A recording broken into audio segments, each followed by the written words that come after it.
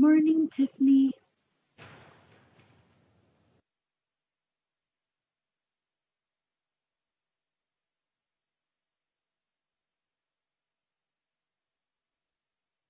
Good morning. How are you?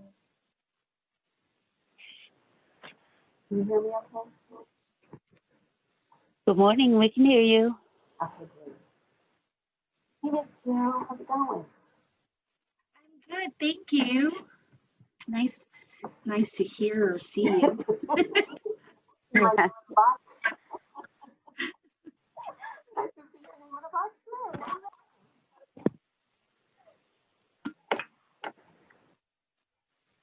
Hey, Rhonda, I just want to give you a heads up. I'm going to be off tomorrow morning. Then I'll be starting working in the afternoon. Jill, you're let's chat offline. I couldn't hear you. Maybe that's Tiff. Let's see. There you go. That's better. Thank you.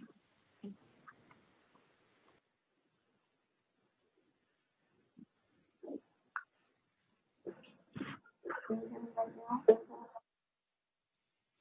Rhonda? I can hear you, but you're echoey. Okay. I'll text you. Okay.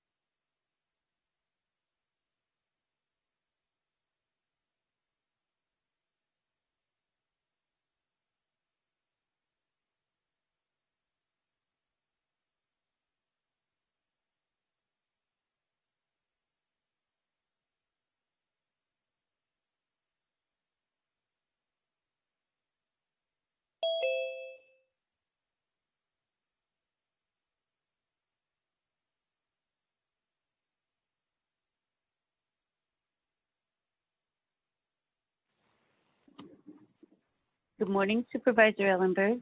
Hey, Rhonda. How are you this morning? Good, thank you. How are you? Ready to roll? It's going to be a good day. It will.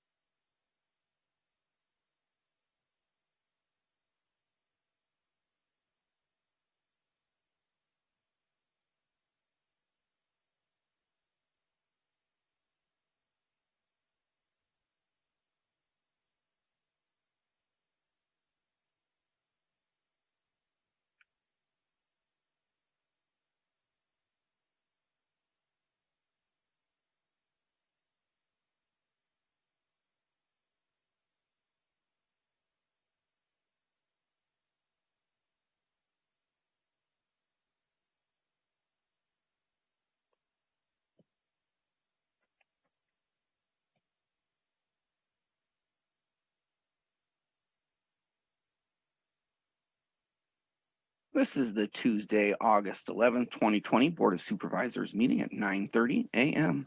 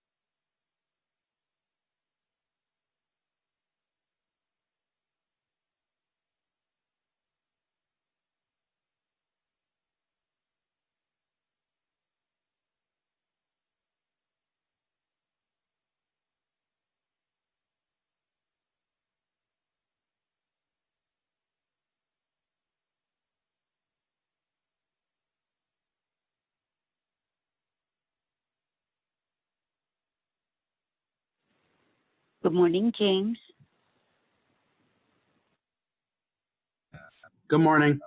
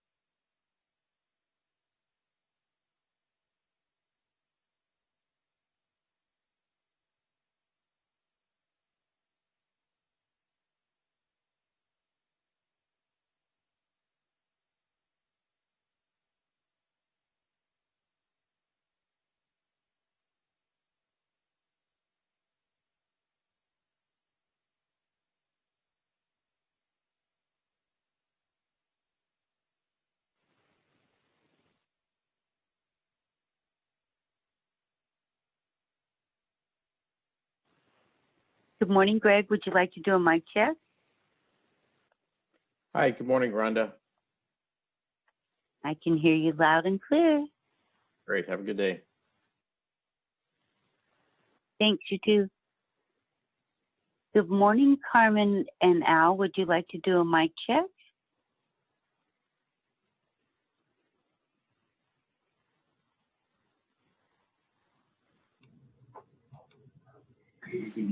Hello, Hi, is this Carmela? this is Sandra. I'm the assistant. Thank you, Sandra. I'm helping with the technical connections. I appreciate it. Thank you. Can we do a Thank sound you. check? We can hear you loud and clear. Dad? Okay, give me something to put this on. Put the back so we can hear. It's gonna start now?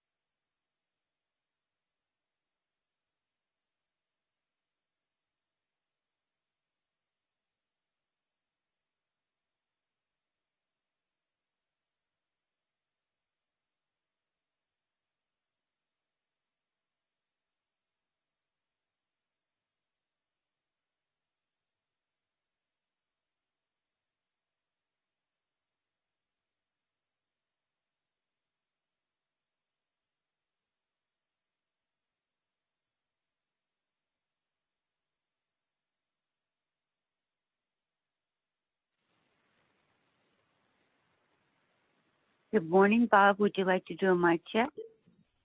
Hi, good morning. Good morning.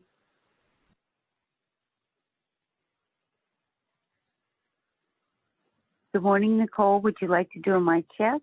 Oh, I'm not sure you're connected to audio yet.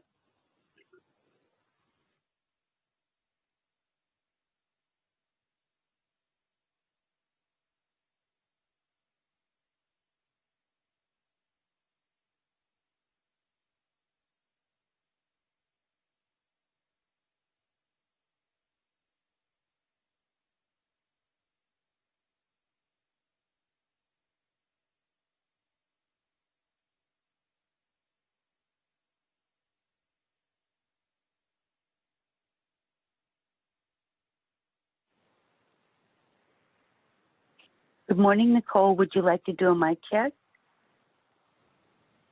Hi, good morning. Can you hear me okay? I sure can. Thank you very much. Thank you. Then just give me a high five. Good morning, Jeff. Good morning. Can you hear me?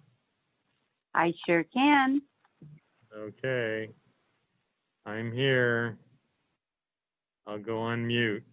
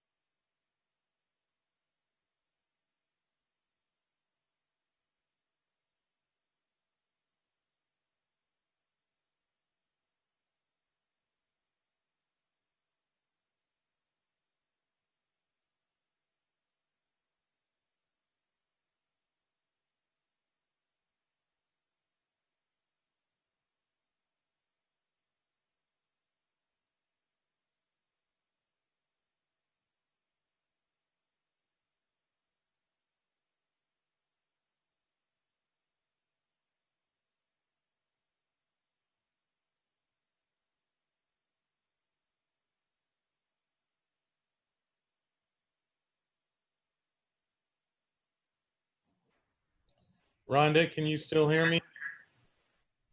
I sure can. Thank you. Okay. Good morning, Sister Donna Moses. Would you like to do a mic check? Yes, I'm here. Who's that? Is that Rhonda? Thank you. This is Rhonda.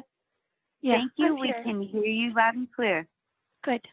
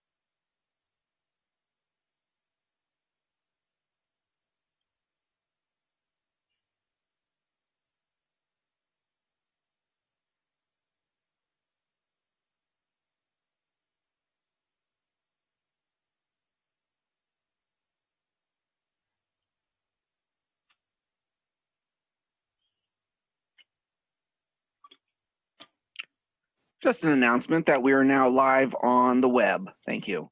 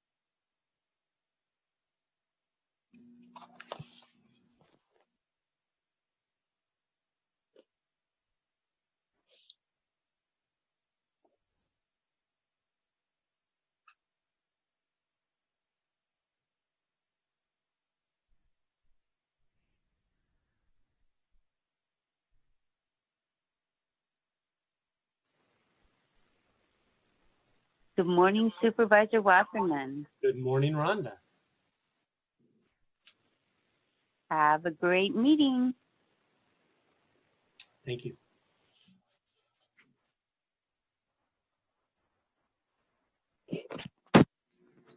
Good morning, Rhonda. This is Miguel. Can you hear me?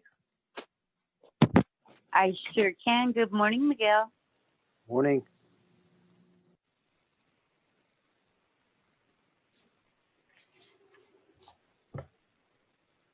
Good morning, Supervisor Cortese. Good morning. Have a great meeting.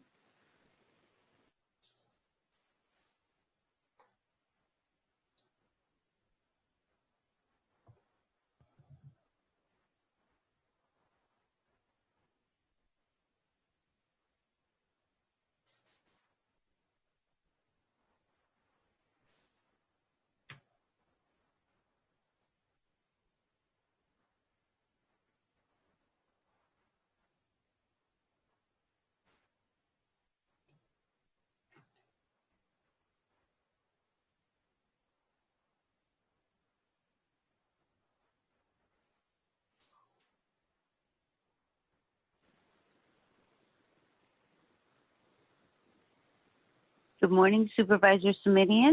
Good morning, Rhonda. Thank you for your help today. My pleasure. Have a great meeting. Thank you.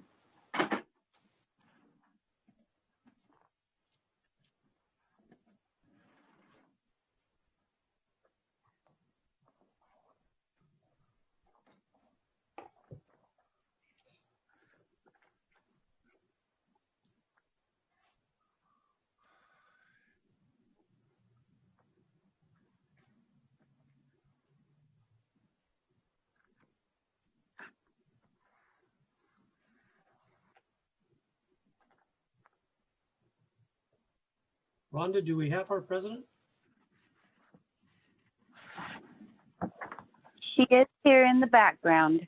Wonderful. I'm ready to go if you all are ready to go. Thank you. Good morning, everyone. I'm sorry, I usually call the 2-minute warning and I got caught off guard. Thank you, Supervisor Wasserman, for catching that. We're going to open our meeting today with a formal roll call. Supervisor Ellenberg. I'm here. Present. Supervisor Simidian. Present. Present. Supervisor Cortese. Sure. Present. Vice President Wasserman. Present. Present. President Chavez. Good morning, present. We have a quorum. Thank you. I'm now going to turn to Supervisor Wasserman to lead us in the pledge. New tradition.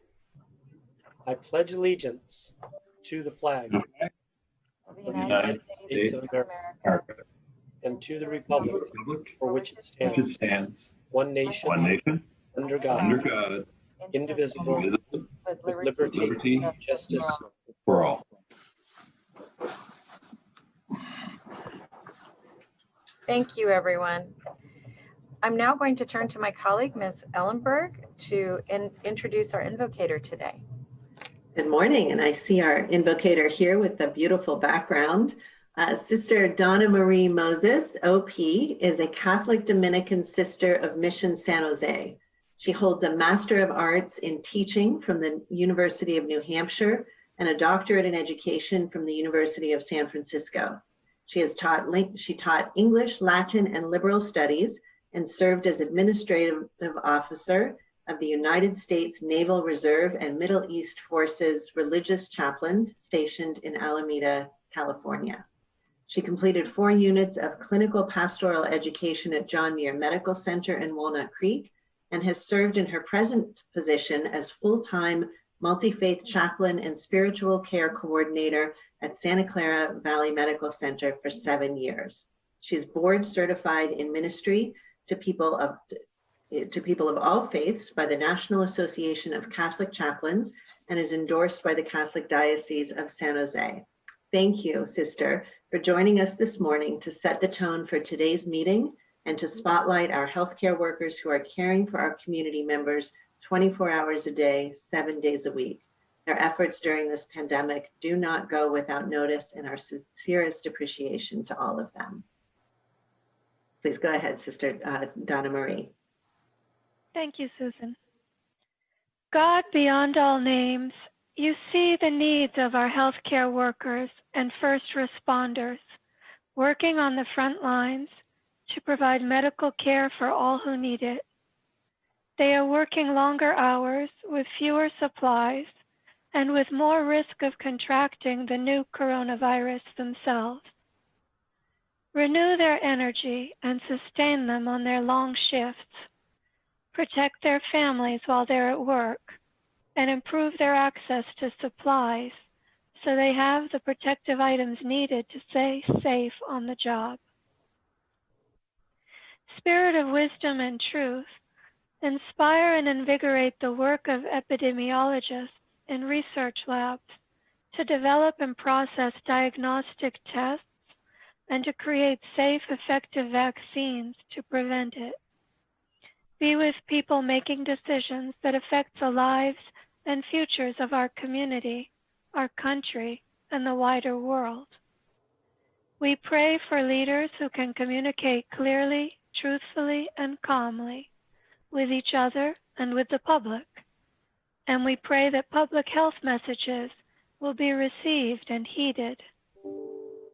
Almighty God, we know that everything is in your sovereign control. We ask that you take away the fear, anxiety, and feelings of isolation from people receiving treatment or under quarantine.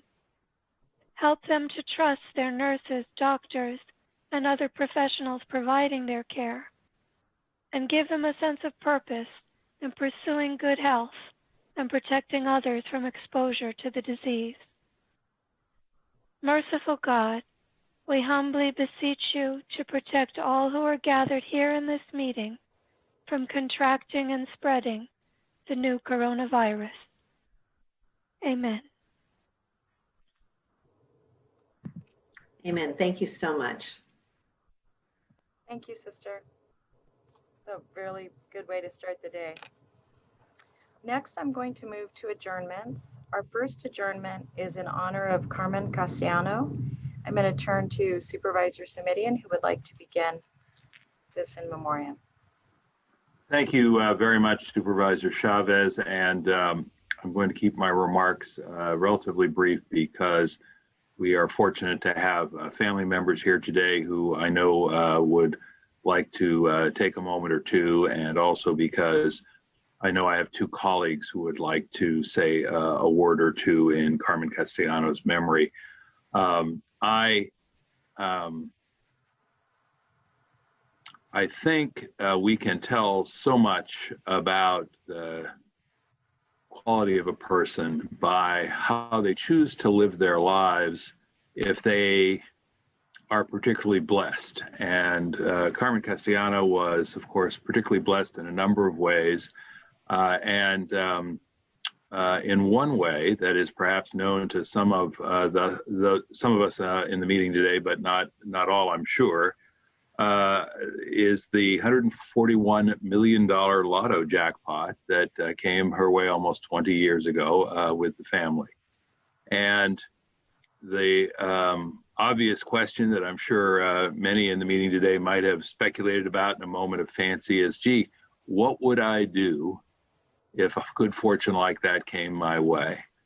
And I'm sure it's altogether human to think about the many ways in which our own lives might be improved, but it is testament to Carmen Castellano's memory that she and her family sat down right away and said, who needs our help? Who in the community can we share our good fortune with? How can we do that? And not just in the moment or for a brief period, but really for the rest of her life. And not just with the financial resources that unexpectedly came her way, but through a personal engagement and commitment, and through the use of her voice in the philanthropic community, in the arts community, certainly as an advocate for the arts and for philanthropy, but also most particularly for the Latinx community. And not just in our region, although the family focused on good works in our region and was notable for that, but also took the important messages to other places, other communities around the state and around the country. Like many of you, I'm sure I noted the obituary in the papers, and while it was lovely in every respect, I was particularly struck by comments from Tamara Alvarado, a philanthropic leader in the community, who said, and I'm quoting her now, "As a role model, Carmen taught me by example what it means to treat people with kindness, generosity, and respect. I cannot think of a more lovely way to recall someone's 81-year life of giving and service and contribution." And Madam Chair, my understanding is now that with your permission, we're going to go to members of the family and then ask Supervisor Cortese to continue the in memoriam. Thank you. Thank you, and I'm so honored to have you with us, Al, this morning. And for our listening community, Al Castellano is Carmen's husband. And thank you for being with us this morning. Thank you. Thank you. It's an honor to be among all these talking here before these community leaders. And I got to say that Joseph said everything, great things about Carmen. Not only him, but I got over 100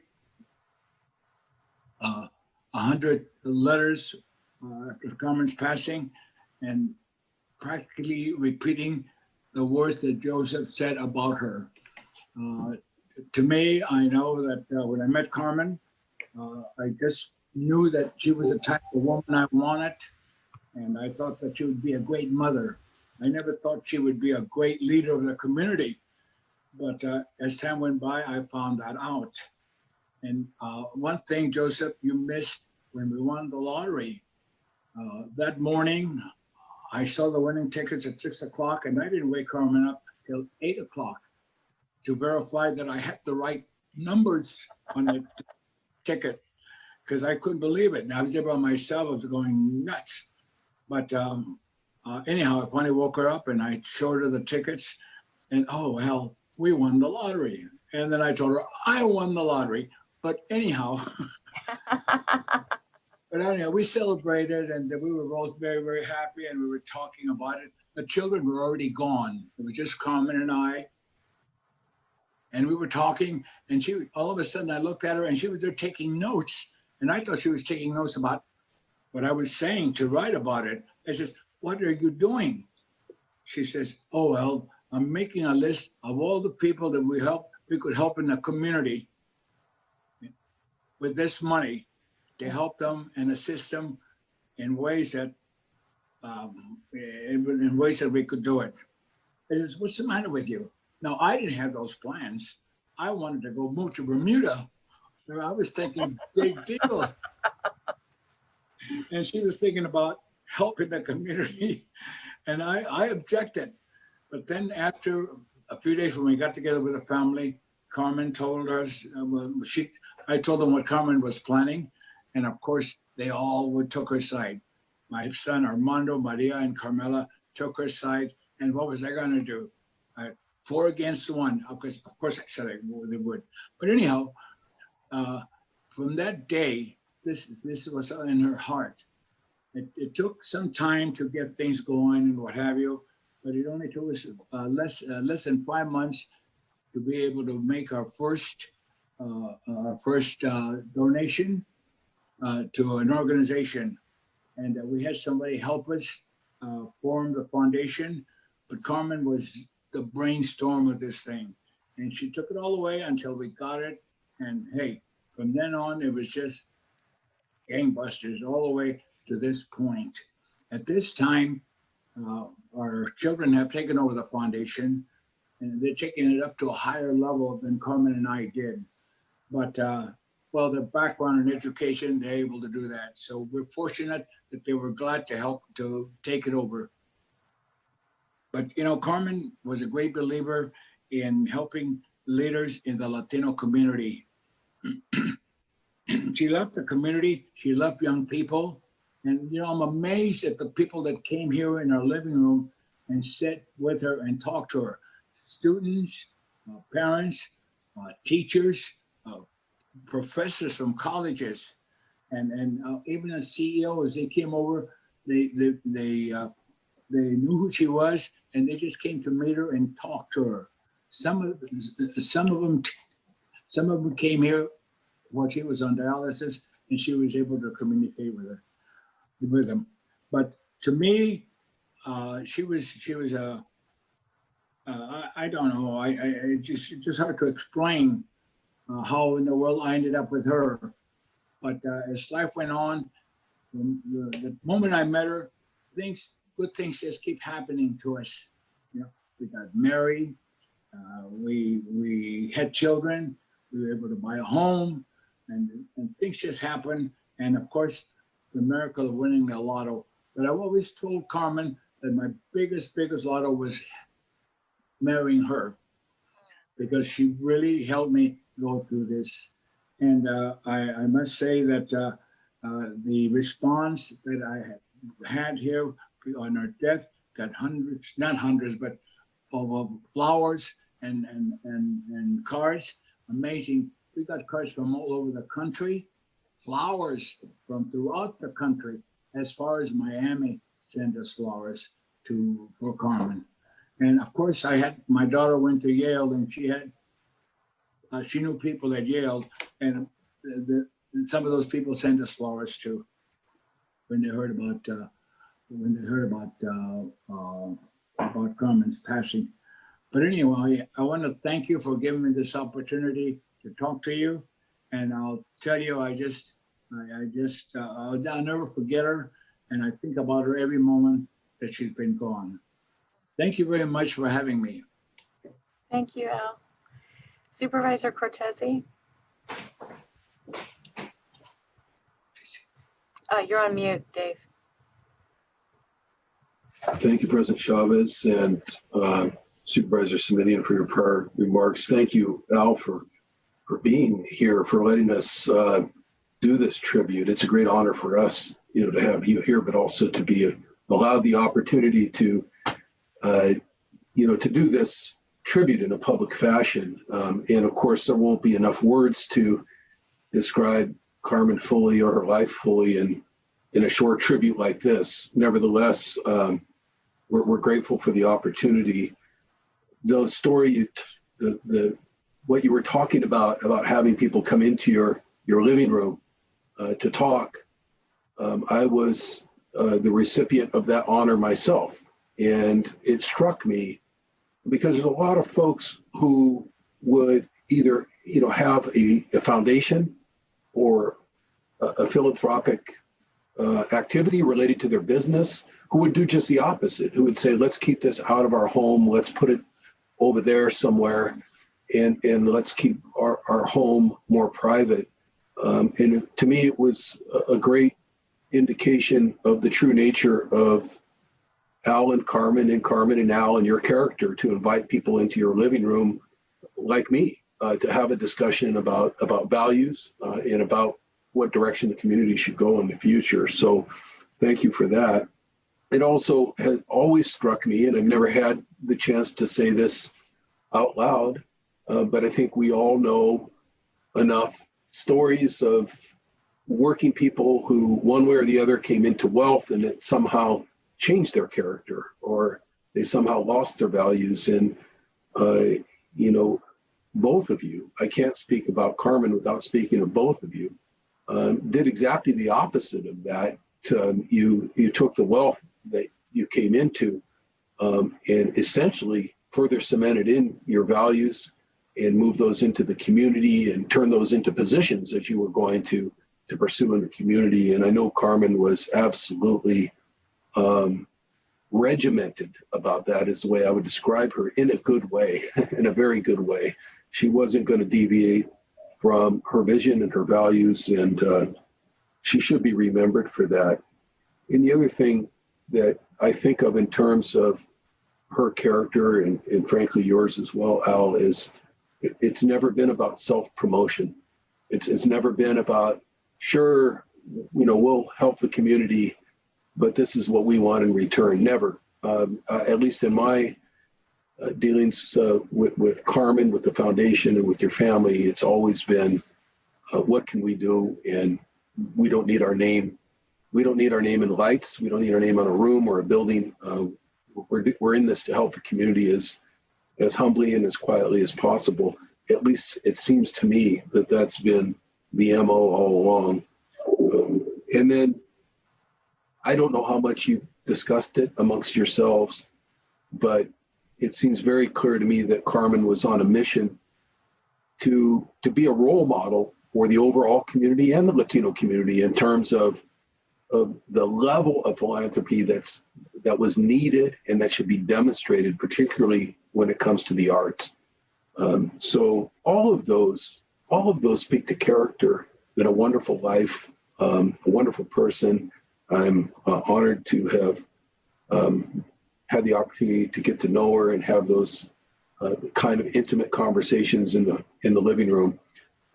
Thank you both for that, and her as part of her tribute. We should all remember her for that as well. Supervisor Chavez, I'll conclude my remarks just by saying, Al, we know that you'll miss her very dearly every moment of every day. We will too, though. So we're with you on that. We're with you on that. Thank you. Thank you, Dave. I just wanted to make a few comments, and I apologize, our sound's a little off. But I wanted to acknowledge that I want to read a little more into the record some of her life history. So today we are adjourning in honor and in the memory of Carmen Nancy Castellano, whom we lost on July 18th, 2020. Carmen was born in Watsonville, California on April 22nd, 1939.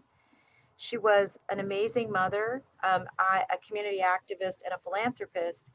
And what I will just acknowledge here is that long before I knew Al, you and Carmen as philanthropists, I knew you as community leaders and community activists. Carmen was an advocate nationally, became an advocate nationally for promoting philanthropy to provide greater support and funding to Latino organizations and causes. Al and Carmen were married for 57 years.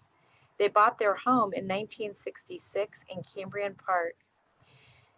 Al and Carmen were very much focused on the education and development of their three amazing children, Maria, Carmela, and Armando. She began her career at Cabrillo College in 1959 as secretary to the chief instructional officer.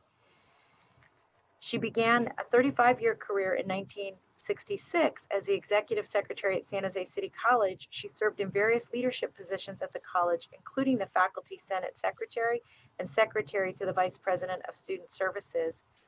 During her tenure, she was a strong leader and advocate for Latinos and a mentor to countless students and colleagues.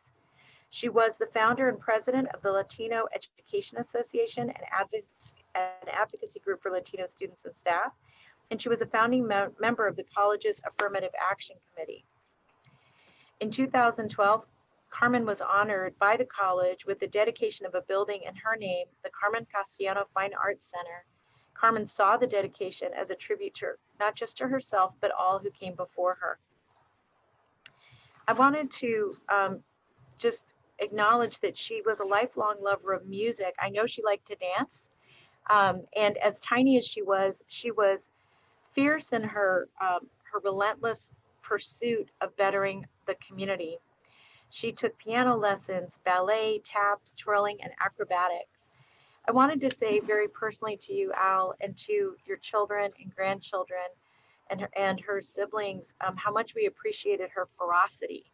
I think when you first met her, she could come across always as, a very good listener, a very thoughtful person, but there was a strength behind her that you didn't have to be with her very long to feel.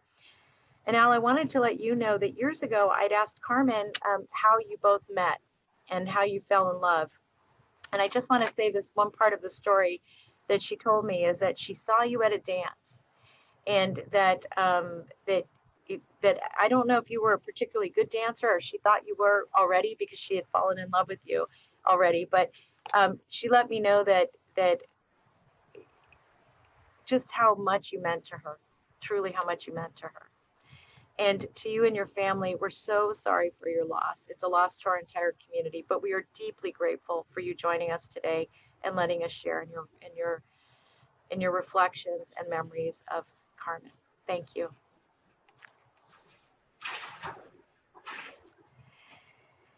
We're going to move to another in memoriam and I'm going to turn to Supervisor Simidian for the next two in memoriams. Thank you, and thank you again to the Castellano family for being with us today and for all their good works over so many, many years and all their kindness to the community over so many years. Madam Chair, I turn now to an in memoriam for a local fellow who was someone I knew of and looked up to a bit as a teenager thinking about public service. Last month, former Palo Alto City Council member Grant Spaeth passed away at the age of 88. Grant was synonymous with service in a number of different ways here in the North County. He had the good fortune to come to Palo Alto as a teenager when his father, Carl Spaeth, was appointed dean of the Stanford Law School back in the 1940s, post-war, and went to Palo Alto High School, and then went on to college, developed a passion for golf, played on the NCAA championship golf team in 1953, went off to law school and came home to what was then established as his home here in Palo Alto, and co-founded the firm Spaeth, Blaze, Valentine, and Klein. And the firm developed a reputation for not only quality legal services, but for producing folks who were committed to community and public service in a number of ways. Not only did Grant go on to serve on our Palo Alto City Council, but so did his colleague and partner in the same firm, Larry Klein, and subsequently Gene McCown. So 3 council members from one little firm here in town. And a number of the other members and partners were contributors to the community in a variety of ways. Grant's talent and commitment to service were recognized at the national level. He went on at one point to serve as the Deputy Secretary for what was then Health, Education, Welfare in the Carter administration, then came home again and had a chance later in his life to return to his personal passion, which was golf. He ended up as the United States Golf Association, USGA's president for a period of time, and sort of got to live out that dream as well. As I say, he passed away at the age of 88, someone I remember governing fairly and even-handedly during a very tumultuous time in the late 60s here in Palo Alto in the early 70s.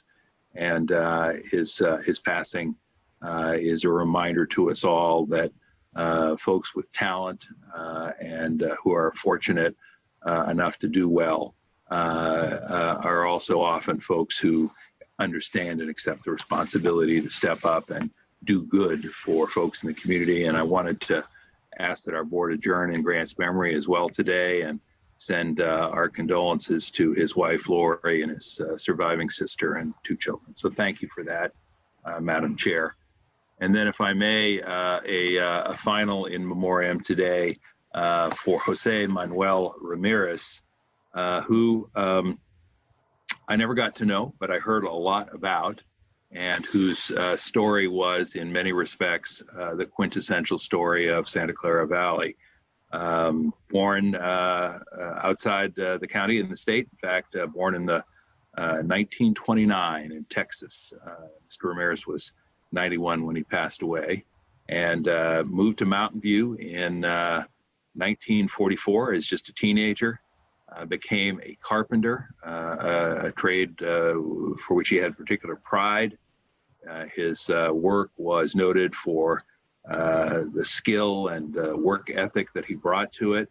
Like many Americans of his generation, he went off to serve in the Korean War, served a couple of years in the Army, and then came home and began building his home, literally and figuratively, here in Mountain View. He completed the home in 1955, where he raised his family and lived for the rest of his life.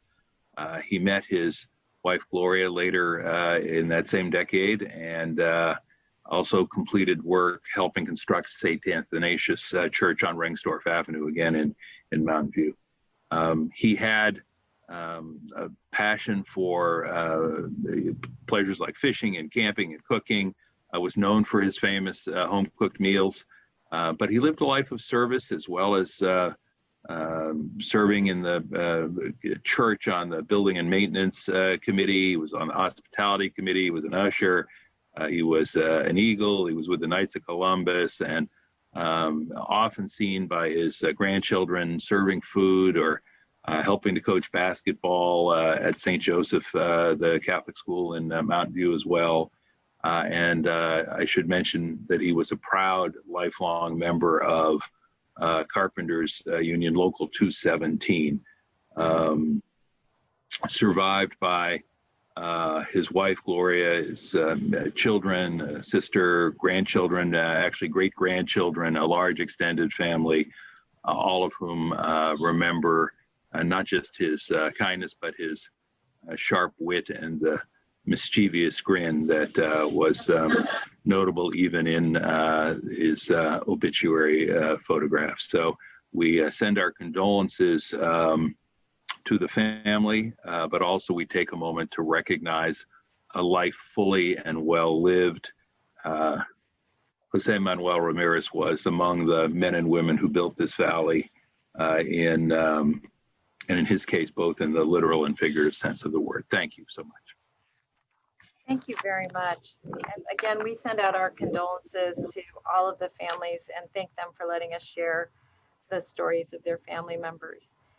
We're now going to move to item 5, and this is commendations and proclamations.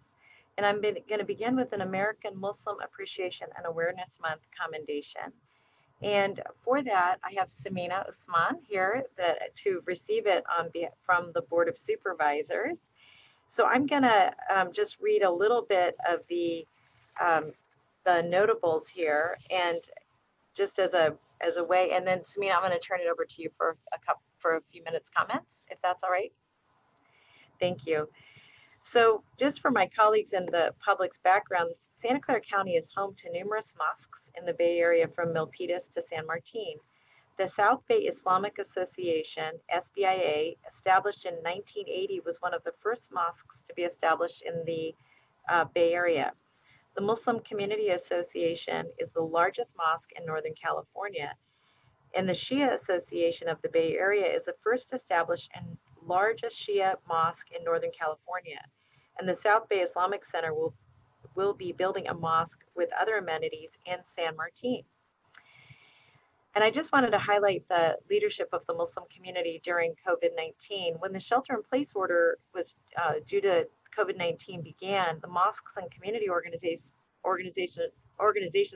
answered the call for help by donating hundreds of thousands of dollars, distributing thousands of pounds of food, sewing masks to help those on the front lines, educating their members about social distancing guidelines and practices to keep the community safe. Their invaluable contributions over many, many years have just been highlighted by the recent challenges that we've had as a community. And in Santa Clara County, the American Muslim population have been just amazing leaders and teachers to the community about the Muslim faith. And so we do hereby proclaim the month of August 2020 as American Muslim Appreciation and Awareness Month in Santa Clara County. And it allows us to acknowledge the rich history, contributions, and guiding virtues of American Muslims, and to commend all Muslim communities in California for the lasting positive impact they've made toward the advancement of understanding in Santa Clara County and our entire nation. So with that, I want to turn it over to Samina. We would have a proclamation to hand you, but we're going to do that virtually. I'll pretend to accept it. Thank you. Thank you so much, President Chavez and the other board members as well. We truly appreciate this recognition. This is actually the 5th anniversary of August being proclaimed as American Muslim Appreciation and Awareness Month. And this is especially important for the Muslim community, you know, especially given the very dangerous rhetoric coming from the top down, but at the same time, I think it means even more so for the Muslim community to see that we have local jurisdictions. We have about 14 cities and of course the county of Santa Clara that are recognizing this designation just in the Bay Area alone. And it truly does mean a lot. I mean, the Muslim community has been part of this country even before its founding. And so, you know, we've helped build this country, and, you know, we have been serving the community, especially, and I know you mentioned this, but especially in light of this terrible pandemic, you know, serving on the front line. You know, we have, you know, many doctors and other service providers who are really putting their lives at risk in order to protect and serve the community. And so it's especially important for that to be recognized. And so, you know, we thank you. I know the county has been especially supportive of the community. You know, right when the Muslim ban had come out, the Santa Clara County stood forward with the community saying this is completely unacceptable, and we are going to be standing with the community. You know, and especially the county has made so many principled stances, whether it be to support those who are undocumented, to you know, support those who have been marginalized. And so it's an honor to be a resident of this county and to be partners with this county on pushing forward positive legislation in order to serve our community. So again, kudos to you.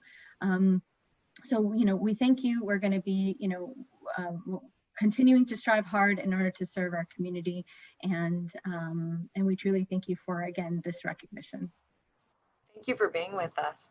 Really appreciate it. Thank you. I'm now going to turn to Dave for our next commendation, which is the Assyrian Memorial Month.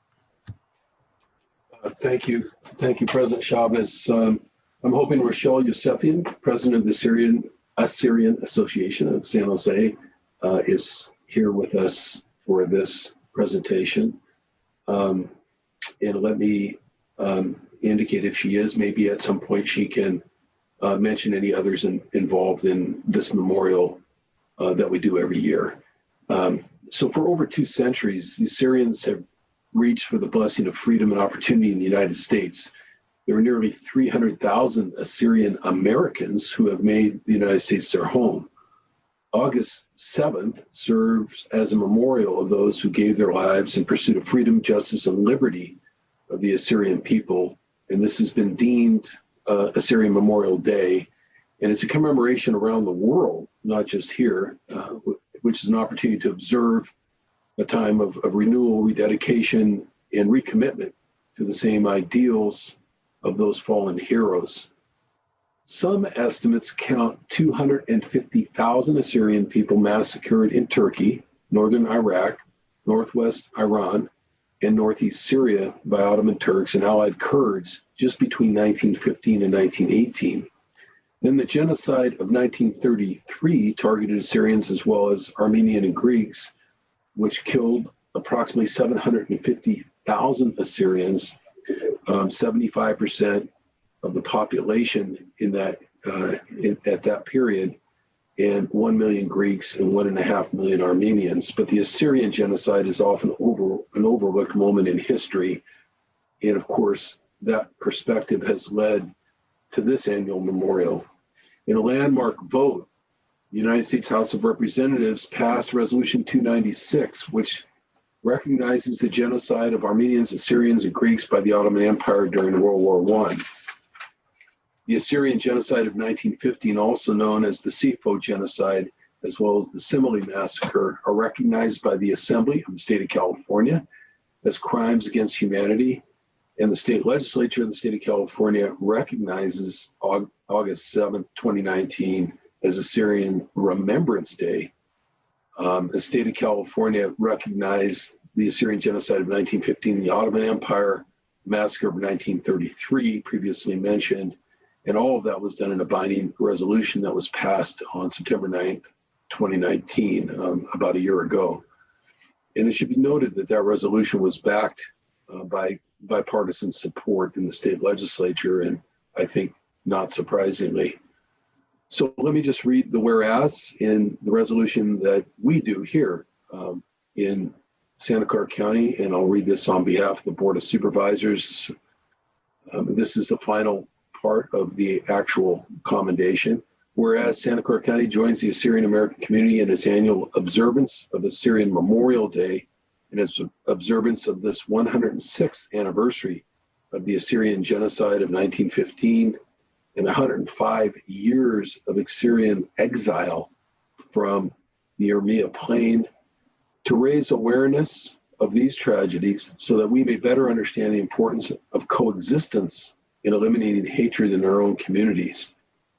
Now, therefore, be it resolved that the Board of Supervisors hereby proclaim the month of August 2020 as Assyrian Memorial Month in support of our local Assyrian American community and the Assyrian people. And if Rochelle is with us today, we can do a virtual presentation on this one as well.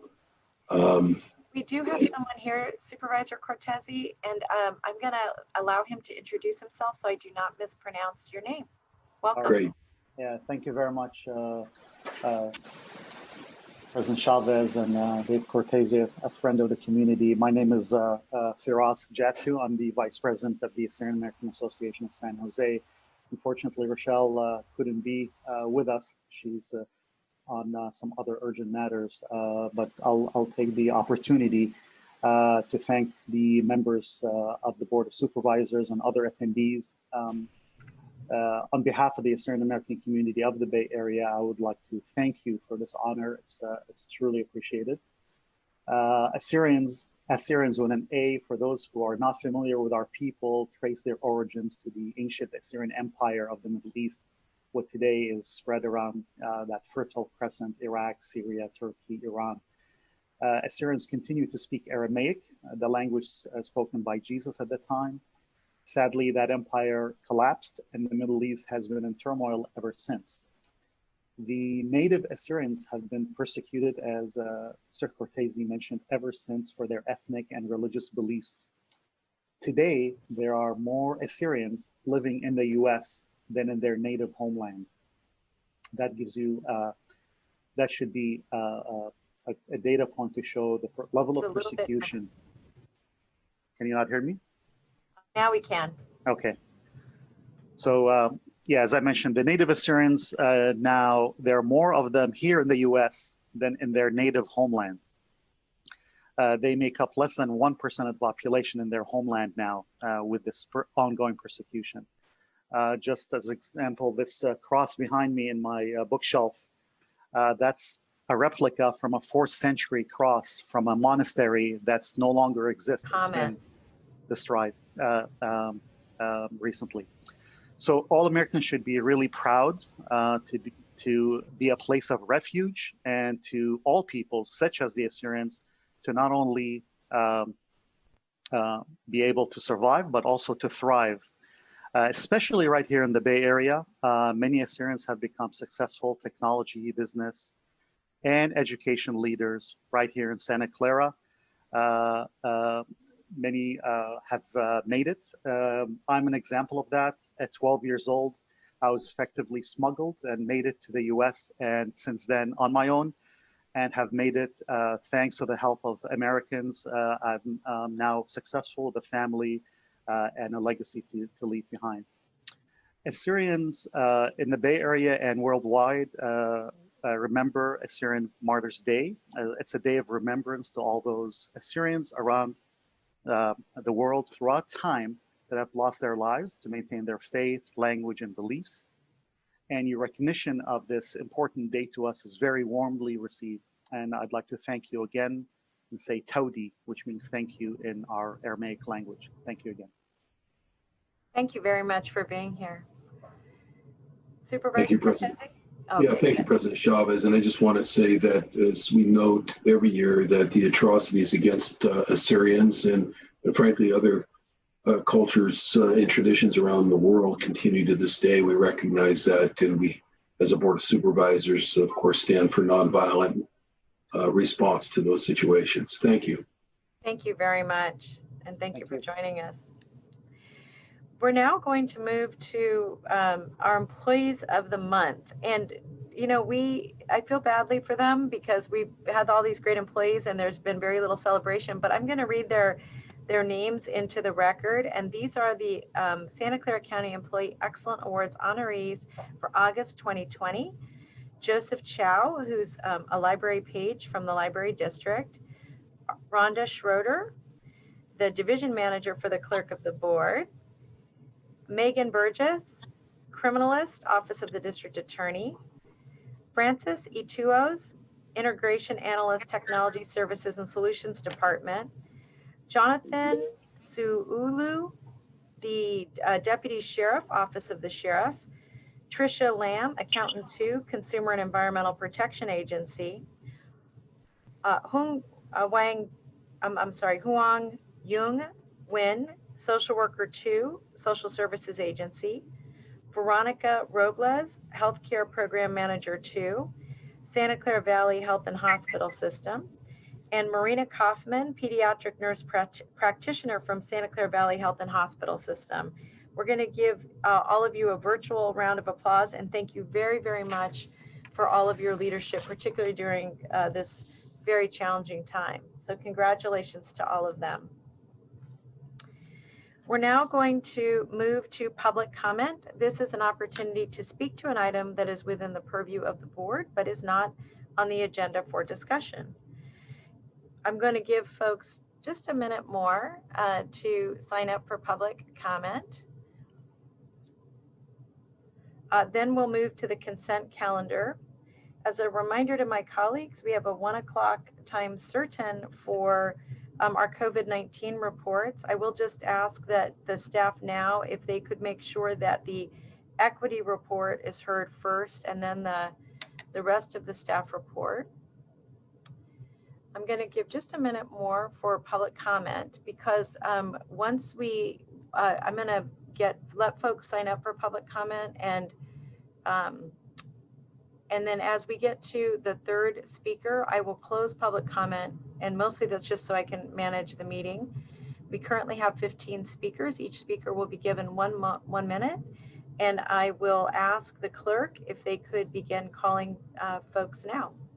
The next speaker is Tessa Woodmansey. I'm unmuting you. Please accept the unmute. You will have 1 minute to speak. The timer will start when you begin speaking. Okay, good. Thank you very much. It's very important. Public comment is very important. It needs to be prioritized. That we pay your salary, we the people, we need to put public comment first in all meetings, and all speakers should be given at least 1 minute. That's very critical. On top of that, the statement that I'm making today is about from Victoria Herman, who is a scientist. And her title of her article at The Guardian was, "As the tundra burns, we cannot afford climate science." So we cannot afford climate denial. We need to talk always about climate change. That has to be our MO. And the issues that we're having to deal with, that we'd like you to deal with, is that we need to reduce the extent of the stations of BART. They need to be cut in half. Like all of our fossil fuel needs to be cut in half. That's what we need to do. And on top of that, we need to support Allery Middlebrook's farm and garden. Our next speaker is B. Beekman. I am unmuting you. Please accept the unmute. You will have 1 minute to speak. The timer will start when you begin speaking.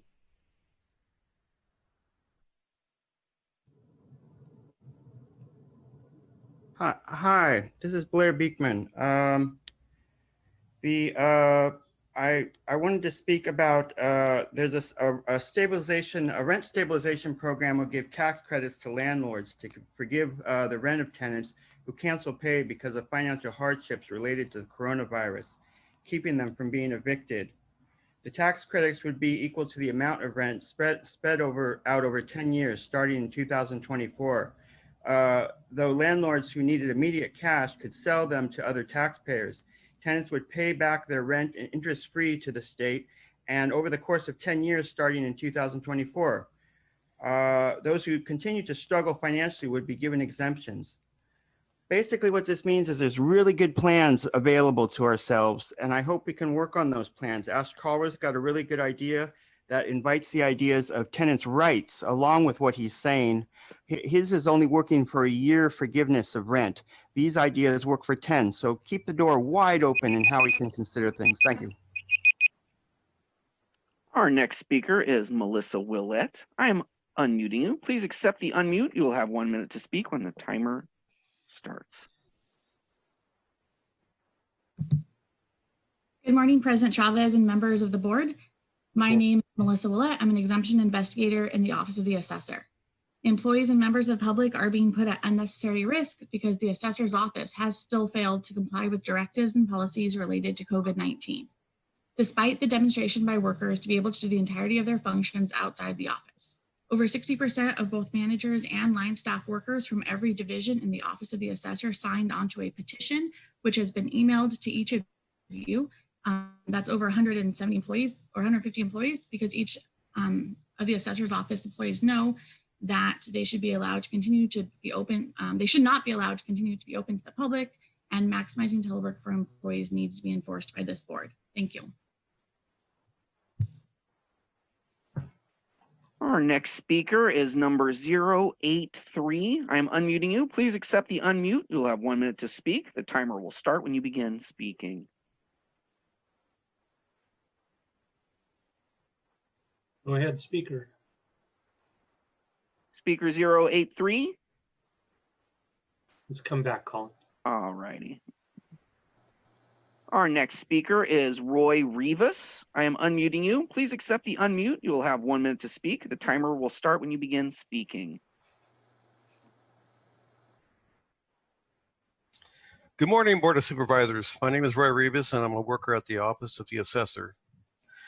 Employees and members of the public are being put at unnecessary risk because the Assessor's Office has failed to comply with the directives and policies related to COVID-19. Other assessors' offices have been able to serve their counties without resorting to exposing employees and members to unnecessary risks. Here are just a few. LA County, largest role in California, no in-person since lockdown. San Diego County, second largest role in California, no in-person. Riverside County, fourth, no one in person. San Bernardino County, fifth, no one in person. San Mateo, no one in service. Providing service via phone, email, and live chat. Alameda, no one in service. Thank you. The next speaker is Connie Chu. I'm unmuting you. Please accept the unmute. You will have 1 minute to speak. The timer will start when you begin speaking. Good morning, Connie Chu, county worker, taking a personal day off to address you. As on July 21st, I again thank the public health officer, officials, and staff who are following the protocols to keep the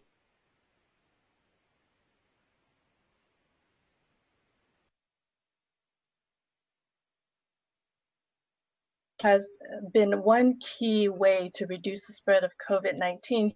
He's insisting that more workers go to the office, although that type of work is just as effective working from home. I've been told that he still does not wear a mask throughout the office, and that he has told other workers that they do not need to wear a mask. Please direct and insist that he, county elected official or not, follow the safety measures in place for all workers and the community. He may think he is immune from COVID-19, but if he unknowingly has it, he can still spread it. Thank you. Next speaker is Robert Aguirre. I am unmuting you. Please accept the unmute. You will have 1 minute to speak. The timer will start when you begin speaking. Yes, Robert Aguirre. I don't want to sound like a broken record, but we really need to be tracking more of the COVID cases in the unhoused community.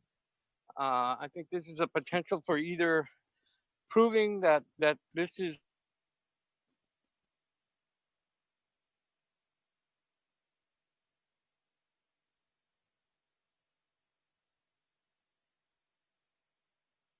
this information.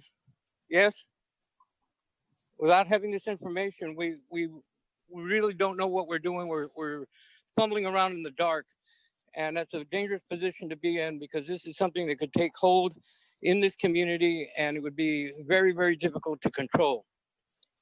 Contact tracing is going to be extremely difficult in this population. And so even if you don't provide this information to the public, you need to be able to look at this information and see what's going on. That's pretty much it. Thank you. Our next speaker is Ron Hansen. I am unmuting you. Please accept the unmute. You will have 1 minute to speak. Timer will start when you begin speaking.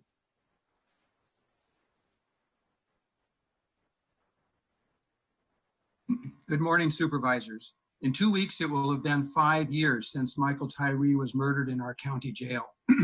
That tragic event prompted this board to establish a Blue Ribbon Commission to examine the jail's operation and services and to recommend areas of improvement and change.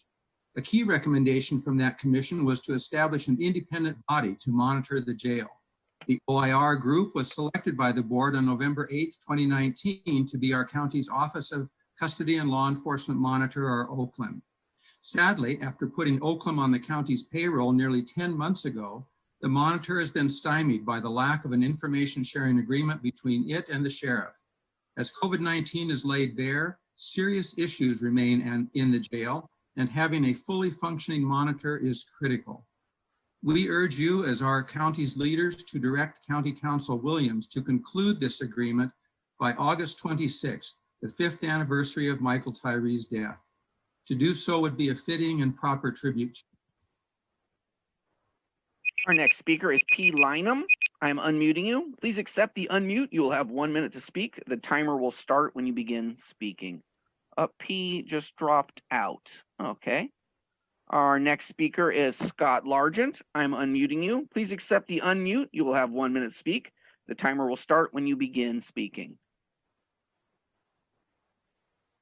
Good morning, everyone. Scott Largent.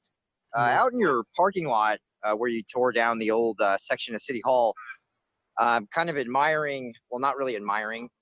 You guys put in all these charging stations for all these brand new Teslas that you own. Where are the charging stations for the homeless right now, the mentally ill, people that can't get access to power right now because everything's shut down? This makes me sick right here. You guys put together this parking lot, paved it, put all the bells and whistles out here. You even have all these boxes over here for all your nice shiny bicycles. Why can't you replicate this in any of your other county properties or fields to get the people off the streets right now? This is disgusting. It's a humanitarian crisis. Every single one of you should be ashamed. And why don't you get off your asses and go down the street and see where people are dying in fields in Santa Clara County? This is disgusting. I'm ashamed of every one of you for letting this happen.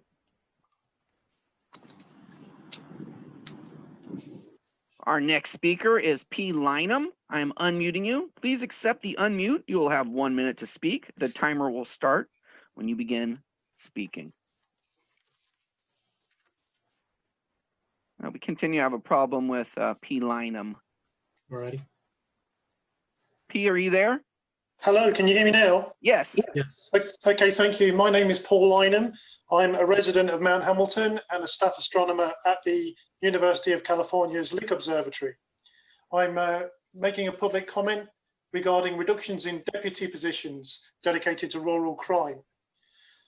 We lost a titan of politics in the past 2 weeks. John Hume won the Martin Luther King Medal, the Nobel Peace Prize. He said, "You're in politics to solve problems, not just to win seats." I would beg the Board of Supervisors to consider in their deliberations the reductions in their budgets and the provision of deputies for rural crime in the 3rd District of Santa Clara. This affects tens of thousands of residents and rural population. Thank you for your attention. Thank you. Our next speaker is Shan Saigal. I am unmuting you. Please accept the unmute. You will have 1 minute to speak. The timer will start when you begin speaking.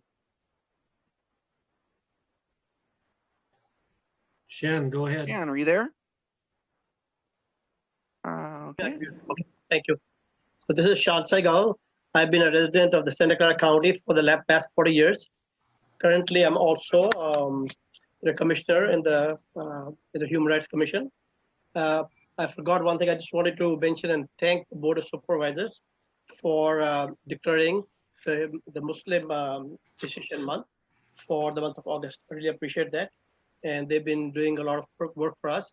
I know you've been doing a lot of work with the COVID and really appreciate all that. So on the COVID, I have one comment, and what that is, I know we're trying to open up a lot of the businesses as much as we can.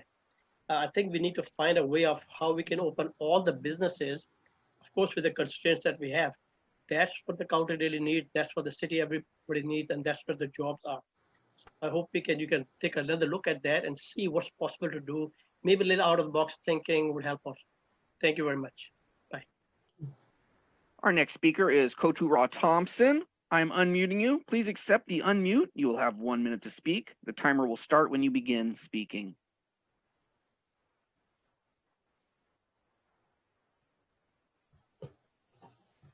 Kotura, are you there? All right. I'm having a problem with you. Oh, there we go. I hear you. I am, and I'm so sorry. My comment is for item 13, so I will withdraw. Oh, thank you very much. Thank you. Our next speaker is Raj Jaidev. I'm unmuting you. Please accept the unmute. You will have 1 minute to speak. The timer will start when you begin speaking.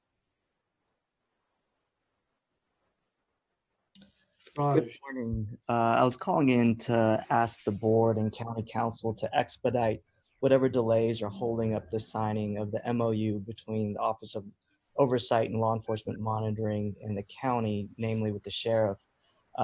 It seems bizarre to me for our county to put so much time and effort and resources into getting this agency on board to independently monitor the jail and the tragedies that caused us to bring this agency on board, but not actually operationalize them, allow them to do their work. And we need it now more than ever. We hear horror stories all the time at Debug of those that are in the jails that are calling desperately for help during a lethal pandemic.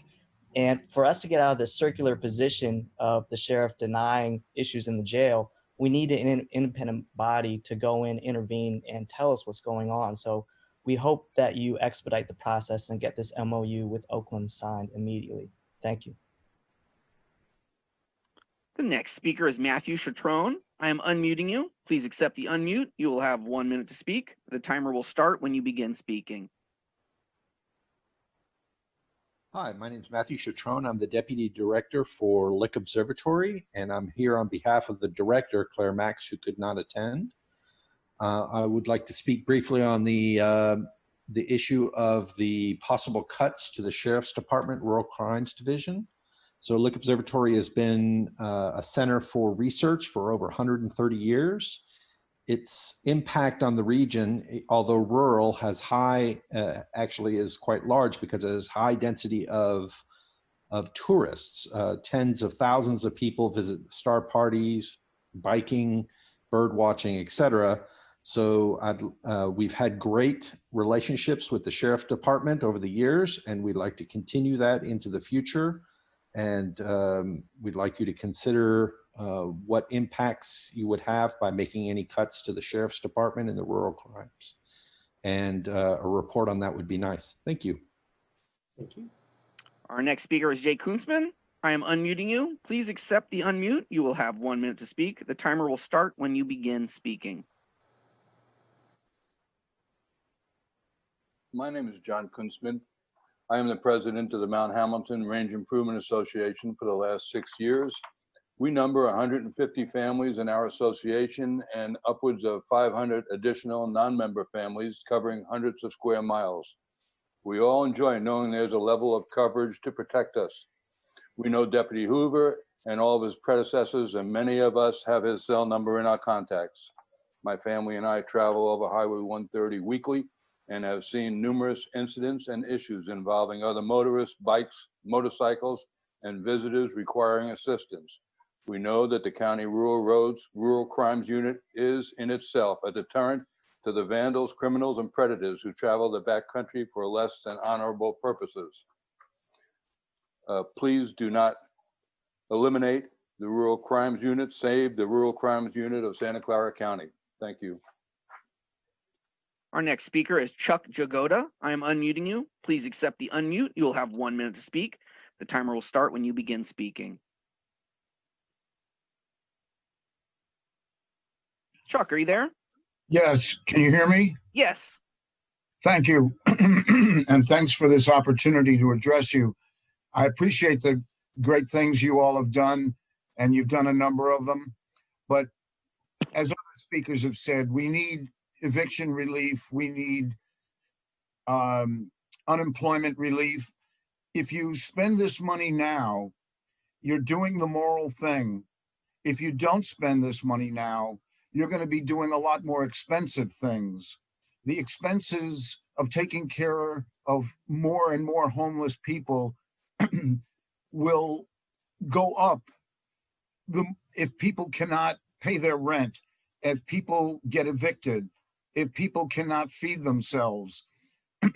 Please consider helping now rather than being faced with a lot bigger problem later. Thank you very much. Our next speaker is Robert Alquist. I am unmuting you. Please accept the unmute. You will have 1 minute to speak. The timer will start when you begin speaking.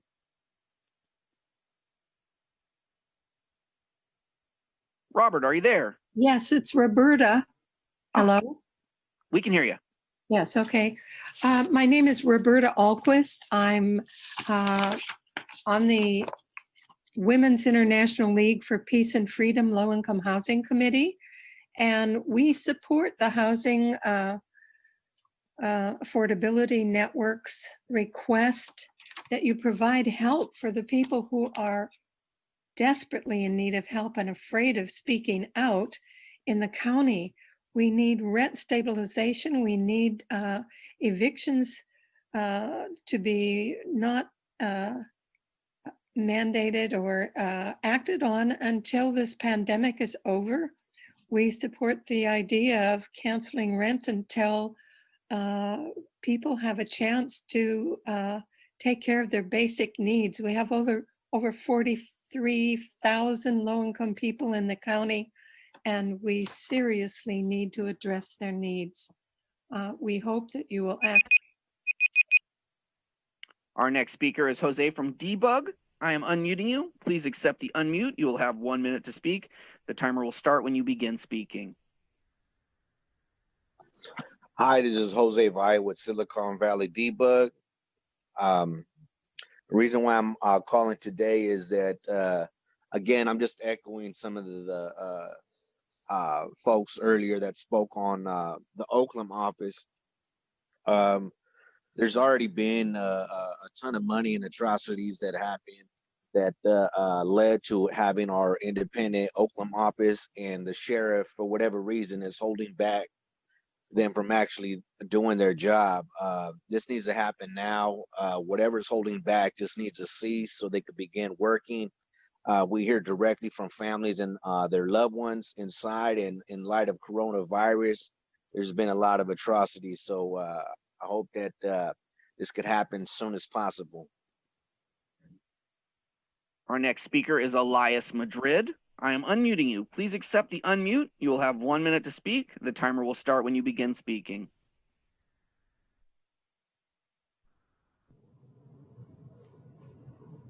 Elias, are you there? I think we're having some audio issues. Oh, Elias, are you there? Yes, hi. Go right ahead. My name is Elias Madrid, and the reason I'm addressing you today is because I'm the volunteer that's out here at 70 West heading. You know, some days it's quiet out here, and some days I feel like the Maytag man, that old commercial. But lately it's been picking up, and the reason I'm here, the reason I'm addressing you guys today is because, you know, the doors are open for the homeless here, and that's fine.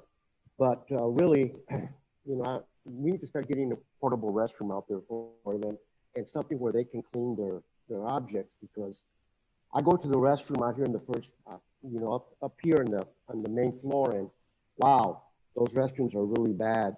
And I mean, this is, you know, our home base. I mean, I'm a volunteer, you guys are the bosses, but we need to keep this place clean. Please, I would just urge that we find a fund just for somewhere they can wash their stuff in a restroom out there. Thank you for your time. Our next speaker is Maria Martinez. I'm unmuting you. Please accept the unmute. You will have 1 minute to speak. The timer will start when you begin speaking.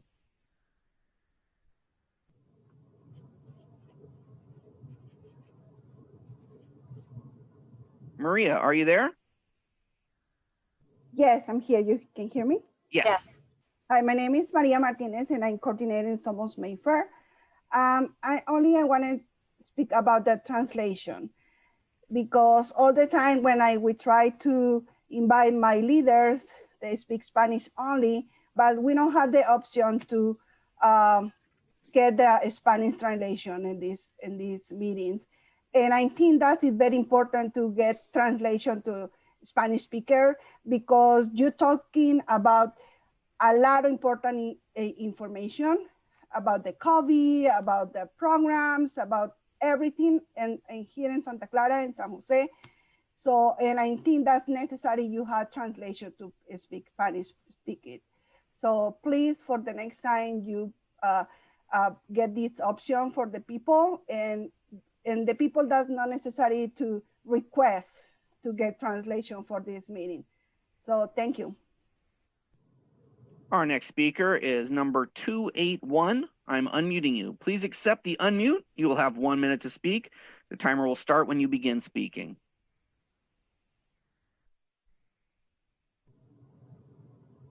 Speaker 281.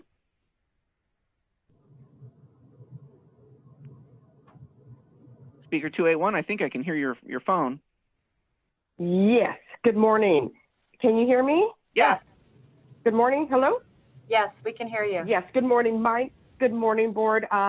Good morning, President Chavez and members of the board. My name is Amy Martinez. I work for the Office of the Assessor. It is well known that the best way to contain the COVID-19 virus is to isolate. The public health order clearly states that the goal of the order is to maximize the number of people who are staying home. The order's exemptions are allowable activities, and it's very important to isolate and follow all of these orders. So I do ask you that you physical distance and stay home as much as possible to reduce the spread of COVID-19. Not only should the county be a leader for other employers in other counties and public jurisdictions across the nation as well, all are in the fight together. But we do need to operate and make this, including work. Our next speaker is Anna Naranjo. I'm unmuting you. Please accept the unmute. You will have 1 minute to speak. The timer will start when you begin speaking.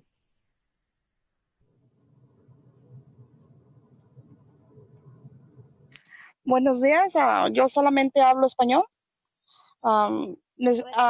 Mi gente necesita, mi pueblo necesita ayuda de ustedes. Hemos estado esperando para ayuda y no tenemos ninguna ayuda para la renta. Necesitamos que pasen una ley que nos proteja después del que se acabe la moratoria. Necesitamos perdón de renta, no solamente para nosotros, sino también para nuestros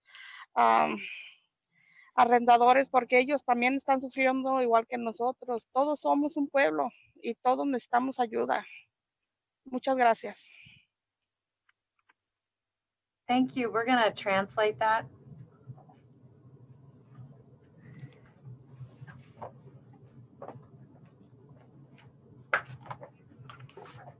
Good morning, and the previous constituent was just asking that the board consider pardons for rental assistance, so that future rent that may be postponed due to the moratorium is forgiven, and so that they don't have to pay it.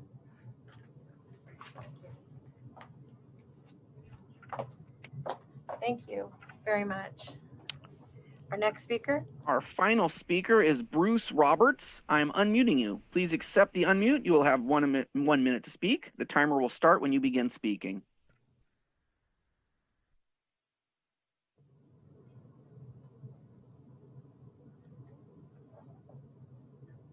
Thank Bruce? You. Yes. Go right ahead. Yes. I was disheartened to learn that VTA is once again instituting its fares.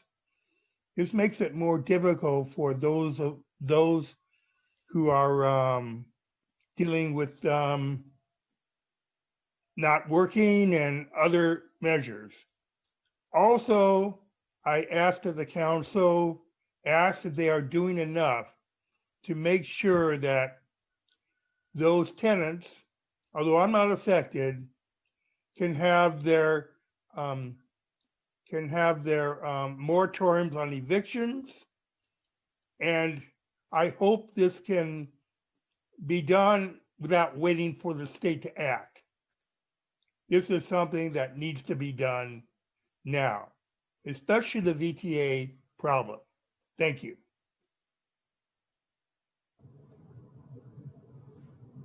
I just received a request for caller number 83, and that would be our final speaker.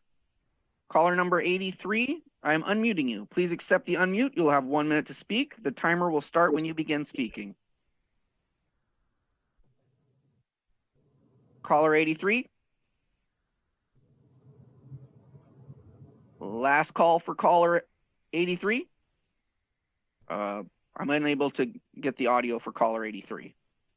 Thank you. I'm going to go back to the board. Thank you for all the public comments, and Colin for doing such a nice job of getting us through all of that. We're going to now go to the approval of the consent calendar.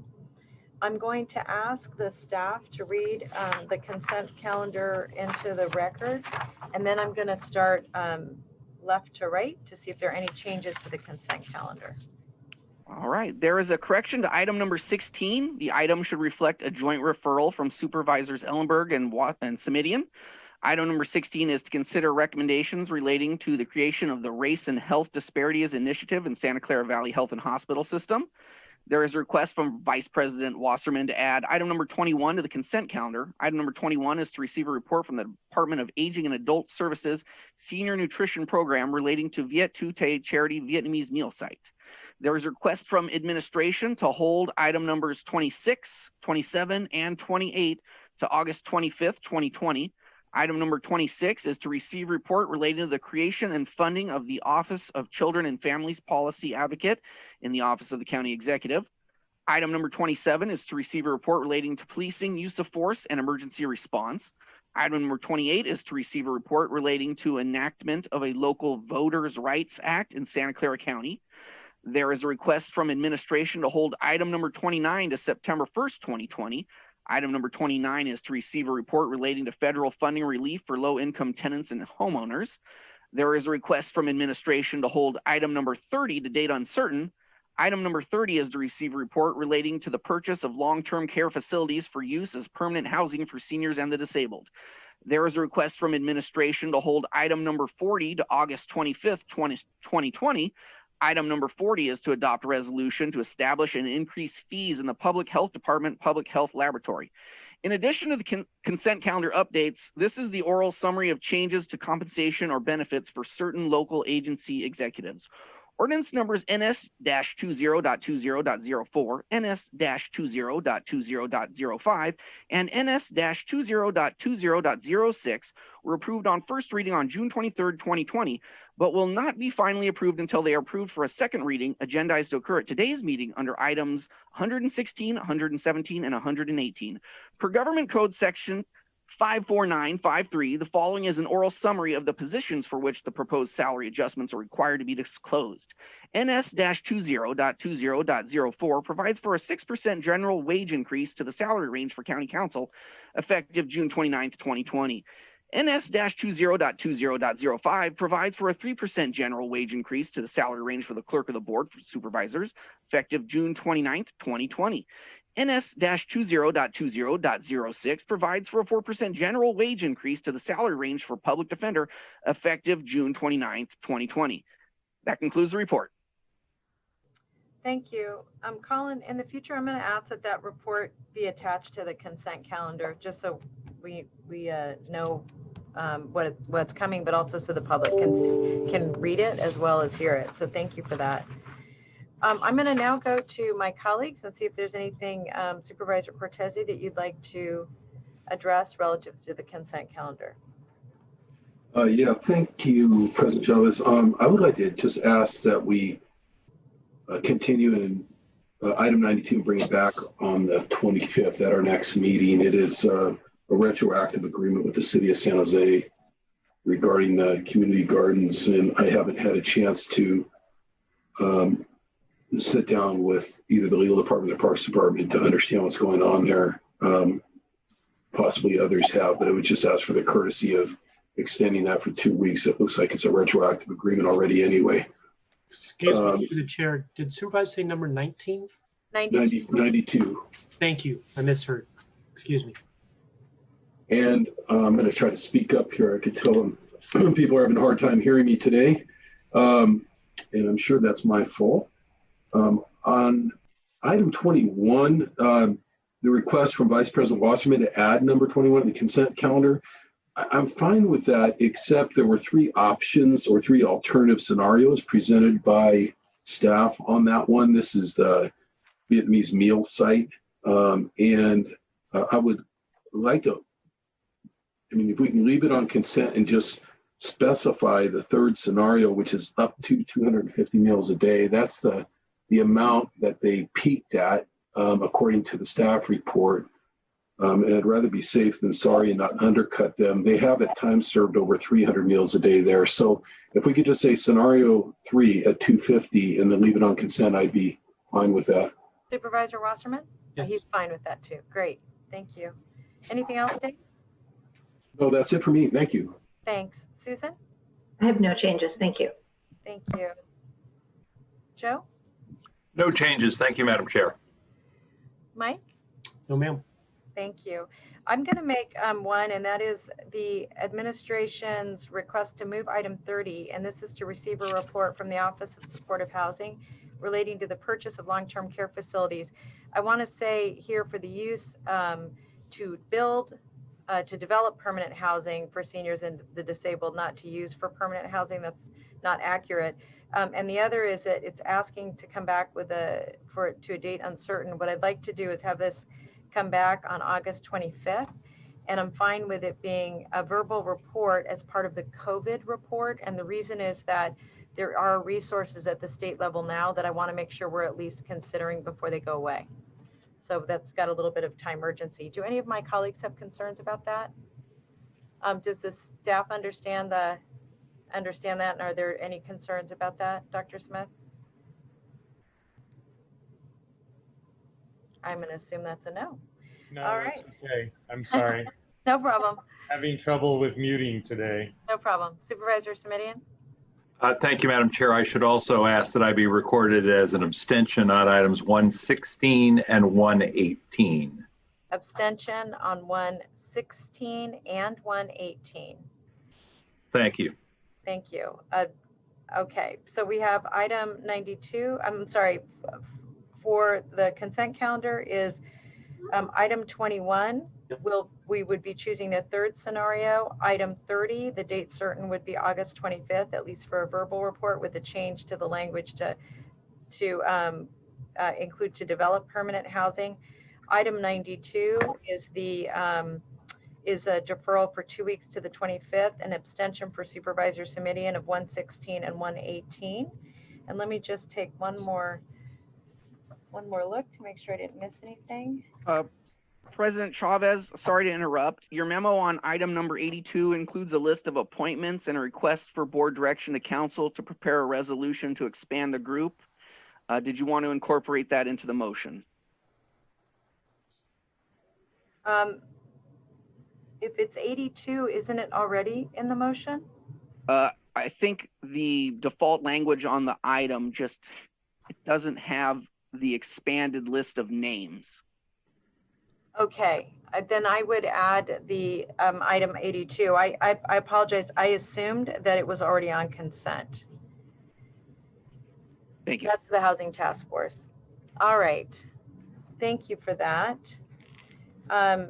Seeing no other comments, I'm going then to go to our public comment on the consent calendar. And if I could ask Colin to call those names, that would be great. The next speaker is Scott Largent. I'm unmuting you. Please accept the unmute. You will have 1 minute to speak. The timer will start when you begin speaking.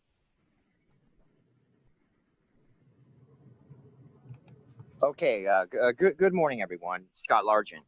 Looks like, I guess, 1 minute for consent calendar today. I did think it was 2, but I'm sure I could jam that big rig into a mailbox and get this one out pretty quick. On the consent calendar, we are receiving a report in regards to the Children, Seniors, and Family Committee. I have pretty much attended every one of those meetings for the last, my entire stretch of my sobriety. So we're going on damn near 5 years. Begging, pleading, you guys know about the visitation stuff. You know how I was just beating a dead horse for years. In those committees and in those meetings from Children, Seniors, and Family, we just gave a blank check to Seneca, okay? Why did none of you ever make the call to say, hey, why can't we provide visitation for clean and sober fathers or mothers? That small group that exists out there that's fighting to be parents, you guys don't care about them, just like you don't care about the entire homeless community here or the mentally ill. I'm just gonna keep begging, you're never getting rid of me. The next speaker is B. Beekman. I'm unmuting you. Please accept the unmute. You will have 1 minute to speak. The timer will start when you begin speaking. Hi, I wanted to speak on item 29 that you're putting off the item. It's about federal funding for low-income housing and homeowners. There was some recent things in San Jose that they're trying to line up with HUD directives right now, and they want to work out plans to shelter homeless people. Maybe that was related to what Robert Aguirre was trying to say earlier. It sounds like very interesting work, and it's a bit intimidating that a Republican administration may actually be offering some good ideas. So I think San Jose is a bit hesitant, and they want to learn how to work with that. So good luck in those efforts. And I wanted to conclude from my public comment time that Ashkara and many in the Bay Area are doing some incredible work. Maybe we can look for even better than what they're offering. Always keep that open and in mind when you're working on rent forgiveness ideas. Thank you. The next speaker is Brian Rodriguez. I'm unmuting you. Please accept the unmute. You will have 1 minute to speak. The timer will start when you begin speaking. Hello, my name is Brian Rodriguez, Chief Community Engagement Officer for Silicon Valley Pride. I wanted to thank the Board of Supervisors for their past support of Pride and their consideration of support for Pride this year in 2020. On August 29th and August 30th, we are organizing a virtual celebration of Pride. There will be 2 full days of entertainment that's streamed for free to all of our social platforms and our website. We are featuring family entertainment, music, dance, and spoken word performances, 3 different stages featuring the queer and trans community, queer female community, and the LGBTQ community at large. We will have folkloric dancing, modern dance, all different genres of music, and almost everyone on our stage this year will be LGBTQ or a strong ally. We will also organize a dance party, and I want to reiterate that we are a 100% volunteer-run board and committee, so all support goes back into the festival and making these things free or low cost for the community. Thank you. That concludes our speakers. Thank you very much. With that, I'm going to ask if there are any other comments or I see, was that Brian Rodriguez who just spoke? Yes. Okay, so I still saw the hand up. Thank you. I'll make sure that Supervisor Wasserman? Thank you. I apologize. I should have, for the record, registered my no vote on item 78. On item 78? Yep. Regarding the split roll. Thank you. Got it. Thank you for that. So with that, I'm going to ask for a roll call vote on the consent calendar. Do we have a motion in a second? I'm sorry. Colin, thanks for catching that. I was just about to ask Mike that. Do we have a motion for the consent calendar? Motion by Wasserman. Oh, second. And a second by Supervisor Ellenberg, first by Mike Wasserman, now a roll call vote. Thanks, Colin, for the catch. Supervisor Ellenberg. Yes. Supervisor Simidian. Simidian, aye. Supervisor Cortese. Aye. Vice President Wasserman. Yes. And President Chavez. Yes, thank you very much. Thank you. We're now going to move to, we have a time certain for the COVID items. So we're going to move over item 8, 9, and 10 and go to item 11. This is the eviction moratorium. This is a referral from me. And just for my colleagues, I'll let you know that we're going to take a break as close to 12:30 as we can, give the staff a break, and then return back at 1 for the COVID-19 hearing. So just to be clear about that. Item 11, I'm asking for my colleagues, for your help. You may recall that we passed a robust eviction moratorium that protects small business tenants from eviction. Despite the moratorium, some landlords have ignored the law and are trying to force their tenants to defend costly lawsuits. This happened to Flight's restaurant in Mountain View, threatening the business and its 40 employees. What I'm trying to make sure of is that landlords aren't pressuring tenants by threatening litigation to undermine the protection of what was intended by the ordinance. So what I'm asking is that we authorize the administration and county council to look at options to ensure that eviction moratoriums for small businesses are real. And I have listed some options. If my colleagues have other options, I'd be interested in those as well. But I would like to have staff come back to us with some strategies to support small businesses being able to maintain their health and vitality for, and especially where they're able to work, and encouraging them to work out their disagreements with the landlords directly. So with that, what I'd like to do, if it's okay, is we'll take public comment and then just come back to the board for comments and questions. Next speaker is Scott Largent. I'm unmuting you. Please accept the unmute. You'll have 1 minute to speak. The timer will start when you begin speaking. Thank you, Scott Largent. These protections that we're putting in place for commercial tenants and also residential tenants, I sure hope it doesn't mirror what the city of San Jose does as far as putting that safety blanket in place. Those programs that they had, they really don't exist. They really don't care. And if you don't come from wealth, power, and influence, you get kicked out onto the streets. So I just hope what you're doing here, actually, you're going to stand up for people. You're going to get county council involved. You're actually going to stand side by side with the people that suffer in our community and kind of walk them through that civil process. The civil system here in Santa Clara County, and I talk about it a lot, it's a civil dragnet. I consider it a scam, and I feel really bad for people that are going to be ran through that system there. And we're going to have a lot of people out on the streets again. So thank you. Next speaker is Michael Trujillo. I'm unmuting you. Please accept the unmute. You'll have 1 minute to speak. The timer will start when you begin speaking. Good morning, supervisors. My name is Michael Trujillo, and I'm a staff attorney with the Law Foundation of Silicon Valley. Thank you to President Chavez for introducing this amendment for the county's small business eviction moratorium. This protection is vital for ensuring that the wealth created by our local entrepreneurs stays in the community that need it most, and that workers will have jobs to return to once county public health orders are lifted. As soon as the commercial eviction moratorium was passed, we started a pro bono clinic through which we have connected volunteer attorneys to small business owners with questions about their rights. Tellingly, the vast majority of these callers have been Latinx small business owners, largely from the east side of San Jose.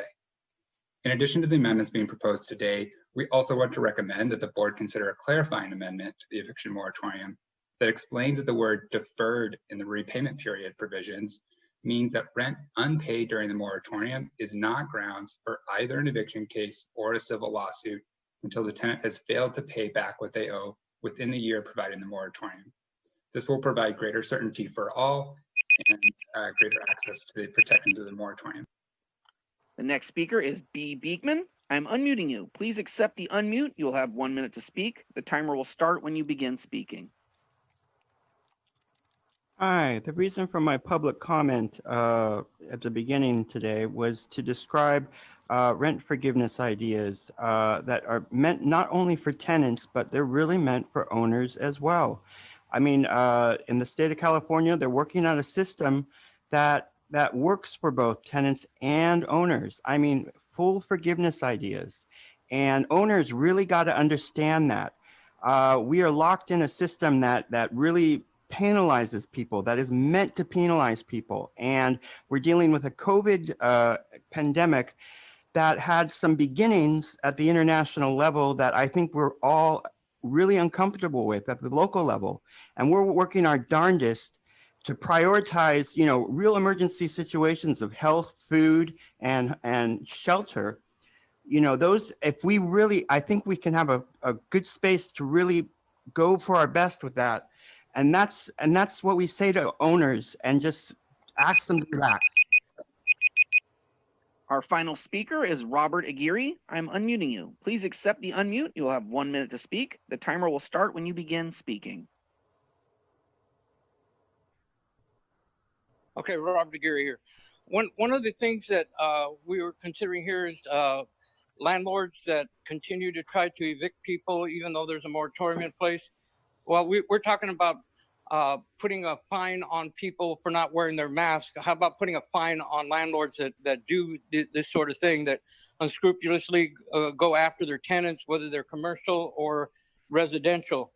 And I think the idea of rent forgiveness is something that needs to be done at a much higher level. I think banks need to be getting involved in this. They got a bailout last time. I think it's time that they help bail out people that are facing such difficult times. And I know that's beyond the power of the board, but it's still something that we should be talking about and trying to see if we can push up the ladder and see if somebody will salute it. Anyway, that's pretty much it on this topic. Thank you. That concludes our speakers. Thank you. I'll now go to my colleagues for thoughts, comments, or questions.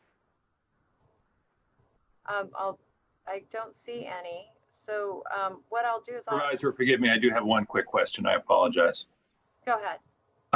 I just wanted to be clear, because the referral language is relatively brief, that essentially you're asking for our staff to consider and pursue protections for commercial tenants consistent with the eviction moratorium, that an aye vote is not an authorization for any of the specific bulleted points on the second page of the memorandum. That's accurate. Thank you. I appreciate getting that into the record. Yeah, and what I did was I laid out options that were similar to what we did for for housing. And really, I want the staff's best thinking on how to pursue this. Thank you. And for the record, I think the problem you identify is real and significant, and just wanted to say that as well. Thank you. Thank you. Appreciate it. One other point I would just make to my colleagues is that I would also just like to ask staff to reach out to, some of, and we can help them with this, at some of the property owners, because we would certainly like their input. We have a lot of property owners who are doing the right thing by people right now. And so the intent's not to penalize those that are really trying to support each other getting through this. It really is for the outliers that are taking advantage. All right, so with that, do we have a motion? Move approval. Thank you, Supervisor Cortese. A second? Second. Thank you. A second by Supervisor Ellenberg. Maybe get a roll call vote. Supervisor Ellenberg. Yes. Supervisor Simidian. Simidian, aye. Supervisor Cortese. Aye. Vice President Wasserman. Aye. And President Chavez. Yes, thank you very much. Thanks to my colleagues.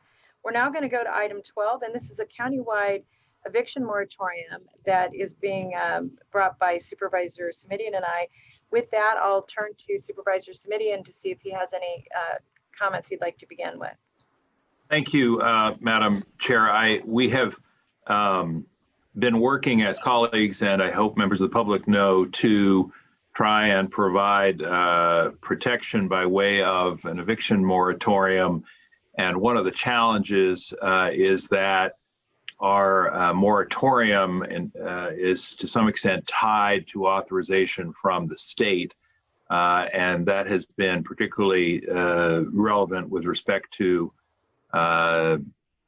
establishing an expiration date, and that has created some uncertainty, frankly, both among landlords and tenants, residential and commercial, in the case of small business commercial, about how long these protections will be in place.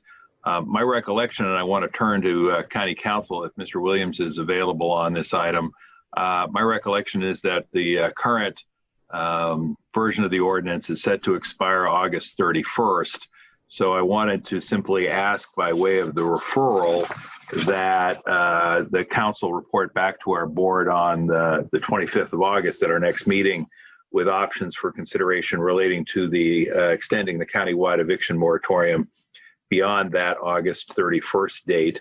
And I'll offer that as a motion and say thank you again, Supervisor Chavez, for co-authoring the referral with me. If we can get a second, I would like to follow up with Mr. Williams with a couple of questions and comments. I'm going to make the second, but only because I also wanted to make sure that that we're allowing the staff supervisors committee and through this action to also consider other recommendations that they would have, for example, that are similar to what we discussed in the previous item, which might be the addition of fines and penalties for violators, and also that you know, that we're doing some protection for Madam President, it's a little hard to hear. Oh, sorry about that. What I was saying is that I just want to make sure that we also acknowledge that we've asked the county council as part of this item to provide protections and to give us feedback on what those options for protections are in the same timeline. Yes, happy to incorporate that. I think it's consistent with your motion on the previous item, and it's consistent with the direction that I anticipate we'll take, at least I hope we will, on item number 9, which is in our packet for discussion later today. Through the chair, if I may, could I raise a couple of questions or issues with Mr. Williams before we go to the public for comment? Just to thank you, and then I'll hold off on lengthier comments until after we've heard from the public. Mr. Williams, I did want to just clarify that as things now stand, our ordinance, the county ordinance, is set to expire on August 31st. Is that correct? Yes, that is correct. And we have heretofore tied our expiration date to dates provided by the governor, I believe through executive order. Am I remembering that correctly? Yes, you are. And is it your judgment that we'd be wise to continue to tie our authority to the governor's executive orders because it allows us to pursue a more expansive set of protections? Yes, that's right. And what is the current understanding about the duration that our ordinance might then take, given the authority that we have at the moment from the governor, understanding that that could change? I believe it is the end of September. Okay. And we would, of course, be keeping an eye on the governor's office to see if there's yet another amendment / extension on that date, yes? Yes, and we could probably do something similar to what we did before, which is to put an end date and also link it to the executive order and say the earlier of the two, which is how the current extension ended up moving forward automatically to August 31st in light of the governor's last minute extension of the executive order. Thank you. Supervisor Chavez, Madam Chair, I think that does address at least my initial questions. I want to hold off on comments till we hear from members of the public, and then hopefully I can just weigh in one time in support of the motion I've made. Thank you. Great. And the only thing I wanted to add for my colleagues is that we will continue to ask that the staff continue to communicate and get input from the different organizations that have been really, frankly, partners with us. And one of them that I wanted to just acknowledge is that well, we'll hear from them, I guess, but only to make sure we get feedback on how things are going to date. Because one of the things that I think that's been really good is that we've had good partnerships with a lot of our different organizations in the county that have helped us keep the amount of conflict down to a minimum between all parties. And I want to make sure we support their efforts to stay engaged. So with that, I'm going to ask the clerk if you don't mind calling on our speakers. Next speaker is Sandy Perry. I am unmuting you. Please accept the unmute. You will have 1 minute to speak. The timer will start when you begin speaking. Hello, do you hear me? Yes, indeed. Okay, thank you. I'm Sandy Perry from Affordable Housing Network, and we support the extension of the moratorium, not just for 1 month, but I believe as Supervisor Samitian was talking about, extending it for as long as the state declaration of emergency is in effect. So we don't have to keep coming back here every month. It's obviously a humanitarian issue and a public health issue to allow for sheltering in place and limit the spread of the pandemic. The Board of Supervisors at the same time has to begin to plan taking action now to cancel or offset the back rent that many people have accumulated while following the orders of the county public health officer. 43,000 families, primarily Latino and African American, are likely to be evicted in our county. And the reason they're likely to be evicted is because of this issue of back rent. So we need the county to start planning something along these lines. The next speaker is Teresa Ponekvar. I'm unmuting you. Please accept the unmute. You will have 1 minute to speak. The timer will start when you begin speaking. Hi, my name is Teresa and I live in District 6. I currently work at Sacred Heart Community Service on the county-funded COVID isolation and quarantine pilot program, processing applications for rental assistance from folks who have been tested positive for COVID. I work through these families' budgets with them and hear their stories. And what is very clear to me is that paying 1 month of rent is not sufficient to prevent these families from becoming homeless when the eviction moratorium runs out. I urge the Board of Supervisors to take the steps that are within our control to protect these families from becoming homeless by extending the eviction moratorium until the pandemic wanes and providing significant aid with back rent owed, and by cutting away as much red tape as possible for people to access county-funded assistance. Thank you. Our next speaker is Michael Trujillo. I am unmuting you. Please accept the unmute. You will have 1 minute to speak. The timer will start when you begin speaking. Good morning again, supervisors. Again, I'm a staff attorney with the Law Foundation of Silicon Valley. Thank you for considering extension to this critical protection for renters. Nobody should be without a home in a place as wealthy as Silicon Valley, particularly during the COVID pandemic, when staying at home could literally be a matter of life and death. An analysis we published with Working Partnerships predicts that over 43,000 tenant households are at extreme risk of eviction, which unfortunately has already become an underestimate with the expiration of federal pandemic unemployment assistance. In fact, as of last week, our county eviction court is already hearing a full docket of eviction cases to clear the backlog of those filed before the pandemic. The board has the power to amend the eviction moratorium to take eviction off the table while preserving landlords' ability to make themselves whole through a civil lawsuit. Last week, the San Francisco Superior Court upheld a provision in San Francisco's eviction moratorium, providing this protection to renters in San Francisco. We're grateful for the board's leadership on behalf of tenants so far during the pandemic and urge you to take the logical next step to keep. Next speaker is Brian Parkman. I'm unmuting you. Please accept the unmute. You will have 1 minute to speak. The timer will start when you begin speaking.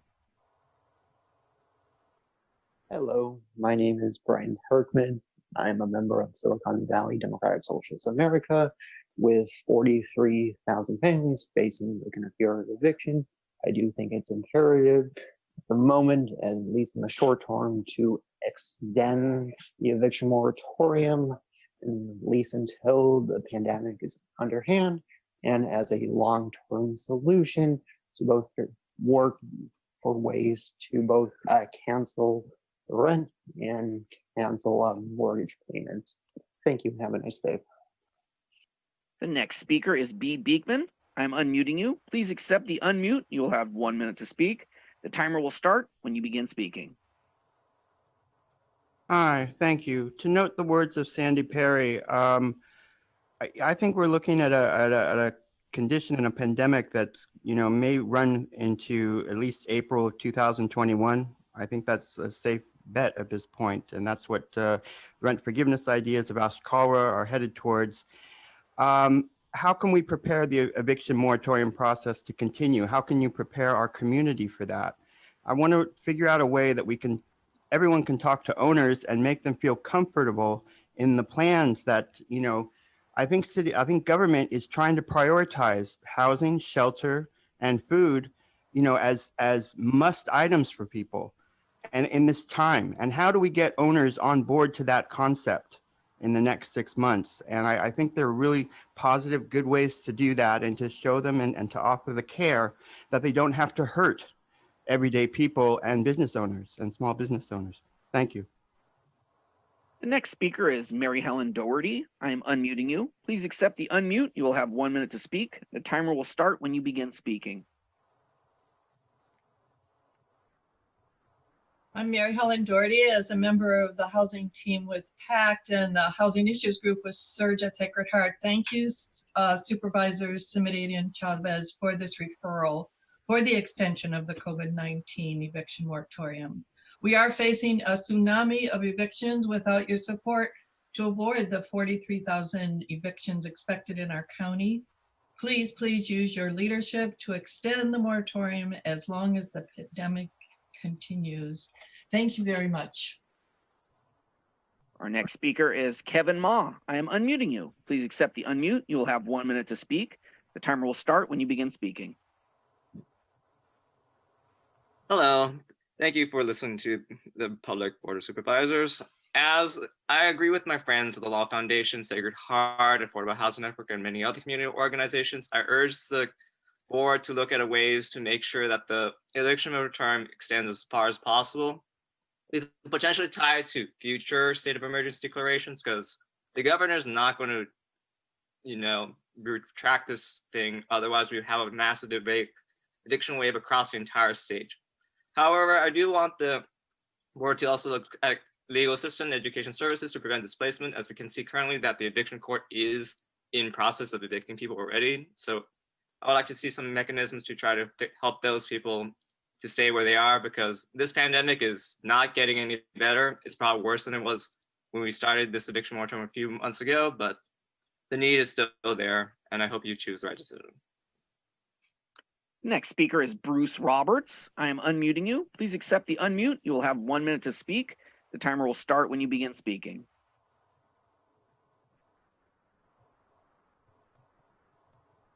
Yes, I would like to, can you hear me now?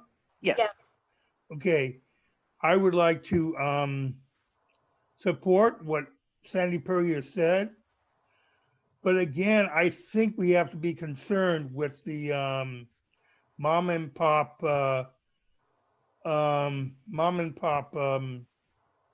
landlords who are suffering as well. I mean, the mom and pop landlord who's using the house to help pay for their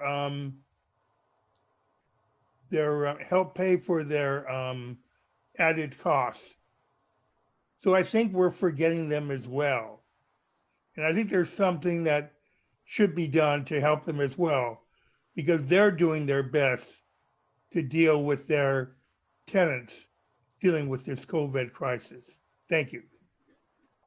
Our next speaker is Anil Babar. I am unmuting you. Please accept the unmute. You will have 1 minute to speak. The timer will start when you begin speaking. Thank you, Madam President and the Board of Supervisors. Anil Babar with the California Apartment Association. I want to voice our concern about the continued extensions without a conversation to talk about how we are supporting tenants and landlords through rent relief programs. Any consideration of the moratorium extension should be held in coordination with the conversation allocating resources to rent relief. Without that consideration, continuing the eviction moratorium only harms both tenants and landlords by increasing their debt they're carrying and risking a foreclosure crisis. Additionally, extending the eviction moratorium in 30-day increments allows the county to stay nimble with changing economic conditions and changing pandemic issues. With the 30-day increments, we're able to pull back or push forward as things change, and it gives the county ability to stay flexible given the rapidly changing environment. Our next speaker is Cecilia Chavez. I'm unmuting you. Please accept the unmute. You'll have 1 minute to speak. The timer will start when you begin speaking.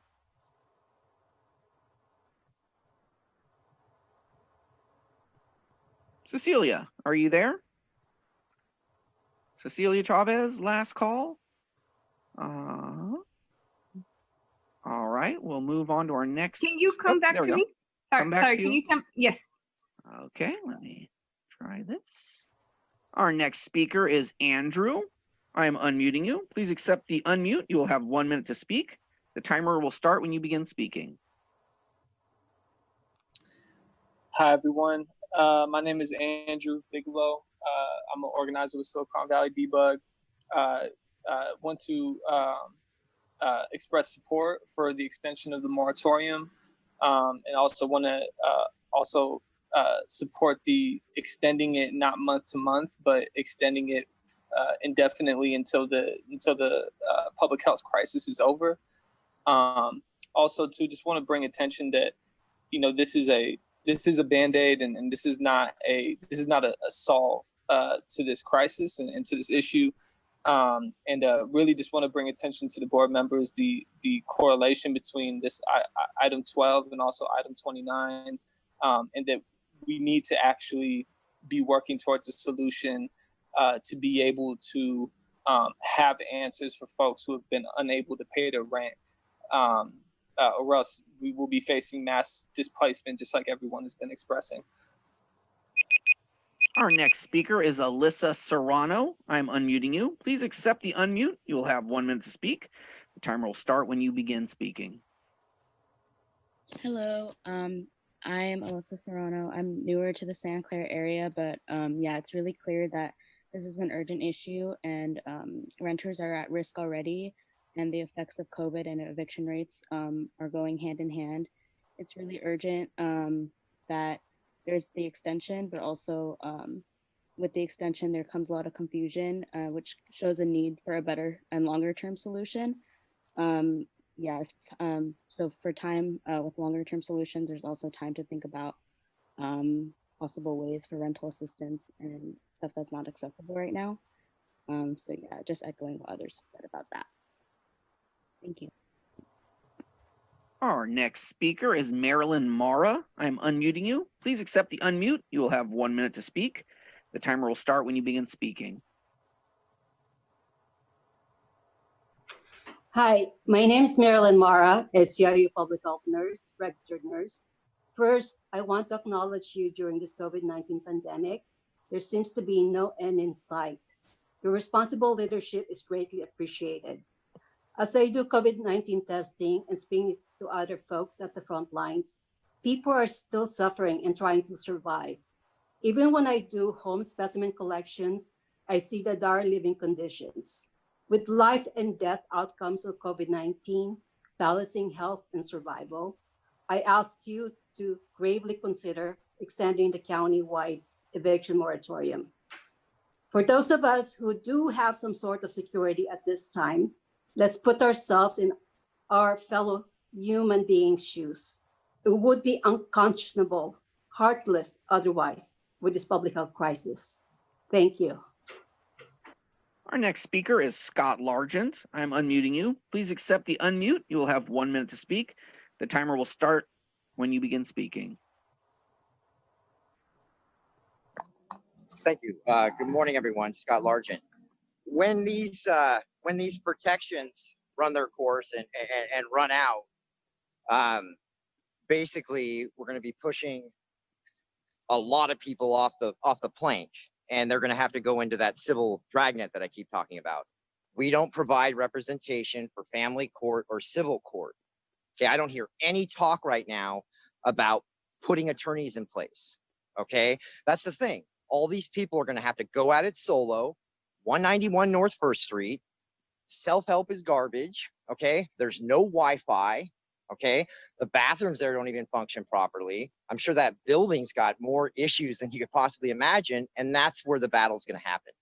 Public defender's office is going to turn a blind eye. The IEO is going to do the same exact thing. These people are going to be out on the streets. Okay. Let's start talking about some type of representation, free representation to help these people. Please talk about that.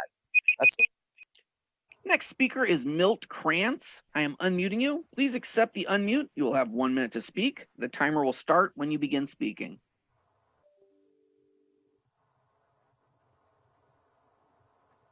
Milt Krantz, are you there? Final call for Milt Krantz. All right, our next speaker. There we go. I'm here now. Okay. Yeah. I am Milt Krantz. I'm a board member of the Affordable Housing Network and of the South Bay Community Land Trust, and I'm reiterating what many speakers have already said. We've got to extend this moratorium until it is no longer necessary, which will probably be the end of the epidemic, the pandemic. And at the end of that, also people have said before that there's going to be a tremendous need for money for these people to pay their rent, which is now going to be outrageously large.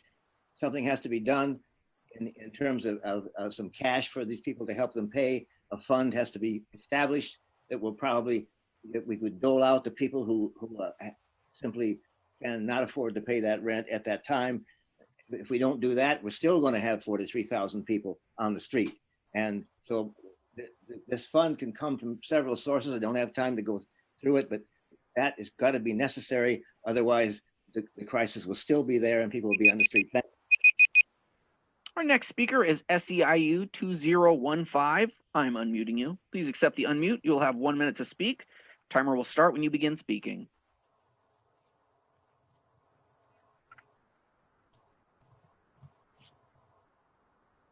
SEIU, are you there? Final call. All right. Our last speaker is Cecilia Chavez. I'm unmuting you. Please accept the unmute.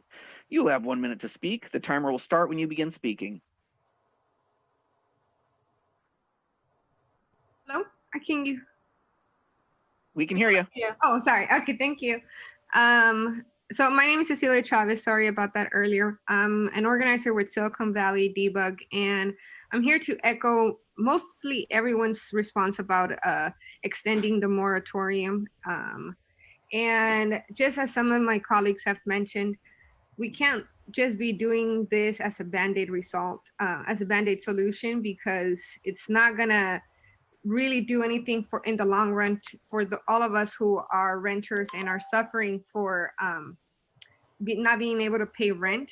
And we want you all to take a look at this as in conjunction with item 29, because we believe that that's a real solution to cancel rent for mortgage holders as well as tenants. So this isn't an issue that can be considered in a vacuum. It has to be looked at as a totality. Thank you. That concludes our list. Thank you. With that, I'm going to go back to my colleagues, and I'll start with Supervisor Simitian. Thank you, and I apologize for the background noise, Madam Chair. I think it's always helpful, and particularly today, to hear from members of the public who are sort of sharing their firsthand experience. I do think that when the item comes back on the 25th, assuming a favorable vote today, it would be helpful for County Counsel's office to lay out a range of possibilities. And I share and want to make a formal part of the request or the direction to staff, the desire that Supervisor Chavez articulated to make sure that the County Counsel's office, excuse me, make sure that the County Counsel's office meets directly with stakeholders, and that's residential and commercial, that's landlords and tenants, that's their group, their representative groups as well. But I do think, having taken this action initially, relatively quickly, as a way, frankly, in my judgment, to buy time while larger, more comprehensive long-term solutions were identified, we are now well enough into this that areas of improvement in the ordinance can and should be identified and quite probably adopted. What those will be, I'm still open-minded on. I'm sure folks will have a different set of points of view, but I do think we need to have those stakeholder meetings. I am interested in exploring this issue of civil lawsuits that has been raised around the word deferred payments. I think that's a significant issue. I also think that sometimes there are unintended consequences. One of them is that in the ordinance as written, we make an exception for, or excuse me, we provide protection for tenants who have significant COVID-19 related income losses, but the requirement to document that status doesn't really kick in, as I understand it, until a proceeding is commenced. That might have the unintended consequence of encouraging landlords to begin legal proceedings, which is not the goal, of course. So I'm interested in seeing if County Council can find some way to have folks who have significant COVID-19 financial impacts identify, document those in some way prior to the commencement of formal litigation. I know there are many other issues. I think there is always going to be a healthy tension between sort of month-to-month extensions of the ordinance, the moratorium, which provide flexibility, as one speaker said. On the other hand, it provides a great deal of uncertainty for both residents, tenants, and landlords. And I think if we could do something to provide a little more certainty over the longer term so that folks could plan, there's some benefit there as well, even if that longer term certainty was contingent on action by the governor.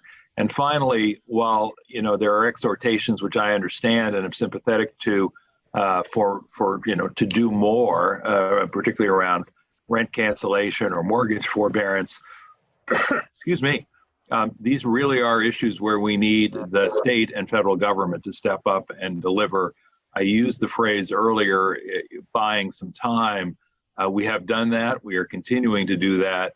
But we need the state and federal government, now that we've bought some time, to use that time to get to yes on meaningful long-term solutions to some of these very difficult challenges. And with that, I respectfully ask for an aye vote from my colleagues. Thank you. Thank you. I'm going to see if there are any questions from our colleagues. I'll ask Dave, or comments or questions. Seeing none from Dave. I do have a question of council, and maybe this is something to bring back. At what point would, under any kind of protections that we look at under either of the last two items, under what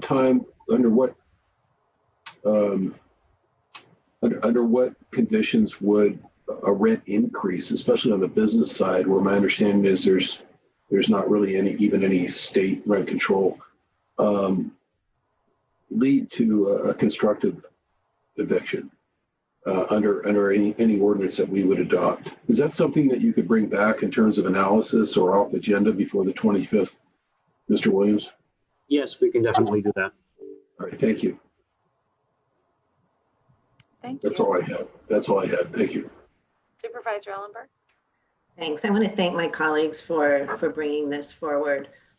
What keeps going through my mind is the simple fact that we can't expect people to pay what they don't have. I would strongly recommend that we do move in sync with the state. And I'm hoping that they are moving in longer than 30-day intervals, because that is not only an inconvenience to have to keep revisiting the issue, but it creates additional significant stress for both renters and both landlords and tenants. I heard Anil's comments about finding funds to help landlords, particularly that own fewer number of units and depend on that income for their own. They really are struggling along with their tenants. I'm also aware, of course, that the flip side of ending homelessness is preventing it in the first place.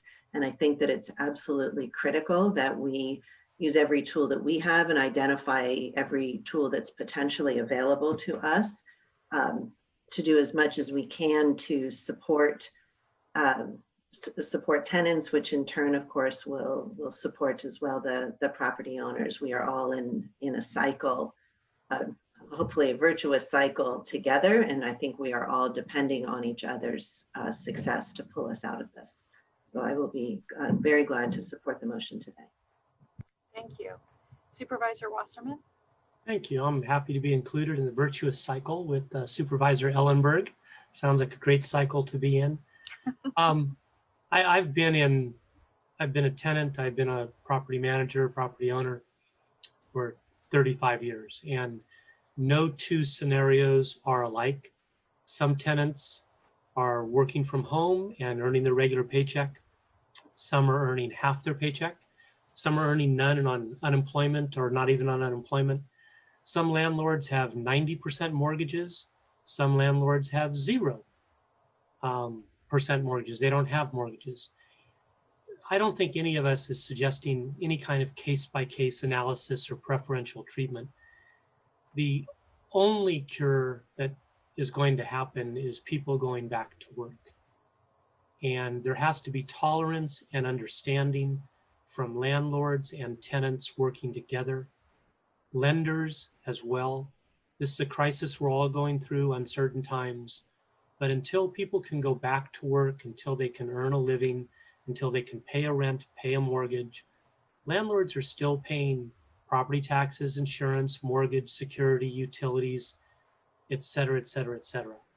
So I'm all in favor of this extension. I've been in favor of each one prior, but this is a deferral. This is not a solution. And I think what we need is the state to step forward to help solve the problem, not extend the problem by allowing people to go back to work. Thank you. Thank you for those comments, everyone. I'm now going to ask for a roll call vote. Supervisor Ellenberg. Yes. Supervisor Smidian. Smidian, aye. Supervisor Cortese. Aye. Vice President Wasserman. Wasserman, aye. And President Chavez. Yes. Mike, you're so funny. All right. So now we're going to go on to item 13, and this is the Juneteenth holiday. And I'm going to turn to Supervisor Cortese. Thank you, President Chavez. This referral is something that we've certainly heard about and talked about quite a bit over the last few weeks, particularly since the George Floyd murder and in the outcry to rid the country of systemic racism. It's, I think, timely and significant that this day, which commemorates the end of slavery in the United States, be added to the county's observances that include Dr. Martin Luther King Jr., Cesar Chavez, and Independence Day. And I think of those, clearly the Cesar Chavez holiday was the most recent adopted by the Board of Supervisors. And I remember that clearly because the city of San Jose, while we were council members, had to make the same choice or the same decision, and we did make the same choice. And there was certainly some concern or pushback regarding what the cost would be and how that would be afforded. But I was proud back then as a member of the San Jose governance to support it, and I was proud of the Board of Supervisors to support the Cesar Chavez holiday, which I think, to some level we appreciate almost as if it always existed here in Santa Clara County. And I'm sure with Juneteenth that would become the case. But I can't think of a more significant holiday in the civil rights context, in the context of freedom and democracy, to recognize in Juneteenth, given the fact that it is a day when the Emancipation Proclamation finally reached the last jurisdiction to end indentured servitude. And what better way what better way to begin the process finally of discussing how we repair years and years and years and years of indentured servitude than to create a paid holiday, a day of not working and being paid rather than working and not being paid. And I know my colleagues are just as sensitive and supportive of the Juneteenth celebrations every year as I am. But this is certainly something that's been brought forward by a number of organizations in the community representing I think the full tapestry of multiculturalism that we see here in Santa Clara County. And certainly something we've heard from our own employees on as well. This referral, to be clear, asks the administration to report back to the board with options for consideration relating to declaring Juneteenth a countywide holiday beginning on June 19th, 2021. And obviously, those options would include a cost analysis. I would like to be a little more specific in terms of when that should come back. We have a budget hearing under the context of government operations on the 17th of this month. And I'd like to get some preliminary response back as to cost if this moves forward today on the 17th. And at least have some idea before we adopt a final budget on the 21st of August as to how the cost of such a Juneteenth holiday may or may not fit into our current fiscal situation so that we can consider appropriate action at that time. So that would be the only addendum to my own referral that I'd like to point out, since there really wasn't a response date in it. And at the appropriate time, of course, I'd like to move the referral, Supervisor Chavez. Thank you. If you might go ahead and make that motion now, and then we'll go to the public speakers. I'll make that motion now. Thank you. Thank you. We have a motion. Do we have a second? Happy to second it. Thank you. We have a motion and a second. I'm going to go to the public speakers, then come back to the board. Colin? Thank you. The next speaker is Robert Aguirre. I'm unmuting you. Please accept the unmute. You will have 1 minute to speak. The timer will start when you begin speaking. Oh, looks like I just lost Robert. Okay. Next speaker I have on the list is SEIU 2015. I am unmuting you. Please accept the unmute. You will have 1 minute to speak. Timer will start when you begin speaking.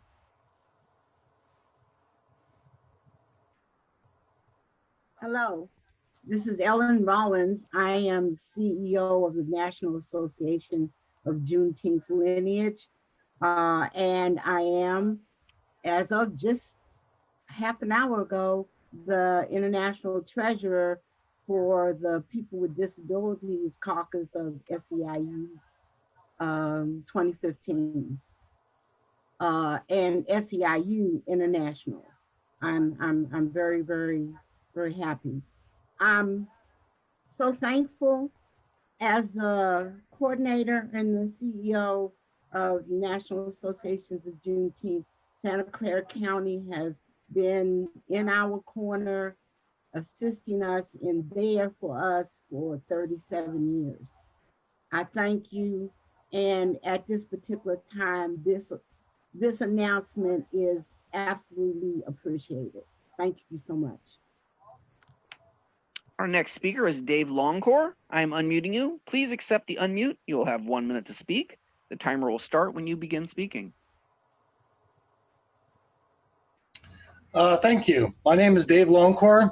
I am a SEIU 521 Vice President, and I'm an electronic repair tech at VMC. I've lived in this county for almost 40 years. I live in Milpitas currently. I'm speaking today because I firmly believe in this importance of the equity and representation for all nationalities, races, and the aspects of all our lives. In the wake of the national and local protests and the outcry of systemic racism, it is timely and significant to this day, which commemorates the end of slavery in the US. The county's observations that include honoring Martin Luther King Jr., Cesar Chavez, and Independence Day. Juneteenth is the oldest nationally celebrated commemorative of ending of slavery in the United States. While slavery was abolished 157 years ago, true national civil rights reconstruction was never. Our next speaker is Connie Chu. I'm unmuting you. Please accept the unmute. You will have 1 minute to speak. The timer will start when you begin speaking.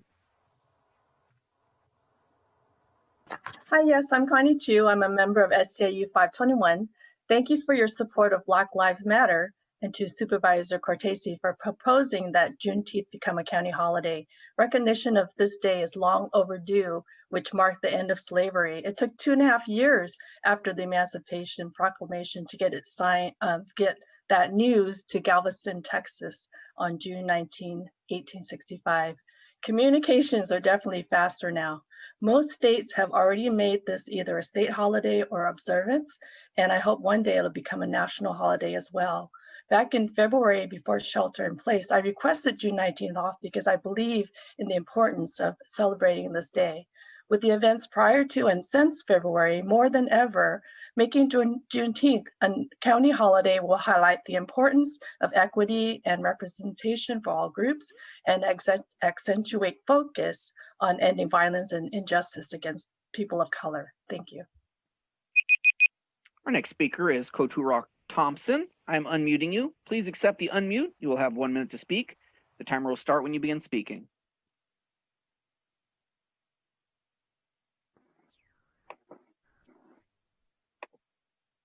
Good afternoon. My name is Katora Thompson. I am the Pacific Region Social Action and Get Engaged Coordinator of Zeta Phi Beta Sorority Incorporated. Throughout American history, African American and Black history was intentionally left out. As we celebrate 244 years of independence, African Americans were not afforded the luxury to do so. This year, we celebrated the 155th anniversary of Juneteenth and 100 years of Zeta Phi Beta Sorority Incorporated existence. Many Santa Clara County officials have announced Black Lives Matter, and it is time to start implementing actions that support the adaptation of Juneteenth as a countywide holiday. On behalf of San Jose Alumni Chapter, under the leadership of Rhonda Jacobs, Xi Zeta Zeta Chapter, we strongly support the adaptation of Juneteenth, or the adoption, of Juneteenth as a countywide holiday, and urge the board to do the same despite the cost. Next speaker is Eileen Casanave. I'm unmuting you. Please accept the unmute. You will have 1 minute to speak. The timer will start when you begin speaking. Hello, my name is Eileen Casanave. I am president of the National Coalition of 100 Black Women, Silicon Valley chapter, and president-elect of the California Association of Black Lawyers. Juneteenth, as you know, is the oldest nationally celebrated commemoration of the end of slavery. This historic date should be celebrated by all Americans of every race. The end of slavery allowed Americans to address their humanity and ensure that every person is able to pursue the constitutional right of life, liberty, and the pursuit of happiness. Let Santa Clara County stand up and celebrate officially as a county holiday this historic event for all people in Santa Clara County. Thank you. Our next speaker is Mary Helen Doherty. I am unmuting you. Please accept the unmute. You will have 1 minute to speak. The timer will start when you begin speaking. I'm Mary Helen Doherty and member of Showing Up for Racial Justice at Sacred Heart. Thank you to the African American Community Service Agency for hosting Juneteenth in our community for 39 years. Please support this legacy, and in doing so, we acknowledge our country's systemic racist history of slavery, and we continue on our path of ending violence and injustice against people of color. Thank you very much. Our next speaker is Scott Largent. I'm unmuting you. Please accept the unmute. You will have 1 minute to speak. The timer will start when you begin speaking. Thank you. Good morning, everyone. Scott Largent. I fully support the agenda item. Always have, but my question right now, and I fully support the Black Lives Matter movement, but do homeless Black lives also matter? And I don't think that's the case here in Santa Clara County. Throughout the process of the protesting, the rising up from the community, why were you sweeping locations near 87 and the bridge and running African Americans farther into the gutter down there. I am not understanding that. And it's not just that, it's people of color.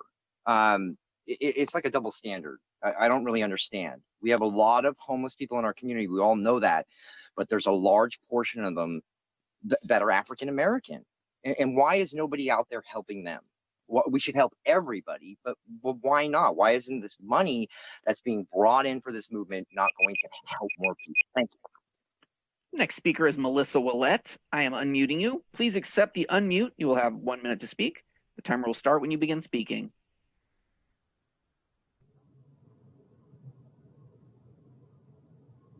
Hi, my name is Melissa Willette, a resident in District 2, SEIU Local 521, local-wide vice president and COPE chair. I think the last few months have clearly demonstrated that far too many Americans have a true understanding of the relentless structural racism that our society is built on and the oppression that impacts every aspect of Black Americans' lives today. And here in Santa Clara County, we still see the growing disparity between white and Black communities, despite generations of efforts, including your own, being made to identify and address disparities in income, health, safety, and access to fundamental rights. Far too many of us feel a sense of shared ownership and obligation to answer the call of equity. As the number of Black Lives Matter yard signs increase across the county, we need tangible steps to make our commitment to Black Lives Matter a reality. Making Juneteenth a county holiday is both urgent and necessary, and we need to not just make a day off, but a day to be intentional with education, conversations on race, reconciliation, and cultural experiences. Our next speaker is Andre Thomas. I'm unmuting you. Please accept the unmute. You will have 1 minute to speak. The timer will start when you begin speaking. Hi, folks. My name is Andre Thomas, and I'm a member of SEIU 521. As many of us know, Juneteenth is the celebration of the official ending of human slavery in our country. Since the end of the Civil War, people of color have been subjected to discrimination and violence from all facets of our country's social and political spectrums. Fast forward to the Watts riots of the 1960s to the Rodney King riots of the 1990s. The same inequalities and violence have been trending into the year 2020. The only difference is the discrimination and violence is being recorded from our smartphones. It's incredibly clear that civil rights remain under siege and that there is much more work to be done. To start, we can make Juneteenth an official county holiday. The push for this is not localized to just our county, and the idea matches similar efforts at both state and federal levels. Santa Clara County, as leaders in inclusivity, should take this historical step and make Juneteenth an official county holiday. Thank you. Our next speaker is Kiana Munoz. I am unmuting you. Please accept the unmute. You will have 1 minute to speak. The timer will start when you begin speaking. Hello, thank you Supervisor Dave Cortese for your statement. My name is Kiana Munoz and I live in District 5 and I am a community worker with the African American Community Service Agency. I firmly believe in the importance of equality and representation for all groups in every aspect of our lives. And I am in support of this proposal. So I am asking the Board of Supervisors to move in support of item 13. Thank you. Our next speaker is Ariadna Luna. I'm unmuting you. Please accept the unmute. You will have 1 minute to speak. The timer will start when you begin speaking. Hello, my name is Ariadna Luna and I live in District 2. I am here to ask the Board of Supervisors to recognize Juneteenth as a countywide holiday. I strongly believe in the importance of equality, equity, and representation of all.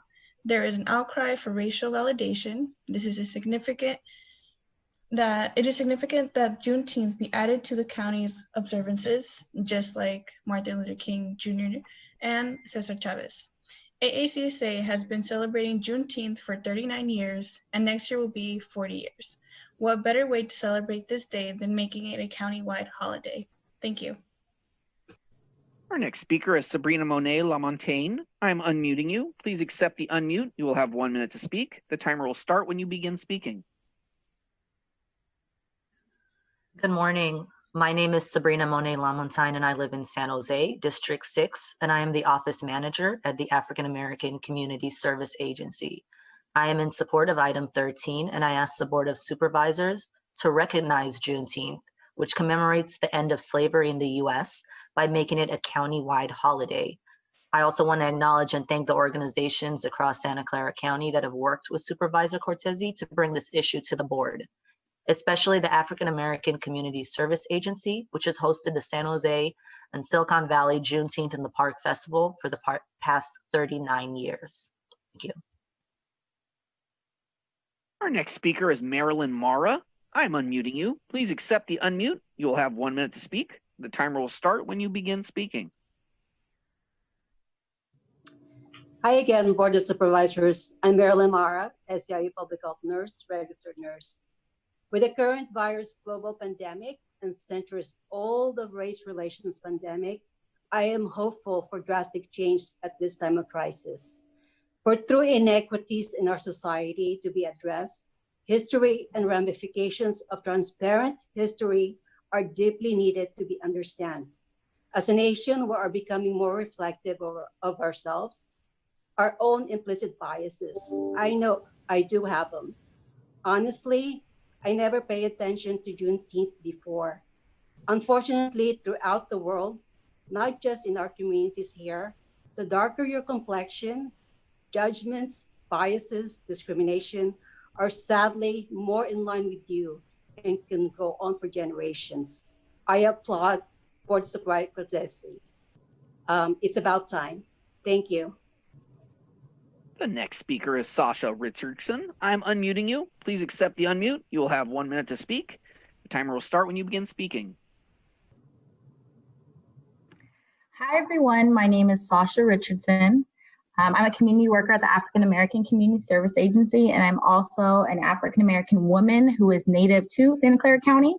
And it's time for us to be intentional with our actions. And this is why I'm calling for this movement. Juneteenth is a major milestone and the oldest national celebrated commemoration of the ending of slavery in the United States. While slavery was abolished 157 years ago, a true national civil rights reconstruction was never concluded. And this is why it is very important for us to understand this legacy and take action.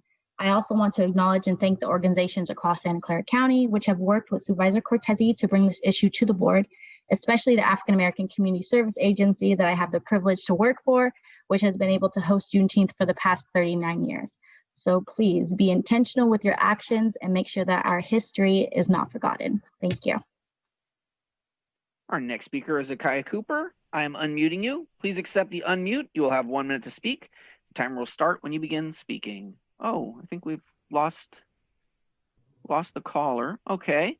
Next speaker is Robert Aguirre. I'm unmuting you. Please accept the unmute. You will have 1 minute to speak. The timer will start when you begin speaking. Robert Aguirre. Yeah, I don't know what's going on, but twice now my hand has been lowered, even though I didn't do it. So on this Juneteenth, I would like to support it. I'm 100% behind it. I would also like to remind people that African Americans were not the only ones that were enslaved. There were quite a few Indians as well that were enslaved and have continued to suffer and don't get the recognition. But I think this is a step in the right direction. I'm not trying to redirect things. Please don't misinterpret what I'm saying. I just want to point out the fact that there are many other ethnicities that have been enslaved by this governor. Right. There's a lot of people that are termed illegal here in this country. And so we need a holiday like this to help us keep focused on what's really important, that people have a right to be, and we have a right to listen to them and celebrate their victories as well. Thank you. Our next speaker is Akaya Cooper. I'm unmuting you. Please accept the unmute. You will have 1 minute to speak. The timer will start when you begin speaking. Hello, my name is Zakia Cooper and I live in District 5. I am a student at Santa Clara University as well as an intern at the African American Community Service Agency. I am in support and ask the Board of Supervisors to begin making steps toward recognizing Juneteenth as a county-wide holiday. I feel this is one of many actions necessary to making progress for Black lives in our nation. The commemoration of the end of slavery is something essential to liberty and each and every one of us. Juneteenth is not a Black holiday. It is an American holiday. Justice for Black lives means justice for our nation. For these reasons, I urge passage of item 13. Thank you.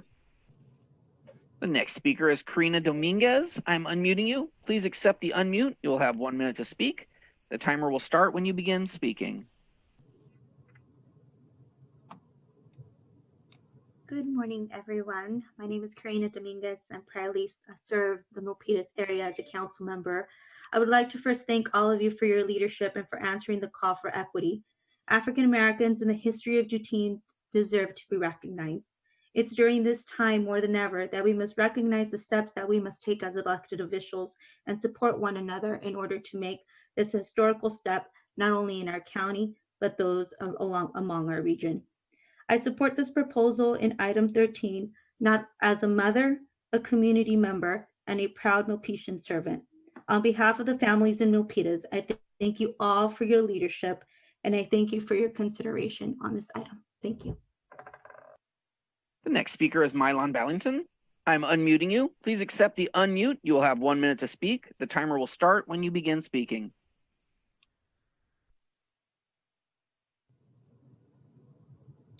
Hello, Board of Supervisors. This is Milan Valentin, Executive Director of the African American Community Service Agency. We have been holding Juneteenth for the past 39 years, and to some, Juneteenth is known as Freedom Day, Jubilee Day, Liberation Day, and Emancipation Day. To our community to have turned what was once slavery into an emancipation in many ways, we invite the county and all those who attend Juneteenth to celebrate when you all pass this for us to celebrate together. Oftentimes we have holidays and people just take them off, but we're inviting people to join us on Juneteenth in 2021 to celebrate the many accolades and accomplishments African Americans have made in this country, but specifically here in Santa Clara County. We urge you to pass it because there's no dollar amount on the amount of work our community has put into this country, but there's a lot of education and a lot of equity building that we must do, and this will start. Next speaker is OL. I'm unmuting you. Please accept the unmute. You will have 1 minute to speak. The timer will start when you begin speaking. Good afternoon. This is Otto Lee. I'm very glad that the county is taking this day to recognize the important Juneteenth, which commemorates the ending of a dark chapter of America's history and liberation of millions of Black Americans. Since then, America has elected a new president, but some mistaken that America is now equal because of that. Well, the high COVID rates affecting Black and Brown, George Floyd, Breonna Taylor, has clearly illustrated the racial inequity that we are still suffering today. This holiday would remind us and educate our next generation of this dark parts of our history and learn to fight against bigotry that's still very much among us. Quoting our beloved Oprah Winfrey, we learn one thing. If you turn a blind eye to racism, you do become an accomplice to it. So thank you for the county for bringing this up. Next speaker is AACSA. I am unmuting you. Please accept the unmute. You will have 1 minute to speak. The timer will start when you begin speaking.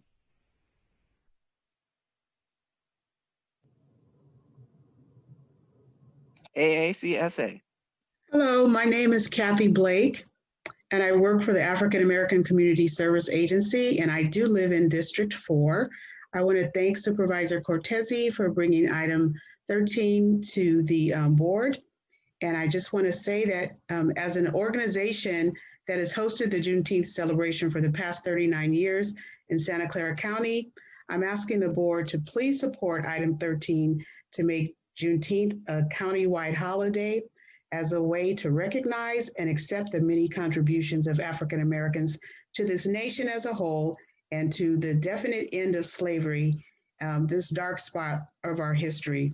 We want this day to be commemorated and celebrated by all people of this county and hopefully and eventually all over the nation. I just want you all to please remember when you're considering this is please don't forget to remember the contributions of African Americans. Thank you. The next speaker is Helen Casa. I am unmuting you. Please accept the unmute. You will have 1 minute to speak. The timer will start when you begin speaking. Hi, my name is Helen Casa. I live in District 4, and I am a program manager at the African American Community Service Agency. And I firmly believe in the importance of equity and representation for all groups in every aspect of our lives, and especially in the wake of national and local protests over the murder of George Floyd and all things Black Lives Matter. And recognize the systemic racism, it is timely and significant that Juneteenth, which commemorates the end of slavery in the United States, be added to the county's observances that include honoring Martin Luther King Jr., Cesar Chavez, and Independence Day. So for these reasons, I definitely want to encourage you all to recognize Juneteenth. That's all. Thank you. The next speaker is Maisha Taylor. I am unmuting you. Please accept the unmute. You will have 1 minute to speak. The timer will start when you begin speaking.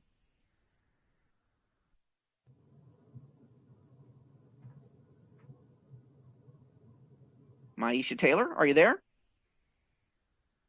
Yes, thank you for having me. My name is Maisha Taylor, and I serve out of the African American Community Service Agency as a program specialist and coordinator.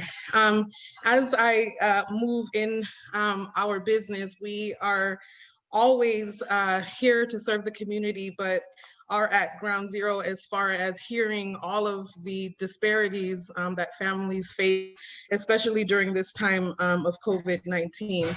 I'm in support of item 13.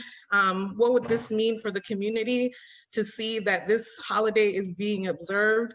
What would this mean for children to know that this holiday is being observed? It will tell them that they matter. It will tell them that there is an ear to the voices that are expressing all of their concerns and all of their need. And I just want to say that Juneteenth has not been stopped by COVID-19. Thank you. The next speaker is Felicia. I'm unmuting you. Please accept the unmute. You will have 1 minute to speak. The timer will start when you begin speaking.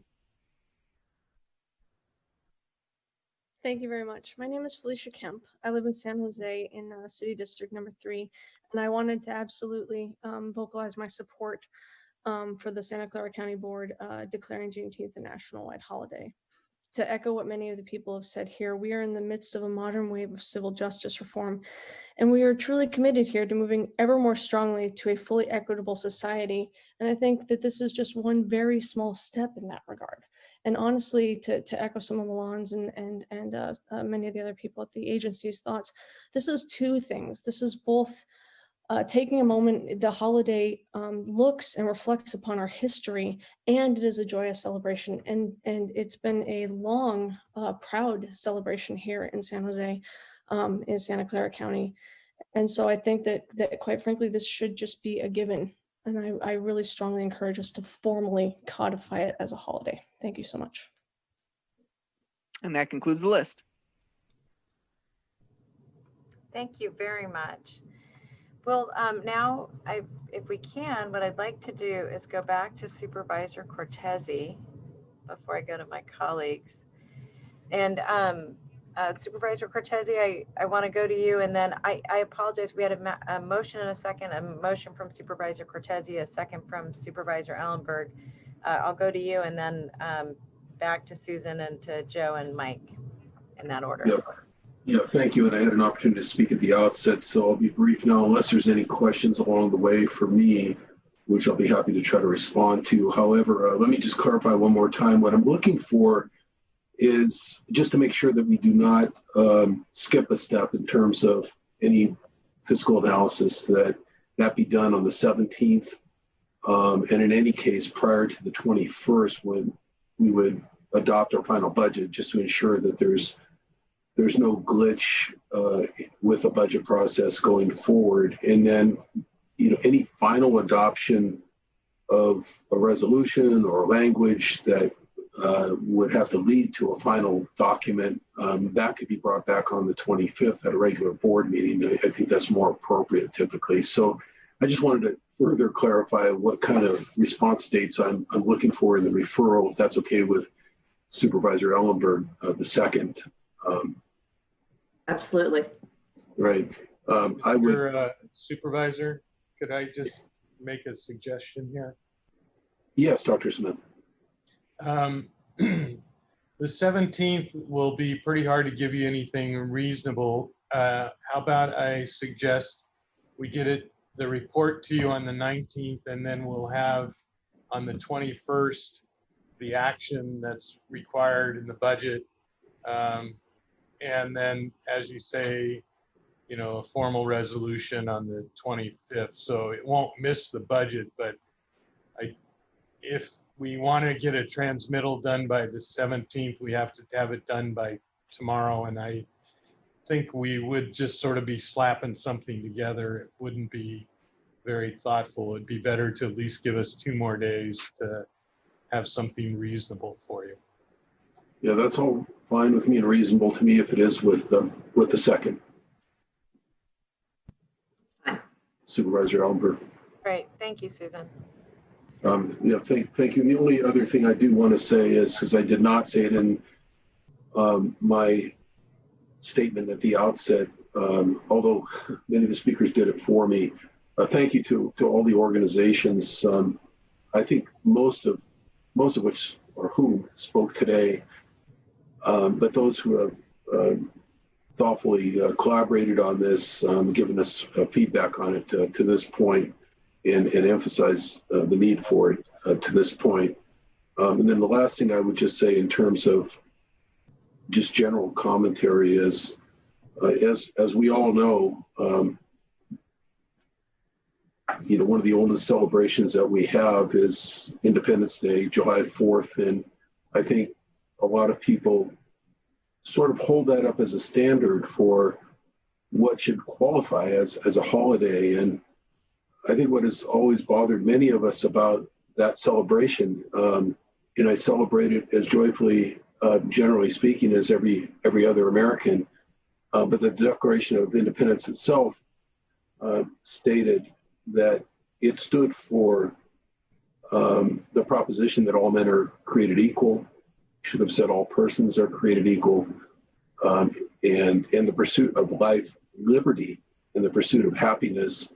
And as we celebrate that every year on July 4th, just 2+ weeks after Juneteenth, it has to feel a little bit hypocritical or at odds with the fact that we all stand up, and I know we all do, for the proposition that Juneteenth was a great day in American history as well. So I think it's a good standard, but maybe a good standard to put out there in a different way than some people might do so. Thank you for the opportunity to speak again, President Chavez, and I'll defer to my colleagues at this point. Thank you. Ms. Ellenberg? I just want to express my appreciation to Supervisor Cortese for bringing forward this referral. I think it would indeed be fitting and consistent with the values of our county to uplift Juneteenth to the status of a county holiday. I will appreciate looking at the financial impacts and how we make this work in our county, but I think it is an exciting opportunity for yet further leadership from Santa Clara County. Thank you. Supervisor Simitian? Thank you, Madam Chair. I'm going to ask that my colleagues speak because I'd like to hear from them before I ask some questions and make some comments. So I'd like to pass temporarily. Supervisor Wasserman? Thank you. I will be supporting the referral. I think it was also an excellent comment made as far as ending human slavery of various nationalities. I think this is certainly a significant remembrance and honoring something that occurred and that needs to be remembered going forward. There are still versions of human slavery going on in our world, but I think this helps raise awareness to people about the issue, and I will be supporting the referral. Thank you. So a couple things that I just wanted to acknowledge is that we have put forward 2 resolutions, one acknowledging racism as a public health crisis and also Black Lives Matter. And what I appreciate, Supervisor Cortese, about you bringing this forward is that this demonstrates, to me, this really puts in action some of what we said in those resolutions as a board, that we wanted to be more assertive in the leadership that we played in this county to address structural racism. And I see that we have an item later on the agenda that looks even in a more targeted way of looking at that from a health and hospital system. I want to just acknowledge something that I heard from when I was on the city council, and I wanted to just say, Dave, I really appreciated you bringing up the way that Cesar Chavez's holiday was handled there. At the time, and this was in the 2000s, the then mayor, Ron Gonzalez, instead of using the holiday as a negotiating tool with the members of our staff, our team, Ron asked the board to declare the holiday for our employees. And he did it at the time, I believe, because he was trying to demonstrate respect and acknowledgement. I think respect for communities of color, in particular the Latino community, but also acknowledging that we have a challenge in this country relative to how we acknowledge the role, the history, and the leadership played by individuals throughout the country that were not white. They weren't the writers of history. And in many respects, I think acknowledging Juneteenth as a holiday for our employees starts to put this in our DNA as a region that acknowledges one more part of the rich history of this region, but also recognizing that the nation was really forged on the backs of the African American community, the Chinese community, the Indian American Indian community. There are lots of layers to this, but I think that this allows us to also address, you know, one of the great injustices. And each time we take an action like this, we address those injustices. So I just wanted to say, Dave, how much I appreciate you bringing this forward at this time. I also just want to thank the speakers. I thought their comments were very thoughtful in terms of the implications and opportunity of taking an action like this at a county level, both wearing our hats as county leaders, but also as employers. Supervisor Smidian.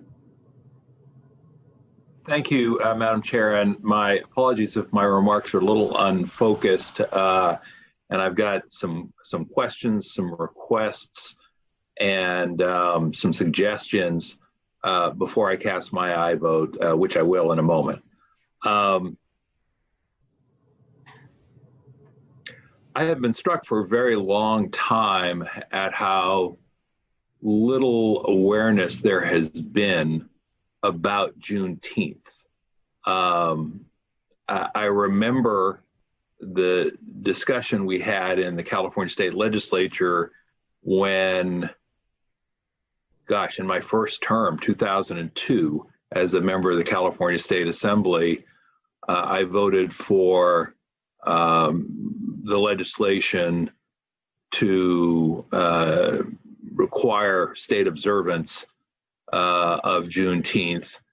And on just the other side of our county line, because I represented the community of East Palo Alto, where there have long been vibrant celebrations of Juneteenth, it was sort of built in, as you have suggested, to our understanding of important dates of note that held real meaning and significance. It has been, in some ways, very satisfying to me to watch the emerging recognition and understanding and appreciation. I'm trying to figure out, as we go forward, how to make that real. And I use that phrase knowing it's a little bit vague. In fact, I did a Facebook post on Juneteenth saying time to make it real. And I had a few folks who said, what does that mean? And, you know, at the larger level, it means all of the work we have to do at the national level right on down to our own day-to-day lives and the interactions we have with folks in the community.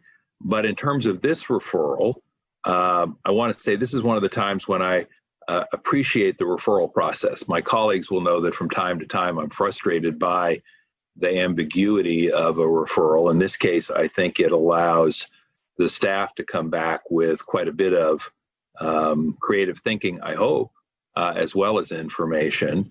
I want to just ask Dr. Smith and Mr. Williams, I assume that there are some labor relations issues here, notwithstanding Supervisor Chavez's comment that at a minimum there's a meet and confer obligation and or possibly a collective bargaining implication. Gentlemen, can I get some help even though this is just a referral today? Yes, there are, oops, sorry. There are labor relations issues with the implementation. The way I'm understanding the request or the motion is that we move ahead with the funding issues. We'll do the labor relations issues after that's done. Let me then check. Thank you, Dr. Smith. Let me then check with Supervisor Cortese, because I understood this to be a motion to come back with, as it says in the packet, options for consideration and the request for financial information so that that was an informed discussion, not a budgeting direction today. Supervisor Cortese, did I understand that correctly? It's not a budgeting direction today. It is a request that the budgeting information come back by the 19th off agenda, and then give us the opportunity to include or not any budget implications in the final budget vote August 21st. With the all with the understanding that the target would be June 19th, 2021, based on the referral. Obviously, with the funding decision to come on the 21st, that would drive the final decision on 2021.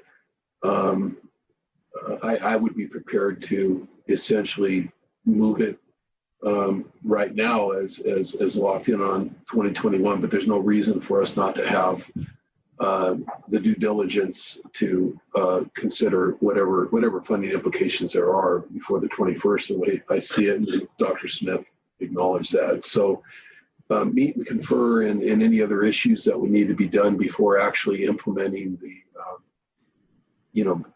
holiday.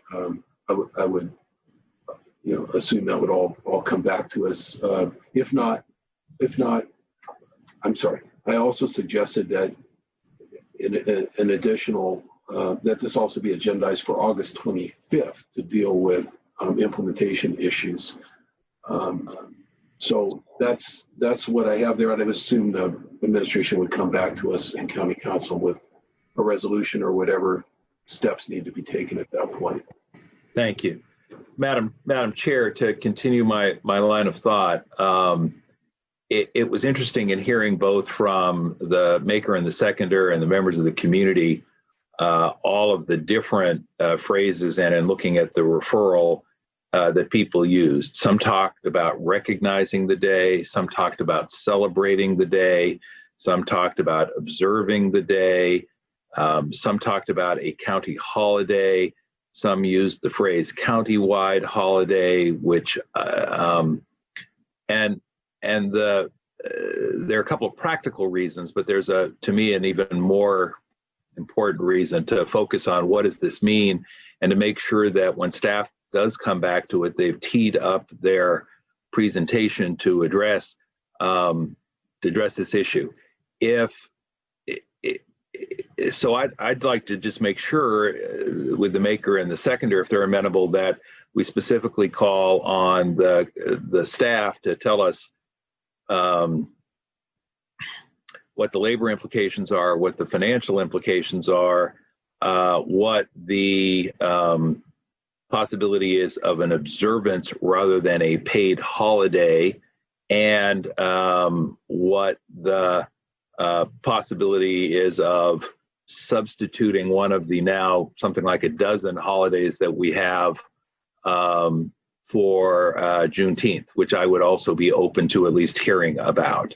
I'm not convinced that the way to make this day special is to make it just another day off in people's thinking.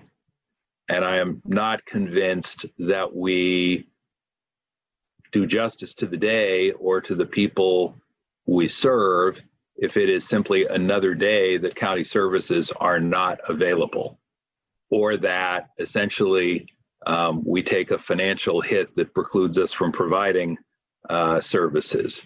I am entirely open to the idea of it being a, quote, county holiday, but I would like to at least explore the possibility of whether or not we could recognize Juneteenth and perhaps give up one of the other holidays in lieu of or instead of, so that we could continue to fund the same level of services, continue to provide services on the same number of days of the year. I think we're all familiar with the fact that a holiday on the calendar does not necessarily result in community-wide recognition, understanding, celebration.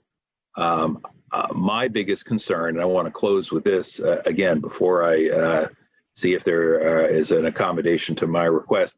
I would also like to see the report back talk about the activities that we might undertake as a county to bring some real understanding of and appreciation for the Juneteenth holiday at the county, rather than have it turn into whether it's a day of observance or a county holiday where folks are not coming to work, just a sort of a day that people say, oh, they're off that day, without understanding why this matters.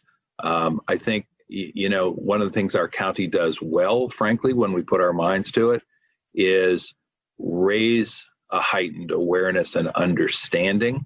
But I'd like the full range of possibilities to be there for us to consider. And so I'll ask the maker and the seconder if we can explicitly direct staff to come back with information and evaluation from staff on labor implications, financial implications, observance versus holiday distinctions, substituting out one paid holiday for another paid holiday, and identifying activities that would help give real meaning to the day, if the maker and the seconder are amenable.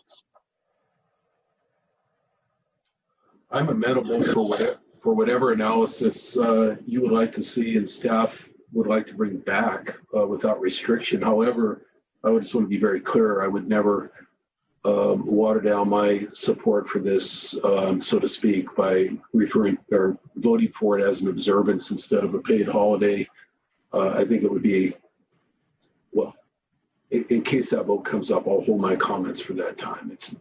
Thank you. And just debate that at this point. And I also, although I don't have a problem as amending the motion for this referral to deal with the issue of eliminating other holidays, I would urge and actually would want to stipulate, if Susan Elberg, my colleague Susan Elberg, would agree on the second, that any such consideration of eliminating a holiday be and it only brought forward in an entirely separate vote, whether or not it's recommended by the administration. I think it would be, again,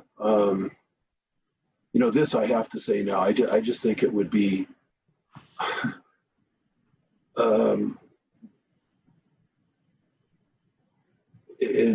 extraordinarily problematic dynamic to create, to tell supporters of Juneteenth that the only way they get consideration of a freestanding holiday is in the context of eliminating another holiday, which perhaps implicates entirely separate and distinct issues and constituencies and considerations well beyond and separate and apart from what would be considered by taking this up on a standalone basis. I understand the premise from a fiscal standpoint, and if indeed at some point another holiday has to be or should be removed for fiscal or other considerations. I'm just suggesting that I want this motion to stipulate that that would ultimately have to be taken up as a separate item.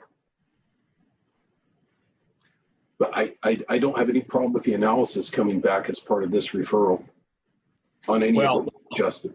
I just want to be clear, Madam Chair, that the characterization of eliminating a holiday is, in my view, and I understand other colleagues may have a different take, an inaccurate one, because I didn't suggest that we even consider eliminating a holiday. I suggested that we have the information in front of us, the possibility of substituting a holiday if we think that that's a sound path. And we may not, but I don't want please let me finish my comments, Madam Chair. I don't want that I don't want that word eliminating to stand as a misunderstanding of what I was communicating. And I also don't want the fact that we're asking for the information to be misunderstood as, I believe the phrase was, telling supporters that that was the only way we would consider a Juneteenth recognition holiday or observance, because that's not what I'm calling for. What I'm asking for is two things. I'm asking for the referral process to be one that does in fact produce a full complement of responses to outstanding questions so that we can make an informed decision when we do. But most particularly, again, I want to underscore the fact that rather than just add another day off at some considerable expense, I want to make sure that as we take this action, we do it in a way that's real and meaningful, and that addresses the issue that so many of our speakers spoke to so eloquently today, which is to bring some real understanding of and appreciation for the meaning of this day in American history. Thank you. Through the chair, I just want to say I apologize if it sounded like I mischaracterized, and I may have. I'm listening as carefully as I can, and sometimes maybe I filtered what I thought I was hearing. But as to what the motion, I'm willing to accept as friendly amendment to the motion is the analysis that you asked for, and I was just simply qualifying it that I did not want to indicate any support for those things that I indicated that I would not support.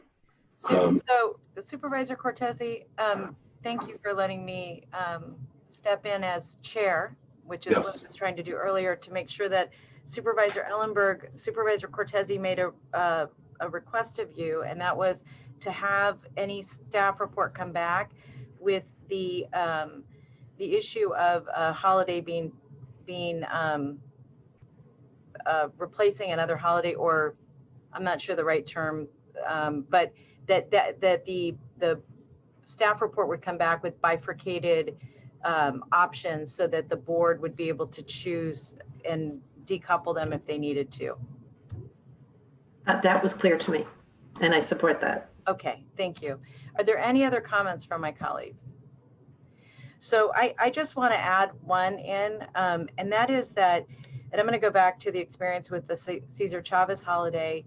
The way that at that time that we cast the holiday was not unlike the way we celebrate Martin Luther King Jr. Day, Cesar Chavez's holiday, a number of other holidays. But I think these two in particular are the community actually created the mechanism for celebrating those holidays, the community themselves. And so for both of those holidays, I know all of us have been to luncheons or freedom trains. For the Cesar Chavez holiday, it is considered a day of service. And so in our community, we do a really early morning breakfast, and then people go spend the day doing volunteer work. But all of those, though, I mean, both, I don't know as much about the MLK holiday. I just know how we celebrate those here. And those appear to be, to me, to be activities and engagement that was really designed by the community itself. And the reason I say that is I want to make sure that our staff is not put in a situation of being presumptuous about what the community sees as a appropriate expression. And as a matter of fact, the Juneteenth holiday has been celebrated with a huge and significant festival here in San Jose. I know you referred Supervisor Simitian to the experience in Santa Cruz County. We have something here and it's very similar in Santa Clara County. So I just want to make sure that our staff is mindful that much of the traditions that get built around these kinds of celebrations are really rooted in the way the community sees fit to celebrate them. And then the other thing I just want to reaffirm one other point that was made by Supervisor Cortese, and I really appreciate that your openness to getting a full analysis. I think that's smart. We should know what we're stepping into. I also want to reinforce, I think if ideas may contramand each other, that we have them bifurcated so that it's easier for the board to choose the direction and path it's most interested in taking. So with that, I'm going to go to Supervisor Simitian. Thank you. I appreciate it. A couple things. The bifurcation, quote unquote, as it's described, I think is frankly not at all problematic, because ultimately, if we have to choose between taking one approach or another approach, that's the nature of the discussion. So as long as all ideas are on the table and open to debate, I think that that's a productive thing. I do think and I'm tossing this out, and if people want to comment, obviously they will, but the reason I tossed out the idea of substituting a holiday was that it honors Juneteenth, in my view.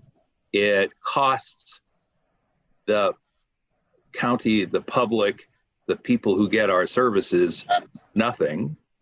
It means we continue to provide the same level of services to the people we serve and hope to honor with the holiday. But also because as I looked at the dozen or so holidays that we currently have on the books, it wasn't clear to me that all of them were fully understood or appreciated. President's Day, for example, is no longer George Washington's birthday or Abraham Lincoln's birthday. It's President's Day. We've got on our own county documents, we've got a day that is in some instances referred to as Columbus Day as a holiday, and in other instances is referred to Indigenous Peoples Day. So it's not even clear what the day is for county purposes in terms of taking the holiday. So again, my hope and expectation is that whatever the back and forth today or at any subsequent meetings, we'll get to a place that allows us to honor the day and all that the day stands for in some way that's meaningful. And I just don't want that bottom line to be in any way misunderstood, notwithstanding the request for looking at a range of possibilities. Thank you again. I'm going to ask for a roll call vote. Supervisor Ellenberg. Yes. Supervisor Simitian. Aye. Supervisor Cortese. Aye. Vice President Wasserman. Yes. President Chavez. Yes, thank you. It's 12:40.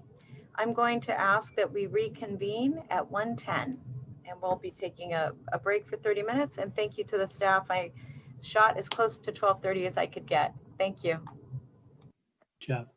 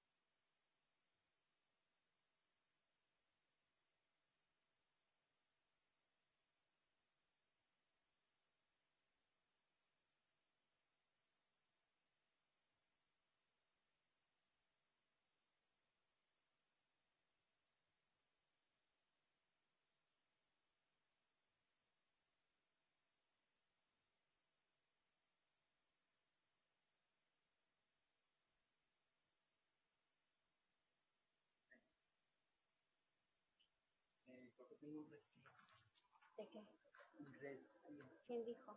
Porque he estado sumando y tosiendo toda la noche de ayer y todo el día de hoy.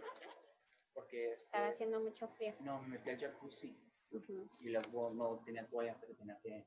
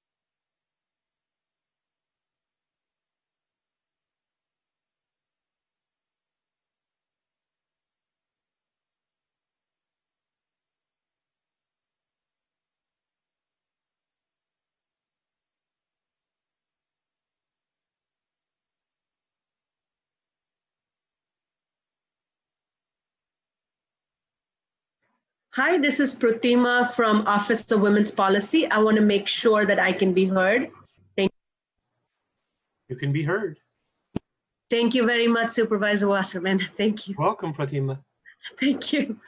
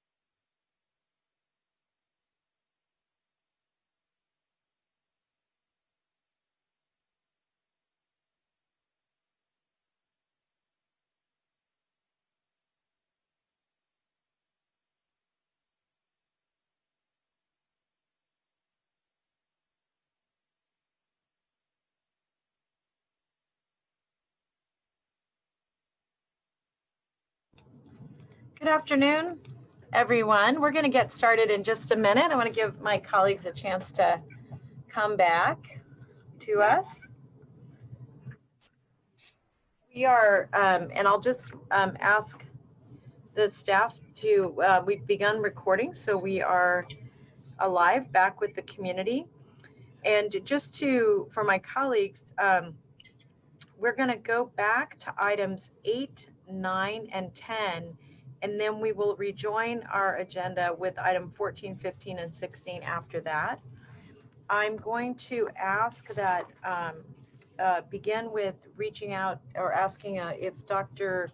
Smith would like to begin with some introductory comments on this section. I will say this just as a reminder to my colleagues that this particular presentation is one that that I requested at a previous meeting, in part because we've all given feedback to ways that we can do better, more creative, and more thoughtful work with communities of color, given how hard they are being hit by COVID-19.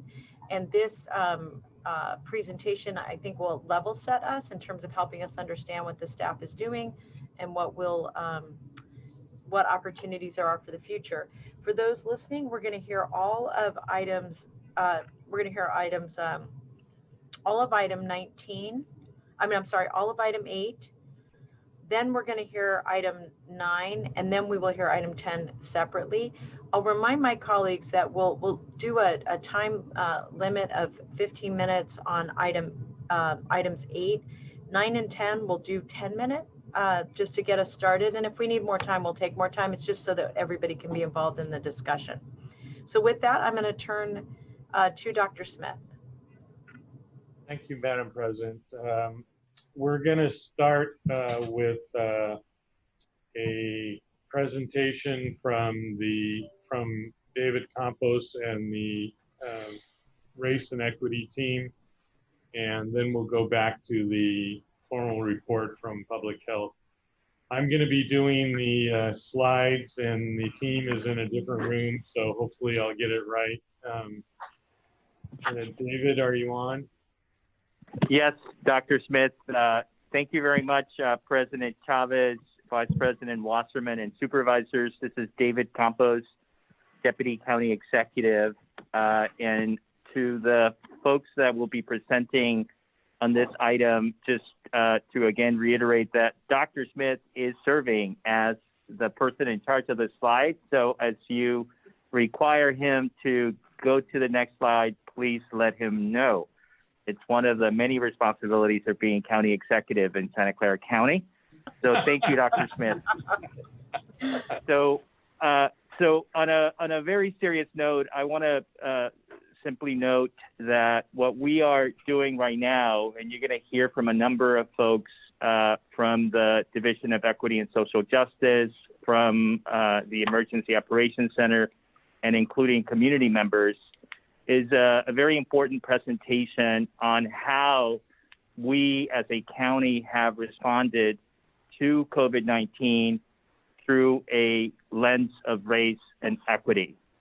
And we understand the importance of that issue because of this disproportionate impact that COVID-19 has had in certain communities. So next slide, please.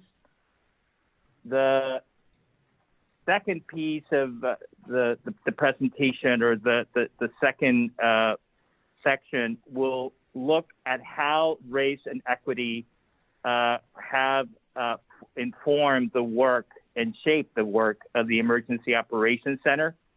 And there will be specific facets of that response from the Emergency Operations Center that we will focus on.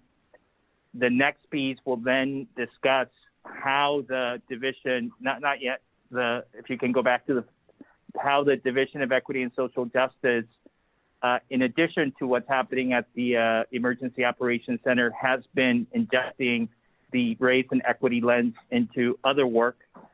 And we're going to then identify the challenges as we move to the recovery phase, even though recovery in this case is happening on parallel tracks with the response.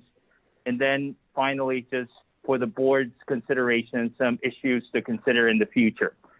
Next slide, please. When it comes to the Emergency Operations Center, we recognize that the COVID-19 pandemic has had a significant and disproportionate impact on the most vulnerable communities within the county of Santa Clara. COVID-19 did not create those inequities, but it certainly highlights and has exacerbated them. Because of that, in the work of the EOC, we understand that we cannot properly respond to COVID unless we actually look at all of the functions of the EOC through that equity lens, whether it's communications, community engagement, services, support, treatment, through that lens. And you're going to hear now from different individuals who will talk about three main components of the emergency operations work: the information and community outreach piece, testing, which is a critical response, and of course, contact tracing and the supports associated with that. So with that, I will now turn it over to Betty Young, who will present on the communication and community engagement piece. Thank you, David. Next slide, please. The communications and outreach function of the Emergency Operations Center Public Information Office requires a high quality and consistent level of language accessibility and cultural competency. Our Santa Clara County coronavirus website is constructed in 5 different languages: English, Spanish, Vietnamese, Chinese, and Tagalog. The outcome is 5 completely rebuilt language-specific websites. All technical translations at the EOC receive second-level review by members of our language access team to ensure cultural competency and sensitivity. This means that language-certified county employees review translations through a county and community lens to ensure accuracy, efficacy, and competency. All language access teams are responsible for creation of original content and outreach materials in language and shared with our community partners via a weekly communications toolkit, a weekly newsletter, in collaboration with our production team to create visually inclusive graphics and videos reflecting the diversity of our county. We're very proud to see that our jurisdictional partners and city partners are often using our created assets for their own promotion and messaging around COVID-19. This all lends to the priority of culturally competent engagement. We know that it is not enough to create the content, but to deliver this in a way that is reflective of the community's needs and preferences for delivery. The EOC PIO hosts weekly Facebook Live briefings in multiple languages on topics that are of highest value to the target audience. Weekly 30-minute radio shows in each of the threshold languages are broadcast on multiple Bay Area Vietnamese, Chinese, and Spanish language radio stations. Our language access team manages ethnic media relations, staff in language community and business forums, and now our work is being broadened with the CBO partnerships as community-based extensions of the PIO and the Community Health and Business Engagement Team, Community Health Workers. Programmatically co-designed with DESJ and the Public Health Department, leveraging existing partners and outreach frameworks. Staff and leadership of the Office of Immigrant Relations, the Office of Labor Standards Enforcement, the Office of LGBTQ Affairs, the Office of the Census, and the Office of Cultural Competencies staffing resources and existing translation contracts have all been deployed to the EOC to ensure language accessibility and a culturally centered approach. The impact has already been seen. The Office of Emergency Management is now embedding language access teams into their Emergency Operations Center blueprint for all future events. And our county level of language accessibility remains unparalleled by any other jurisdiction. We constantly receive requests from other counties to borrow our language materials. Our work not only ensures language accessibility, but is redefining what this looks like at the county level and during times of great trials and tribulations. I will now turn this over to our community presenter, Mimi Hernandez, to speak more of the partnerships with the Division of Equity and Social Justice and the promotion of COVID-19 resources and information with the business community in high impacted areas. Hi, good morning, everyone. The Latinx Business Circle empowers the economic advancement of micro enterprises, immigrant-owned businesses, and underinvested communities. As members of the OLCE Fair Workplace, our focus is Alum Rock and East San Jose, where we provide business training, access to our team of business experts, and referrals to legal assistance. Our outreach efforts have been a mix of social media platforms and in-person touchpoints. Since the shelter-in-place orders, we at the Latinx Business Circle adapted and embraced new service channels. We have facilitated 27 webinars to over 652 businesses on topics such as HR, COVID compliance, and bootcamps on how to move their businesses online. Our team has assisted over 48 businesses with PPP. SBA has funded $585,000 so far. We have provided over 566 hours of individual assistance to affected businesses. We have made over 59 referrals to the OLCE and the COVID navigation hotlines. We have processed over 135 financial aid applications for families in 95116 and 95127. We have worked collaboratively with business services CBOs to ensure all affected businesses were helped, and we co-hosted events with alternative funders and legal assistance teams. We have placed over 79 check-in phone calls to provide resources and information during COVID to affected small businesses. We have connected with over 147 Mountain View food vendors to check in during COVID and offer resources, referrals, and technical assistance. We have also broadcasted Facebook Live informational sessions with business experts, resources, and county representatives. Our frequent touch points with small businesses in Santa Clara County allow us to keep a pulse of experiences and challenges faced by businesses. Some of the most often shared concerns are the fate of their employees, the mounting and overdue rent payments or possible eviction, their inability to meet financial obligations such as equipment loans, and the lack of access to non-predatory capital lending. Uncertainty about the proper COVID procedures for employees and their clients, and the long-term effects of continued COVID on their health of their businesses and our community overall. Thank you for your time. Great. Moving on to testing. In this response, testing is often when the public first interacts with the county. We heard from the community about their fear about testing stemming from not knowing where to get tested, what the test consisted of, did it hurt, did they need insurance, and did it impact immigrants, whether documented or undocumented. In an equity lens, we are making sure that testing is available to those who need it most and in a way that's accessible by people who look like them and whom they trust. In the county, we have more than 50 accessible sites. Community clinics and state-sponsored programs offer testing 7 days a week with appointment only, either walk-in or drive-through. Additionally, and albeit the most popular, averaging about 800 tests a day, are the county-run pop-up sites. These are especially important for those who do not have insurance, have trouble navigating online signups, need access to these services in their neighborhoods, and with the lowest barrier possible. Using local case data, these locations are selected in the areas most in need. Weekly, there is a site in East San Jose, one in Gilroy at outbreak work sites, and rotating city sites. City sites are the only pop-ups by appointment only that facilitate access to those who work specific work shifts and need to access testing quickly. For all except cities, no appointment is needed. Day and evening hours are available, and Saturday hours are available. We ask as little as needed on the test forms. There are multilingual community navigators at sites to interpret forms and support through the process. All who are tested are given follow-up information in their language of preference, and test results are given over the phone, via email, and postal mail in all languages as well. I'd like to give thanks to our DESJ staff who are working with the testing team on site, and to our graphic designers who create wonderful, effective images every week for all pop-up sites in all of the county translated languages, and all the additional testing support materials that we share with ethnic media and for targeted outreach efforts. Now I'll hand it over to Imelda Bautista, who will share more about community efforts with testing. Hi, good afternoon, everybody. Do you hear me? Yes, we can. Thank you. Okay. Hi, good afternoon, Board of Supervisors of Santa Clara County. I am Imelda Bautista, and co-founding partner of Meta LLC, partnership composed of 11 women workers dedicated to the community that make difference, empowering their members to develop their sufficiency skills. I have been resident in San Jose by 17 years. And I've been a mentor of promoters of Valley Palms Unidos Association by 3 years. I am proud a mom of 3 children.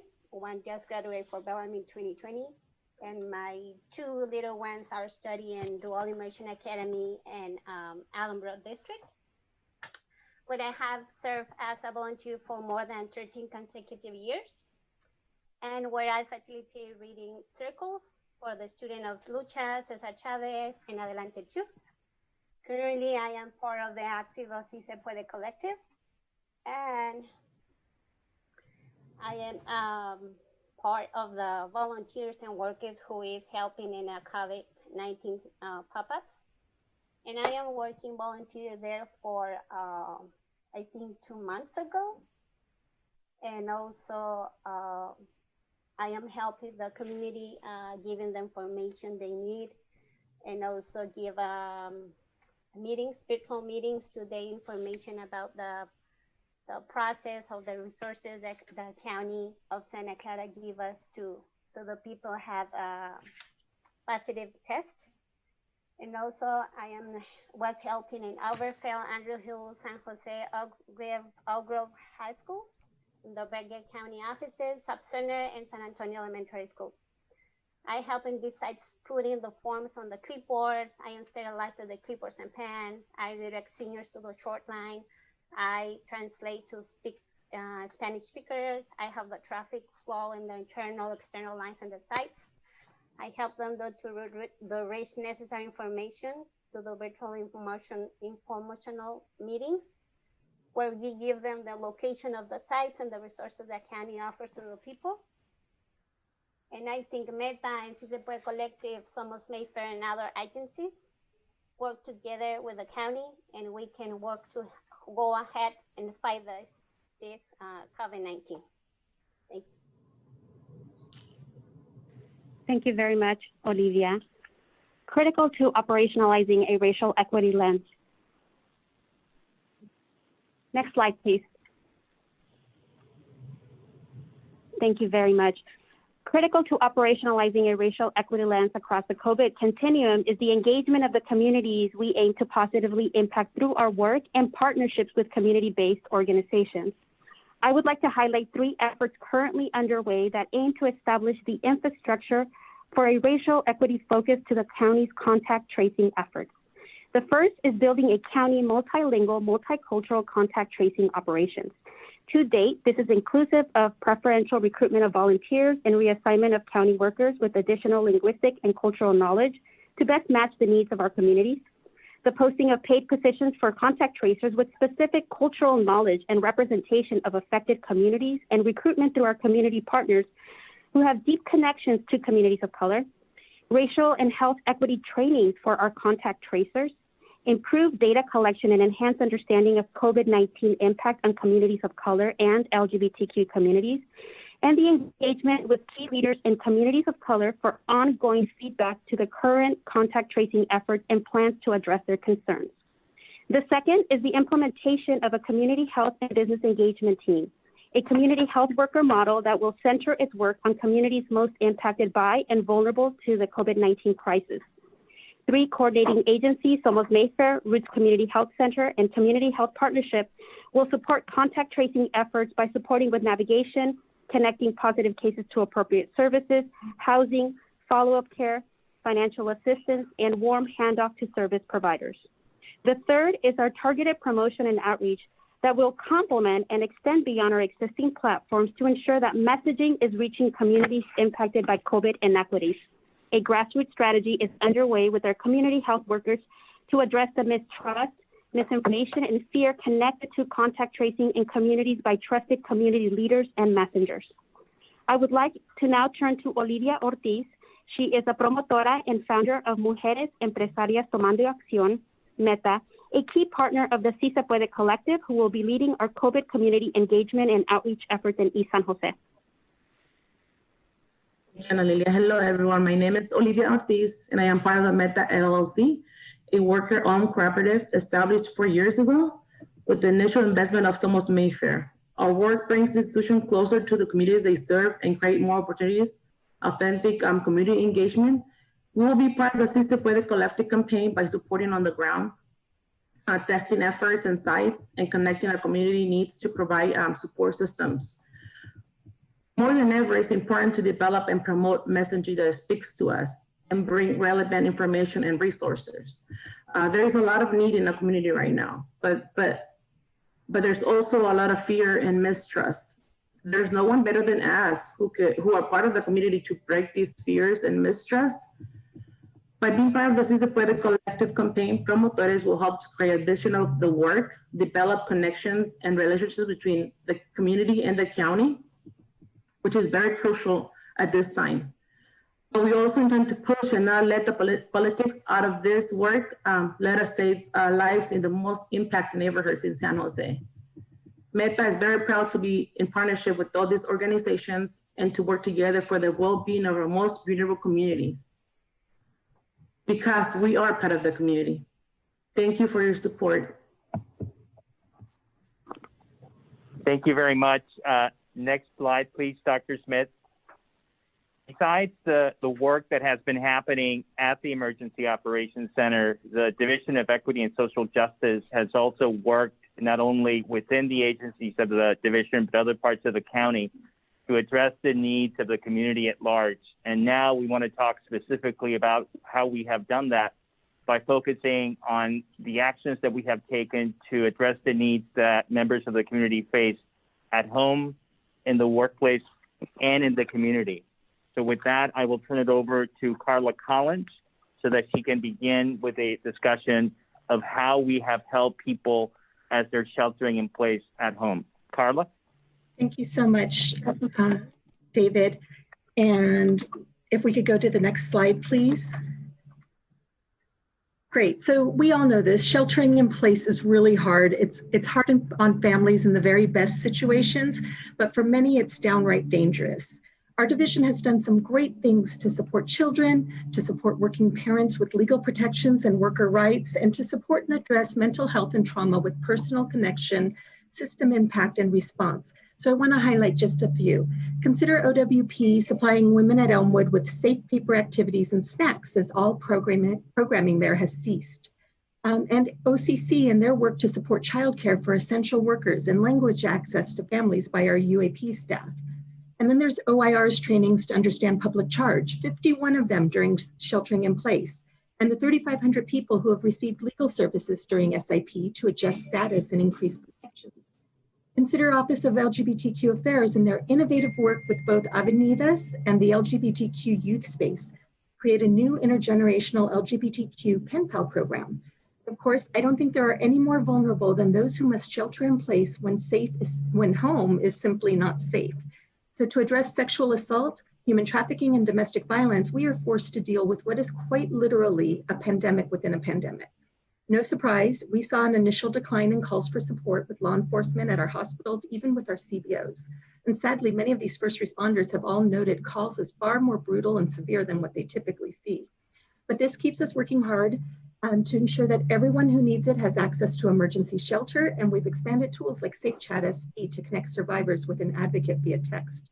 We did county Facebook Live briefing in April on resources, and it had thousands of views. And as calls for help are returning to typical pre-COVID levels, we know we will be dealing with the impacts of sheltering in place for years to come. So we must continue to support and fund our local CBOs. We must increase our flexibility to meet clients' needs, and we must continue to ensure that communications are culturally responsive and gender inclusive. We can go to the next slide, and to speak more about our partnerships and the hard work ahead, it's my honor to turn it over now to Erin O'Brien, Executive Director of Community Solutions. Thanks very much, Carla. I'd like to share with you today a little bit about the services that we've provided to the survivors of, as Carla mentioned, intimate partner violence, sexual assault, and human trafficking during the time of the pandemic. And as Carla said, after the public health crisis was declared, we initially saw a significant reduction in the number of victims reaching out for help, which was absolutely predictable, but very troubling. And with funding provided by the county and through the Office of Gender-Based Violence Prevention, we increased our outreach efforts through multiple channels to ensure victims were the services that stayed available to them. A few of the strategies we utilized: in April, we participated in multiple Facebook Live events in both English and Spanish, where we reached a little over 2,500 individuals to inform them about available services, warning signs, helpful preventative tips. In May, we launched PSAs on both Spanish and English radio stations, reaching over 117,000 individuals. And in June, we had created and we were ready to launch informational videos in Spanish and English on intimate partner abuse, sexual assault, and harassment. And we had nearly 369,000 individuals view at least one of our videos, with the videos being seen over 600,000 times.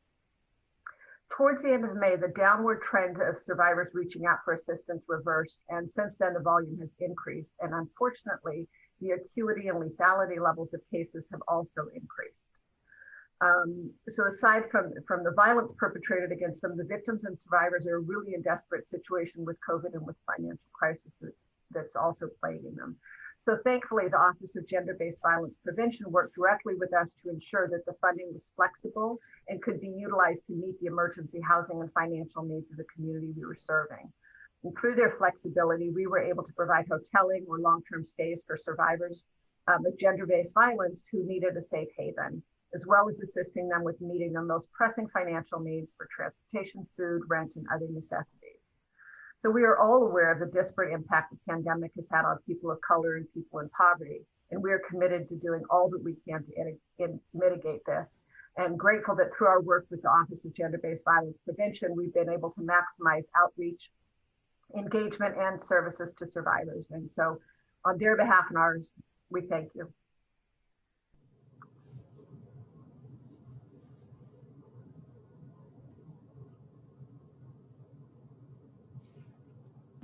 Thank you.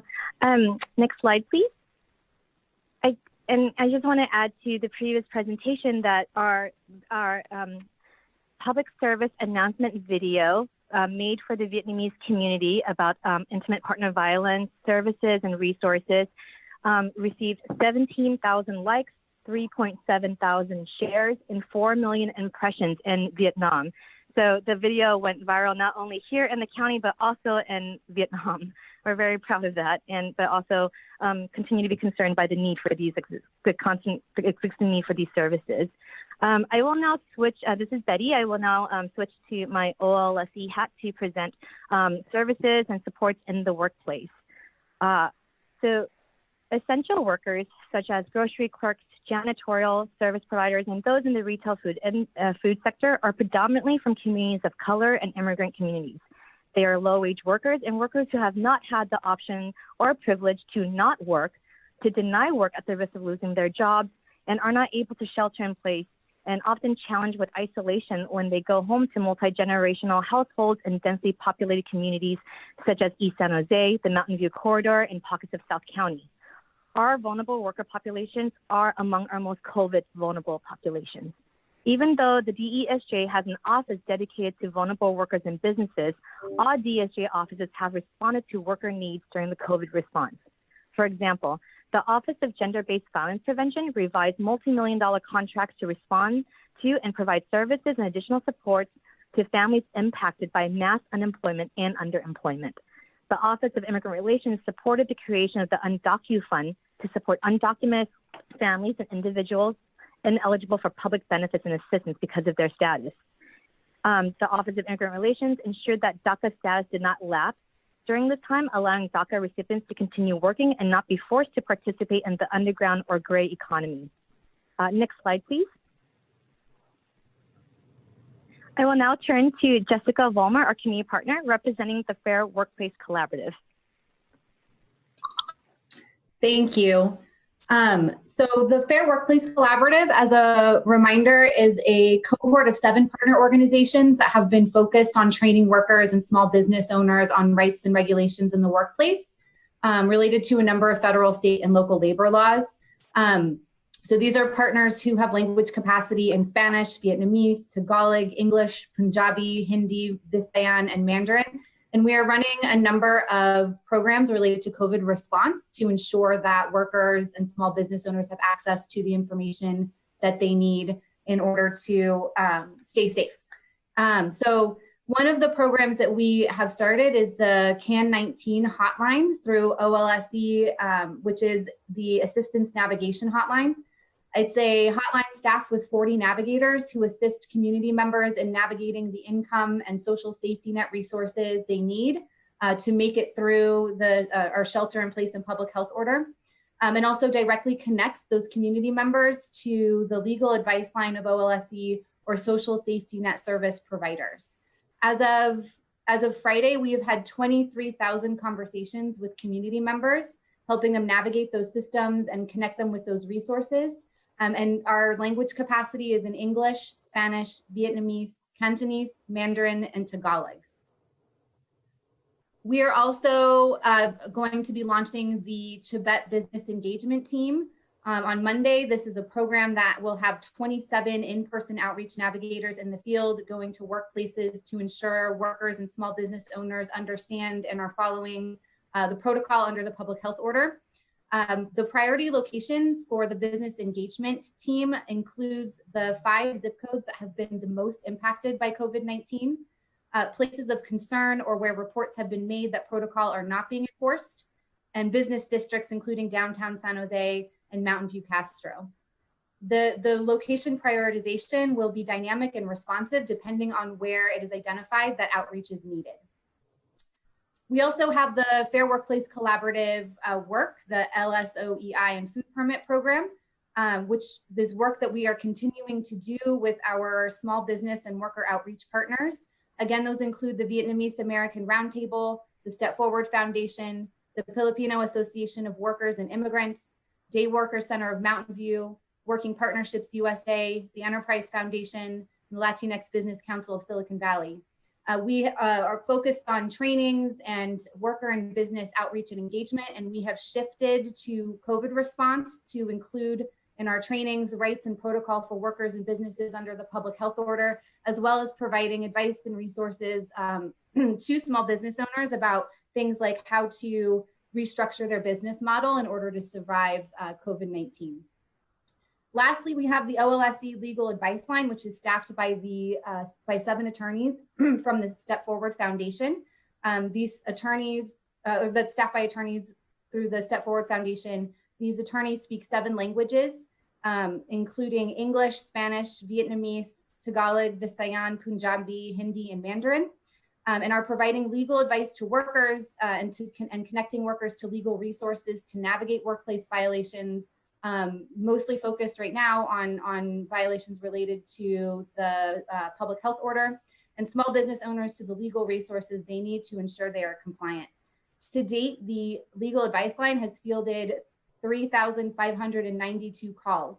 The majority of those have come in while we've been under the public health order.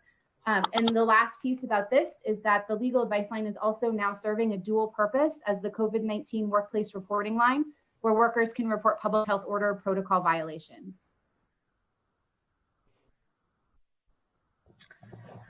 Thank you, Betty and Jessica. Next slide, please, Dr. Smith.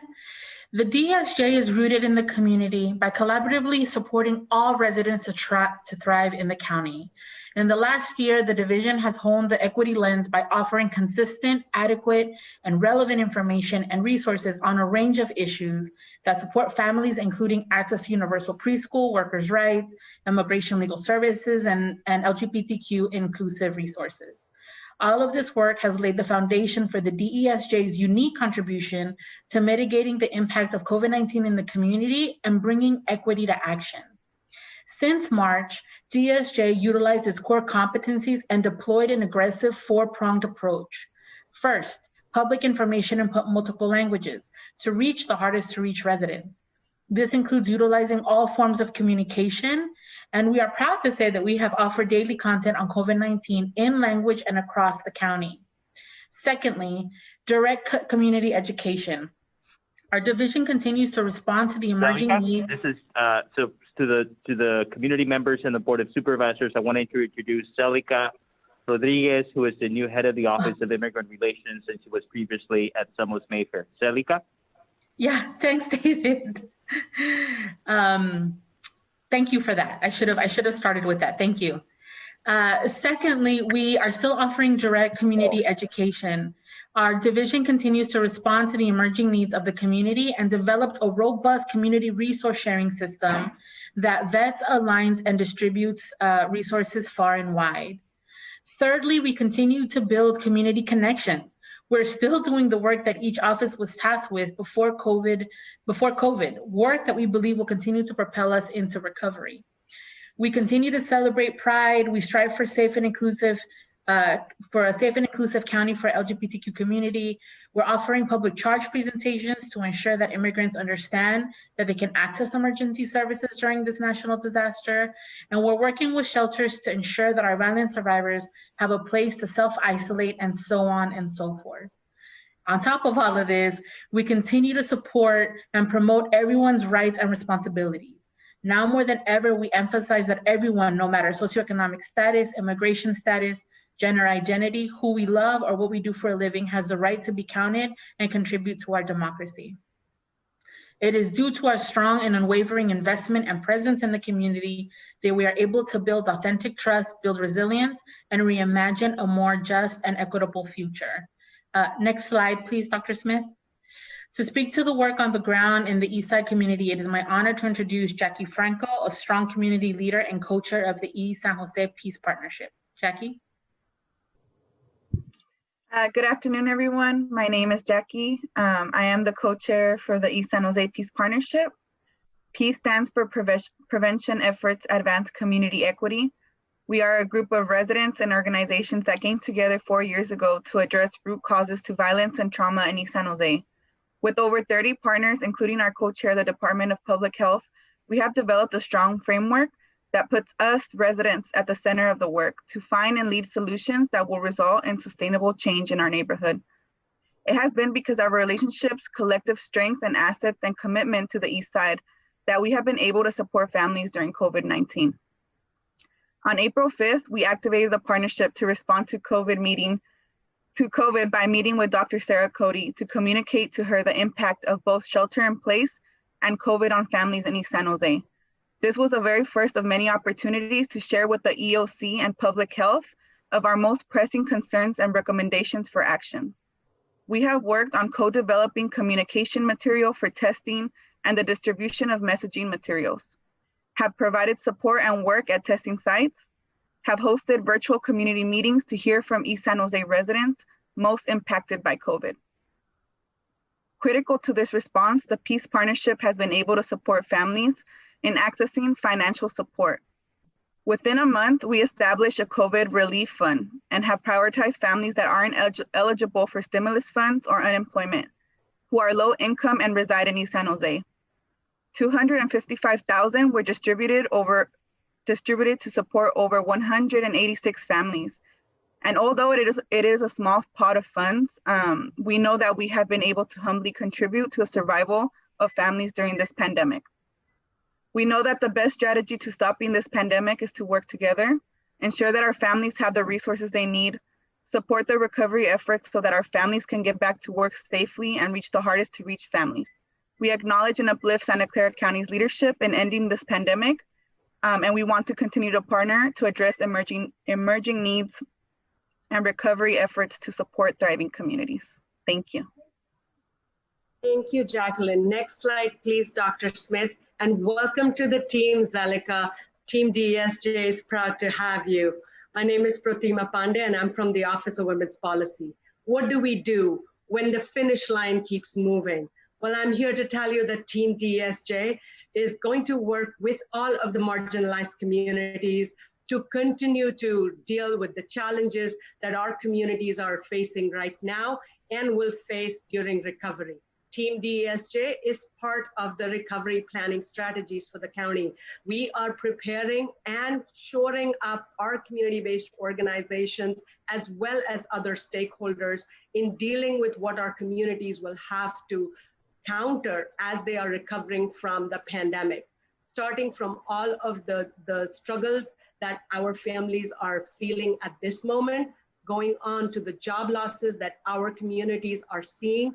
As we saw in May, the Clayman Center for Gender Research at Stanford introduced a report that said 55% of the unemployment is being faced by women, and 2/3 of those women are working in low-wage jobs. We heard from the manager of the Office of Gender-Based Violence Prevention about the survivors of domestic violence who will need help during the recovery, not only now, but also to come out of this pandemic. We are also concerned about our communities that will have to face discrimination in the workplace. Our Office of Labor Standards Enforcement is continuing to build on the trust that has been generated in the community by the work that we're doing to support our vulnerable laborers. Our migrant communities rely on Office of Immigrant Relations and the work that we have been able to do to support them right now and will do as we are recovering from the pandemic.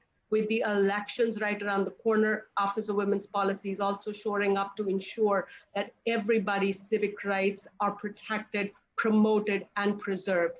As we look to the recovery that our communities that live in the margins have to face, we must remember that the trust building that began with the Division of Equity and Social Justice is what the county can hope to continue to build upon, so that every individual who calls our county their home is able to live in our community in a healthy and productive manner.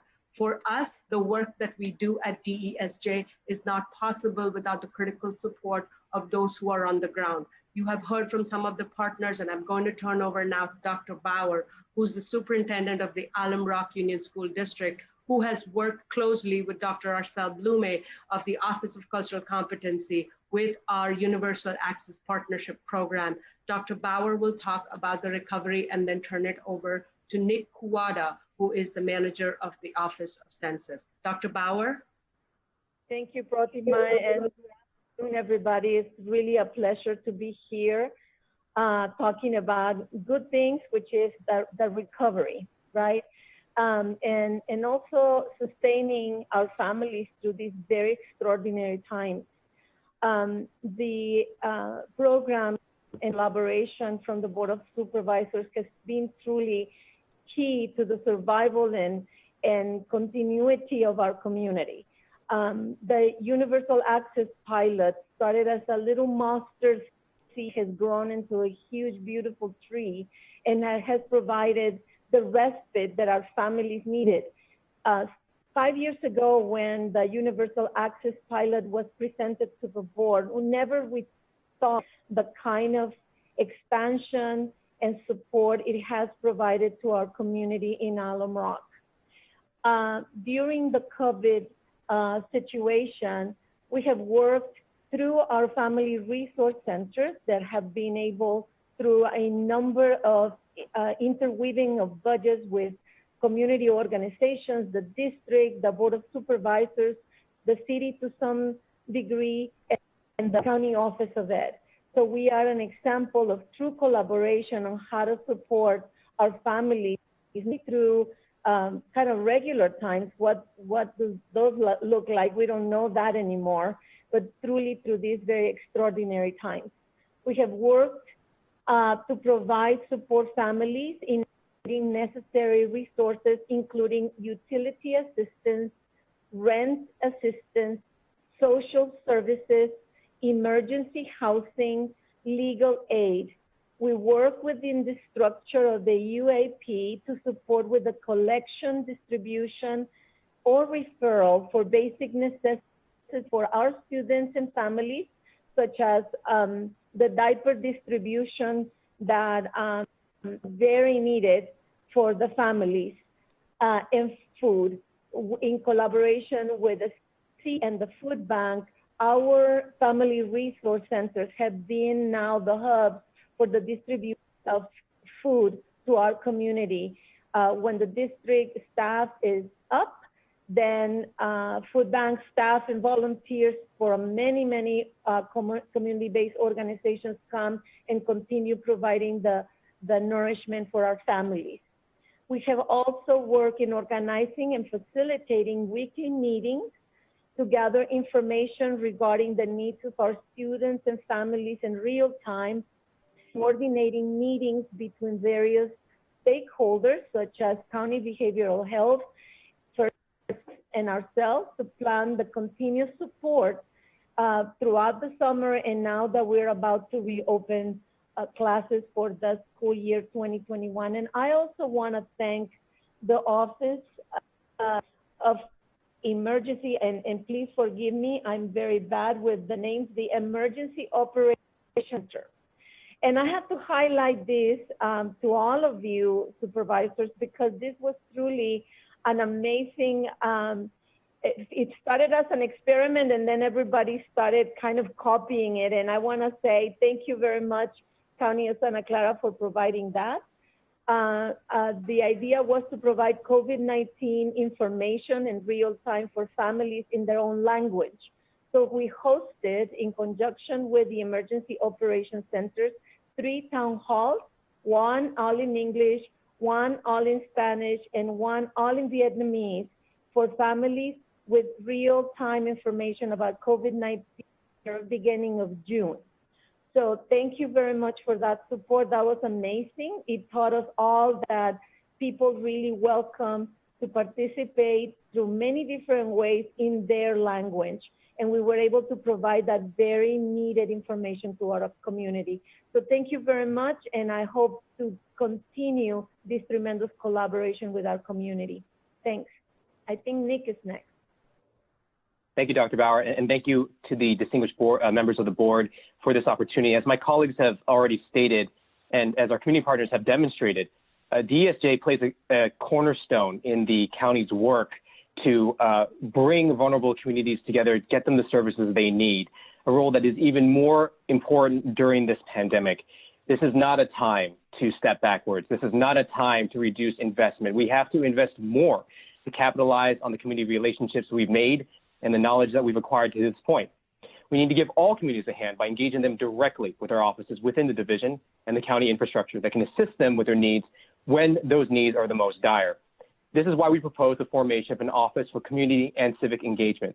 Census was the foundation that allowed us to form partnerships within the county and with county partners all across the board. We have a dream team of community-based organizations that have come together to make census a priority, and we know we can do that for other projects as well. Things like keeping communities of interest together during redistricting, facilitating culturally respectful engagement with residents to register them to vote, and encourage low propensity voters to learn about local issues.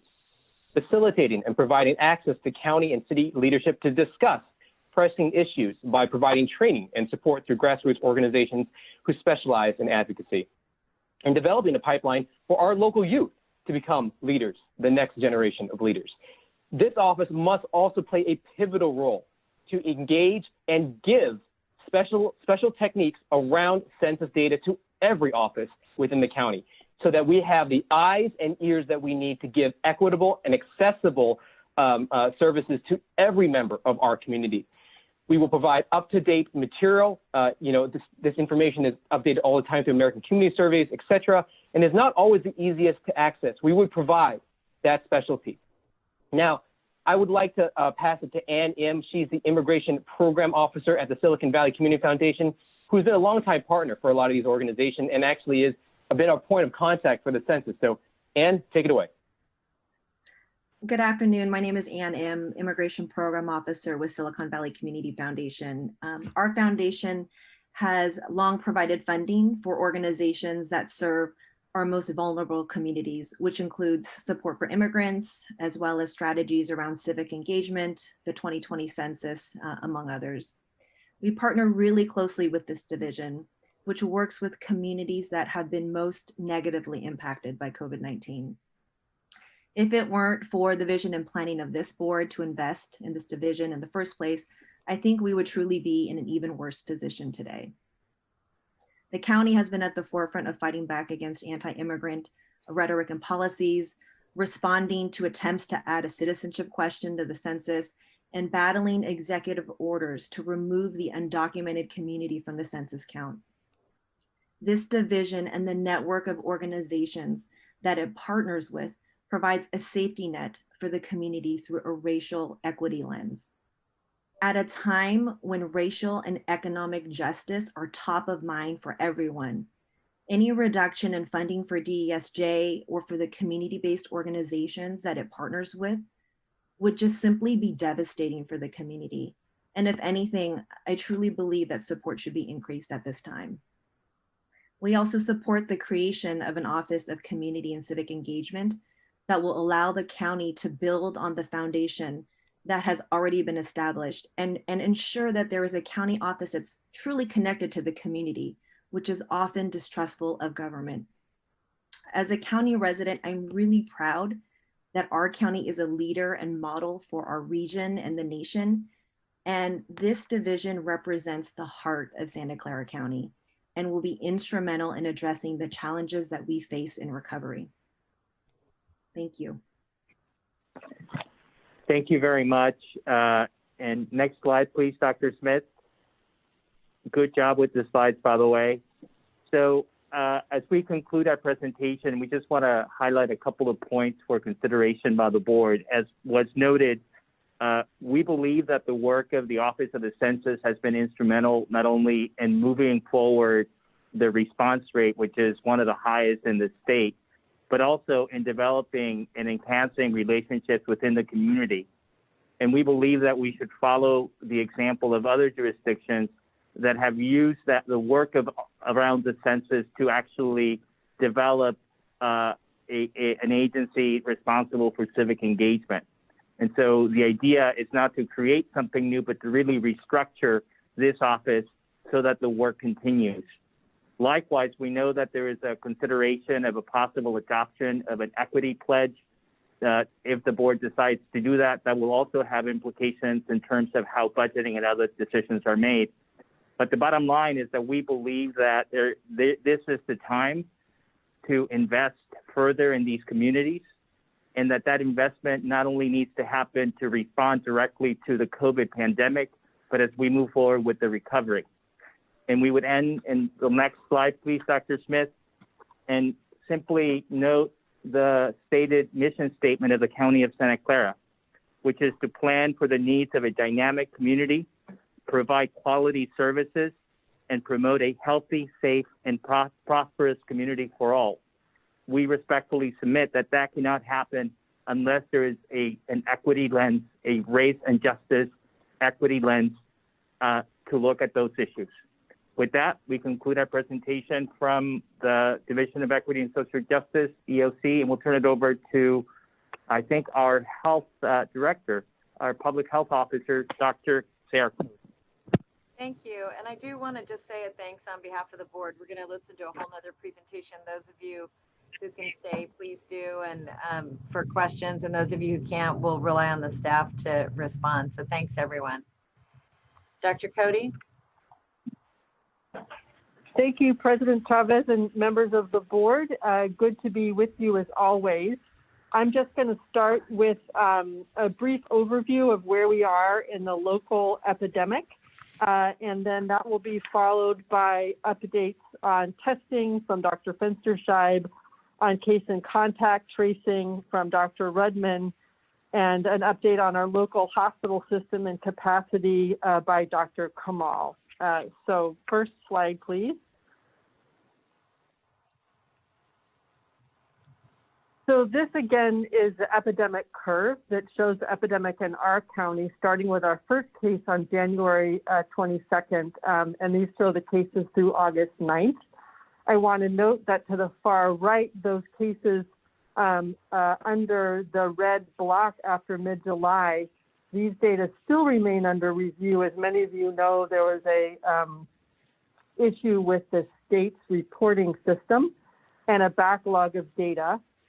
We believe that the state has told us that the backlog issue has been fixed and the cases have gone out to the counties. I want to publicly praise our team, including Dr. Pam Stoddard and her data team, and Grace Alderson from Public Health Operations, who did an absolutely spectacular job over the weekend, bringing all of these cases in. And so that you can see there in orange under there the new cases that populate our epidemic curve from the backlog. I do want to just highlight that we are continuing to perform some validation studies to ensure that these data are complete. We think there may be still a little bit missing, and we'll know for certain in a few days. What you can see with our epidemic curve, again, is that after we issued our shelter-in-place order in mid-March, we were down to really just a handful of cases on some days in May. And then in early June, our cases began to pick up. They reached a high of over 350 cases a day in mid-July, and now seem to be coming down somewhat, although they are stabilizing at a very, very high number of around 250 cases per day, which, as you know, is more cases than is safe. There's still widespread community transmission, and we're not able to do some critical things in our community, such as ensure that everyone can benefit from in-person learning, among other things. Next slide. This next slide shows, again, the cases among long-term care facility staff and residents. The residents you can see there are in the yellow, and staff cases are in orange. And what I want to point out is that while the these cases proportionately are smaller than they were in April when we had large outbreaks, you can see that as community transmission increases, inevitably we do have increases in cases in long-term care facilities. Similar to the pattern that we saw in April, it's still the case that more often than not, the initial case is in a staff member and then spreads to residents in the facility.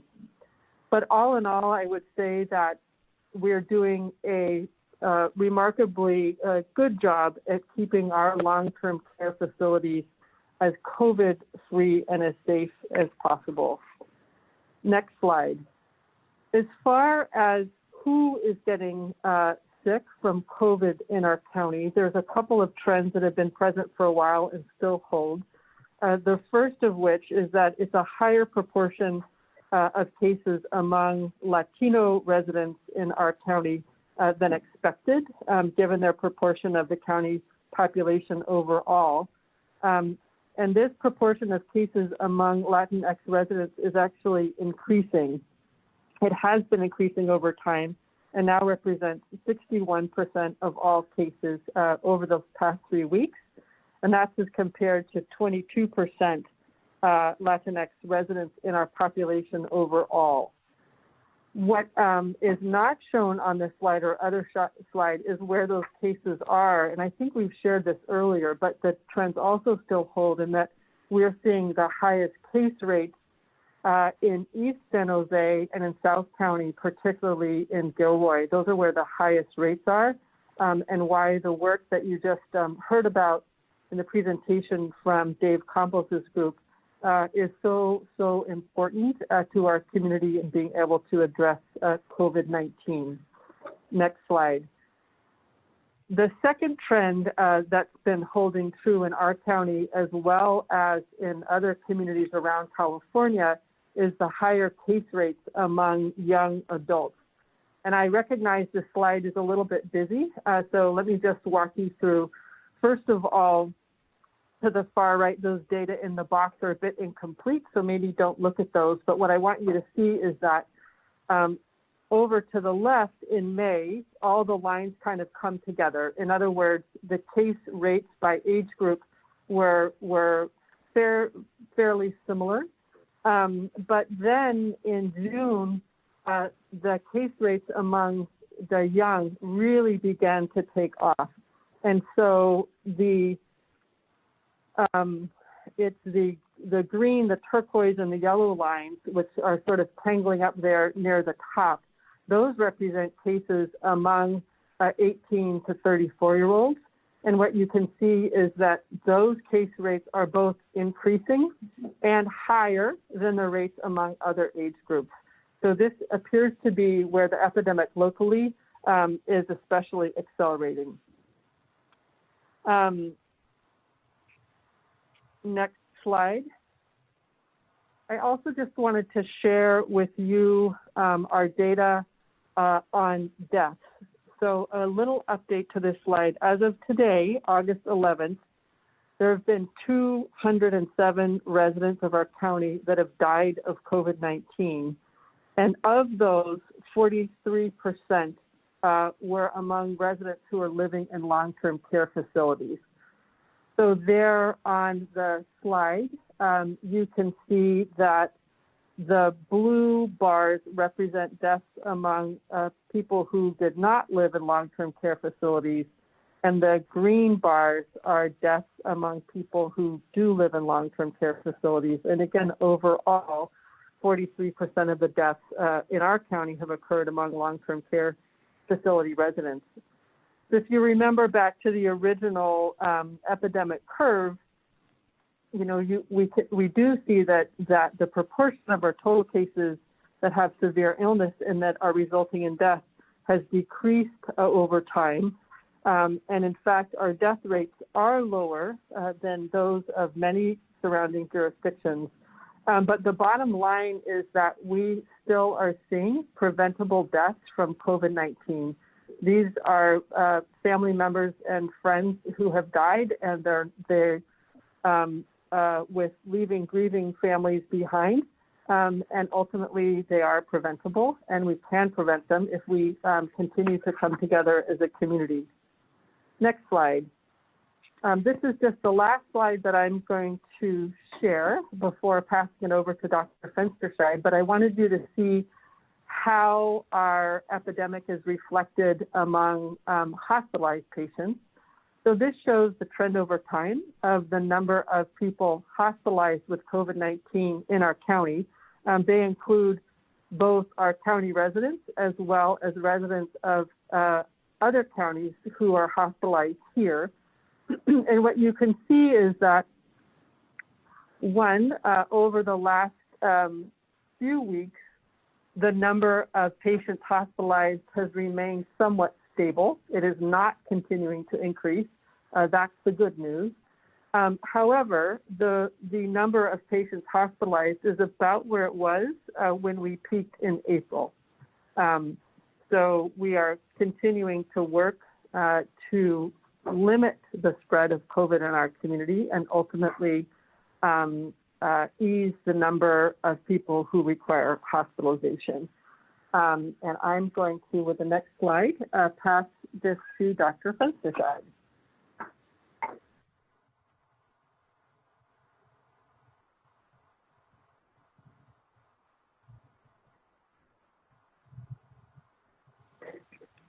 Okay, thank you, Dr. Cody, President Chavez, and members of the board. Could I have the first slide?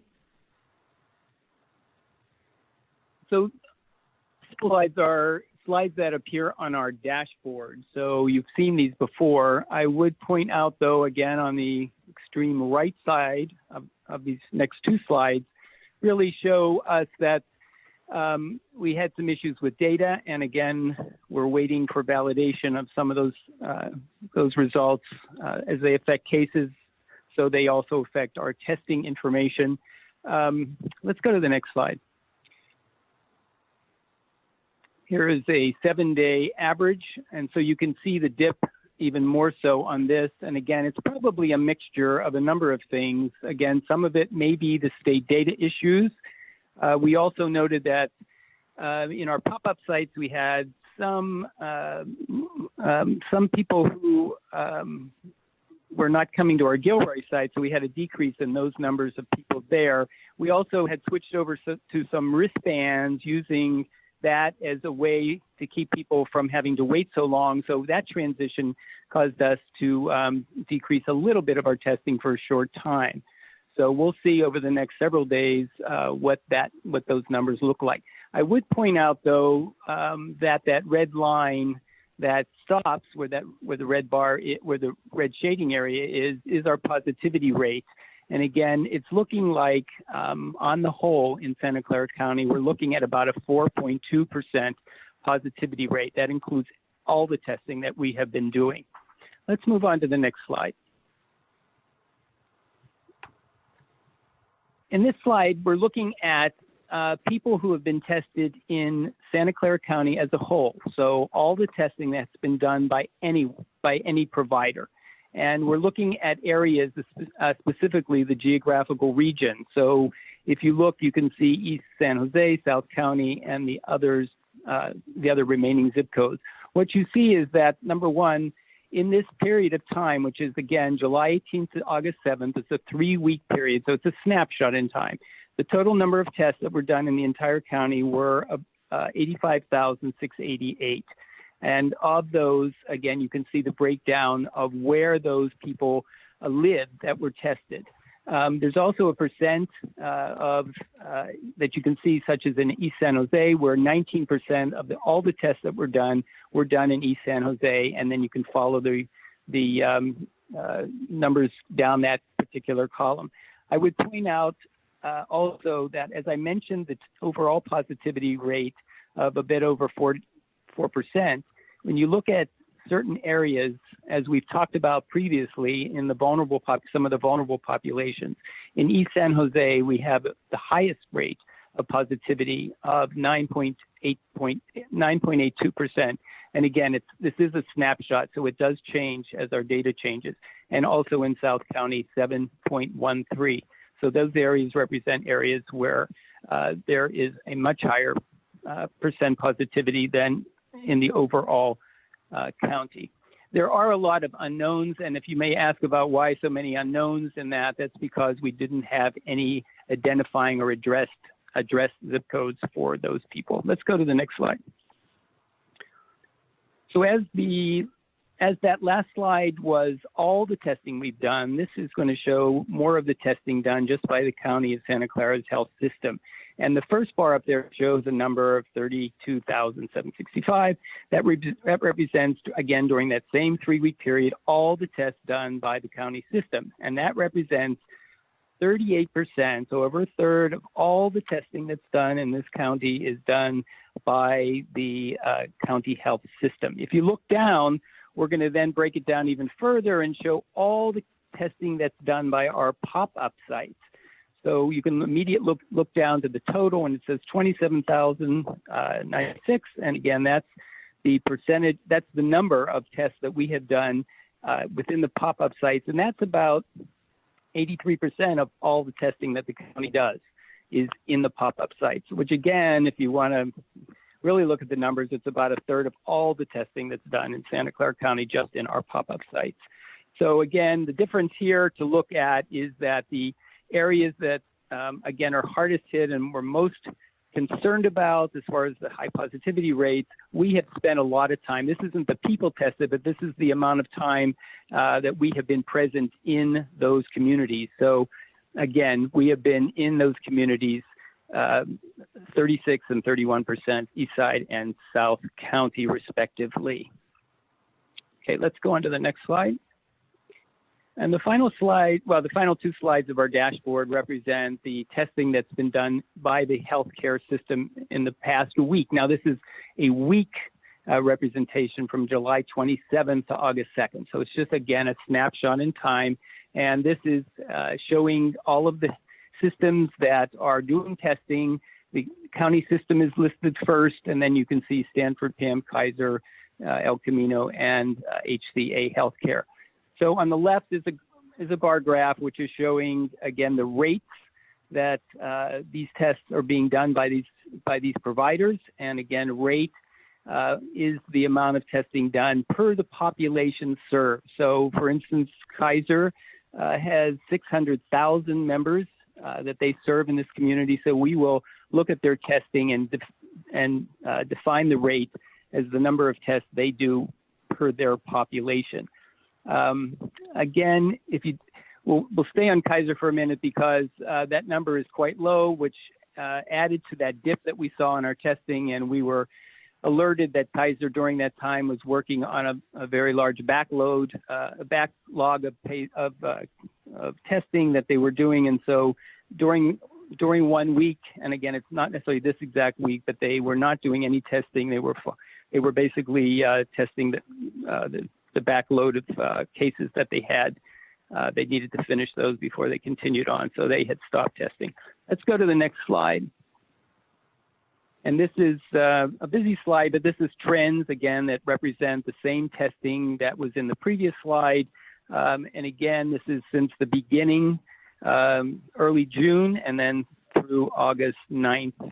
And again, if you just look at the area from July 27th to August 2nd, if you just see that area on the right, it's in the red area, but that's the area that I provided the information, and that was what the dashboard previously exemplified. So again, decreases, and some of it we can explain. A lot of it, again, may be again related to the data and the state's delay. Let's go to the next slide. I think we previously talked in the previous presentation a little bit about where the testing sites, and I know there's sometimes questions about, well, where are all these sites, and do I need an appointment or is it walk up? We broke it down, and these are the county sites now for the most part, and the 2 state sites. So for instance, we have 2 pop-up sites, and those are in the East Side and South County, and they are walk up. No appointments are necessary, and we give people wristbands. We're doing testing from Tuesday through Saturday and some evenings. The county also has drive-up sites drive-up testing in 4 locations. You can see what those are. And then we've moved to a new testing methodology where we are rotating the cities within Santa Clara County, and not including Gilroy and San Jose, where we have a permanent presence, but we are rotating the cities, doing one different one each day. And we do about 600 slots. The difference is there is an appointment required, and we've been able to fill those up, and we're evaluating how well that's working. That's Monday through Friday. And then you can see our 2 state-supported sites, Verily and OptumServe. And then next slide. I just wanted to give you, again, the schedule for all of the testing we're doing in the next 2 weeks, but you can look for today, you can look on the top listing of sites, and you can see for today, Tuesday, it says Morgan Hill Council Chamber, appointment only, Tuesday, 9:30 to 4. So that's the city rotating site, and that's where we are today. And then we're very excited on the final slide. Okay. We're very excited because we know that we need to increase our testing even more. And so we are in the planning stage right now for what we're calling a large capacity drive-through site. We are looking at our fairgrounds for that site. We are in a planning process right now.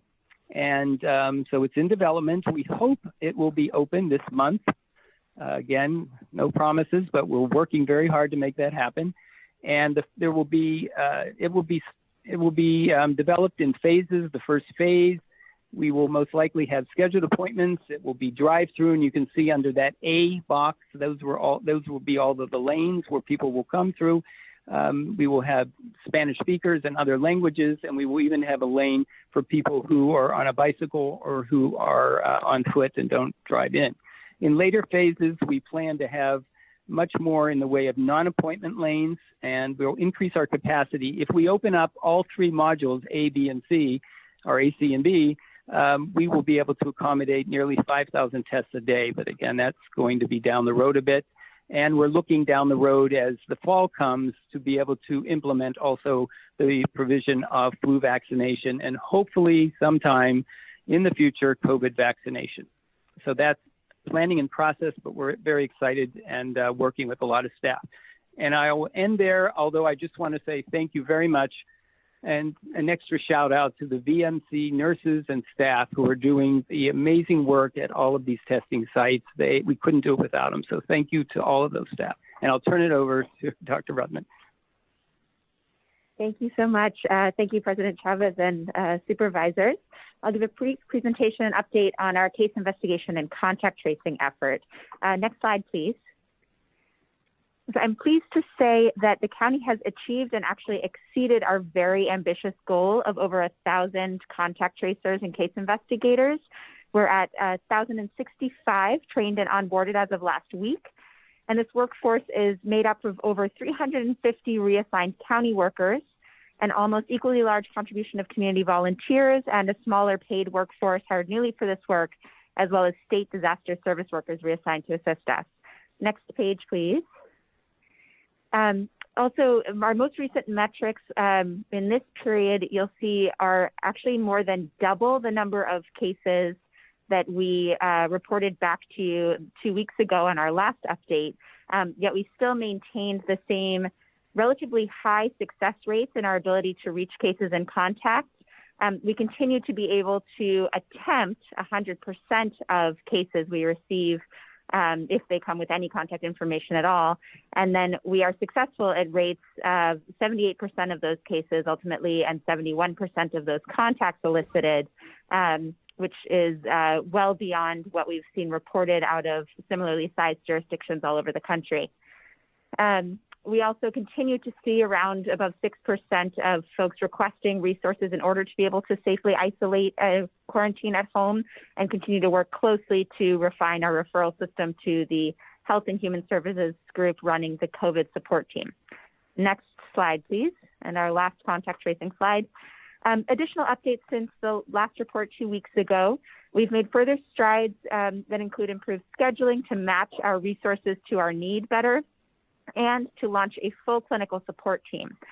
This team provides clinical information and consultation both to the contact tracer team as well as to the cases and contacts themselves. They also provide clinical monitoring calls to our most vulnerable cases and contacts, enhanced coordination with the COVID support team for clinical evaluation in order to make sure that there are appropriate clinical supports when other supports are in place. We've also updated all of our procedures and job aids for tracers, continuing to refine and improve them. And we've launched just this week an expanded and enhanced training system that especially goes back to those who were onboarded earliest in our process and received shorter, more efficient trainings from the state.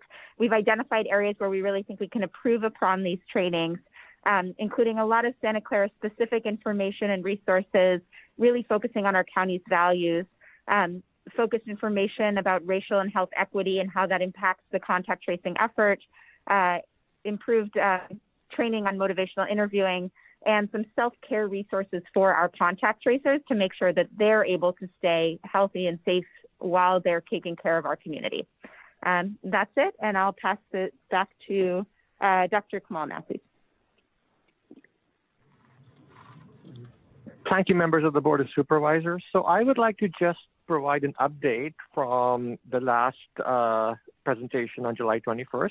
Next slide, please. So our hospital census has remained stable despite increased numbers of COVID hospitalization throughout the month of July, and this likely reflects a shorter length of stay that we had been seeing in the last month as well. We also received updated surge plans from each hospital, and this includes plans around staffing, around space, and around supplies. And we are in receipt of those and have reviewed them. We are pleased to announce that there are no further mutual aid requests coming to us for transfer from out of the county since the Imperial County transfers of 5 patients a few months back. However, staffing continues to remain the challenge, especially in some of our hospitals. Remdesivir distribution is also limited, with allocations being determined federally. And finally, the distribution of patients is now skewing a little bit more towards the eastern and southern parts of the county, which is what we had seen back in April, unlike what you had been seeing in the last month. Next slide, please. This just shows our remdesivir supply and usage, and the sawtooth pattern of the orange bars reflects the weekly or biweekly distribution of remdesivir. So we get a bolus of vials at some periodicity. The green line shows the usage, and as we can see, the usage had gone up considerably, and that resulted in our stockpile going down. Both the usage and the supply has stabilized in the recent week or so, and we continue to monitor this daily, talking with each hospital's pharmacies about what they have and what they need. And we have a system in place to redistribute remdesivir as needed, and are pleased to announce that we are able to provide remdesivir to every patient who needs it. Next slide. This shows the current state of hospital capacity. The green parts of the bars reflect non-COVID patients. The red parts reflect COVID patients, and the blue parts reflect unused capacity. So our unused capacity is still about the same as it was before, with about a 70 to 75% occupancy rate, and all hospital systems have some remaining capacity. Next slide. This slide shows the current state of our PPE.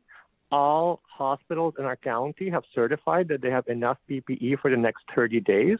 In addition, all hospitals except 2 have reported they do have an N95 reprocessing program in place, which allows them to use their N95 masks for even longer periods. There are 2 which do not have that, but are currently working actively on establishing that. Skilled nursing facilities have all said they do not have any urgent PPE needs. We continue to supply them through the EOC warehouse, with 13 skilled nursing facilities having filled requests in the last 2 weeks. And finally, our county warehouse continues to accumulate PPE for any further needs related to a surge in COVID or to the upcoming flu season. We still don't have the number of gloves we would like, but that gap has narrowed quite a bit, and we are expecting another 350,000 from the state in the next week or 2. Next slide.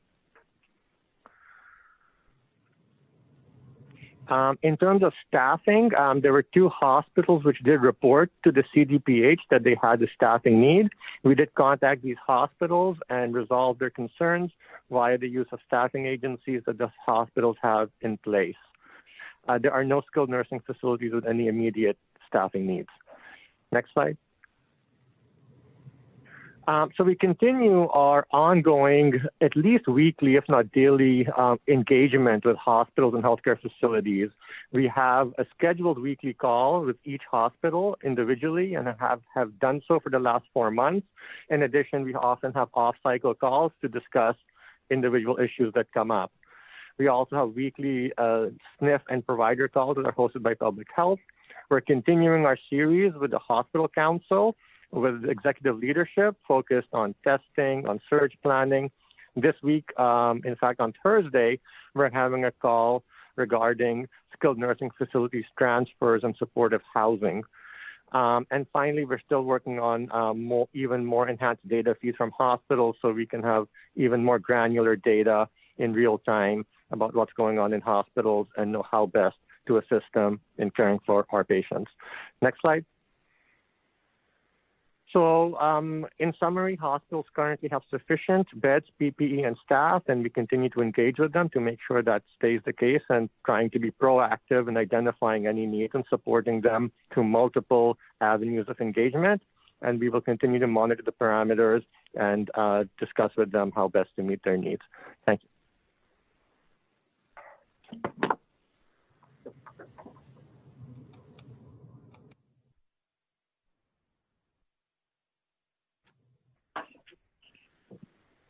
Hi, Betty Young, presenting on behalf of the Public Health Department and OLSC Community Health and Business Engagement Team, or CHBET. Next slide, please.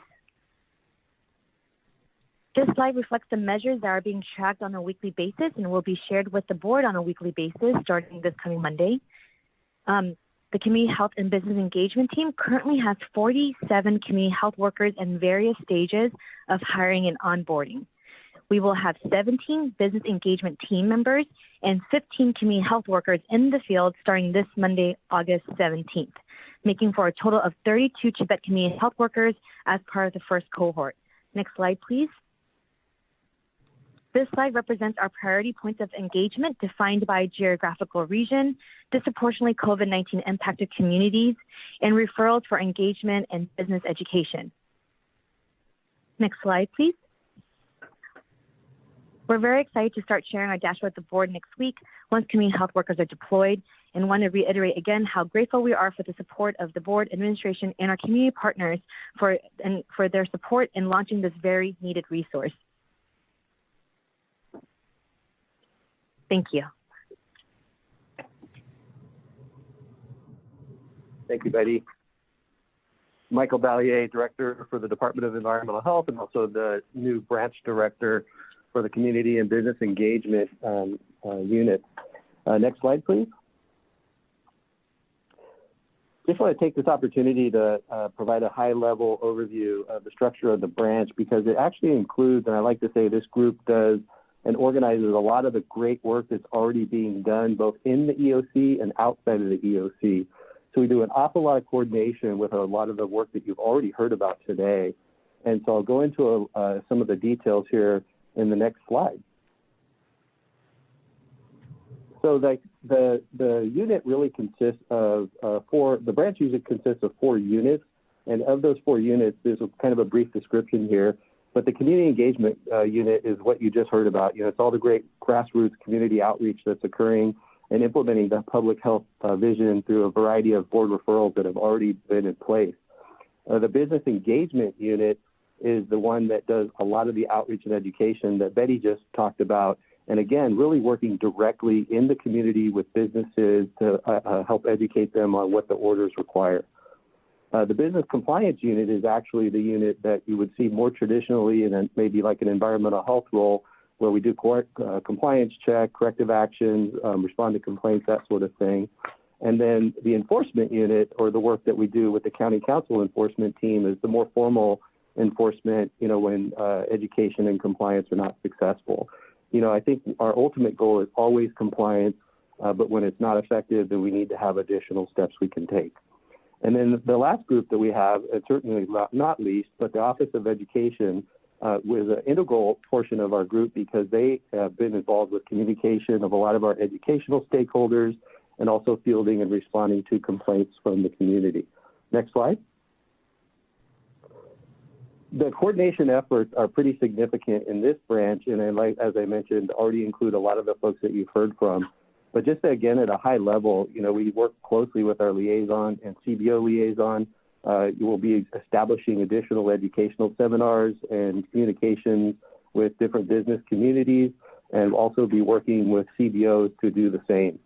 The EOC also has the Public Information Office, as you guys know, that has the business call center, what we call the frequently asked questions team, as well as providing business messaging, if we start to see trends that need some additional attention.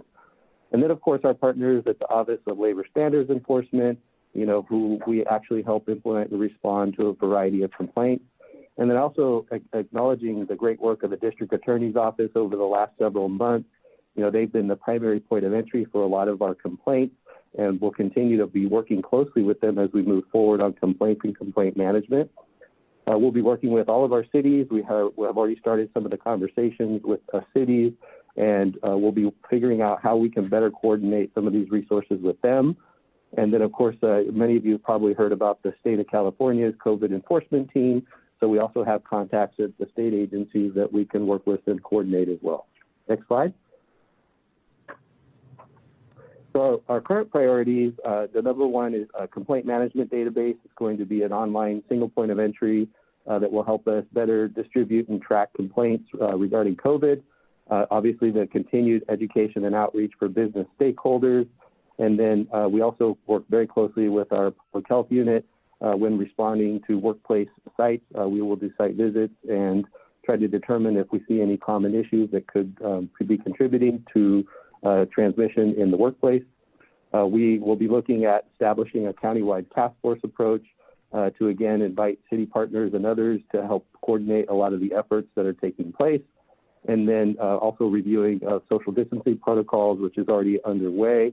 And then I guess the last couple items here, certainly responding to complaints, not just for workplace safety, but all complaints. And the last bullet here, enhanced enforcement for ongoing violators. Ultimately, we do need to have systems in place that would help deter people from non-compliance. And then on the last slide here, I'll turn it over to James Williams.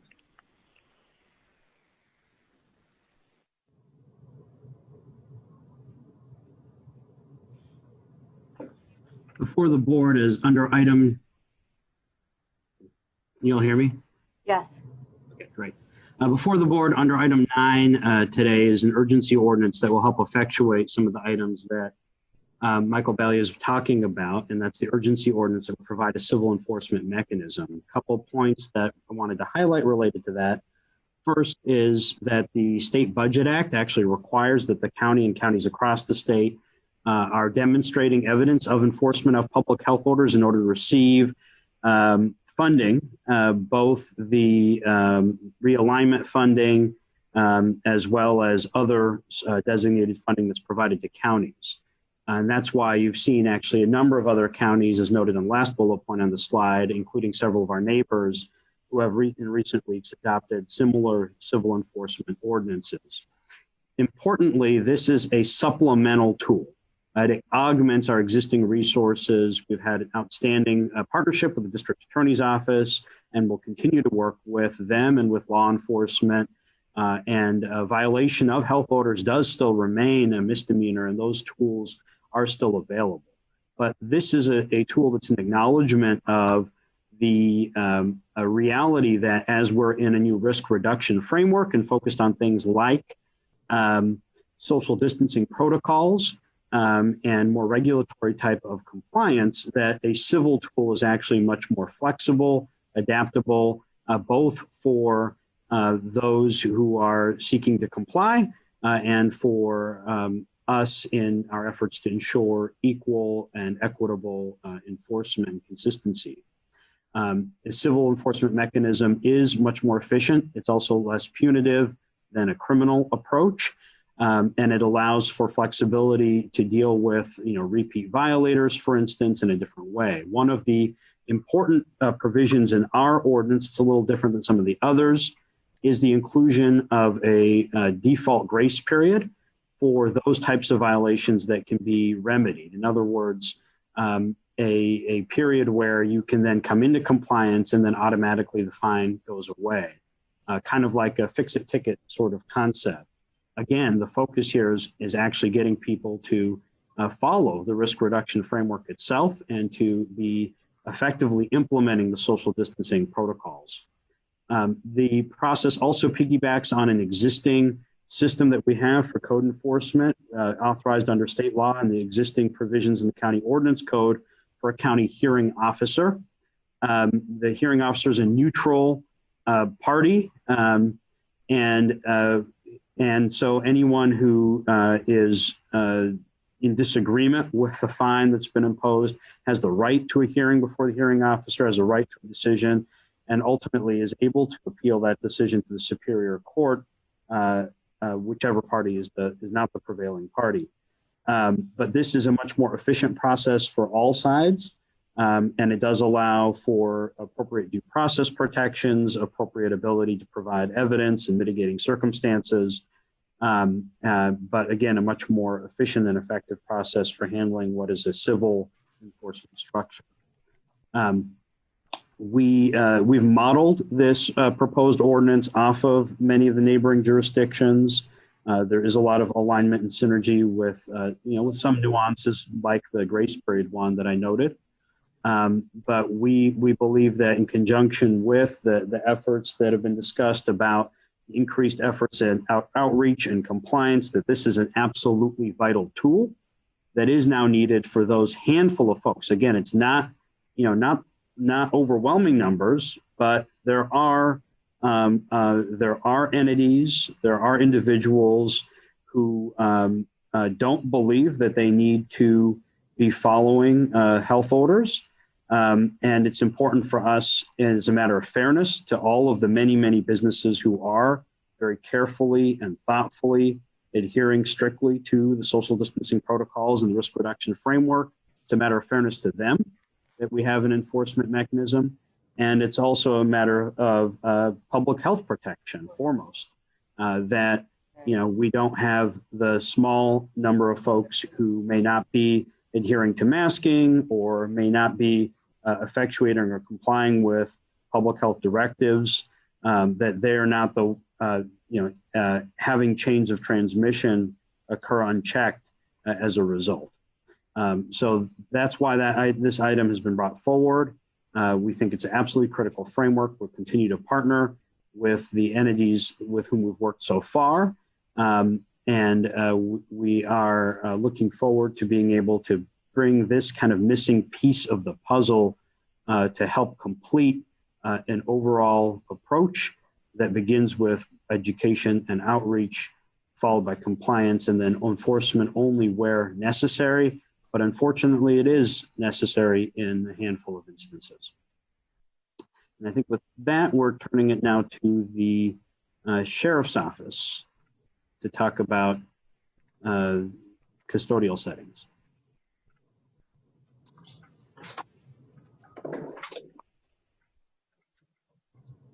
Who's going to start, Michelle? You. Okay. Good afternoon. I'd like to introduce Lieutenant Michelle Asben, who not only is a lieutenant in charge of personnel, but overseeing the COVID investigation unit. Thank you, Sheriff. As Sheriff mentioned, my name is Michelle Asben, and I'm the lieutenant in personnel. I'll be updating you on our ongoing efforts on COVID-19.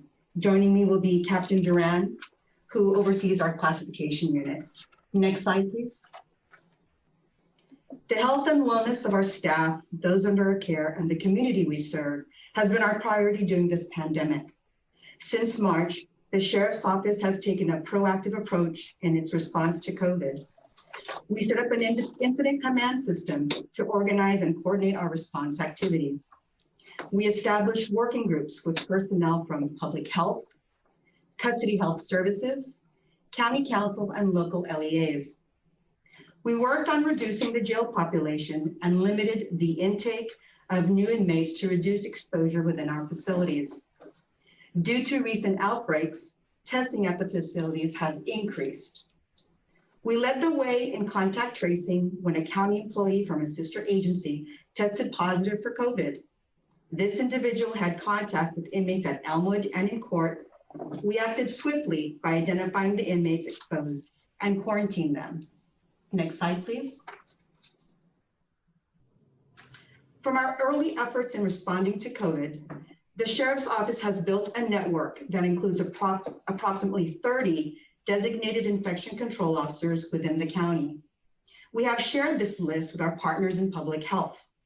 The bond with these disease infection control officers was created by sharing information of possible virus exposures. Our response to COVID in the jails is a concerted effort with custody health services. They not only provide the medical care needed to treat virus-stricken patients, they educate inmates about COVID-19, the importance of wearing face covering, social distancing, and cleanliness. Custody Health also provide testing and recommendations on the isolation of exposed inmates. In the beginning of the pandemic, we invited public health to our facilities to see firsthand the systems we had in place to mitigate the risk of exposure within our jails. We received positive remarks from Dr. Redmond, in which she described our efforts as doing a better job of addressing COVID-19 related concerns than the vast majority of other custody settings to prevent the risk of infection for both staff and inmates. Public health continues to be instrumental in guiding and offering us recommendations to our infectious control plan. As an agency, we have had to adapt to new ways of conducting business. Policies were amended or even created due to COVID. Our partners at County Council has offered us the support needed to ensure we are working within the framework of the law and in compliance with our consent decree. I will now hand over the next slide to Captain Duran. Next, please. Hey, good afternoon. The Sheriff's Office continues to work closely with both custody health and public health to ensure that we have appropriate housing in place within our facilities. We continue to work with them to implement a couple of different things. We've created multiple housing units in order to house our over 2,077 inmates. That is our population as of this morning, which is down from over 3,000 dating back to March of this year. Part of what we've done is working with both custody health and public health, we've created 14-day separation units. These separation units are used for all newly arrested individuals. Individuals remain in these housing units for 14 days, for the first 14 days of their incarceration. Individuals are given a COVID test on day 12, and that's in addition to the one that they're offered during the initial booking process. These units all have a medical presence in them. All individuals housed in these units are provided with daily temperature checks, and not until everyone provides a negative COVID test are they rehoused into the general population. We've also worked with public health and custody health to ensure that we have enough COVID-19 positive housing units if required. All individuals who are identified by custody health as having tested positive are rehoused into one of our many COVID-19 positive housing units. We've also created what we call exposure units. These exposure units are individuals that have been identified by public health or custody health as possibly being exposed to an individual who has tested positive for COVID-19. When identified as being exposed, these individuals are placed in one of our many exposure units. They are given a COVID test on day 1. They're given another test on day 5, and finally another test on day 12. Individuals remain in these units for 14 days and until the tests come back as negative. Next slide. Our initial testing focused on symptomatic patients or known exposures to COVID-19 positive persons. We have expanded our testing as resources expanded and strategy response evolved. New admissions are tested during our intake process and on day 12 of their incarceration prior to general population housing. During our most recent outbreak at Elmwood, we have conducted mass testing of inmates. This was possible with the assistance from public health, EOC, and custody health services. At the end of July, we started mass testing of our staff, which included our custody health partners. Just last week, we deployed employee surveillance testing, where 20% of our staff is tested on a weekly basis. This type of testing will allow us to identify asymptomatic positive COVID-19 individuals, thus preventing the further spread of the virus to others. To help manage and track staff that have tested, we developed a tracking application. This solution, in an upcoming phase 2 build, will be automated to send a reminder email to staff due for their testing cycle. This application will also allow us to create data reports. Next slide, please. During CIU's infancy, we leaned on the recommendation of public health and utilized CDC guidelines to develop departmental exposure protocols and establish procedures. CIU has investigated approximately 200 cases. The unit conducts in-house contact tracing investigations involving sheriff's office employees, inmates, and non-sheriff's personnel that work or conduct business within custodial facilities. Through these investigations, CIU has been able to identify areas of concern for potential increased risk for transmission of the COVID-19 virus. These safety recommendations are provided to the affected facility or division for consideration to reduce the risk of exposure. Next, please. Our response to COVID-19 is fluid and has evolved since we learned of our first exposure in the early days of March. The Sheriff's Office is committed to continually evaluate protective measure strategies in place to lower the risk of COVID transmission. Our #1 priority is the safety of staff and their families, the jail population, and the community we serve. This concludes our presentation. Thank you. And that's the end of the presentation. We're available for questions. Excellent, thank you. I want to want to thank all of our presenters. What I wanted to just acknowledge is we have a number of public speakers, and for our public speakers, this is on items. I'm sorry, this section of the agenda is on items 8, and solely on item 8. I know that James, you touched on the compliance and enforcement urgency ordinance broadly. So what I'm going to do is, if anybody would like to speak on 8 or 9 now, well, actually, that's not a good way to do it. Anyway, if it's appropriate for anybody who wants to speak on item 8 to speak on item 8 now. Item 9, I'm going to ask my colleagues if we can discuss that separately, because there are moving pieces to that weren't part of this presentation. And then we'll take item 10 separately. Often I bundle these, but the topics are unique enough that I think it's difficult to do that. So with that, I'm going to go to the public speakers first. Mike, did you want to talk to me about process? Yes, ma'am. Okay, go ahead. I just had a question. I wondered if people who have been here today, if when they speak, they can speak to 8 and 9 under the same time if they wish to. Yeah, I'm going to allow that. I'm just going to ask that people don't speak twice. So if they're not speaking on that, if they're speaking on item, the reason I didn't do that, Mike, is I'm going to have to open up number 9 anyway. So people can speak to whatever they like. I'd like them not to speak twice on the same topic, but difficult to manage that. Okay, does staff still need to give a report on 9? They do. I thought we just received that. We did not. Item 9 has a little more moving parts to it. Okay. If my colleagues are comfortable with it, then what we could do is get a presentation on 9, then take all the speakers on both. I just thought they were different enough that I was a little hesitant to do that. But would my colleagues prefer that we take the report on 9 now, then go to public comment, and then be able to speak to 8 and 9? Yes? Okay. That would be my preference. Okay, fine. That's no problem. So I'll have the staff present on item 9, and then we'll go to public comment.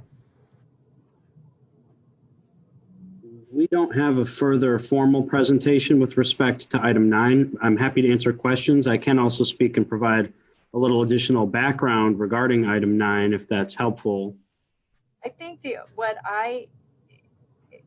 not necessarily, I think what I wanted to make sure of is that if my colleagues feel like they learned enough, I'm fine with that. So we'll take items 8 and 9. We'll presume, I mean, not presume, but item 9 was presented under James's slide, and then we'll go to questions. So we'll go ahead and we're taking items 8 and 9 together. And for those of you in the public, and I apologize for the confusion, we're trying to make it easier on you as well. This is speaking to the code enforcement presentations we had on equity and on our usual update, along with item 9, which is our enforcement of the public health order. So with that, I'm going to go to the public and ask if Colin, if that's you, if you can go ahead and call on speakers. The next speaker is Ingrid Granados. I am unmuting you. Please accept the unmute. You will have 1 minute to speak. The timer will start when you begin speaking. Thank you. My name is Ingrid Granados from Destination Home, and I'd like to take time to report on some of our efforts during this pandemic. Destination Home's response to this pandemic has been immediate and intentional. It was not only to serve our unhoused neighbors suffering through this time by providing hot meals and PPE, but also to address the need for homelessness prevention for thousands of Santa Clara residents. Destination Home responded to COVID immediately in March by putting together a COVID financial assistance program to address the crisis. Currently, we are in phase 2 of the program and can report that we have already delivered $15 million to more than 6,800 households in Santa Clara County. 68% of those who have received assistance qualify as extremely low income households, and 3/4 of those recipients reside in the 25 most COVID impacted zip codes. Those statistics stress the importance of helping the most vulnerable residents during this difficult time.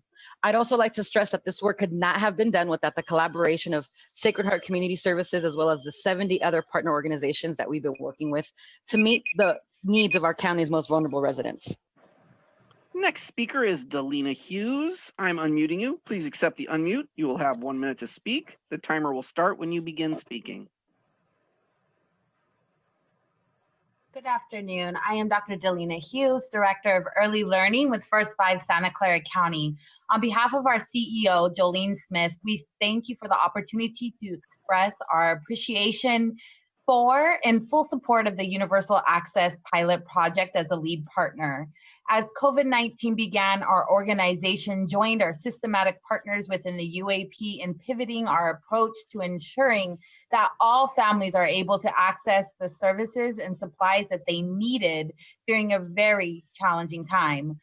With the support of the Division of Equity and Social Justice, we were able to give diapers, wipes, formulas, activity kits, help families with unemployment applications, assistance with housing. Those are just a few of the reasons that the division's equity approach to supporting the most marginalized in our communities is critical to ensuring the safety nets are offered within our community.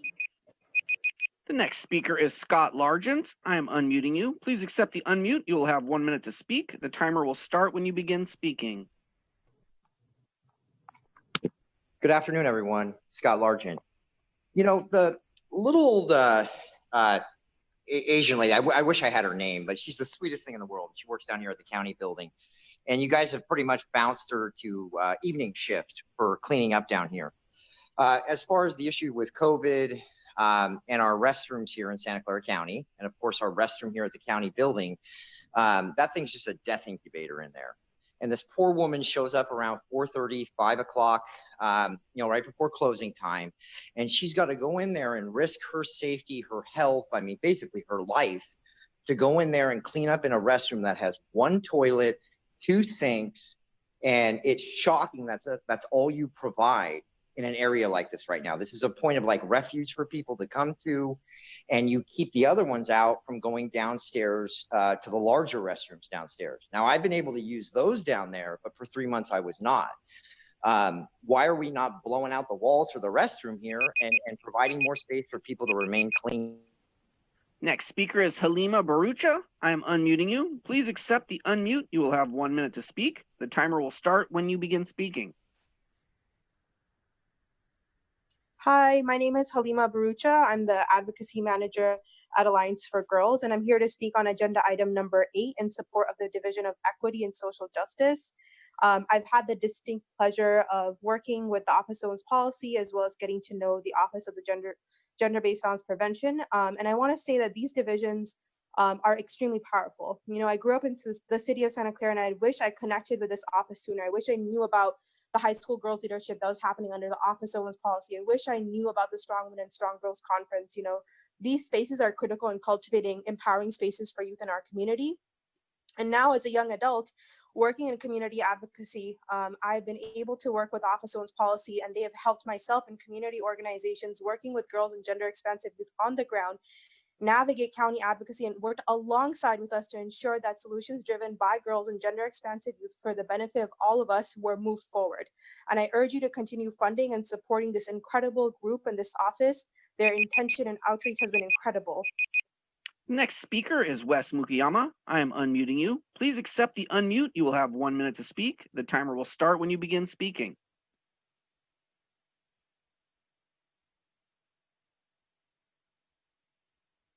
Hi, Wes, are you there? Wes, can you unmute? Here we go. Okay. All right. I want to identify the vulnerable populations, agricultural field workers, essential workers, homeless, mentally ill, and substance users, elderly, isolated in the home, residential care facilities, skilled nursing facilities, undocumented, ethnic populations, reentry populations, disabled, and LGBTQ. We need a summit to bring all these people together, which will have the leaders of behavioral health, public health, housing, and cities, and the census takers to learn how to go to them, don't have them come, they're not gonna come to you. And then create a task force for strategy. And I hope the field workers that are being hired and promoters will be part of this to face with this population. And we really need to have this. You need to have collaboration, period. The next speaker is Roxanne. I'm unmuting you. Please accept the unmute. You will have 1 minute to speak. The timer will start when you begin speaking.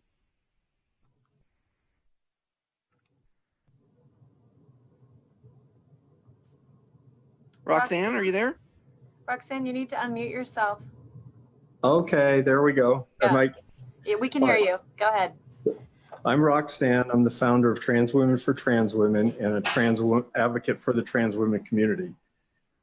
My view is completely opposite of all the other speakers. The trans women community has been excluded, and the county offices have totally excluded us. I'm the only one that has a nonprofit for trans people for the census. I'm trying to outreach to the homeless trans women in this community. The homeless agencies are blocking me and not cooperating. The police departments are actually arresting us when we walk down the street, and the sheriff's office is mistreating us when we're in the sheriff. If you read the article in the Metro where the trans woman said, heels on, heels off, I see law enforcement, I'm gonna run. That's how our community is being treated. That needs to be changed. And I didn't even know about this meeting. The next speaker is Casey Hill. I am unmuting you. Please accept the unmute. You will have 1 minute to speak. The timer will start when you begin speaking. Good afternoon. My name is Casey Hill, and I'm the Executive Director of Veggielution, located in District 2. I'm a resident of District 4. I appreciate the opportunity to speak to you in support of the Division of Equity and Social Justice. Veggielution has flexed our operations to focus on food distribution from our 6-acre urban farm to East San Jose families via farm box and hot meal delivery. We do this work as a member of the Si Se Puede Collective, an East San Jose-based collaborative of grassroots agencies. Beginning this month, we'll leverage our collective platform to support COVID outreach and engagement efforts with the Public Health Department. As a collective, we expect to reach more than 2,400 families through our established community organizing model, which you heard about directly from Imelda, Olivia, and Jackie. Veggielution is grateful for the leadership of the Division of Equity and Social Justice as we move forward with the only viable recovery plan, one that is co-designed with community institutions and centered in mutual aid networks, alternative community systems, and deep community organizing. Thank you for your time. The next speaker is Jay Cafaro. I am unmuting you. Please accept the unmute. You will have 1 minute to speak. The timer will start when you begin speaking. Good afternoon. Thank you for having me. My name is Joe Cafaro with the Hospital Council. You received our letter earlier and it is part of the public record, but just to reiterate, testing, talking about item 9, testing is a dynamic situation and it is constantly changing. Because of this, we are requesting that the proposed ordinance be revised to reflect the efforts being made by healthcare providers to meet public health orders. We're hoping to change the language to say that healthcare facilities shall not be in violation of any public health order if it is making good faith efforts to achieve and maintain compliance with the public health order. But due to circumstances beyond its control, compliance with the public health order is impossible or unpredictable. This approach is consistent with California law, and existing language in the ordinance recognizes that enforcement officers should take into account parties' good faith compliance. Thank you. The next speaker is Lori Collier. I am unmuting you. Please accept the unmute. You will have 1 minute to speak. The timer will start when you begin speaking.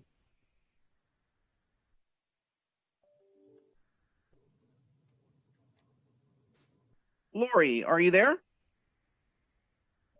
I'm unable to get a response. Last call? I'm here. All I'm right, there we here. go. Good afternoon, President Chavez and members of the board. My name is Lori Campos Collier, and I'm the Director of Government Relations for Stanford Healthcare. Thank you for the opportunity to speak to item 9. Stanford Healthcare provides testing to everyone who comes to our testing site, 3 of which are in Santa Clara County, the Stanford campus, Los Gatos, and Stanford Hospital's Emergency Department. Depending on the patient's symptoms and prioritized by algorithms set by the state and county, we can redirect patients to our emergency department for same-day testing or schedule them for a testing appointment, which is required at our drive-through locations. We do not turn anyone away.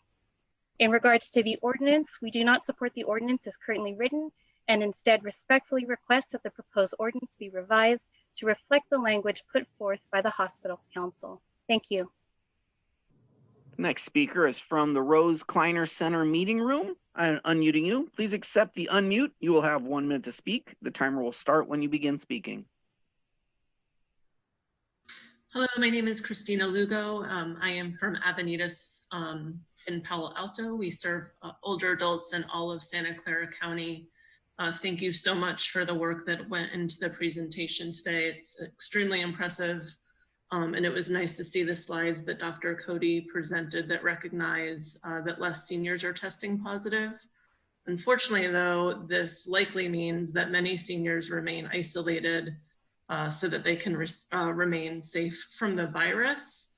But instead, we see an increase in social isolation, health concerns.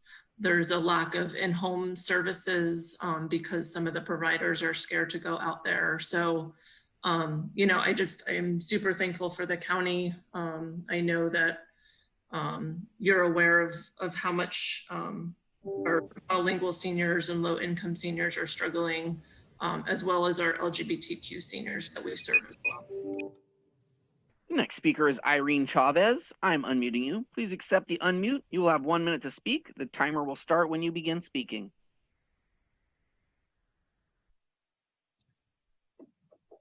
Irene Chavez, Kaiser Permanente. We recognize and support the county's efforts to enforce critical measures to address the COVID pandemic, and we will continue to collaborate with you to combat the virus. However, in view of the unique and evolving circumstances that at times prevent the county's goals from being met, notwithstanding good faith efforts, we respectfully request a revision to ordinance number NS 9.291 specifically Section 3, as follows. A healthcare facility shall not be in violation of any public health order if it is making good faith efforts to achieve and maintain compliance with the public health order, but due to circumstances beyond control, compliance with the health order is impossible or impracticable. Thank you for your consideration and your good work. The next speaker is Kelly Kim. I am unmuting you. Please accept the unmute. You will have 1 minute to speak. The timer will start when you begin speaking. Hello, I am Kelly Kim, and I am a member of the Girls Advisory Team. There was a huge transition near the beginning of the year, switching to online platforms when we had been working for months towards an in-person conference. But despite the changes, I really enjoyed working with the other members in creating a webinar, and we worked towards the same goal of bringing up issues that girls might face. Especially with the pandemic, teens are facing a lot of new issues that they've never faced before. So we continued our meetings through Zoom and implemented a panel for teens with me and the other GAP members as panelists. We were involved in the making of the panel questions based on our own experiences. Although the webinar was very different from what we had in mind for the conference, it was an amazing opportunity to be able to reach out to girls and let them know that they're not alone and share some hope during these uncertain times. Thank you. The next speaker is Elizabeth Villardo. I am unmuting you. Please accept the unmute. You will have 1 minute to speak. The timer will start when you begin speaking. Sorry. Thank you, President Chavez and distinguished supervisors. I appreciate you taking our comment. I'm Elizabeth Villardo, CEO of Palo Alto Medical Foundation, Sutter Health. I want to express our concern regarding the ordinance NS 9-291 dealing with testing. We are all working in good faith to stop this pandemic. However, we are hampered by shortages of testing material. This testing shortage also hampers our ability to test for GC, chlamydia, and cervical cancer, as they all use the same reagents. In addition to the problem with reagents and tests, many of the tests that are on the market have variable sensitivity and specificity, and that also hampers our ability to test. We respectfully request that we make this good faith effort for testing patients in category 3. Thank you. The next speaker is Rosa. I'm unmuting you. Please accept the unmute. You will have 1 minute to speak. The timer will start when you begin speaking. Hi, good afternoon. My name is Rosa with the nonprofit Care Division in Gilroy. I am asking you as a fellow human and neighbor to dig deep and not to leave anyone out. Black, brown, or formerly incarcerated or undocumented neighbors. We ask that you look deeper, look to the experts of the solutions. We ask to look deeper, look for the expert for the solutions. The community itself is the expert. I am the community. I am the expert. Look to me, look to the neighbors. We are the source, the ones with the solutions you are looking for. Here is my email, rosa@carrythevision.org. Thank you. Thank you. Next speaker is Robert Aguirre. I am unmuting you. Please accept the unmute. You will have 1 minute to speak. The timer will start when you begin speaking. Oh, Robert Aguirre. I just want to say that we are going through this whole process with these reports. I listen to the reports and I hear them talking about essential people that need to be tested. I didn't hear anything at all about people that are unhoused. I didn't hear a report on what was going on in the unhoused community. I didn't hear anything about any data that was being collected about the unhoused community. This is something that I think needs to be looked at the same as we look at senior citizens. We look at people that have respiratory problems, all kinds of different things that make them more susceptible. I think the people that are unhoused fit into this category, and we need to be watching this population a lot more closely than we are. I know there's been some testing that's been done out in the. Oops, looks like you faded away, Colin. Robert, are you still there? All right, I think we've lost his audio. The next speaker is Christine Clifford. I am unmuting you. Please accept the unmute. You will have 1 minute to speak. The timer will start when you begin speaking. Christine, I'm getting a warning that you're using an older version of Zoom and you'll have to upgrade to be allowed to speak. We'll have to go to the next speaker. Are you talking about me, Robert? But we lost you. All right. Robert, you were cut off the last 10 seconds if you want 10 more seconds. Yeah, okay. Give me 10 seconds, please. Go ahead. Okay, so I don't know exactly where I left off, but if you could direct staff to start collecting this data, because I think it's essential for us to be able to understand what's going on in this community, just like we want to track the people that are living in senior citizen homes. Thank you, Robert. Thank you. Thank you very much. Call on our next speaker. The next speaker is Veronica. I am unmuting you. Please accept the unmute. You will have 1 minute to speak. The timer will start when you begin speaking. I also want to, again, good afternoon, everyone, and thank you, County Supervisors, for this time. I also want to amplify that we need to collect more data of people that are unhoused, and we need to be testing them, and they should also be a priority. I also wanted to talk about East San Jose and how we can support more on letting people know how to wear their mask properly. I've seen so many people not wearing it properly, and unfortunately it might be because of the lack of the county and the city not being able to provide the resources for people to know how to wear them properly, which might be also causing the spread. Many of the businesses, some are not following compliance, so I do want to know how to file a report or talk to the business owner by somebody from government, because there is no way. Thank you. Last speaker is Bruce Roberts. I am unmuting you. Please accept the unmute. You will have 1 minute to speak. The timer will start when you begin speaking.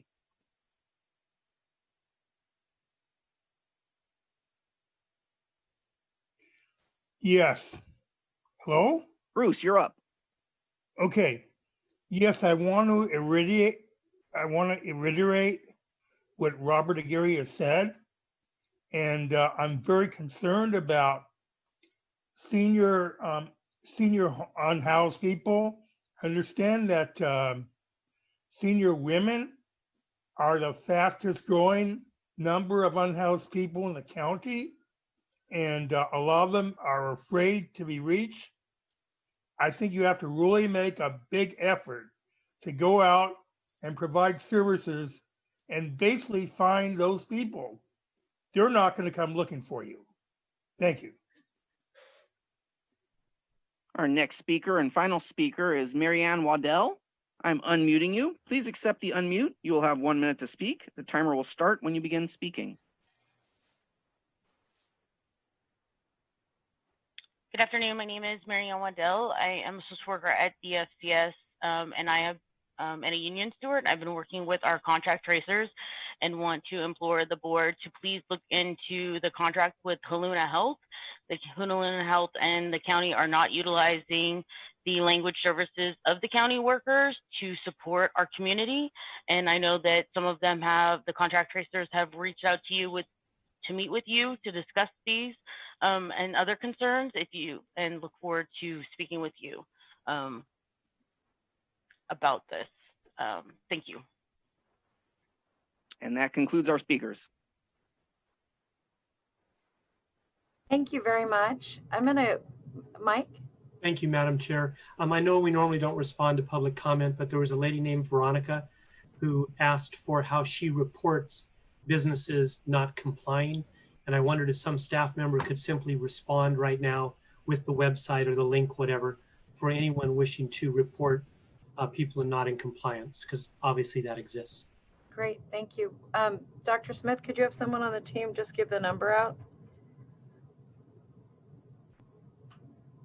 I think we can ask County Council to give the number. Yes, there's a portal on the District Attorney's Office website with a form and a number and contact information for reporting. And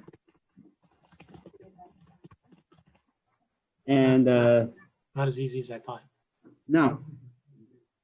It's, if you go to district attorney's homepage, it's very prominently right there. So Okay, well, let's have someone do that. Maybe I'll just do that while we're talking, because actually it's an interesting exercise that those aren't prominent and easy to get. We got to figure out how to put a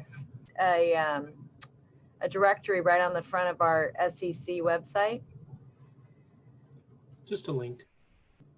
Well, it's not, I mean, for a lot of folks, I think the point that Veronica was making is the reason we actually had the presentation in the first place on the equity, because making it easy for people to participate is the key. I see that staff is helping.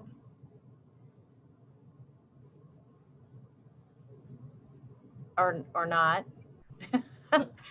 Okay, so what, Rhonda, give me back the screen, and then maybe if I'm going to ask one of the 100 people we have on the staff, if one of you can just get the phone number, and we'll just wait for a minute while you get it so we can say it out loud.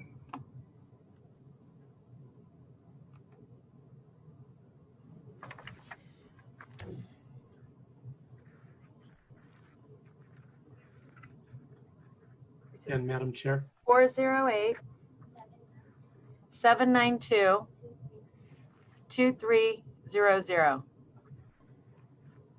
Thank you. Thank you. So I'm going to now go to my colleagues, and I'll start with Supervisor Cortese, and I'm just going to go down the line. Okay, thank you, President Chavez. Just a couple of quick comments, and then I have a question on number 9. The comments on the overall presentation, thank you, everyone. As some of the speakers, public speakers said, I felt it was a very thorough presentation overall. The growth in testing is really good to see, and the growth in contact tracers is amazing, in my opinion. And I had a chance to spend actually an hour each with Dr. Rudman and Dr. Fensterscheid recently, and really got up to speed on those areas. So I feel good about the information that I have. On the equity side, on the outreach side, Betty and everyone involved with that, including the community-based agencies, great job thus far. Obviously, we don't want to let up on that. I have a comment. It's probably a little touchy, but it's touchy times in this regard. I thought I heard a couple of times, once or twice, let's just say once or twice, in the phraseology, those people with relation to, I think, folks who were in the overrepresented zip codes or overrepresented ethnic categories or whatever those categories are, demographics. What I just wanted to suggest is that we work really hard on not using that kind of language, even though I suppose, as I was thinking about it, maybe from a clinical sense, we're dealing constantly with, in epidemiology, with these people or those people, these people or those people. But when we're dealing with equity, as we all know, that is not language of inclusion. And I think the right language is all people, whatever we're doing in any zip code, in any area, in any effort. It's to lift up all people and to be equitable toward all people. So I don't mean to be in any way directive in that language. That's the comments of one supervisor. But I think if we're going to really root out even the phraseology of systemic bias in our system, we need to be very careful. And this is an opportunity to do that. Under number 9, question, I suppose this question is for James Williams, but it's really more on the policy side than the legal side.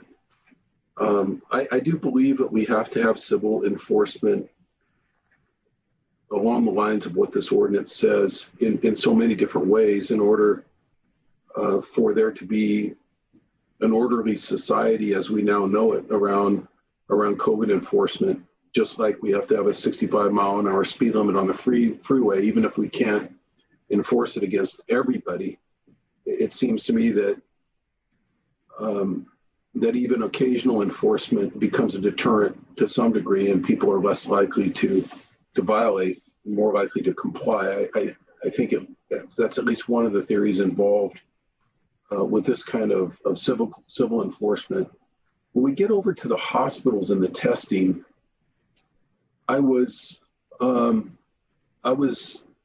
touched a little bit by the words of Irene Chavez, who spoke on behalf of Kaiser, the CEO of Kaiser, and she's kind of at another extreme, which is, I don't want to mischaracterize or paraphrase what she's saying, but what I thought I heard her saying was,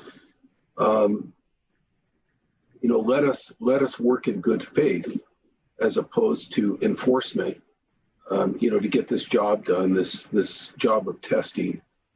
And I think where I'm at is somewhere in the middle. I don't think that we should have enforcement that's somehow absolutely measured by the county, absent collaboration or absent some agreed upon goals or standards with the hospitals, or other healthcare agencies that would find themselves under this ordinance. But what it seems to me, it's too lax to just say use good faith or do whatever is not impracticable, because a lot of things could be impracticable, especially during COVID. And so, James, Mr. Williams, let me just direct this to you. Is it possible on that one item, and I mean legally possible, the policy decision would be up to a majority of the board, I assume. Is it mechanically or legally possible to have this ordinance recognize the existence of some mutually established goals or minimums or objectives?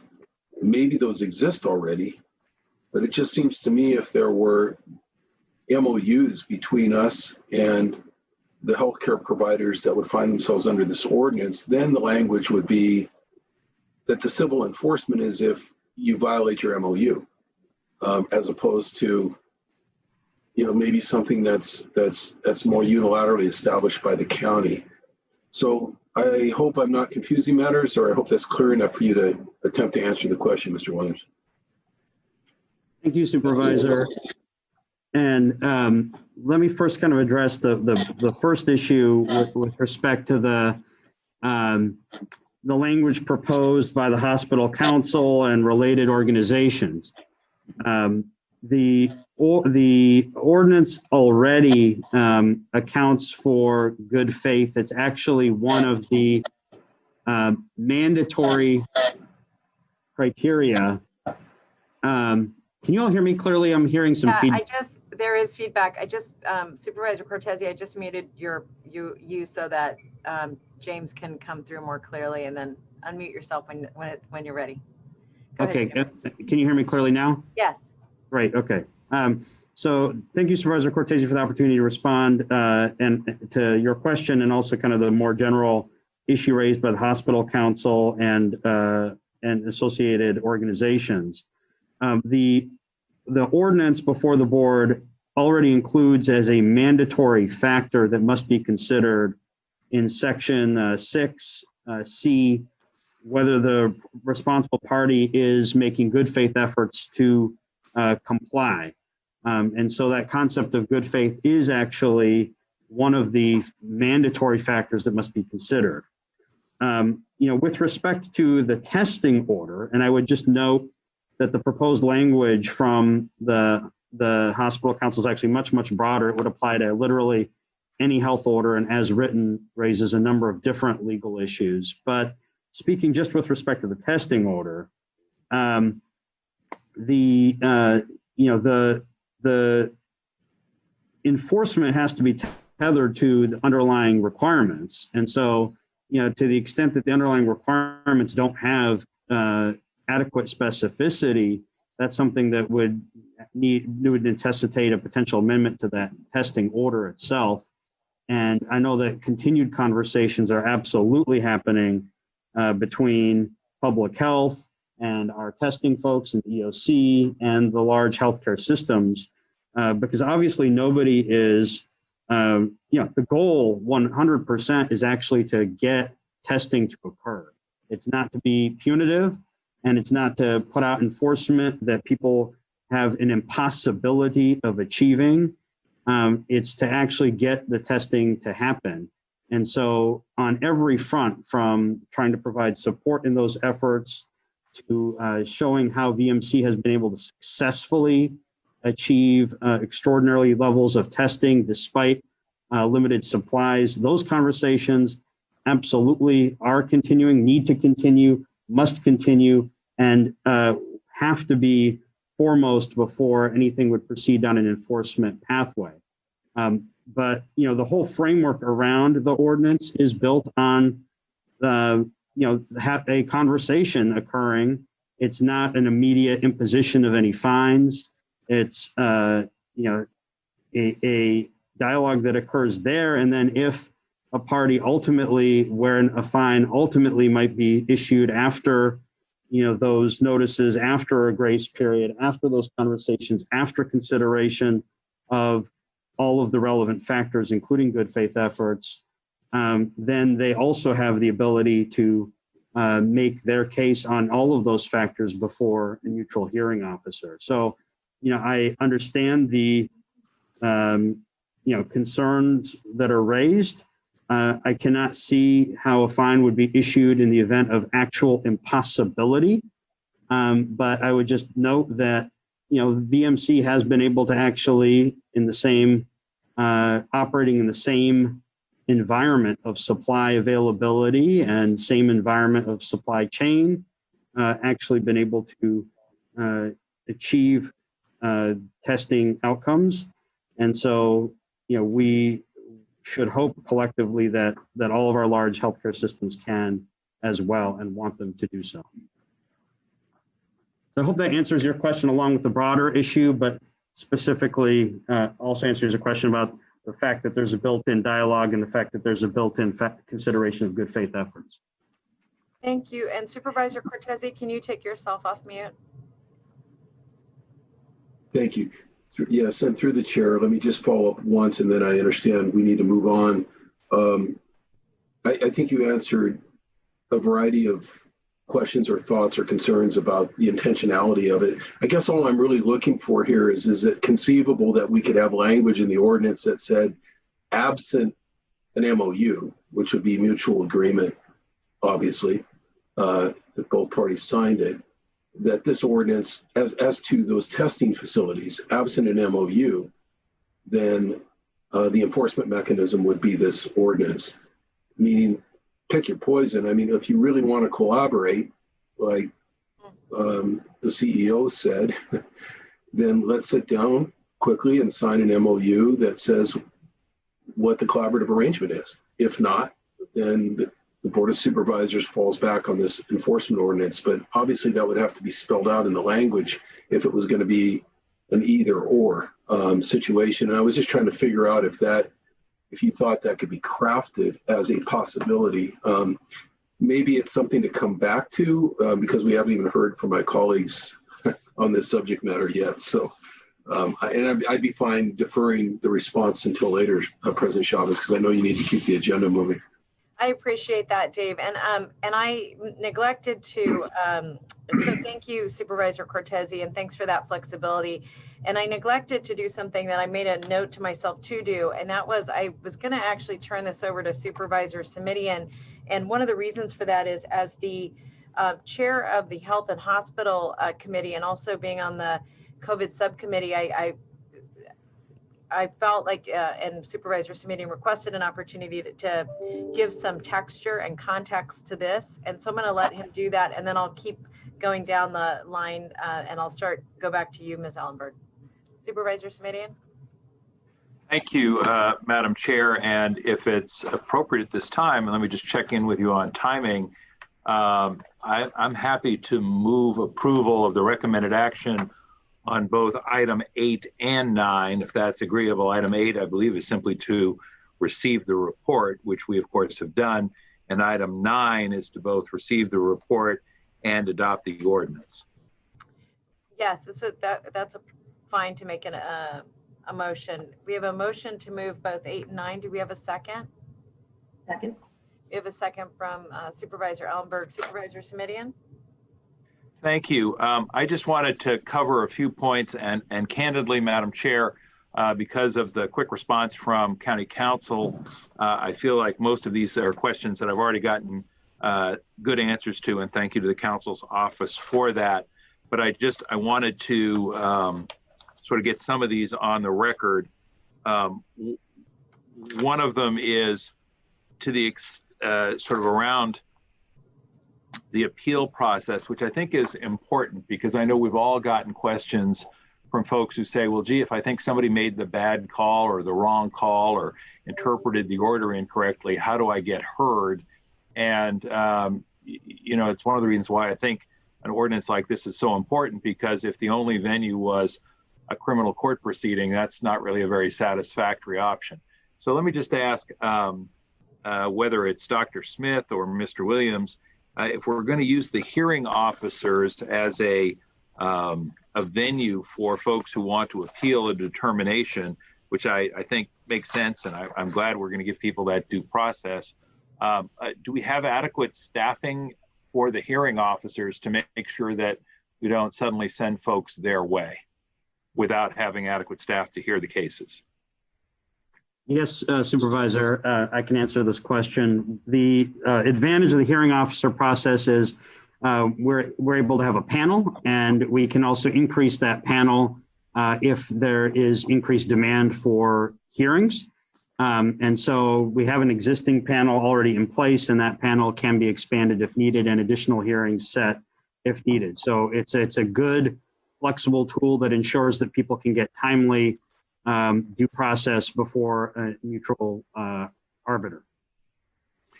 Thank you. And again, you're confident that we'll be able to tap presumably county staff to serve as hearing officers if need be? They actually are not county staff. They're actually third parties. So for example, individuals who may serve as private mediators, court commissioners, retired judges, people, retired attorneys, folks like that who submit qualifications, and then they're on a panel that rotates. So that's why it's actually a pretty flexible tool, but they are not county employees. So it's a true neutral third party. Even better. Thank you for the clarification and correction. Let me just also ask a question about enforcement officers, because there it does indicate under Section 2 definitions that enforcement officer means any sworn peace officer, county employee, or other individual designated by the health officer or the health officer's designee, and so on. I just want to be clear, given the fact that we have 22,000 county employees, each one of the county employees, all of us on the board included, I guess, we are not enforcement officers unless and until the public health officer or her designee has actually appointed someone specifically to play that role. Is that a correct understanding? That is correct, and it will have to be done in writing. Got it. Thank you. I do want to follow up, Madam Chair, not today just because of time, but as we talked about the community and business engagement branch and the follow-up that Supervisor Wasserman offered, and the comments and questions from members of the community, I do think this has been a sort of a changing landscape as the situation has developed, and it is hard still for people to know, you know, if I need guidance, I want to do the right thing, who do I go to, and sort of where can I make my case that whatever it is I'm doing is compliant and there's a way to get it done. So I'm going to follow up with staff after the meeting, but I wanted to sunshine it to see if we can sort of get a two-pager that explains sort of who the different players are, building on some of the information that we got earlier today. But I think, as I say, it's been a changing dynamic. The due process concerns, again, are prompt me to ask, maybe it's Mr. Williams, will there be some training for folks who are asked to serve as enforcement officers over and above whatever their current expertise may entail? Yes, absolutely. And we want that because we want to make sure that we've got cases we're bringing forward where you know, they're rock solid, airtight. You know, that's how we like to operate, period, as a county counsel's office. So we'll be working with the relevant other county staff to make sure that they're following appropriate protocols and procedures. One of the groups that we're going to be tapping into are our environmental health inspectors. And the great part about that is, you know, their day job of inspecting food facilities is somewhat analogous from a regulatory standpoint. Obviously, it's not the exact same items, but there's a lot of overlap, and including in terms of the kinds of things that we need vis-a-vis documentation, you know, credibility determinations, how to approach and engage folks in an appropriate manner. And so we're going to be looking at those kinds of existing resources where you can draw clear, direct, appropriate analogies to this slightly different body of work. Thank you. And still on the sort of the due process fairness kinds of questions, I noticed that if there's service of a notice of violation, and colleagues, I'm looking at, I think it's 7B, page 10 of 14, service of a notice of violation may occur by any of the following methods, and among them is an email.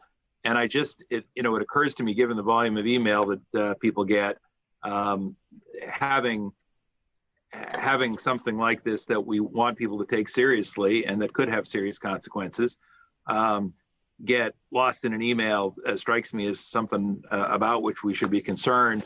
Are we going to use more than one method to reach out to people, and could that be codified in some way?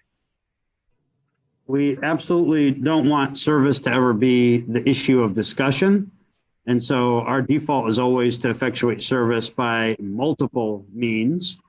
And, you know, the email is in there as a last resort in the event that there aren't other means to effectuate service. That will not be the primary means, in large part because, like I said, we don't want to be having a conversation in front of a hearing officer or a court about whether or how service was effectuated. We want to make sure that's not an issue on the table. Can I ask for an assurance either from you or from Dr. Smith that if we don't amend the ordinance, and I know we're trying to move in a timely fashion here, that if we don't amend the ordinance, that there is a public commitment stated today to use at least two methods of service as identified among the 6, assuming that it is possible to do so? Yes. Dr. Smith, does that sound like something we can provide assurance on? Yes. Thank you. I appreciate that, both gentlemen. And then I thought the staff, the county counsel's office tried to walk a fine line, which I appreciated in terms of trying to, keep people, the concerns that people raise confidential while still providing due process to someone who has been the subject of a complaint. I just want to be clear, Mr. Williams, that a notice of violation cannot be issued on the basis of a complaint only. And I'm looking at the ordinance language that says no notice of violation shall be issued until an enforcement officer has evaluated and made an independent determination regarding the existence of a violation. So, in terms of the sort of right of someone to know, what am I being charged with and who says and all of that, we're going to make sure that that opportunity exists for people. Yes? That's exactly correct. And that's why that language is in there. We want people to be comfortable making complaints, and we want to make sure that they're actually independently investigated. Thank you. Then I think, Madam Chair, that addresses all of the concerns that I had. I had the same question that Supervisor Cortese raised, but I was and am comfortable with the fact that Section 6C5 specifically provides that whether the responsible party is making good faith efforts to achieve and maintain compliance with public health orders is in fact one of the mandatory factors that have to be addressed in these cases. I think that gets at the concern that we've identified. So with that, the only other thing I would say, Mr. Williams, is I seem to recall that you had asked whether or not additional work might be appropriate following this initial adoption in a couple of areas, and I apologize, I just can't remember. I think it had to do with the eviction moratorium and the testing orders both. Am I remembering that correctly? Yes, I'm actually just pulling up the. I think I found it at page 3 of 6 of the report says, although the proposed ordinance framework would broadly apply to all COVID-19 related public health orders and eviction moratorium, the board may wish to explore additional measures tailored to the nuances of the eviction moratorium and the testing order. So I think what I would simply do, and it doesn't have to be a formal part of the motion, is say, I would look forward to hearing from your office if you think that there are other measures that fit that description after we take action today. Absolutely. All right. Thank you, Madam Chair. I think that wraps it up for me, except to say finally, my appreciation to staff and County Council for pulling the memo and the ordinance together. I think it strikes the tone that I think we all want, which is it's educational and collaborative, wherever, whenever possible, but firm where need be. It provides a practical alternative to using the criminal court system, which I think is both something none of us really want to see used unless it's absolutely necessary. So it both is a little more flexible and less punitive than that, but also because it's a little more flexible, is a more practical way to address challenges when they occur in the limited number of cases that staff has identified. Thank you again. Thank you. I'm now going to go back in order to Supervisor Ellenberg. Thank you, Susan. Thank you. I have quite a few questions on number 8, so I may not in my 10 minutes get to number 9. I anticipate needing a second round.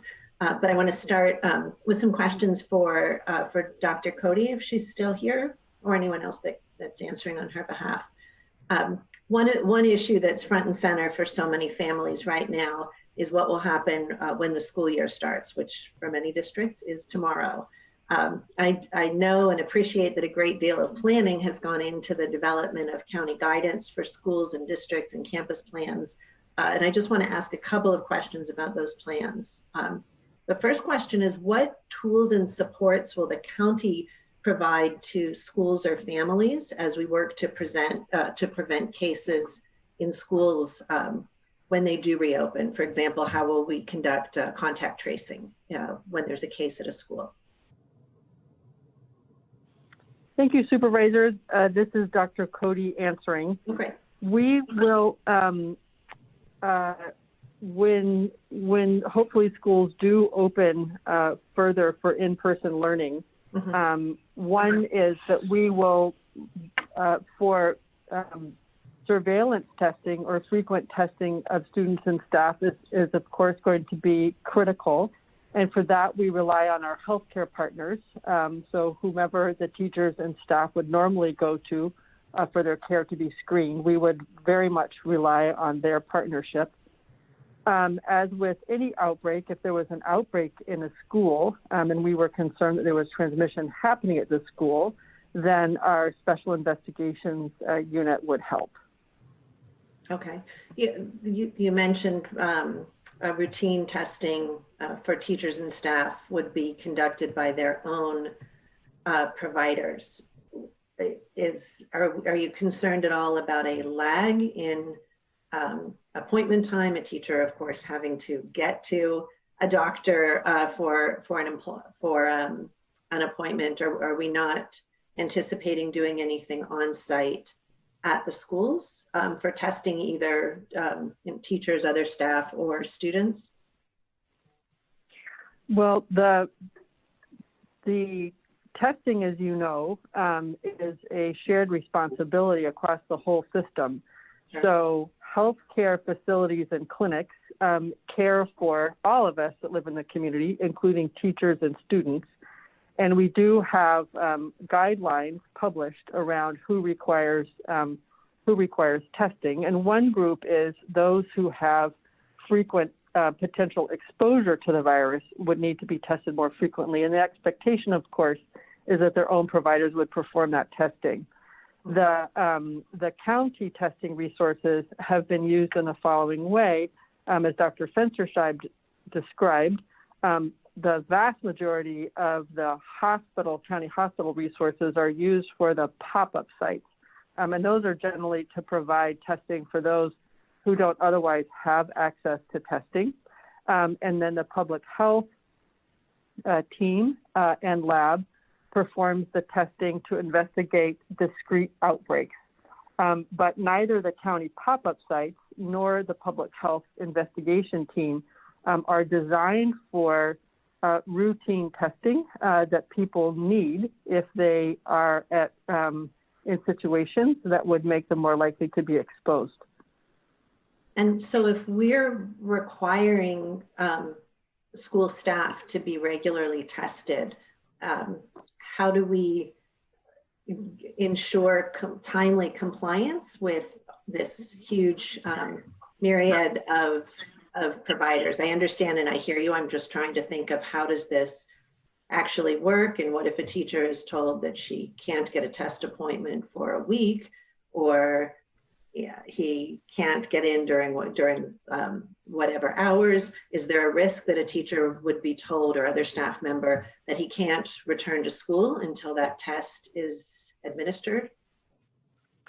Well, this is why the partnership and collaboration with all of the healthcare facilities is so important, and why we've been talking about this for so long, is because it is a shared responsibility.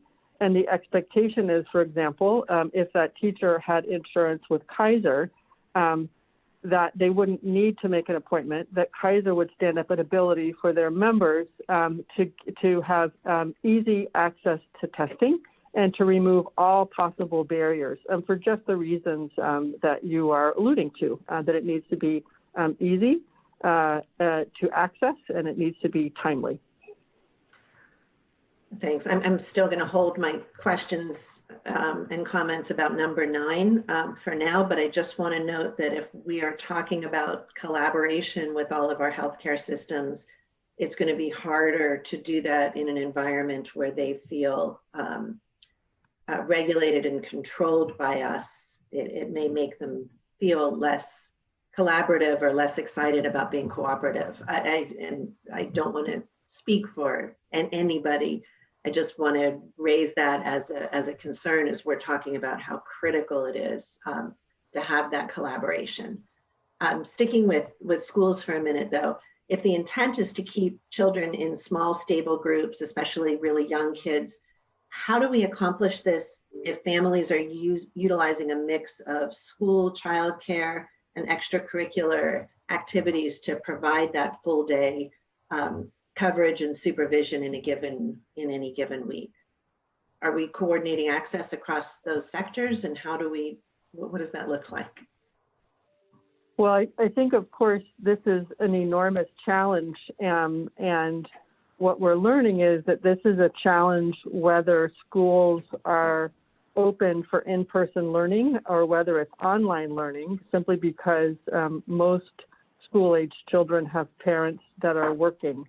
And so this is an unresolved issue. And I think that most families and educators are aware of the general principles of keeping groups as small as possible and limiting mixing to the greatest extent possible. But there's really not a simple solution. Many actually think that perhaps it would be easier to keep those small, stable groups if children were in school for in-person learning, because it's more kind of more planned and visible. But we don't have a ready solution. So I'm sure that's going to be very anxiety provoking for parents who are listening today. The in-school piece, just trying to think creatively here. I know that your preference is to get kids, especially little kids, back into school. The most likely way perhaps that they can stay in those consistent groups are if the schools or the providers are working together to create a seamless day that goes in many cases from 7 a.m. till 5 or 6 p.m. and getting to clarity on how these elements will actually work in practice is completely essential to a return to in-person learning. I want to thank you in advance for participating this Friday when Supervisor Chavez and I co-host a discussion with school stakeholders, and I look forward to working through the questions that we receive from parents and teachers and school officials. I want to shift my questions now to the jail. We got numbers last week, Wednesday. The number was around 150 cases. I think we jumped up to 180 something. What is the current number of staff and inmates that are COVID positive, please? My understanding is at this point, there's a total of 90 inmates, and that's cumulative over time. Do you know the current number? I'm thinking about the spikes that were announced last week. And do we have updates? The dashboard hasn't been updated since the weekend, is why I'm asking. I'm sorry, I stand corrected. The figure of 90 represents current inmates. Okay. Okay, and staff? This is on the last team. Is the sheriff's team still on the line? Yes, we are, and that number is correct. What is the number for staff, Sheriff? The number is 10 currently. We've had a total of, I think, 35, Michelle, total. Yeah, we've had a total of 35, 25 have recovered, and we have 10 off now positive. So the number is down from last Friday? You're talking about staff? I'm talking about the number that was reported last Friday being, and I'm happy for someone to jump in and give me the precise number, but around 180 was the number that was published last week. That's the current number that's on the dashboard. Again, it hasn't been updated since the weekend. 180 doesn't sound like a number that has ever been. 82. My apologies. 82. It was 82 yes. last week. Apologies. That was a typo. So so we're up slightly then if Yes. we're at 90. Yes. Okay. I really do, continue to appreciate the strong protocols that were put into place to screen inmates coming into the jail. And it seems to me that the ongoing risk of introduction and seating clusters is then most likely coming primarily from jail staff, attorneys, or others that move in and out of the facility. You spoke to new efforts for staff testing, which I'm glad to see moving forward. Thank you. What steps are being taken to assure full compliance with mask wearing by staff and anyone else that comes into the jail? Yeah, hi, this is Captain Duran. Currently, we're following all ICC Incident Command Center directives, which we have posted on the website as well. But how are you, what does compliance look like in practice as opposed to rules that are posted? We are monitoring compliance. We're taking action. Staff has been informed that action will be taken for non-compliance on mask wearing. And as far as testing, we've worked with custody health and public health very closely, and we appreciate all their efforts. And we have ongoing testing, I think every day, is that correct? Every day, and I think Lieutenant Aspen reported earlier that we're doing 20% of all of our staff per week. And we've had 100% compliance on deputies who were sent to have testing done. Great. Recently, I appreciate that. Recently, the trend data tracking the number of COVID positive cases in the jails from the very outset of the pandemic or from the public health order was taken down from the sheriff's population tracking page. I'd like to ask that that dashboard be restored, simply providing the number of feels insufficient to me. Is there any reason why that can't be restored? I probably take a look at what you are referring to. We did change the format recently. Right. The current format only shows current cases, not historical numbers. And I believe that the chart shows day by day numbers. I think that we certainly can do that, but sometimes someone will come in and be released right away and be positive, and it doesn't really impact our population, but we certainly can show that. And I think our number is 130. Is that right, Michelle? I think we just looked at that a while ago. Ken, did you? Okay, I want to try to. I will circle back with that, and if necessary, after the meeting, just to find out how we can get that on. I'm going to ask one more question. My time is quickly whittling away. And again, Supervisor Chavez, I would like to come back for a second round. At PSJC last Thursday, I asked that we designate one senior staff member to be responsible full-time to coordinate across departments to ensure that we are fully implementing the prevention protocols to get to universal testing of jail staff and a plan for safe resumption of critical programming and family visits for both adults and youth in custody. And I'm concerned with the complex issues across and between the various departments to accomplish these critical tasks that we don't have one point person considering and overseeing the whole picture dedicated fully to this effort. I also spoke with Dr. Smith about this, and I'm wondering if you can give me an answer on the record as to where at this meeting today as to where we are on that. Right, Supervisor, we spoke, and I'm sorry I missed Pete, Public Safety and Justice last week. Right now, at this very moment, I can't give you a name, but we are with senior staff looking at schedules and workload and how we can shuffle things around to give a person who will be a point person to do it. So we're working on it. Great. If you could send an off agenda with that name when the person's assigned, that would be great. And then going forward, I would like this designee to provide regular reports to PSJC starting in September. Thank you, Okay. Ms. Alberg. Right on the number, new number, but right on it anyway. Thank you, Susan. So Supervisor Simidian, did you have anything else? I know we went to you second, but I wanted to make sure we got to you. Thank you. If I could just briefly ask, it was on my list of things to ask our public health folks about, but then in addition, there was I think a front page piece in the newspaper about the possibility of accessing tests that are more rapid, somewhat less accurate antigen tests, I believe they're called, and that might hold some promise for the future. I was just curious what our staff's thinking on that potential was, not only sort of as a policy matter, but as a practical matter in terms of getting the product we need to increase our testing.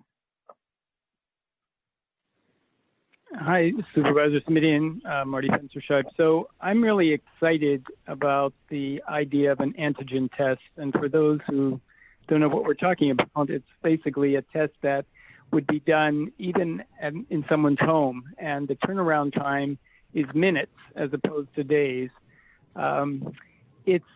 It's a topic of great interest across the country. There's some issues with approval and FDA approval, and we are really looking into potential for a pilot. There was a call just last week with a number of people around the state and the country. A researcher from back in Harvard, Dr. Mike Minna, who's very interested in this. So we are pursuing this as best we can. I made some calls today, in fact, and so again, it's not available yet. There is a different test that is not this antigen test, which is the cheaper of the other, which is the cheapest of tests. And you may have heard of a rapid test that uses the same technique, the PCR technique. It's much more expensive, but the idea of the antigen is that you give up some of the sensitivity issues so that it's not quite as sensitive, but you instead replace that with frequency. So you can make up for the sensitivity if you do it very often. So the idea would be to do testing.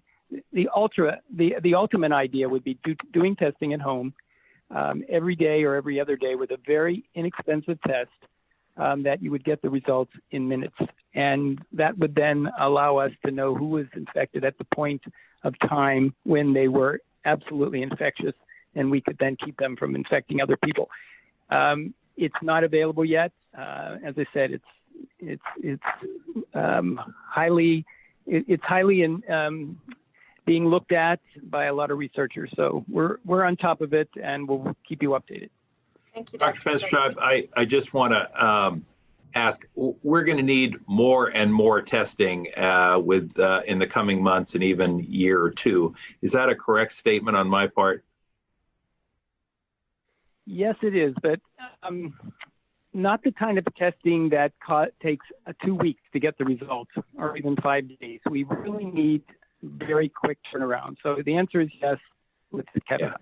Point taken. And Madam Chair, I'll wrap with this, which is, Supervisor Wasserman has talked about, what's it going to take to get our economy reopened. Just a few moments ago, Supervisor Ellenberg is talking about what's it going to take to return kids to in-classroom learning. We've all talked about what's it going to take to keep people safe and secure and healthy. And the answer is more testing, more testing, and more testing. And so if it seems like I'm a broken record on this, forgive the analog metaphor, it's because I am. I just don't see how we're going to get ourselves to a better place unless we up our testing game. And that's why I've certainly been pushing on our county staff. Why I was so pleased to see the folks at Kaiser develop the lab capacity over in the East Bay, and why I'm hoping they're going to do it again and then again. It's why I was so pleased to see Stanford Hospital go to pool testing as we have been doing here in the county, because that is a force multiplier. And then to Dr. Fensterschreiber's comments, it's why I am encouraged by the promise held out by the rapid antigen testing, because it's the only way we're going to get ourselves to a better place. So thank you for that. And Dr. Fensterschreiber, I look to you and your team to sort of be mindful of opportunities as you identified you would for our county to access such testing at the earliest opportunity. Thank you, Madam Chair. Thank you. And I just wanted to apologize to Supervisor Wasserman. I meant to give everybody kind of a first shot, and I apologize that I got myself out of order. For this round, we're giving everybody 15 minutes because that's what happened already. So there you go, Mike. Thank you. I'll try and be well under that and help us move along. And as Supervisor Simidian was saying about testing, my broken record is wear masks, wear masks, wear masks. And I really feel if everybody did that everywhere, we could cut everything down. Through the chair, please, I've got questions of either Dr. Cody and or Dr. Marty, if either one is still available. Go ahead and ask, and we'll let whoever is available respond. Is that all right? Yes, if they're still able, if they can hear the question. Wonderful. We're both here. We're both wonderful. here. Hello, doctors. On your PowerPoint presentation, I'm really sorry, but I can't find a page number. I think it's it's maybe page 5 or 6. It looks like this. What's the subject matter? COVID-19. This is a chart regarding the deaths.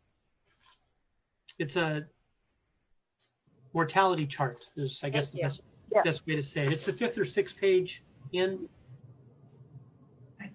Yes, I've got it. It's the 6th slide. Wonderful, thank you. The COVID deaths reported here, Dr. Cody, and I see that we're up around 205 now.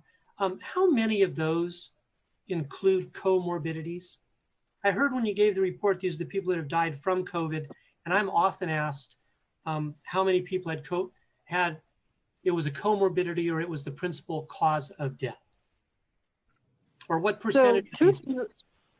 Right. On our dashboard, and I don't have it up, we do list deaths by presence of comorbidity. So that's there. The vast majority of people who die do have a comorbidity. I also want to highlight something else. The way we report COVID deaths is consistent with the way they're reported across the state, which is someone dies with COVID, not necessarily of COVID, which is an important distinction. So these represent people who have died with COVID, and the majority of them do have comorbidities. Okay, so this chart is with COVID. Correct. Okay, thank you very much, because I am often asked how many people die of COVID out of the 200, and I didn't know if there was a percentage that you found. You know, is it 10%? Is it 80%? I didn't even know what end of the spectrum that we are on.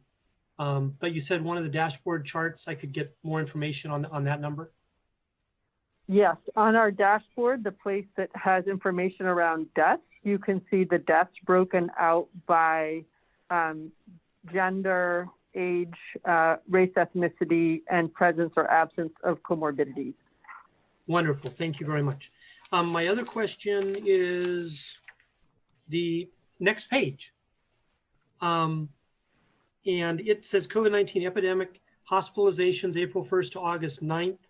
Number of COVID hospitalized patients, as I'm sure you've heard often, and I hear often. How many people out of our current number, and I know it's updated each day or every other day, how many people out of our current number, today's dashboard, are not Santa Clara County residents? I don't have an exact number. I'm looking to Dr. Kamal to see whether he might have some more detail on that. Just hold on one moment. Sure. Yes, Supervisor. So we do have some data around that. So in aggregate, about 80% of all hospitalized patients in Santa Clara County are residents of Santa Clara County. Wonderful. I'll just use that round number. That's fine. I just knew that what's happening is out in the press, us being on the watch list is based on our hospitalization trend going up, down, et cetera. And then people start hearing from one source or another, social media, whatever, that there's a number of people, and you're saying it's roughly 20% in our hospitals or from other counties.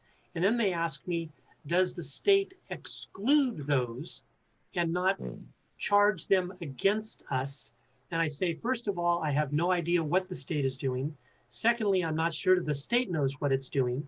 And third of all, I don't think there's a way, third of all, for them to distinguish that. And so my constituents, and I'm sure all the supervisor constituents, one bone of contention is that the state looks at our numbers, and it may be that 20% of them are from other counties, and it counts against our ability to open. And as Supervisor Simidian said, I want us to reopen businesses and schools. And these figures, and I don't know what the solution is. I don't know if it's just to look at Santa Clara County and we subtract non-county people, or to look at the region, or whatever it is. But I don't like, and my constituents don't like, where the state takes non-Santa Clara County people into account, and it penalizes us. And of course it benefits the other county. That's all the only questions I have on the PowerPoint. I did have a couple other questions, if I may, Madam Chair. Either Dr. Dr. Cody, most likely, do we have in Santa Clara County any known cases, people we know had COVID, recovered, and then contracted COVID again? I don't have that detail for you. I'm sorry. Don't know. Okay. And my last question is, I went on the state's website and they said they now have updated. Their information is now current, as you referred to back in your presentation, Doctor. Their information is now current. They got their glitch fixed. Based on all the information now being inputted and their website updated, if whatever that reflects, because I haven't looked to see what it reflects, if whatever that reflects continues, do you envision us coming off the watch list and in, I don't know, 7 or 8 days if we get out to 14? Or do you envision the current trend keeping us on the watch list? At the moment, we are on the watch list because of our case rate, not because of our hospitalizations, because we are above the 100 per 100,000. And so I think that we're going to have to see. I would say, though, that my sense is for parents and teachers to be comfortable having children back in school for in-person learning, we're going to need to get our case rate well below that state threshold. And I think that is our goal. Okay, and the case rate, which is different than the positivity rate, the case rate is number of people per 100,000 that test positive? That's correct. Okay, and what is the number we have to be under? Under 100 per 100,000 with a, and it's averaged over 7 days, but we have to, our 7-day average has to stay below that threshold for 14 days is in order to come off of the monitoring list. Gotcha. But I really do want to emphasize that where we really, our goal, where we really need to be is back where we were in May. That gives us plenty of breathing room and plenty of safety to get back to many of the activities that we as a society would like to resume. Gotcha. I know that the more things that we open, the more cases we get because there's more people interacting. The more things we close, the less, we start trending down again, which is nice. And so that's why I come back to my thing about just everybody please wear masks. Thank you very much, Madam President. I think I got 9 minutes. I did it. Good job. Bye-bye. Great. I'm going to just make a couple of requests and then I'll go back. Oh, go ahead, Supervisor. I'm sorry very much. No I just wanted to say that I was going to be supporting the motion that was made the way that it is. I think the collaboration that's been talked about between the private and public sector, good faith is mandatory. It's required in that Section 6. And I have all the confidence in the world that our private and public partners will all do the very best they can. We'll all operate in good faith, working together. Thank you. Thank you very much. Just a couple of observations I wanted to make. I really wanted to thank very much the Division of Social Equity for their presentation and to all the partners who participated, and it was interesting to learn about what's happening on the ground. I want to make a couple of recommendations, and Dr. Cody, part of the reason I'm making these recommendations is I really appreciate you slicing down the last 3 weeks and us better understanding which populations are really most in need of a concerted effort of activity. And because of that, what I want us to, what I'm really interested in seeing in our next report to the full board is the targeted efforts of activities that are focused on the east side and on Gilroy, in particular, the overlap of the work between the census and our health educators, and then the actual communications that we're doing around mask wearing, around social distancing, and around the education of businesses. And I know that we're going to be getting numbers. This is how many people we've talked to, and these are the contacts we've made, but really better seeing what the refined strategy is that's going to help us with these particular communities. So that's the first thing. The second thing that I'd like to see is a multilingual directory that is on the front of our Santa Clara County website relative to COVID.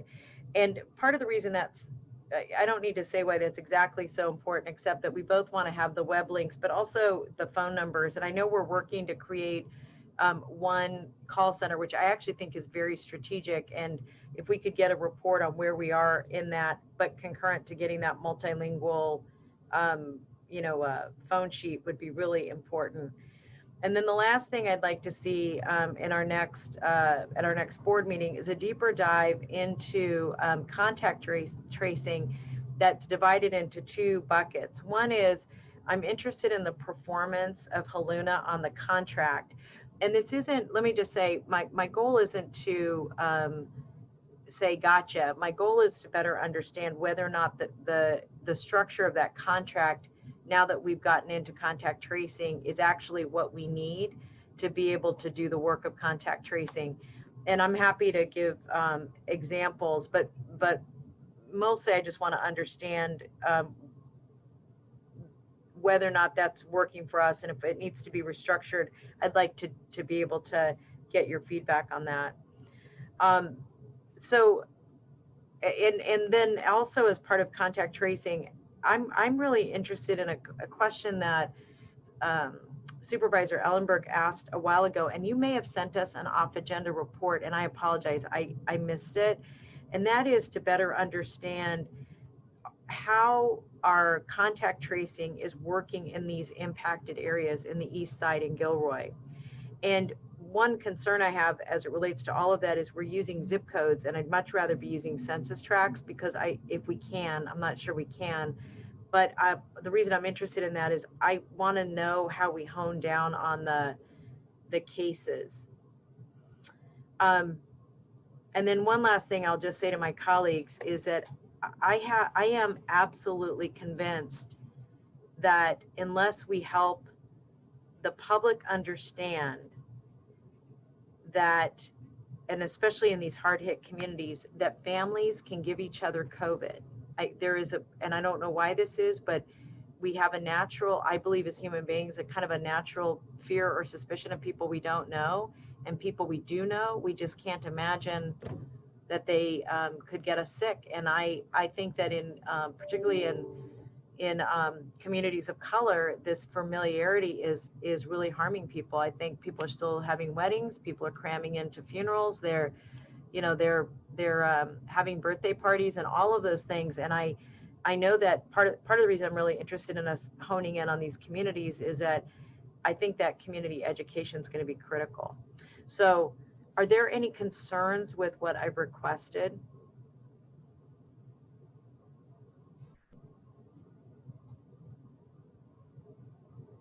Is that we're all good? We're all good. Okay. All right, then I'm going to go back to my colleagues. I'm going to start with Supervisor Cortese. Did you have any other questions on 8 or 9 or comments or feedback? Yes, again, on item 9, I've gone back and during the conversation here and read section 6 of the ordinance and the whole good faith piece of it and everything, but I'm still struggling to understand good faith to do what? What is the minimum standard? What is it that we're going to hold them to? And in a past agreement, or I would say understanding that we have with regional, for example, we were told that they've done all they can in good faith to deliver babies, but they just have to stop. And I don't know at what point you're able to say, that's not enough. Is 0 enough? Is 10 enough? Is 100 enough? What's the level of effort that we are going to judge good faith by when it comes to the healthcare providers? And I fear, I don't want to, I thought Supervisor Ellenberg was saying something similar, but I don't want to put words in her mouth or misinterpret what she said. But I do think that if we just say we're going to hold you to best effort, but we're not going to have any sort of agreement as to what that number is or what that level is, and this unknown number is going to be enforced by civil penalty, I just don't think it's a recipe for getting what we want. I mean, if what we're looking for is testing, I don't see how ambiguity is our friend with regard to this relationship with the hospitals. And so, I don't want to be easy on them. I think we should have an ordinance that says, if you're not, if you're not making effort, if you're not in good faith, if you're somehow in violation of what the county would consider to be compliance, then certainly there should be penalties, and certainly this ordinance should kick in. But I guess what I would like to see, and when I say like to see, I don't think I can support the motion as it is, but I think if we were to direct county council and the administration to go back, at least to the healthcare providers, and offer them the alternative of having an MOU in place that would establish what minimum standards will be for testing, then I could be in agreement, because I feel like we'd be more aligned with our own public policy objective, which is more testing, and getting them to do everything they possibly can. Collaboratively is, I think, more the method to get there. If I thought, I don't see any numbers here. Maybe I'm missing it. Maybe I'm not. Maybe someone could correct me and say, no, Supervisor Cortese, in section 6, it also indicates, what the threshold is for each of our health providers in terms of providing the testing that we're going to enforce. But I can't find it. And if I could, thank you for that. I want to go to see if James wants to respond to that, and then I'll go to other colleagues that want to jump in. But James, do you want to respond to that? Yes, and thank you, Supervisor Cortese. I think we're getting the feedback again. Yeah, I think there's I can self-mute. I don't know. There's something about your two screens being open. Go ahead.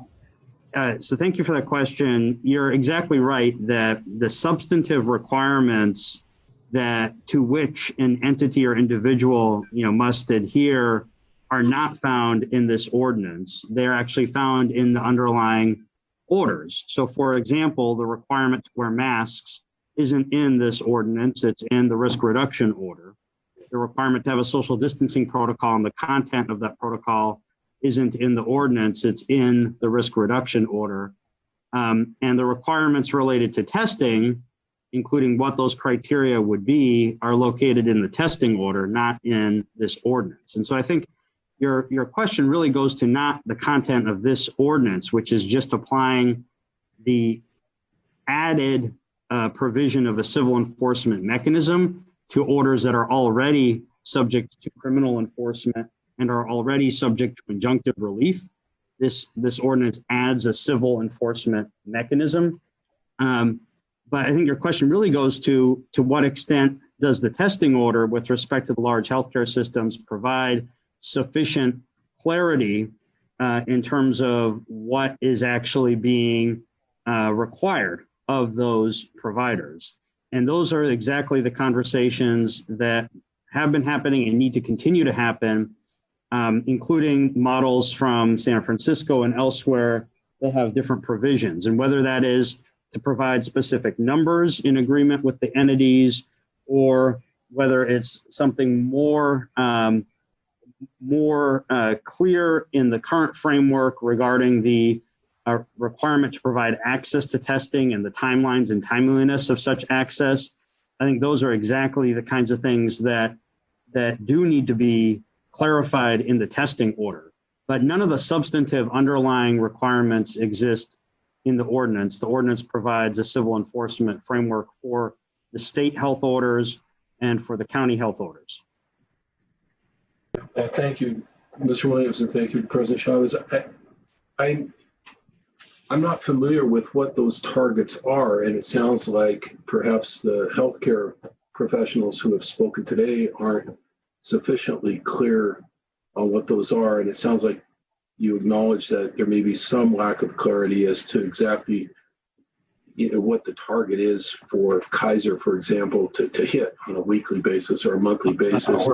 I'm simply suggesting that if those conversations are ongoing and they result, when they're fruitful and they result in agreement, that agreement should be the primary enforcement mechanism, and the ordinance should be held in abeyance as to those healthcare organizations unless they breach the agreement. The remedy for breach of agreement, if they have a collaborative agreement with us, a mutually crafted agreement, the remedy for us would be the right to unilaterally void the agreement and fall back on the ordinance. It seems like that's sufficient. That's not only sufficient enforcement, ultimately, it's the ultimate enforcement basically that we have right now, but it also gets us to a place where perhaps people come to the table and understand the time to be collaborative and reach agreement is now, not weeks from now. So that's the effort I would like to see, but again, it's probably has a lot to do with just how my worldview on how to go about reaching agreement. And I don't know mechanically if you have any objection. Mr. Williams, am I asking you to endorse that or to not endorse it? I was asking earlier, can that kind of an arrangement be crafted if the board wanted to pursue that? So James, can you respond to that question? And then Supervisor Simitian, I see that you'd like to weigh in on this particular question, so I'll come back to you in a moment. Yes, so we certainly could return with an amendment that that provides with respect to the testing order that if there's an MOU in place, and I think this is what you were suggesting, that the fine provisions of the ordinance would be superseded or would not be applicable and would instead be subject to such an MOU. I did want to clarify one thing I said earlier that may have been a little confusing. The current structure of the testing order isn't a numerical target. It's a requirement to provide access to patients of the healthcare facilities who fall into 3 categories. And so it's not a number target or a quota. It's an access requirement based on specific categories delineated in the order. So I just wanted to clarify that for the record. But it could be by agreement. Anyway, I think it's Supervisor Simitian's motion, and on 9, I'm not sure what all is included in the motion, by the way, as a point of order, President Chavez, so you'll have to make that clear for me before we vote. But as to 9, I would ask that we amend the motion to ask council and the administration to continue to pursue superseding MOUs with the healthcare providers, period. And if we were to do that, as a continuing activity to adopting this ordinance, then I'd be fine voting aye on the ordinance today. But if we're just going to leave that out altogether, I'll be a no vote. So I'm going to let Supervisor Simitian give feedback to that, and then I want to come back also Supervisor Cortese on this point. Supervisor Simitian? Well, thank you. I'm going to respectfully decline the requested amendment. The motion on the floor is to approve the recommended action from staff on item 8, which is to receive the report, and on item 9, which is to receive the report and approve the adoption of the ordinance as recommended by staff. I think Mr. Williams did a nice job of, particularly in his second explanation, of pointing out that there is a very explicit requirement in the June 10th order from our public health officer that testing should be provided to 3 categories of people. Those 3 categories of people are people who either are showing symptoms or who have been exposed to someone confirmed with having symptoms, or who are at increased risk. And then as to that third criteria, there is further definition with specificity as to what categories of persons might be, are identified as being at increased risk. So it's very explicit what the testing requirement and expectation is with respect to the public health officer's order of June the 10th. The second observation I would make is I'm not quite sure why folks are pressing on this today, because at our last meeting when we had the conversation about the role of the healthcare providers, Ms. Cafaro from the Hospital Association explicitly told us that all of the member health care organizations and hospitals were in fact in compliance. Now, frankly, I remain concerned that they may not be in full compliance, which is why I think if we are still questioning that 2 months after the public health order, 5 months after the crisis emerged and we knew we had a need for testing, that we apparently need to have some kind of a tool to generate greater efforts on the part of some of the participants. Not all, but some. And as I said earlier, kudos to Kaiser for expanding their testing capacity, but we need you to do it again if it's not enough, because their testing capacity has to cover all of Northern California. Kudos to Stanford for pooling their tests and multiplying the number of tests they can give. But again, other providers have to do the same.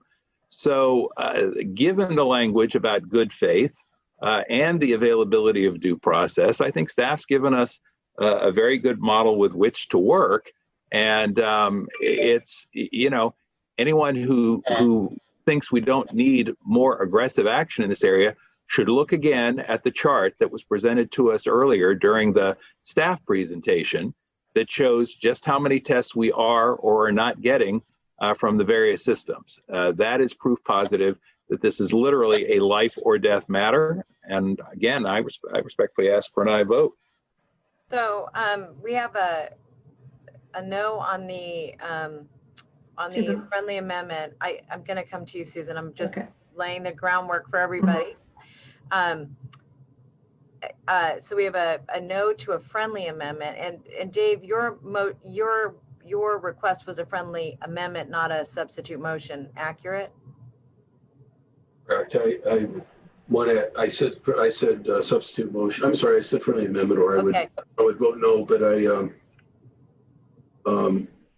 that's fine. I'll stop there for now. But if you can come back to me, I would appreciate it. I will, and then I'll go to Susan and come back. Thank you, Ms. Ellenberg. Thank you. Respectfully, Supervisor Simidian, I think that the better option is to use every collaborative tool that we have before bringing a mandate. These are relationships that we need to continue to work with collaboratively. And I think the compromise position that Supervisor Cortese mentioned and that James Williams elaborated on, to have MOUs that could supersede the ordinance if they're in place, and I would even take that a step further were there to be a different motion, that within X number of days, 7 days, 10 days, certainly not more, if an organization, if a healthcare provider has an MOU which lays out something more specific than the ordinance, then that would supersede the ordinance. And in the absence of that, within a week or 10 days, the ordinance would apply. But I would like to see us use every last tool that we have before mandating something to our partners, again, reflecting on the continued collaboration that we very much need. So Supervisor, we've already mandated the public health officer. The please public let her health finish. officer, Supervisor Simidian, please let Susan finish, and then I'll come to you. forgive me, I thought she was finished, and I just did want to not- respond with a correction. Forgive I me. just wanted to officially withdraw the second, if we're not going to create a little short-term window to do those individualized agreements. Thank you. In the absence of a second, then, Supervisor Chavez, I will move item 9 as a non-urgency ordinance. If I can get a second from either you or Supervisor Wasserman, that will mean that we have to have a second reading, but it will only require 3 votes. That is my motion. I'll second. And I'm asking a, You have a motion thank and you. a second. And speaking to the motion briefly, if I may, Madam Chair, and I want to pause and make sure that's okay. Please. Thank you. There's nothing, the order has already been promulgated 2 months ago. The question is whether or not we're going to enforce the order in some way. Right now, the only way we can enforce the order is by going to a criminal sanction. I don't think anybody wants that. So then the question is, 2 months later, 5 months after the fact of a need for testing, are we going to be serious about the order, or are we just going to say, well, our orders have no meaning if they come from the public health officer because there's no enforcement tool? So I've got a second reading requirement now attached to this because of the fact that it would not be an urgency ordinance, Madam Chair.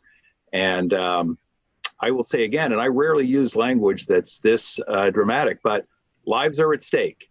And saying, gee, we can't get the equipment we need, or gee, there are problems with the supply chain, and saying it is what it is, that's not an acceptable answer in my judgment. We need to say, then let's figure out how to solve the problem, as people have shown they can do to their credit, and as our county organization has shown it can do to its credit. Thank you. So I'm gonna ask if Supervisor Wasserman, you're the only one who hasn't weighed in on this besides me, so I'm gonna let you go and then I'll go after you, Supervisor. Thank you, Madam President. You know, this is really unfortunate as far as I'm concerned. School's supposed to start tomorrow and kids can't go to school. I know people have been out of work for 5 months. I know businesses closing each week, employees, people owing $6,000, $8,000, $10,000 on their apartments that aren't going to be able to pay.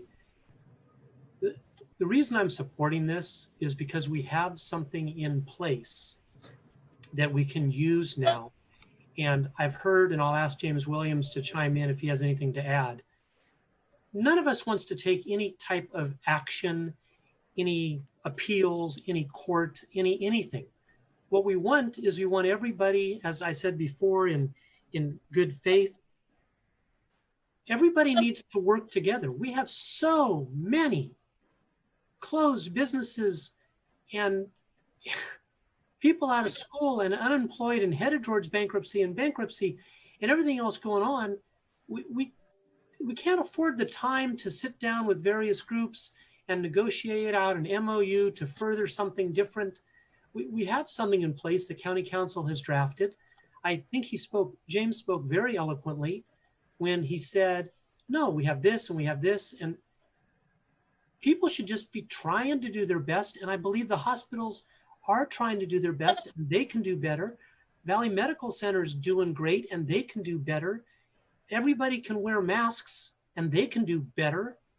The state can do better. We can all do better. And to suggest any other further meeting of administrative people from one agency and another agency to sit down and negotiate what they should or shouldn't do in what amount of time, we're running out of time. I apologize for that landline, whatever. There we go. I pulled out the cord. I just don't, you know, we've been here 7 hours today and we're waiting on the state after 8 days of not putting their information in. And then when it gets in, we have to wait 14 more days for something else to happen. We can't say, let's have more meetings and negotiate more things. We've got an agreement in place. Nobody, I believe, is going to be punitive or vindictive or anything. Just do the very best you can. Everybody help out. I have tenants that are losing money. I know landlords losing money, banks losing money, hospitals losing money, salons and barbershops and wineries, and it's lousy out there. And I'm sorry it's not perfect. And some people have some paying customers and some people don't have some paying customers, and some people are going to lose more than others. I just think we need to make a decision and move on. And we've got a document in place and we have good intentions in place. And I would just ask, I'll stop, Madam Chair. I would just ask if James has anything more to add to what I said as far as the intention of the document we have in place, because I believe it's not perfect, but it's livable and allows us to have a written document to proceed with tomorrow and not talk about when are we going to meet a week from now or 2 weeks from now or 3 weeks from now. Thank you. Thank you very much. James, did you want to weigh in between a divided board? Go ahead, just jump right in there. I'm looking forward to it. You just, both feet. Well, I'll just share a couple observations for the board's consideration that I think are important. One is that the testing order has been in place for some time, and a number of conversations have occurred and will need to continue to occur. And there is, I think, no question that with respect to the testing order in particular, that the entities that would be responsible for enforcement would emphatically continue to proceed in a collaborative, cooperative fashion and approach, given the actual underlying goal, which is to have a long-term, robust, and effective testing system. And I think that that's something that is universally and strongly shared by the testing team, by people like Dr. Marty Fensterscheib, by Dr. Cody, by all the folks who have been working on these efforts, and that's absolutely been front and center. So I would share that as one important thought. Second, I would just share for the board's consideration,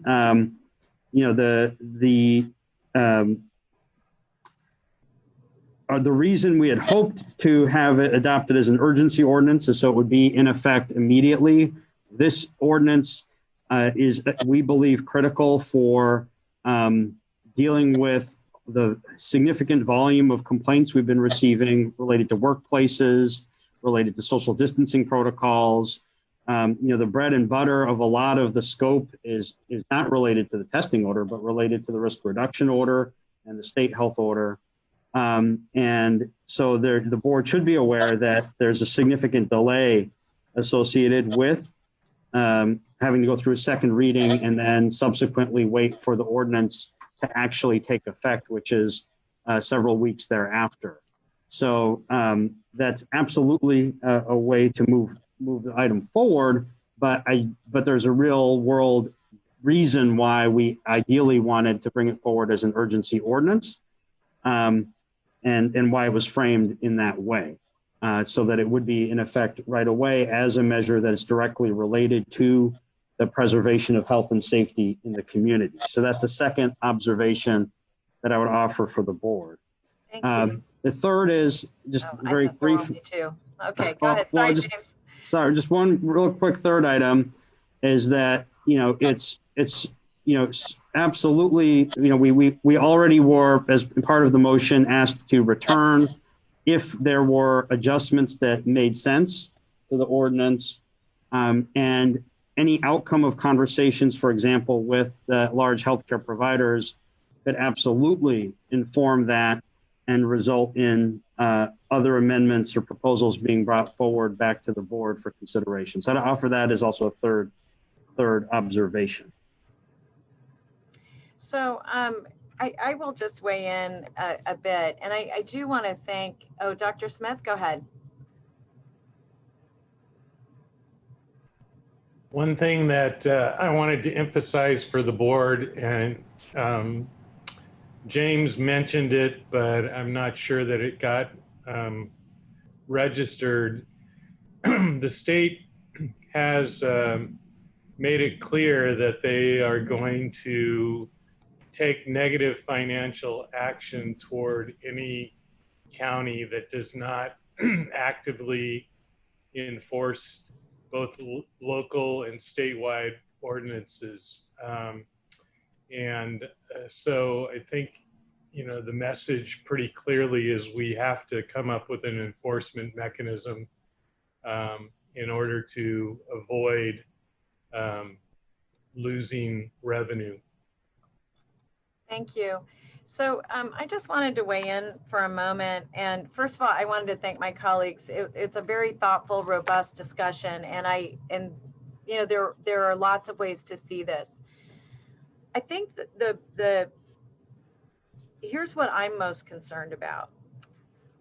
I think that the reality is that we're in a situation where our team has been talking to the health and hospitals systems in our county for months, trying to move everybody in a positive direction. When I think about the risks that we have in our community, I think that testing is certainly a core component of that. I think of the contact tracing and our ability to test again and really being deep into these communities that are of high need. And I reflect on the fact that we've all asked our staff to do these Herculean things, recognizing and actually even pushing our own system ahead to fill the gaps that the rest of the system wasn't filling. So if we brought up that slide, and I would ask the staff to do this if they're able, that shows the amount of testing that the county's doing relative to our partner organizations. There's just no doubt in my mind that the partnership that we need from the 11 hospitals collectively, including us, has to be done in a much more orchestrated, much more urgent, much more collaborative way. Now, our staff doesn't feel like they've had that collaboration. And frankly, we're pushing them. And a number of us asked questions today about how are we going to get this done? How are we going to get this done? It only happens with testing. Now, the way I was looking at this approach is much the way we, when we've been negotiating with a property owner in perpetuity, and we're interested in building something out like light rail, that we move forward with the action of, this is going to sound a little dramatic, but we move forward with the action of eminent domain in order to keep us moving forward. And that's a little how I looked at the staff saying, there will be consequences if we can't get all of these other pieces moving. Now, that being said, I also just want to acknowledge that everyone on this board has extensive background in negotiations, in collaborations, and in bringing people together. And what I think is the reason I'm going to support the motion on the floor is because what I think the motion on the floor does is says there's not much time to get said agreements or said partnership in place before this action comes before the board in a non-urgency fashion and we take action on it. Because I think that we have a tremendous need that we are placing urgency on our staff, and I think as a board we need to act in an urgent, prudent fashion. Now, that all being said, I think this is a very good compromise because what it says is that the board's serious about testing countywide, that we're going to give a little more time to be able to dive into these issues. Supervisor Samidian and I, along with some others, will be sitting down with the healthcare partners to try to get to, yes, Supervisor Cortese, the way that you're suggesting we do. I heard what you said. I know you are extremely skilled at this, so we are going to take your good advice, and hopefully by the time this comes back to the board, we've gotten these issues resolved. And if we don't, that we have a very good reason for asking for whatever direction we come back and ask for from our colleagues. So with that, what I'd really like to do, if it's okay, is if we feel like we've talked about this enough, can we take the vote? Madam Chair. Yes, sir. I apologize, but in the interest of getting to that compromise that you described, I was struck by the concern that both Dr. Smith and Mr. Williams expressed about the absence of having a tool to deal with any and all of the other enforcement needs unrelated to this one particular but very important topic. So I don't know where Supervisor Ellenberg would be, but I'm wondering if we had 4 votes for an urgency ordinance so we could adopt this immediately if there was direction to staff to return with amendments if an MOU could be negotiated, and with a direction to staff to meet with the hospital folks within the next week. I don't know if that's enough, and if her reaction is no, it's not, then I'll accept that. I would support that. I would support that. I would support that based on the other, I'll let you finish and then I'll explain why. Thank you. And I apologize if we're tripping over each other and not letting each other finish. And I know that's been a challenge I've had as people are pausing in Zoom time here. But then, Madam Chair, what I'd like to do with the consent of the seconder, Mr. Wasserman, is withdraw the motion, which was for a regular ordinance, which would require 3 votes, go back to a motion that would be a urgency ordinance as written, but with direction to staff to return with amendments to the ordinance if there is a successfully negotiated MOU that staff supports, and to direct staff to hold meetings with the folks in the hospital world literally within the next week to see if they could get a promising start. That would then put an ordinance in place immediately. It would allow staff to provide the consequences for other violations unrelated to this issue of testing and health and hospital systems. And frankly, if we're talking about negotiating something, although I continue to believe this is a regulatory conversation, not a negotiating conversation, but if we're going to negotiate something, I think we'd get a better result if we started from a position of strength, which would be to have this on the books. So I'll make that a motion and see if I can get a second from any member of the board in that regard. So we have a motion, we have a second from Supervisor Wasserman. Are there any comments on this motion? And I'm going to go down from the end back. Dave, do you, Supervisor Cortese, do you have any comments? Actually, the motion as revised is what I was looking for. So I'll be an aye vote on this motion. Thank you. All right. Is there any more comment on this motion? Okay. So we have a motion that will allow for immediate action, but that directs staff to continue conversations with the hospital partners in the county, and if there are any amendments that they could come after based on MOUs or other agreements that could come between our staff and our healthcare partners. Is that Supervisor Chavez, this motion now is only on number 9, correct? Supervisor Simidian's original motion also incorporated approval of 8, and I still have questions that I haven't finished on 8. We're going to just take item 9 right now so that I'm not becoming a violent in my Zoom world. No, I'm just kidding. Okay, we'll take action just on 9. So we have a motion and a second on 9. No more comments on that. May I get a roll call vote? Supervisor Ellenberg. Yes. Supervisor Simidian. Aye. Supervisor Cortese. Aye. Vice President Wasserman. Yes. And President Chavez. Yes. Okay, we're going to go back to 8, and I'm going to start to see if there are any other comments. Supervisor Cortese, no? On 8? Mike? None for me, thank you. None for me. Thank you. Susan? I do have 2 questions on contact tracing that I wasn't able to ask earlier. The first is that at some point today, this week, it's all blurring now. The report cited, the public health report cited remaining steady at about 75% of interviews completed despite the increased volumes, and that's terrific. That does seem better than what has been reported in some other communities.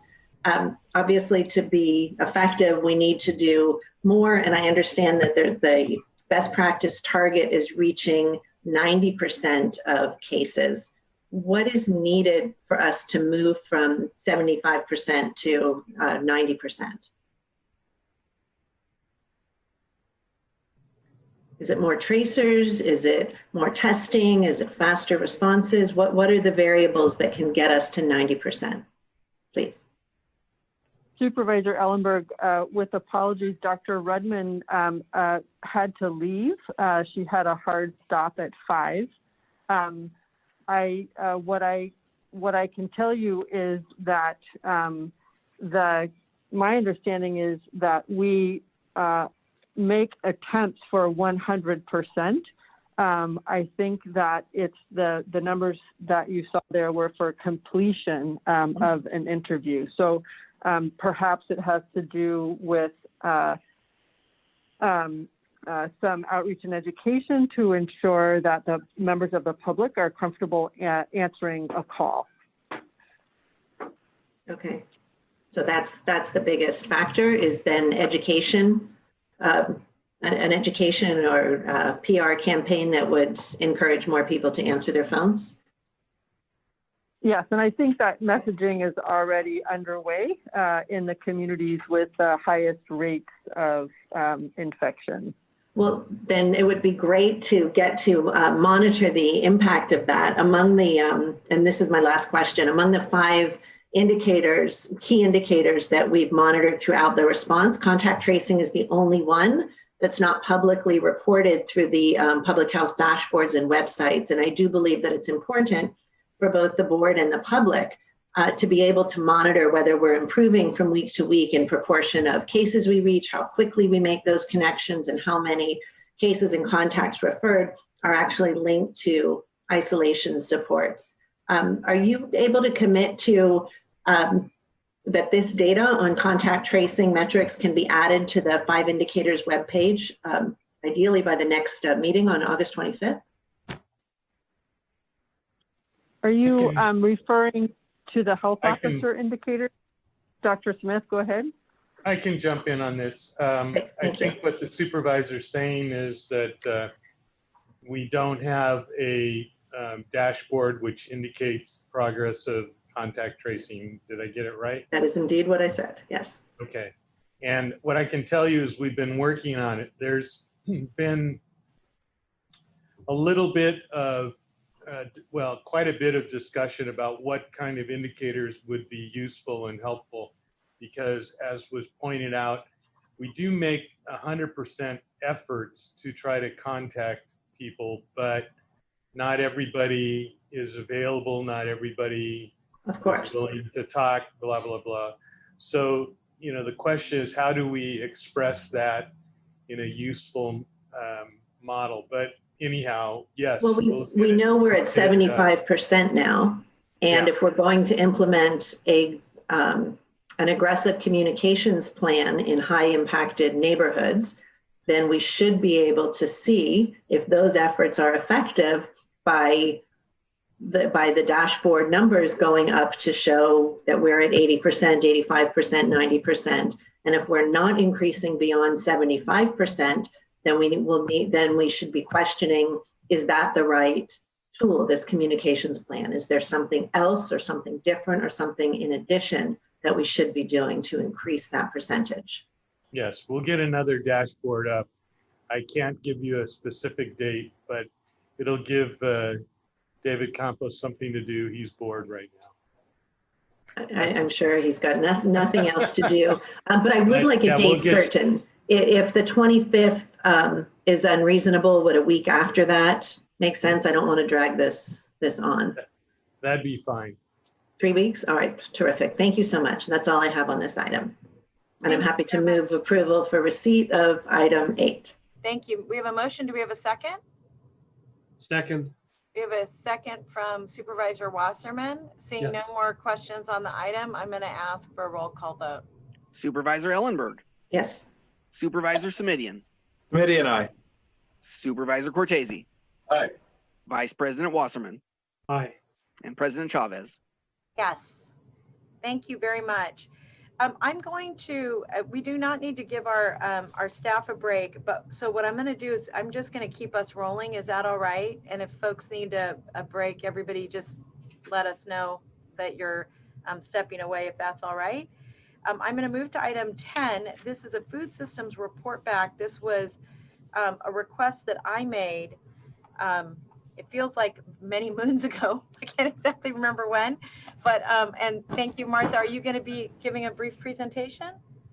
Yes, this is Deputy County Executive Martha Wapensky. Joining me today on the COVID food system are Hillary Armstrong from the County Executive's Office and Michael Ballier from SEPA.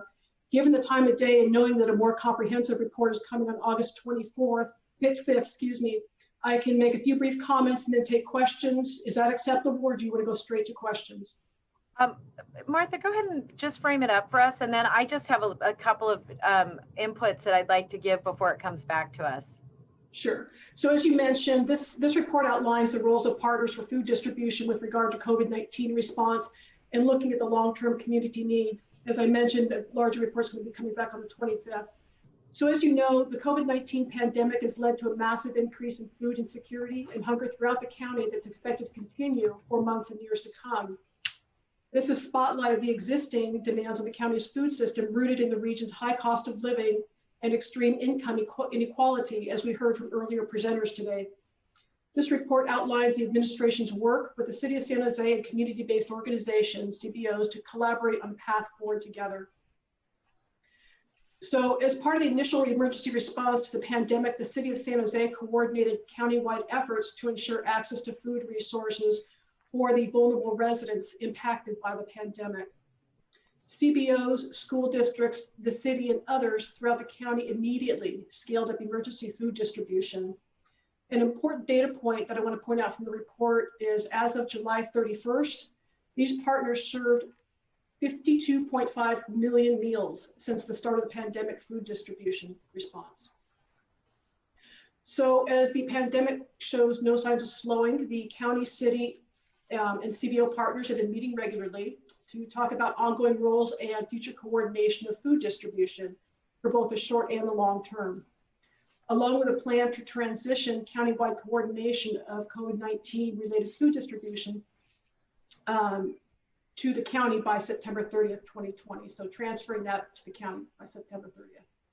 The county will continue to meet regularly with the city and other partners, including the County Office of Education, to ensure continuous communication and to maximize community access to emergency food resources.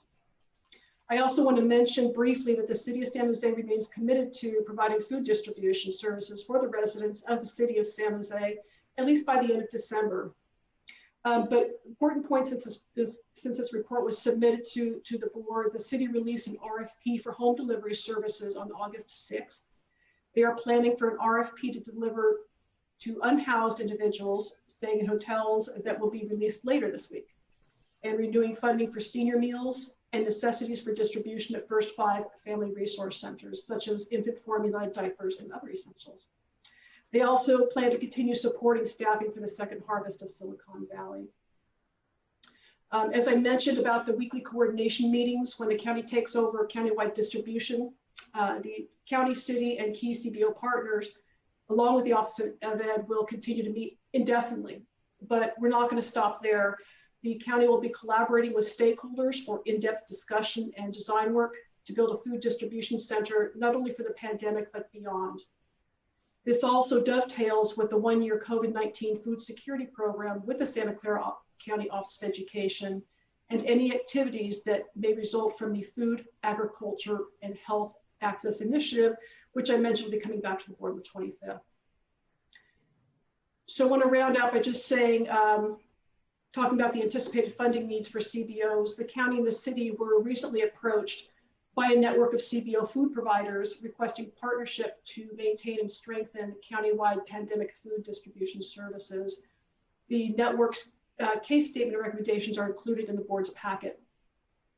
The next steps are working with providers, and we'll continue to work with them to understand the funding needs.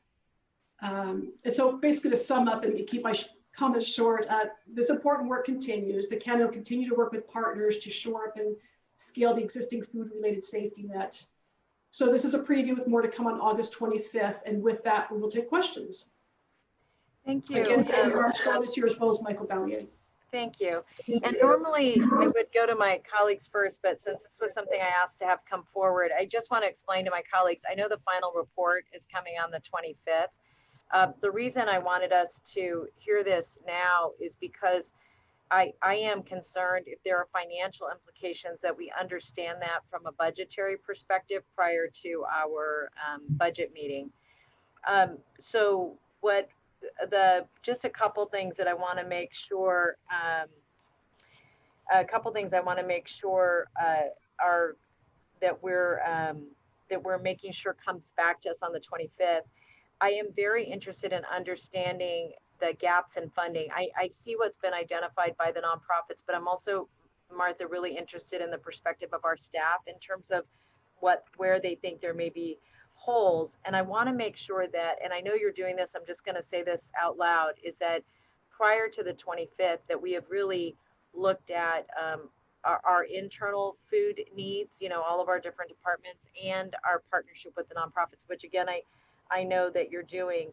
And then second, I am a little bit concerned about RFPs and RFQs going out that could have implications for the broader system that then we're going to be taking responsibility for as it relates to what the city of San Jose is doing RFPs and RFQs on. So I just want to make sure that that we have a strong understanding of what will be happening over the next 45 days and what are the impacts and implications to the overall system design, that that's not being done outside of a system coordination.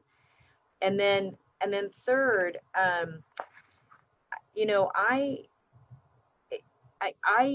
I don't really understand yet. I've been reading all that you've been producing, and I've talked to the city of San Jose, but I am really very interested in understanding what role the city will play long term. I heard some of what you just said in terms of how they're looking at staffing and investment, but understanding, just given the sheer volume and size of San Jose, what are the implications and roles that ultimately we would or wouldn't be playing, just given the relative size again and need that really falls in the city of San Jose. And I apologize, one last thing that I'm sure you all again have given a lot of thought to. I apologize for this one.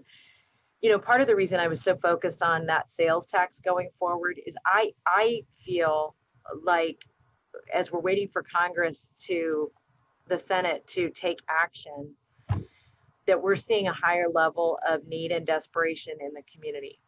And I think that the really incredibly important work that the nonprofits did in partnership with the city of San Jose has really helped people feel better and be able to support their kids, and in partnership in particular with the school district. Like, they've done a very good job of keeping that basic need at bay for most people.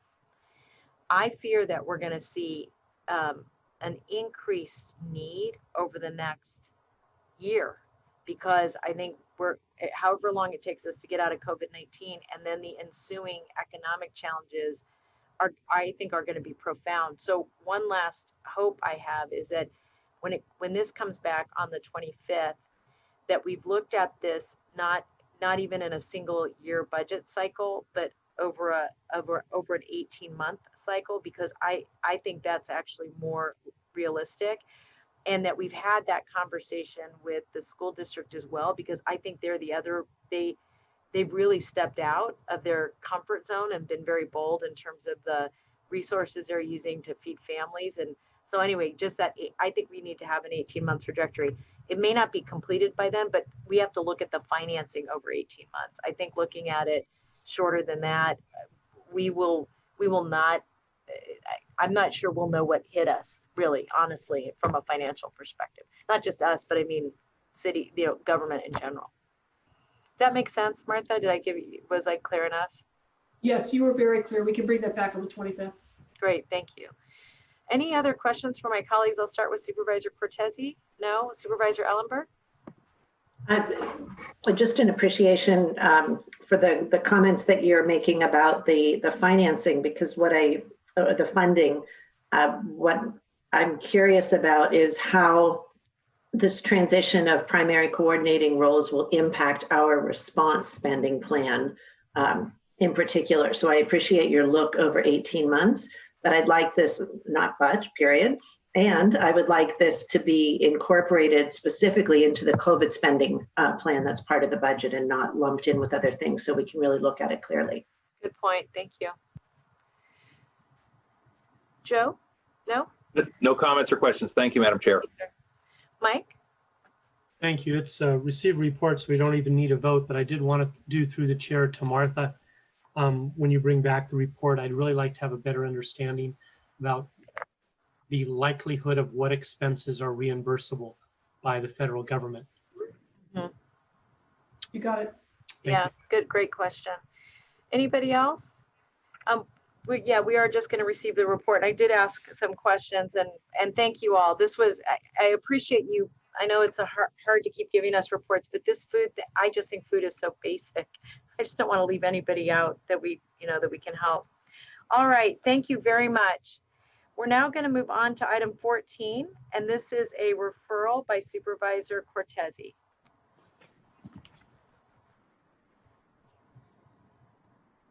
I am here. Thank you, President Chavez. This referral has to do with the move of the alternate defender's office. There's a request to report back to the board no later than the next board meeting, August 25th, with options for consideration relating to keeping the office at its current location. I know we've received some information as to what the process was leading up to the move, and we have received a lot of concern from ADO office attorneys and others regarding the move. And I think a lot of that has been directed to supervisors on an individual basis. And I wanted to get this on the public agenda so that we could hear from anyone who wanted to express concerns, and then allow the option to come back in 2 weeks with some direction from the board. Do we have public speakers on the item, Supervisor Schultz? Okay. May I go to that? May I go to them and then come back for a motion? Yes, Or would you like to make a motion? No, I'd want to hear from the public speakers, and also any response from the staff to the public speakers with regard to whatever the public speakers say, and then maybe we can go from there. Excellent. Thank you very much. Colin, do I still have you? Great. Yes. Thanks, Colin. The next speaker is Heather Zuberbier. I am unmuting you. Please accept the unmute. You will have 1 minute to speak. The timer will start when you begin speaking. Hi, my name is Heather Zuberbier. I live in District 4 and I'm a senior paralegal working in the Alternate Defender's Office. The Alternate Defender's Office is planning to move their office 4 miles outside the area of the Hall of Justice. Removing our office from this area will not only affect our clients' rights to equal access to representation, but it also does not align the alternate defender with the same equity as the district attorney or even the public defender. Also, during COVID, moving the alternate defender to a building that will be significantly unoccupied is not a responsible use of county funds during a budget crisis. We ask the board to vote yes to consider the impact this move will have on our clients. We need your help to ensure that justice and equity are upheld in our county. Thank you. The next speaker is Nancy. I'm unmuting you. Please accept the unmute. You will have 1 minute to speak. The timer will start when you begin speaking. Hi, my name is Nancy Hernandez, and I'm a pretrial services officer for the County of Santa Clara. Hi, hello? Yes. Oh, sorry. Thank you for your time today. This ADO move is another real estate-driven decision with no attention to client needs. Please halt the move. This move unjustly punishes those that are low income and people of color. Our office understands the difficulty that the ADO clients will endure because pretrial services used to be located at 70 West Heading. It's imperative that the client's needs and resources be taken into serious consideration. The client's resources are limited by time constraints, transportation, and money. The clients deserve the opportunity to fight their case and without caution and worry that they only have a few minutes to spare.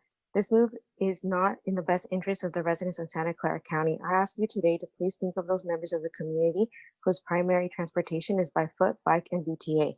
It is not fair that it is not only fair that they have equal representation, but it's the least that they deserve. Thank you. The next speaker is Ophelia Pizarro. I'm unmuting you. Please accept the unmute. You will have 1 minute to speak. The timer will start when you begin speaking. Good evening. My name is Ofelia Pizarro, and I'm an investigator with the Santa Clara County Alternate Defender's Office, also known as the ADO. The ADO is scheduled to move to a new remote location very soon without a study on how this move will impact our clients. This move will serve to alienate our ADO adult and juvenile clients because it will impede client access to ADO services, which are necessary to prepare and fully address the criminal charges against them.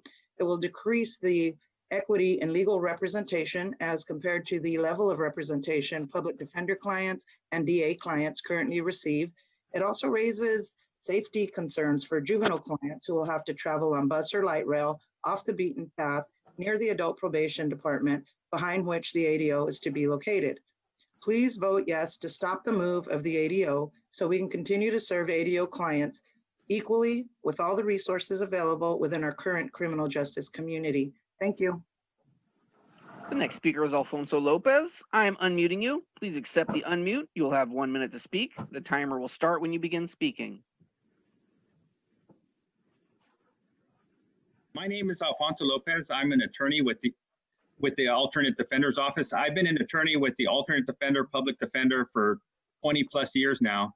I'm against the move because it will hinder my ability to effectively represent my client. I mostly represent people of color who are indigent, marginalized by society, and these are people that are vulnerable to the system. We have to be careful about this kind of move because moving the office is going to affect the attorney-client relationship. When we do that, we risk the fact that they're going to be put in jail because they don't go see their attorneys on time because they missed their appointment, or we don't have that information that we need so that we can effectively represent them. I'm asking that at a minimum, what we should do is postpone the move and bring an impact study so that we can see how this is going to affect our client, because we don't want to make a mistake and they end up going to jail. The next speaker is Marie Dan. I'm unmuting you. Please accept the unmute. You will have 1 minute to speak. The timer will start when you begin speaking. My name is Marie Dan, and I'm an SEIU 521 member. As the only social worker at ADO, the demands of my role are based on a caseload that mirrors that of our 20+ attorneys. Our current location has allowed me to quickly visit clients at court, the hall, or main jail at a moment's notice. An example is when an attorney must tend to other cases while a client needs skilled support from someone they trust during a mental health crisis. Our proximity to the Reentry Center also allows us to effectively guide clients to necessary services to reduce recidivism. Once the move occurs and clients can receive in-person visits with me rather than virtual ones, their access to me for assistance will be greatly fragmented, while their co-defendants under the 4 social work positions at the Public Defender's Office will remain unaffected. This clearly creates additional gaps pertaining to equity and accessibility for our clients. Please consider halting the move so that more equitable representation, access, and justice can be made a reality for our ADO clients. The next speaker is Kara Hawthorne. I am unmuting you. Please accept the unmute. You will have 1 minute to speak. The timer will start when you begin speaking. Hi, my name is Kara Hawthorne, and I work in the Alternate Defender's Office as a legal clerk. The Alternate Defender's Office is planning to move their office without proper analysis of the move's impact on our clients. Many of our clients, both juvenile and adult, do not have access to a car, and many don't have enough funds for public transit. The new building is 4 miles away, which makes up for a 54-minute walk from HOJ to our new building, a 10-minute drive, and a 6-minute light rail ride with an additional 20 minutes of walking time. We ask our board to vote yes to halt the ADO move. Thank you. The next speaker is David Jaquez. I am unmuting you. Please accept the unmute. You will have 1 minute to speak. The timer will start when you begin speaking. Good evening, board president, members of the board, and staff. My name is David Jaquez. I'm an investigator with the Alternate Defender's Office. Office proximity to the court may be an issue of equity in the justice system because of the potential hindrance it creates to our indigent clientele. Our clientele is made up of the marginalized communities. Their views are often overlooked, dismissed, and considered insignificant. Marginalization of our clients continues when decisions are made without consideration of the potential negative impacts on our clientele and not prioritizing those impacts in the decision-making process. The defense community is an important member of the justice system that plays a vital role in the checks and balance of the system. We must include the defense as part of the criminal justice system that is in need of reform. Within the defense, any worthy the views and impacts on the clientele before implementation of decisions that may impact services. I ask that this office move be postponed. Thank you. Final speaker is Connie Chu. I'm unmuting you. Please accept the unmute. You will have 1 minute to speak. The timer will start when you begin speaking.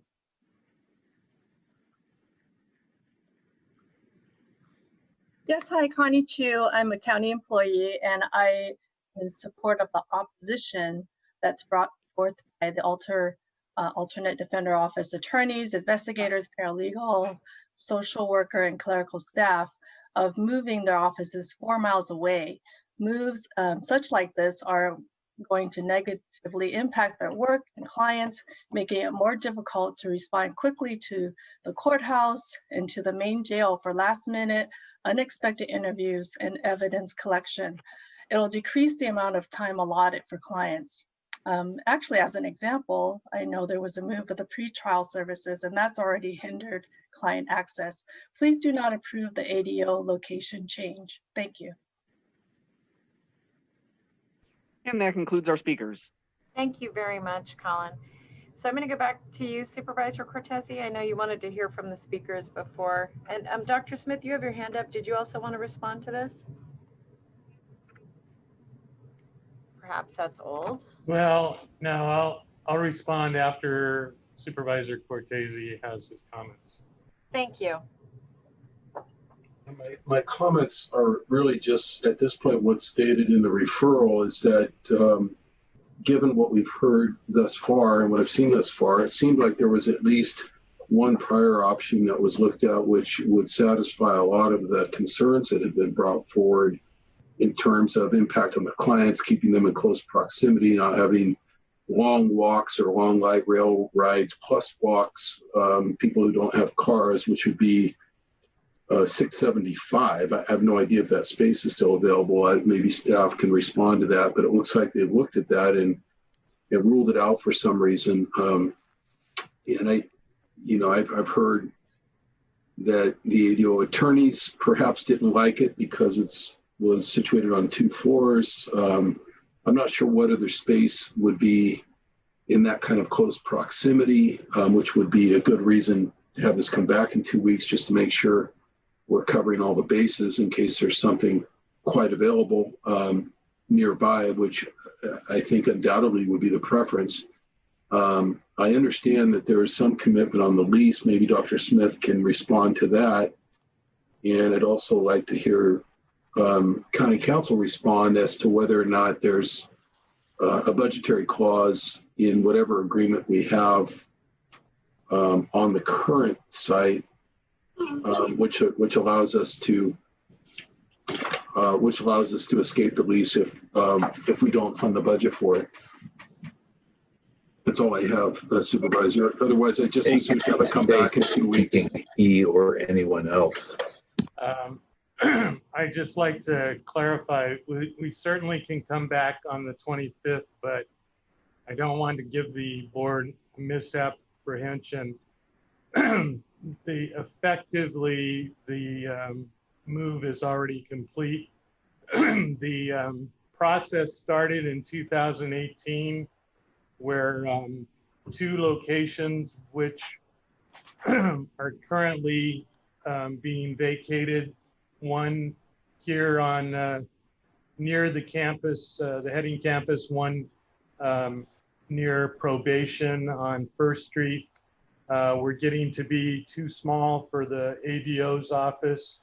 The effort was started to find another location which involved meet and confer and discussions with the staff and looking at other locations. There was one location that Supervisor Cortese referenced that people liked better, but it was far more expensive and a deal could not be arranged.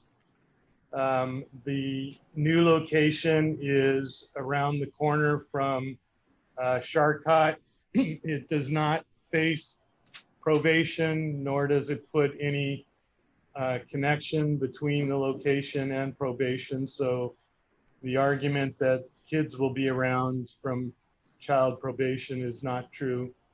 The lease was entered into. It's a 5-year lease commitment. It cannot be broken. There are tenant improvements that have already been made to the property greater than $2 million.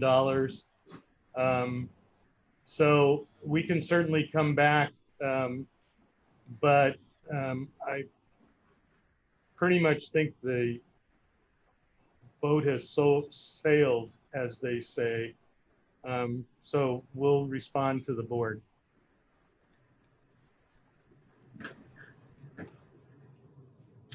Supervisor Chavez,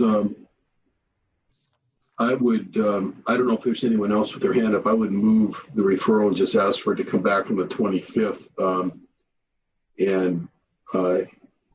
You know, I'm happy to have some continuing conversations with folks. I had a chance to talk to the public defender yesterday, who, you know, has this team under her general oversight, I guess, aligned with her office. And I heard much of what Dr. Smith just said. I haven't had much of an opportunity to talk to the 60% of the ADOs that are vehemently opposed to this move, and I'd like to hear more about that. And I'm happy to either come back satisfied that they're wrong or come back satisfied that they're right, and just put it to a final disposition on the 25th. But the motion would be just to move the referral and take up this discussion again at that time. I'll second that. And and I'll go to comments. Supervisor Ellenberg. Thanks. I have some significant concerns about the timing of this. I think if the issues had been raised 2 years ago or a year ago, I would wholeheartedly agree that we should be doing that study. But the board has already voted on this twice. It's the second building in the vicinity, same vicinity, that's been considered. The public defender is poised to move literally next Thursday. And as Dr. Smith said, thousands of dollars have been invested. And I frankly don't know what the outcome would be, since we already have a lease. If concerns came back, then they should certainly be addressed. And I would almost look at a parallel to what we did with item 9 with the ordinance of pass it, but come back if there's a problem. I would rather us not hold up the move, allow that to go forward, but at the same time, conduct this study if that's necessary. And if there are concerns, let's figure out how to fix them or address them. But since the move is basically a done deal, the lease is signed, the boxes are packed, I'm concerned about a financial cost in delay, and it sounds like it's not really going to change the outcome anyway at this stage. And to anticipate my colleague, Supervisor Wasserman, I'm guessing that there will be reluctance also. Again, I won't speak for you, I'm hearing it in my own head, of trying not to bring things back again and again. And I would ask if it would be a possibility, if Supervisor Cortese would consider letting us approve or vote to see if there are 3 votes to approve the move, but to still do that study, report back to us in an off agenda. And if there are concerns, strategies for how to address them.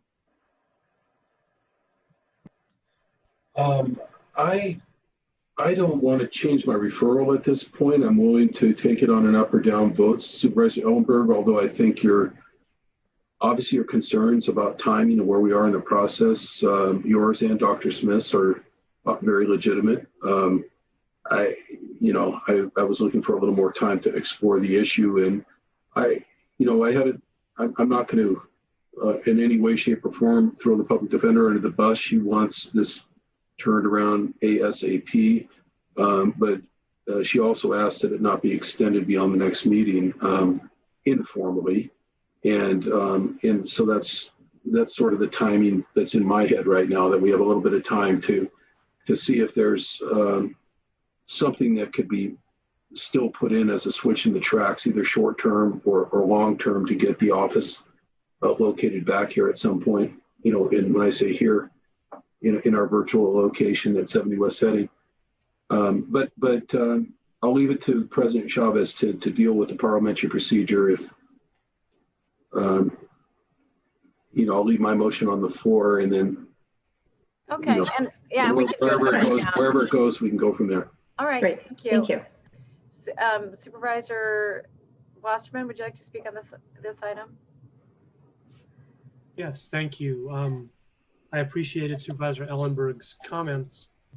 I have heard from both sides on this, and to me, this deal, this change, this move seems, as was said, voted on before, a lease is signed, tenant improvements made.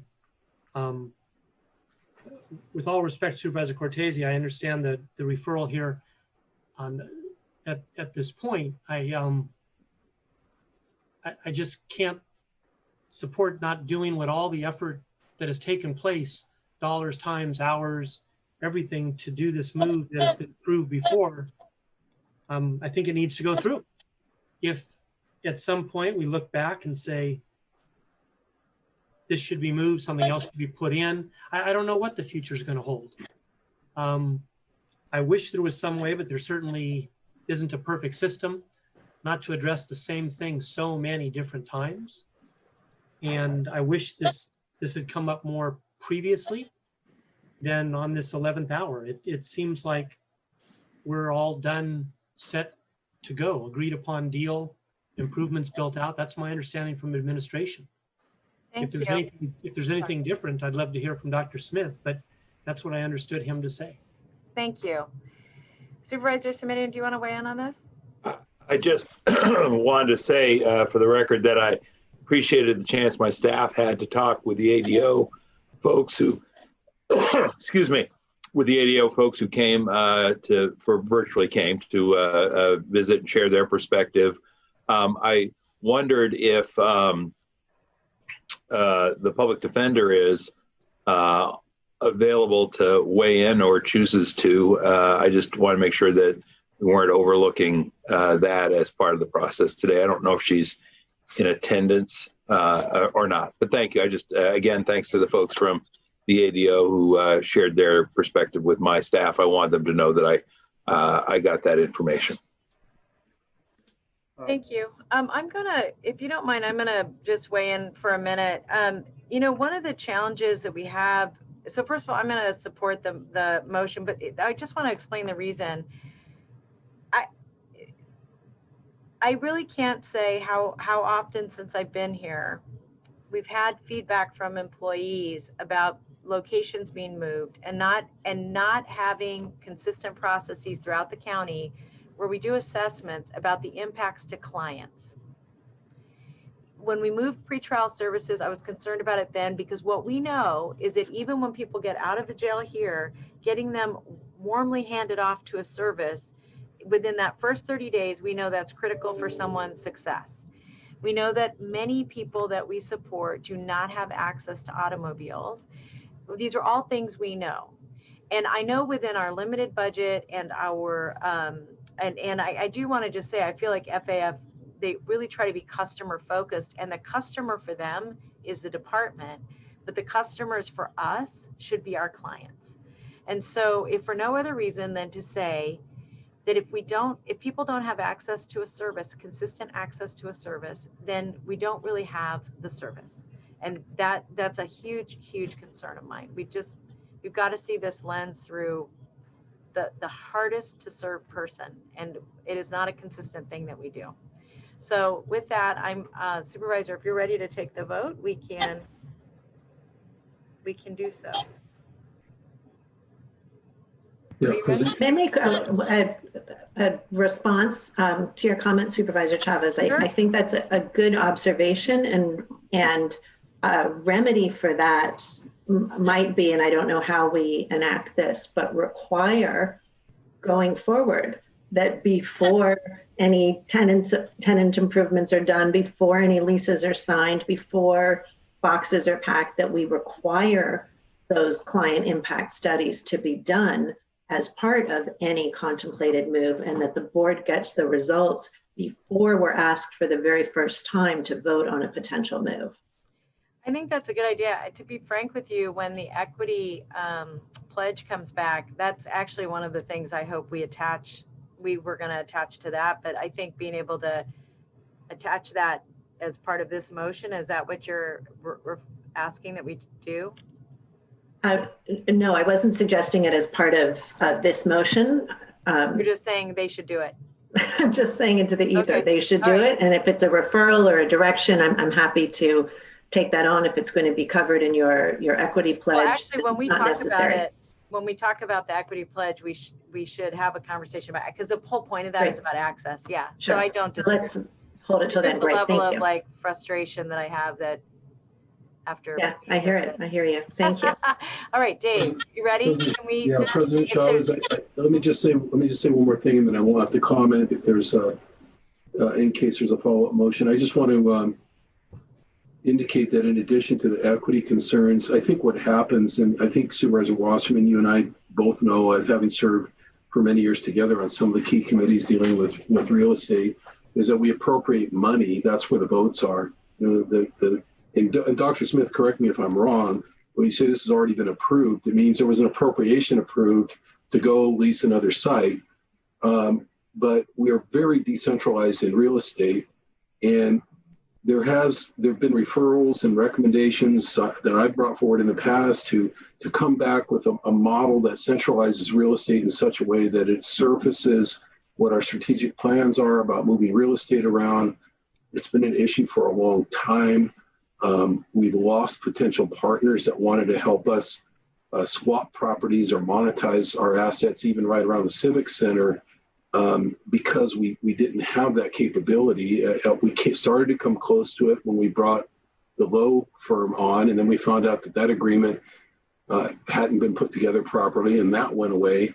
And so we're still in this situation where we appropriate money as supervisors, and then basically something called a space committee, which has nothing to do with us or any of our committees, makes a decision, and then the ship has sailed, as Dr. Smith says, and then the employees come back to us and say, why didn't you guys weigh in? This is a stupid idea. And I just believe, in addition to the equity concerns, and it may happen after my tenure here, or may never happen, but this county is way too big to not have a centralized real estate department and somebody who's reporting regularly to the board on what the strategic moves are. I don't care whether it's parks acquisition or public safety acquisition, or any other acquisition for that matter. It shouldn't be happening any longer helter-skelter like it did in the 1950s when the county had a $150 million budget. This is way too big of an organization with what I understand to be about 700 pieces of property that we're involved with that nobody seems to be able to produce an inventory of. And I think this is symptomatic of what happens when you have a very disjointed operation like that. And it ends up feeling to the employees and to us, and to our clients, as Supervisor Chavez would say, as if the tail's wagging the dog.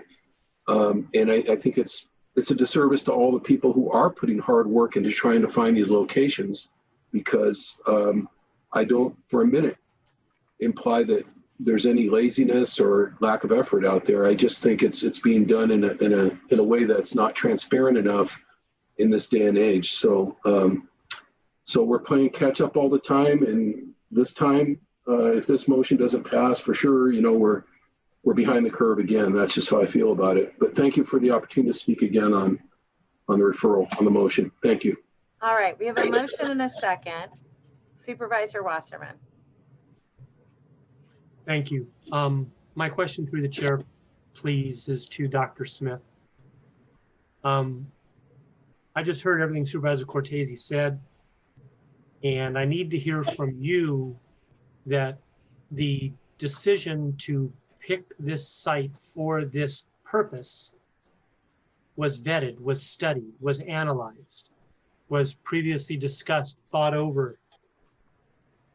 I can't believe, and to Supervisor Cortese's point, we are an enormous organization and we need a better inventory, we need a better system, and I don't know exactly what goes on, but I do put my trust in administration and our facilities people that they are told a need exists, for instance, for the ADO to expand. And then you go out and you look to see where that fit would be to accommodate the need and do a study on the pluses and minuses. And if that is not the case, then I have a problem with this. If that is the case, then I need to hear that.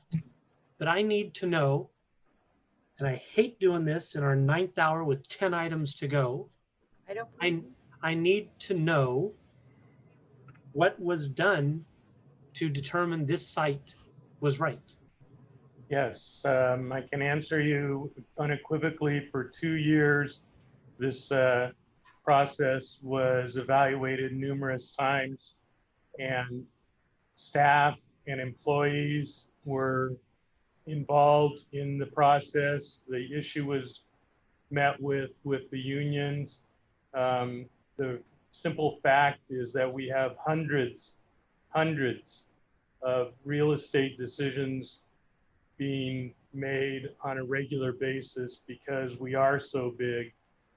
They sometimes are minor real estate things like, tenant improvements. Sometimes they're big things like buying Tasman. All of them involve many hours of staff time in order to analyze them, make sure they'll work for the clients.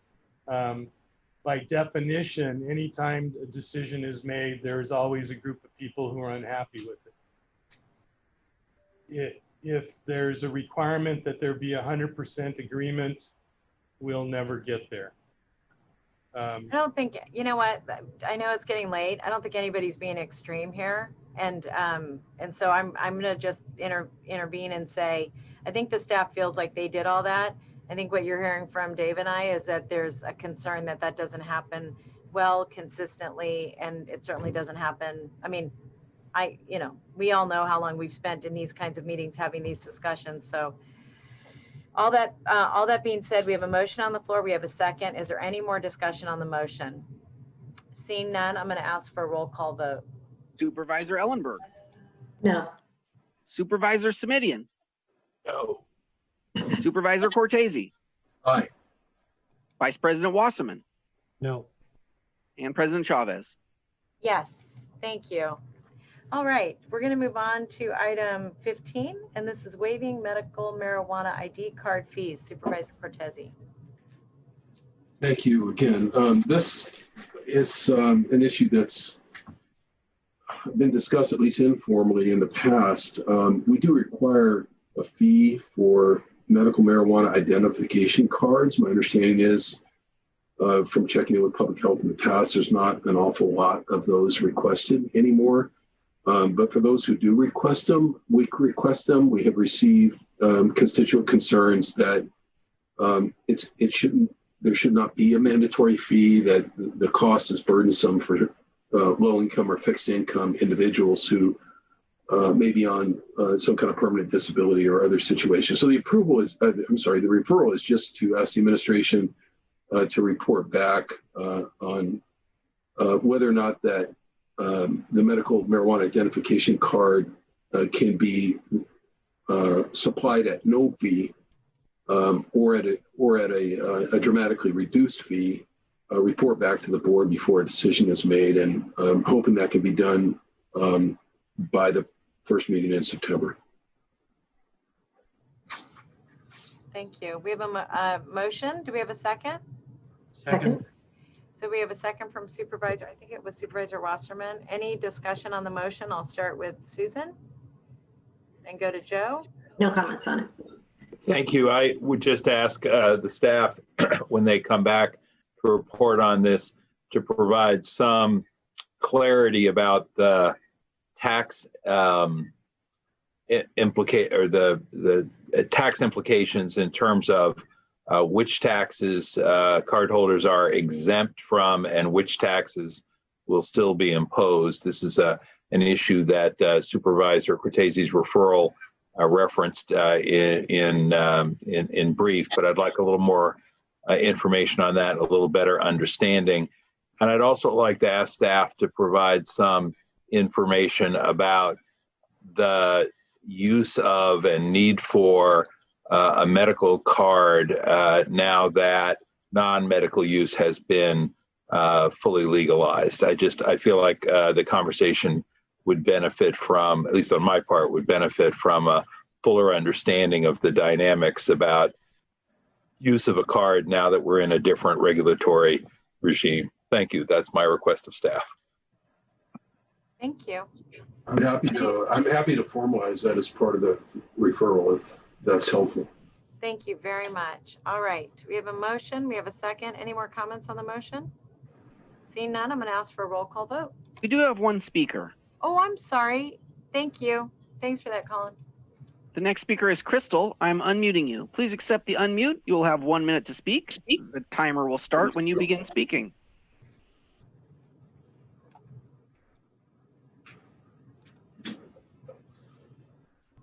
Crystal, are you there? Yes, can you hear me? Yes, go ahead. Now we can. Hi, yesterday I sent each of you a document that I hope you will take the time to review before this item comes back to the board for a vote. Basically what it says is that medical marijuana patients have been paying about 19% tax on our medicine before California legalization happened.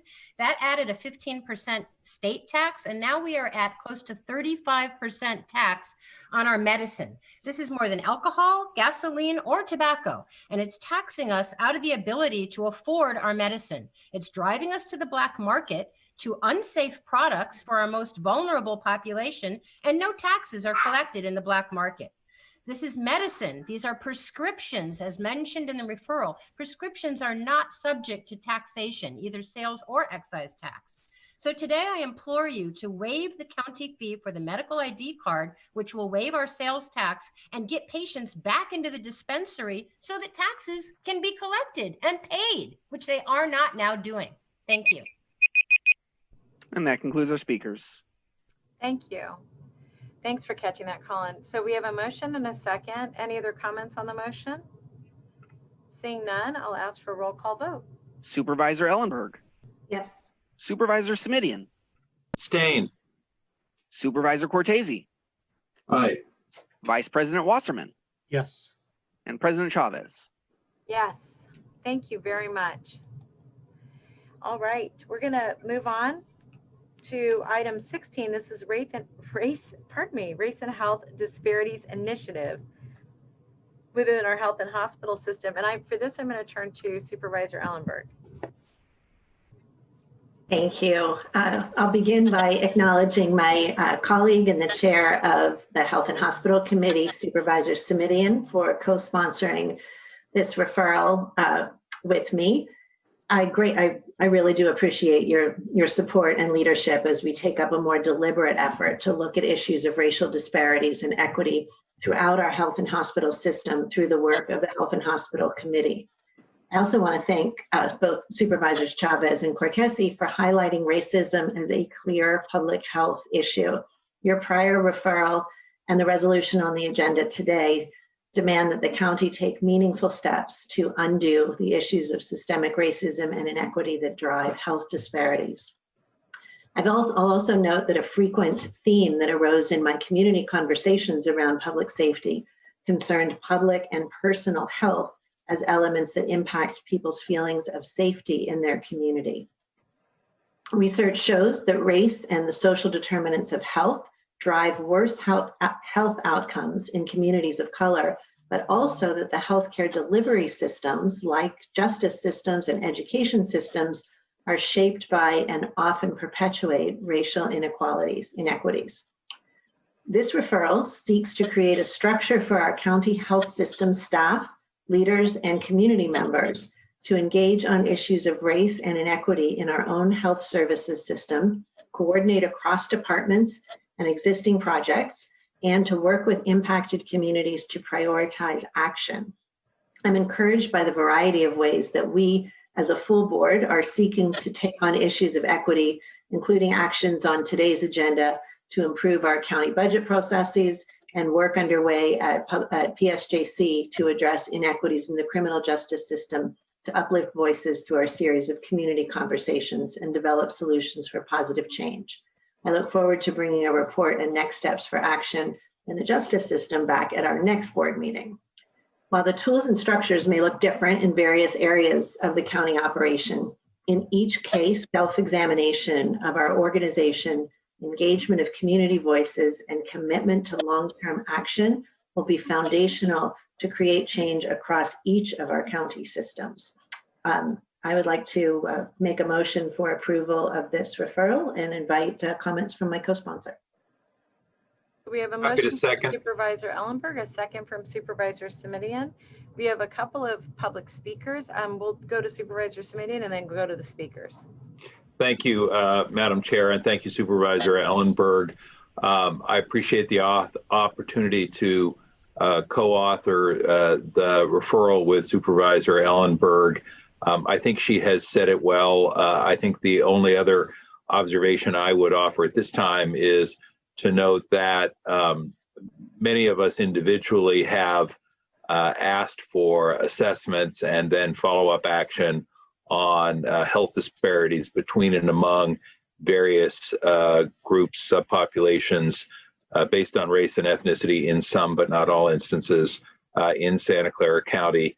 I think what is appealing to me about the referral and why I was so eager to sign on is that I think it asks us to take a look at these issues on a broader basis, but more importantly, perhaps, is to look at these issues in a systemic way, to ask ourselves to what extent there are systemic elements in terms of the way we offer, provide, address services that inadvertently, I would expect and hope, but that inadvertently aggravate rather than mitigate the problem. So looking at this in a way that is driven by a systemic understanding, I think is a way to pull together some very good work we've already done, but also to ask the very important question,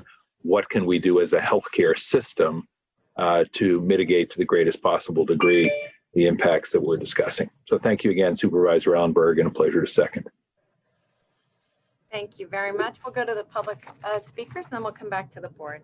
The next speaker is Tyler Haskell. I'm unmuting you. Please accept the unmute. You will have 1 minute to speak. The timer will start when you begin speaking.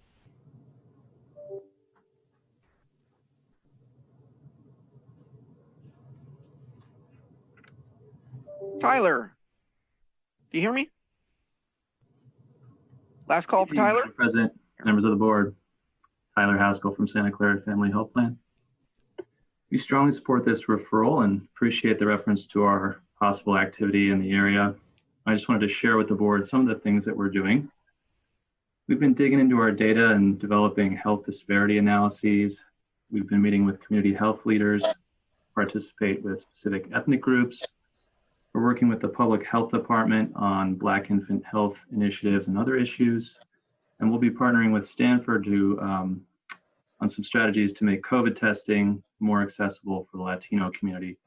We're also working on a project to increase diabetes screenings in our Latino population.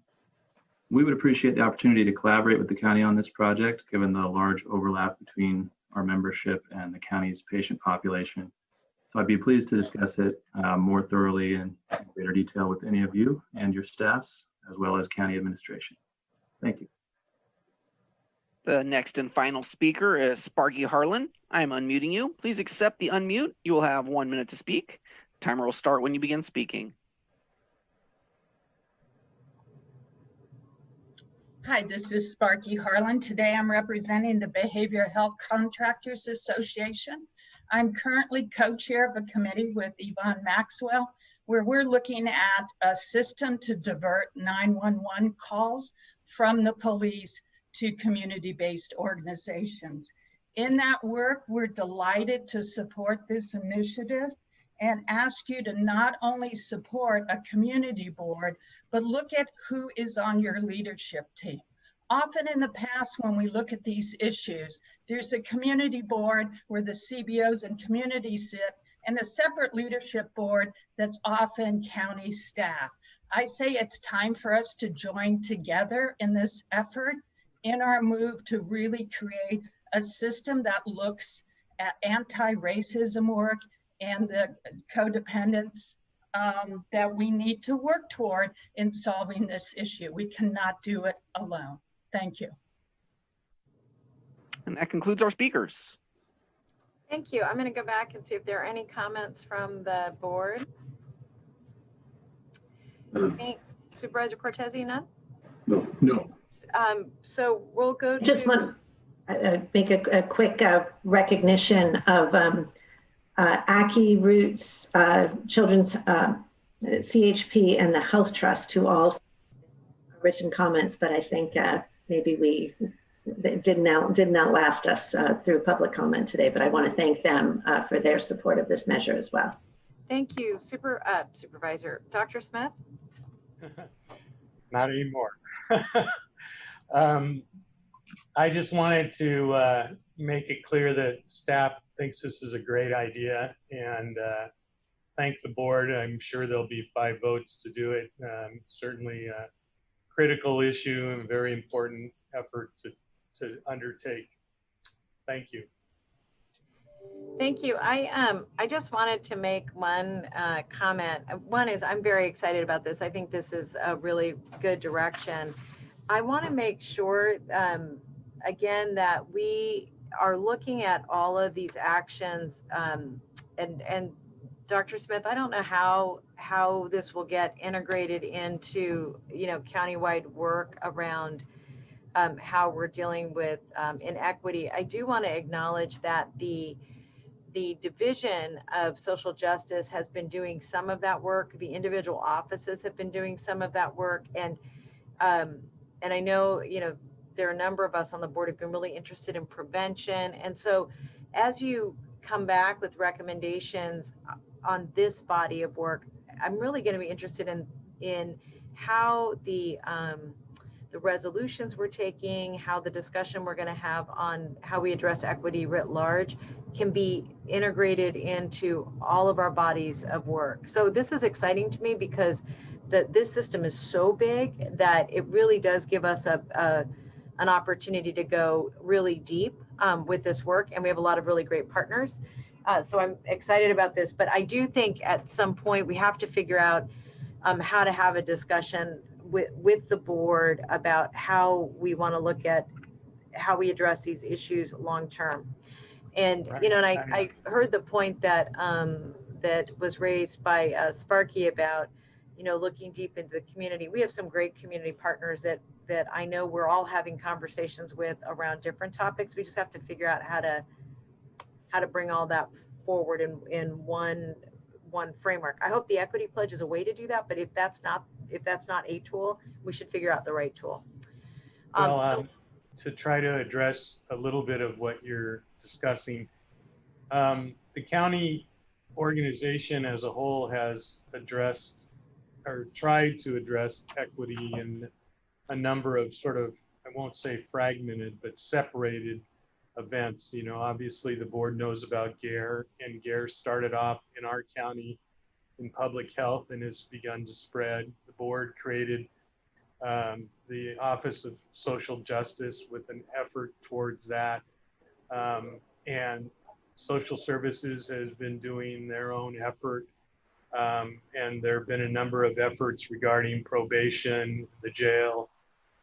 But it really hasn't been the kind of issue where we've had sufficient unanimity to be able to all speak the same language and all have the same issues addressed. And so I agree with you. This will be a great opportunity to bring that together and coordinate and make sure that the board is aware of what we're doing and the community is aware of what we're doing. And I would also say that the board's engaged in what you're doing and the community's engaged, because Right. that's where that's where I think what the point I was trying to make. But thank you for that. So may I get a roll call vote? Supervisor Ellenberg. Yes. Supervisor Semidian. Aye. Supervisor Cortese. Aye. Vice President Wasserman. Aye. And President Chavez. Yes. Based on the lateness of the hour, I want to ask my colleagues, I'd like to move 24. This is our GEAR recommendations to our meeting on the 25th.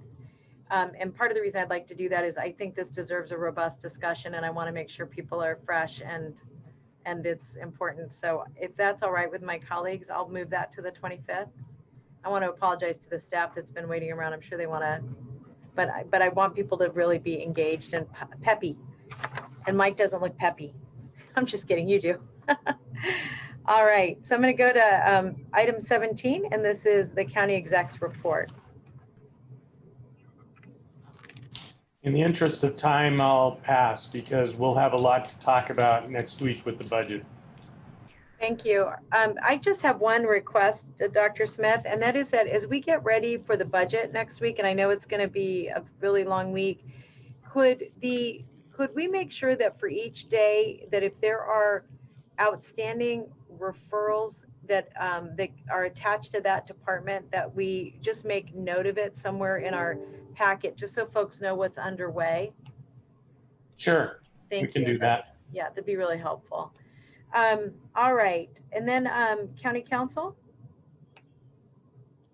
At the August 10, 2020 closed session, by unanimous vote with all members present, the board authorized the county to join an amicus brief in Fulton versus City of Philadelphia, U.S. Supreme Court Case 19-123, to protect local jurisdictions' ability to enforce non-discrimination policies that support the LGBTQ community and other protected communities in contracts with private service providers.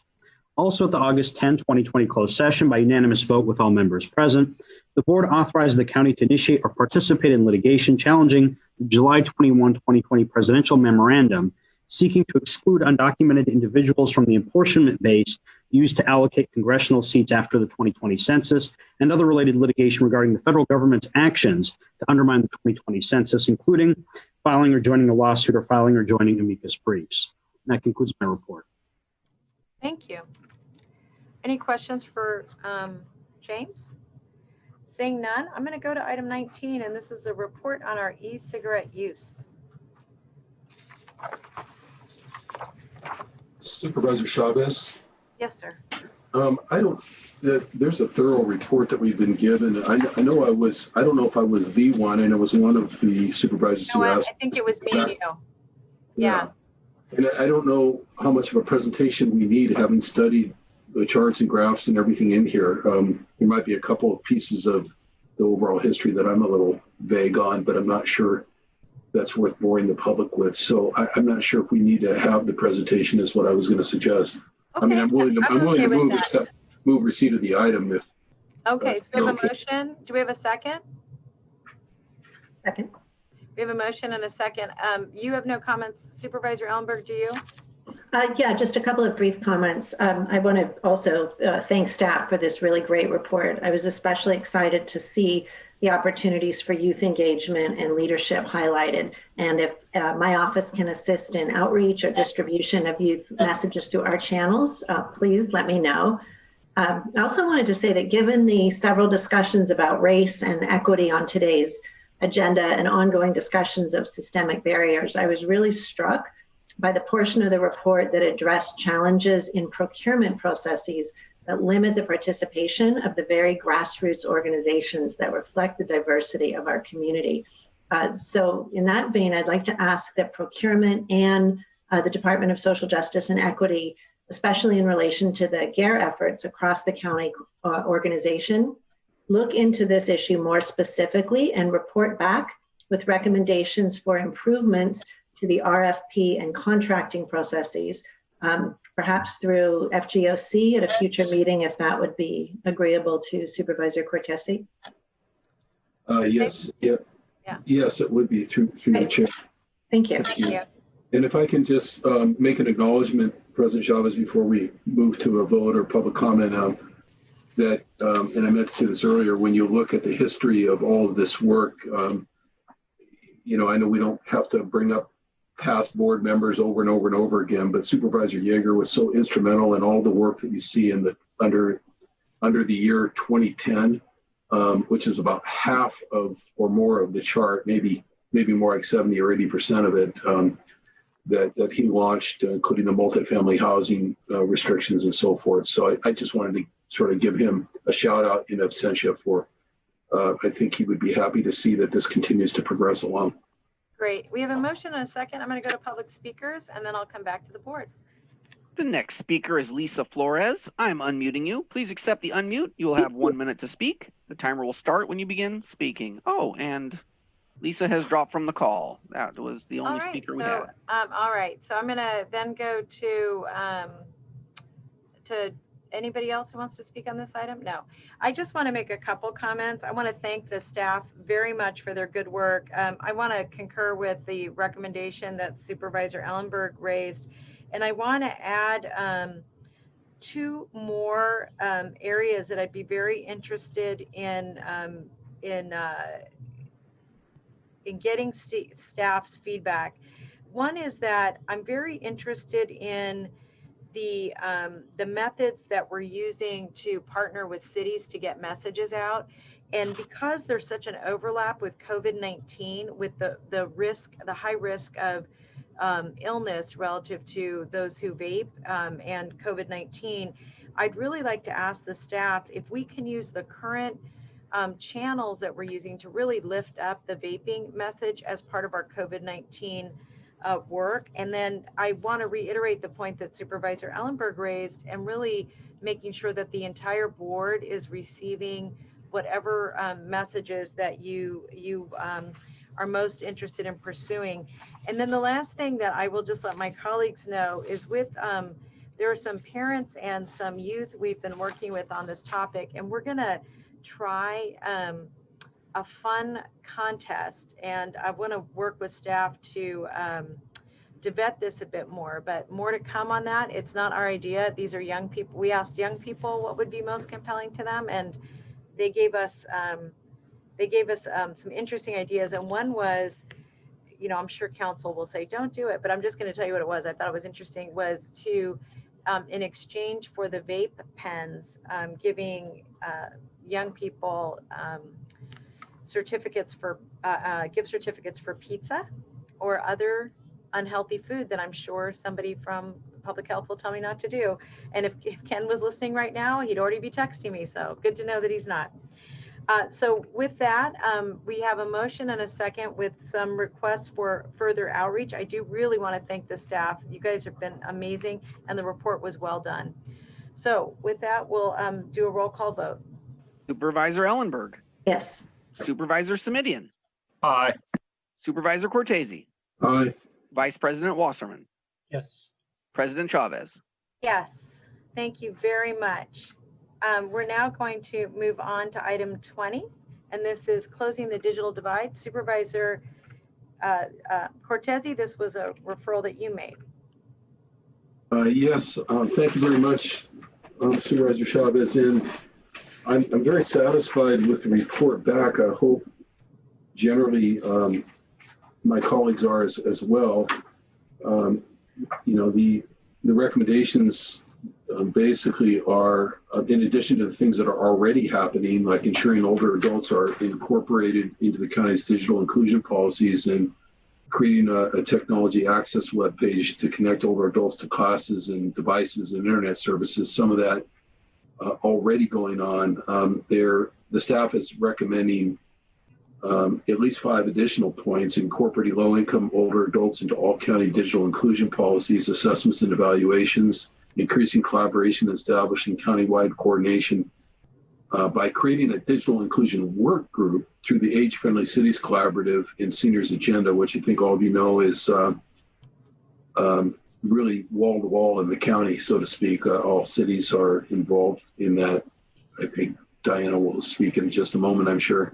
Assess feasibility and pilot a digital inclusion project focusing on low-income participants in the senior nutrition program. Create public-private partnerships with the assistance of the Board of Supervisors, and support the Seniors Agenda Network Summit, focusing on technology and digital inclusion. That's coming right up August 26, 2020. And I think that will be an excellent follow-up on what happened a few years ago with the Older Adult Summit in terms of moving the agenda. So I'm happy with response or referral, and I'd be happy to, to move the item forward at the appropriate time. But maybe Diana Miller wants to clarify or add something to what I just said. I didn't mean to steal her thunder. Just wanted to let people know that. I'm going to go ahead and take your motion. Is there a second to the motion? Second. Supervisor Ellenberg has seconded the motion. I'm going to go to the public and then I'll come back. Diana, if you have any comments, or Marianne, if you have any comments, if it's okay, we'll go to the public first. Thank you. The next speaker is Wesley Chang. I'm unmuting you. Please accept the unmute. You will have 1 minute to speak. The timer will start when you begin speaking. Wesley Chang from televisa.org, serving isolated and lonely seniors for 9 years with virtual group activities using a phone or tablets. Our standard pandemic response has been to move activities to Zoom, and that has helped a lot of older adults, but the most vulnerable are left behind. Many older adults suffer from cognitive decline, which is a natural part of aging process, and are frustrated with new tech. Furthermore, lonely seniors paradoxically will not reach out and join these virtual activities because they have grown suspicious of the outside world.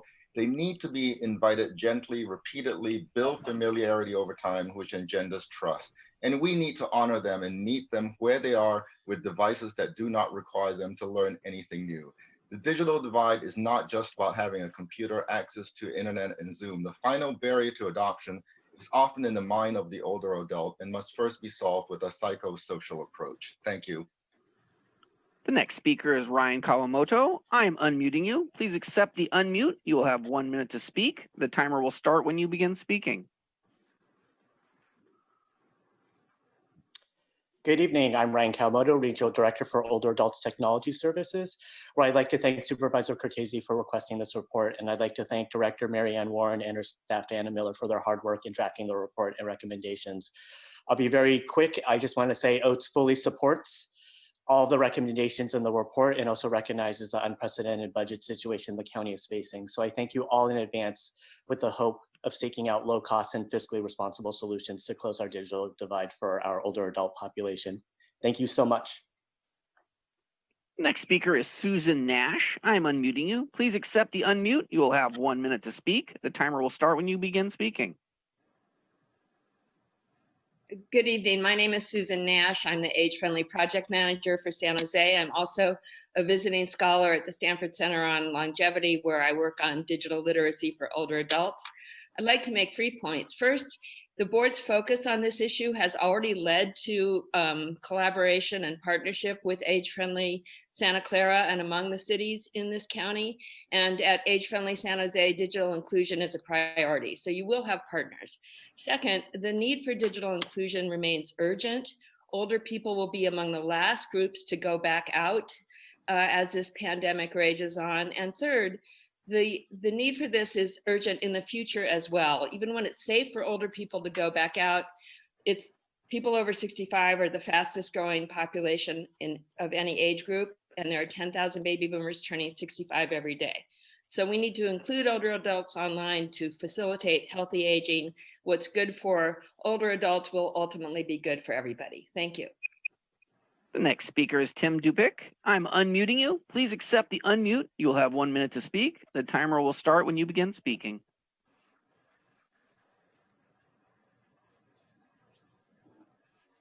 Tim, are you there? Yeah, I forgot to unmute. Thank you. Go right ahead. Thank you very much. I am in full support of this pilot program for the digital divide for the elderly communities. And I hope that all the supervisors would support this tonight. I would just like to make 2 comments on it though. Number one is historically the cost of digital equipment, the internet, etc., is not included in the essential part of living, okay? So I would think that we would want to take a good hard look at what low income really means for this population. There are a lot, we all know that means some sort of percentage of the poverty level. There are probably a lot of people out there who can't afford this type of a service if they had to pay for it themselves, even though they were above that poverty level. The second point would be that approval of this would dovetail very well with your previous approval of the ADS program, where we now have a virtual ADS program in Santa Clara County. Thank you very much. Next speaker is Richard Adler. I'm unmuting you. Please accept the unmute. You will have 1 minute to speak. The timer will start when you begin speaking. Good evening. My name is Richard Adler. I'm chair of Age Friendly Cupertino, and I'm also a member of the county's Senior Care Commission. When the topic of digital inclusion for seniors came up in June, I pointed out then that older adults consistently lag behind younger people in their adoption of digital technologies. And this evening, I just want to point out one particularly critical reason why helping older adults get connected to the internet is really now a matter of urgency. On July 20th, an article appeared on the front page of the San Jose Mercury News titled "Healthcare Zooming Past Many Seniors." It noted that, quote, doctors are increasingly using telehealth as the safest, most effective means of providing healthcare, but it's a luxury that low-income seniors who don't have internet, a computer, or digital skills cannot access. The article quoted Dr. Josette Rivera at UCSF saying, many older adults have lost access to healthcare because of the digital divide. I urge the board to support these modest but important recommendations. Next speaker is Rod Sinks. I am unmuting you. Please accept the unmute. You'll have 1 minute to speak. The timer will start when you begin speaking. Oh, Rod has dropped off the call. Now he's back. Let me see if I can get him back on. Rod, are you there? Yes, thank you. Go Sorry, ahead. I lowered my hand too soon. This is Rod Sinks. I happen to be a Cupertino council member, but I'm speaking for myself here. On behalf of our community, we know, and through our work with the Cupertino Rotary Club and helping indigent older adults who are struggling at this time, who are isolated, this is so important. I would just like to reiterate Richard's points. Seniors need access for their sanity, for their health care increasingly. This is good policy, and it makes good sense, particularly at this time, to do everything we can to connect our older adults. So please consider passing this, approving this, and following up with recommendations so our seniors can be fully included in our community to the extent that they possibly can. Next speaker is Lisa. I'm unmuting you. Please accept the unmute. You will have 1 minute to speak. The timer will start when you begin speaking. Hi, my name's Lisa. I just had a quick question. It's not regarding the specific item, but I was wondering if item 86, the Sig Sanchez resolution, had been addressed. Yes, it has, and it was approved. Okay, thank you so much. Say hi to Sig. The next speaker is Jean Bedford. I'm unmuting you. Please accept the unmute. You will have 1 minute to speak. The timer will start when you begin speaking.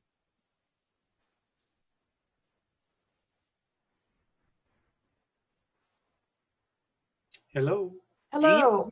I managed to get it unmuted. My name is Jean Bedord, and I live in Cupertino.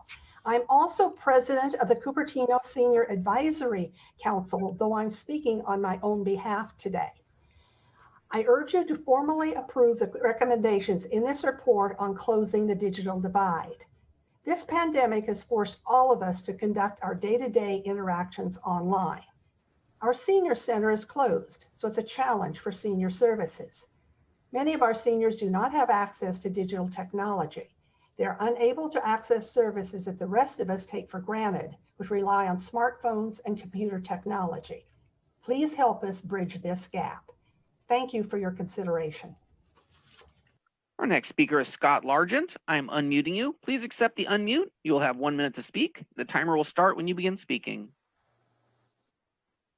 Thank you. Good evening, everyone. Scott Largent. I'm sure you've heard the term, you can't teach an old dog new tricks. I used to fix all my grandparents' computer equipment, set up their networks, and do this for all their friends here in, of course, Santa Clara County. A lot of the newer technology is very difficult for them to figure out, and they kind of need somebody to kind of hold their hand through the process. I am so concerned with the seniors being able to figure out Zoom, and you know, most of the my grandparents' friends, you know, they get those cell phones with the big buttons, the jitterbug thing, and I'm telling you, I had to show grandma how to use that cell phone every single day. It was a new tutorial. Same with teaching her how to use Mahjong on the computer, and same with the email. So it was a nonstop thing. Are we providing seniors some type of technical support when it comes to this right now? And then I'd also like you guys to expand the existing Wi-Fi around the county buildings, the jail. You know, the buildings are there. You guys can set all that stuff up so we don't have to get too close to the wall. Thank you. Next speaker is Charlene Elefante. I'm unmuting you. Please accept the unmute. You will have 1 minute to speak. The timer will start when you begin speaking. Hi there, my name is Charlene Elefante. I am with the Community Relations team at Unlock. We submitted a written comment letter, but I appreciate the opportunity to speak today. Unlock serves more than 1,600 seniors in Santa Clara County, San Francisco, and Southern Alameda County through our PACE program. During the pandemic, most of our services are provided in a home setting. Our clinics are open, but we are utilizing telehealth to provide primary care and to connect our participants to address social isolation. This includes telephone support groups, virtual meetings and activities, and programs on our YouTube channel. As shelter in place continues, providing affordable internet connection devices and training will be imperative to combating social isolation for seniors. We support a coordinated countywide initiative to ensure equitable access to and urge the Board of Supervisors to do the same. Thank you. Our final speaker is Sam Sayu. I'm unmuting you. Please accept the unmute. You will have 1 minute to speak. The timer will start when you begin speaking.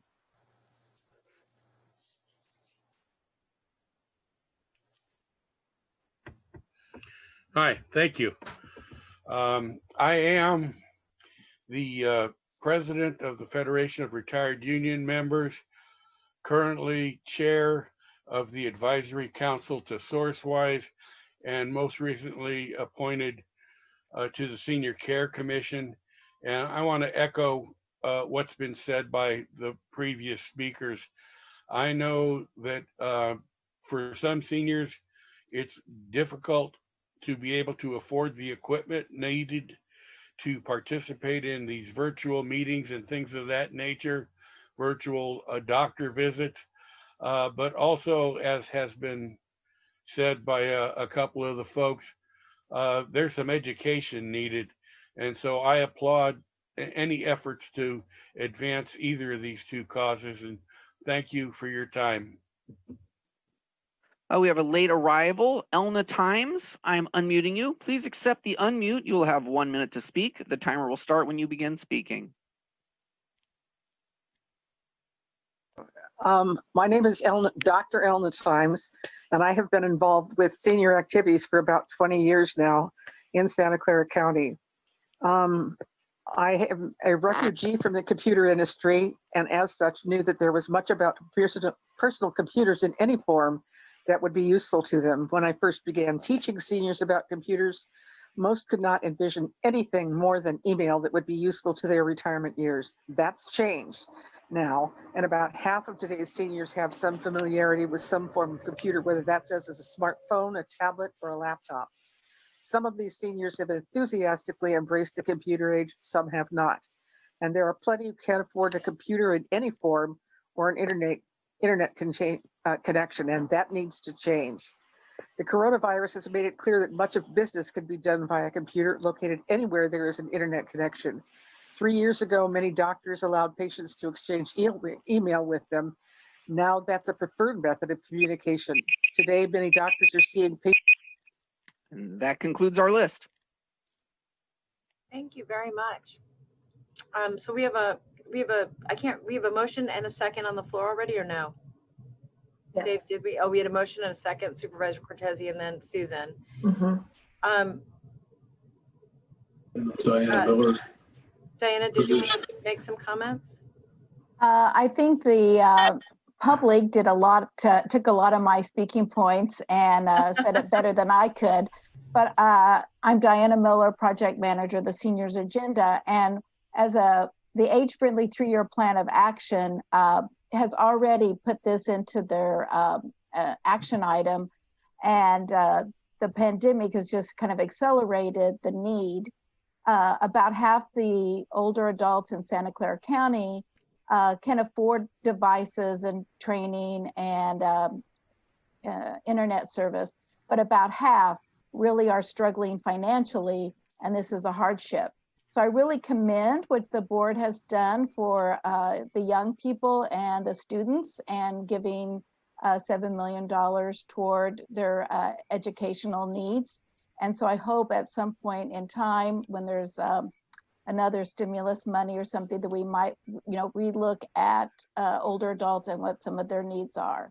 I know a lot of nonprofits are doing things by themselves and kind of piecemealing things together, doing the best they can. But I think this will board recommendation and will go a long way to get people coordinated and maybe have a bigger impact for older adults. Thank you. Thank you. All right, so with that, may I go to a roll call vote? I have a question, just a comment maybe. I don't see a date certain noted as to when a progress report can come back to the Board of Supervisors so that we can monitor them. If it's agreeable to Supervisor Cortese, could we ask for a report back in October or November at the latest? Do you have a date in mind? I'm just thinking maybe that should go initially to CSFC so they can get on a regular cycle and then keep it coming to the board as necessary. Sure, but I think it would be helpful to put in some recommended date if you like. I'll go with your suggestion. Whatever you suggest, we'll incorporate. All right, let's see if it can, let's send it to CFSC in October, please. Thank you. Thank you. All right, with that addition, may I have a roll call vote? Supervisor Ellenberg. Yes. Supervisor Simidian. Aye. Supervisor Cortese. Aye. Vice President Wasserman. Aye. President Chavez. Yes. Thank you very much. That passes unanimously. And thank you, Diana. We're going to move to item 22. This is the Senior Nutrition Older Americans Act Funding Report. I think, just let me make a point here. I think that this item is relating to the Older Americans Act funding and the decision by SourceWise on the home delivered meals, as well as on the congregate meal program to discontinue their partnership with the county. And I understand that county was awarded the congregate meal contract, but that SourceWise has decided not to continue with our home delivered meals partnership after almost 47 years.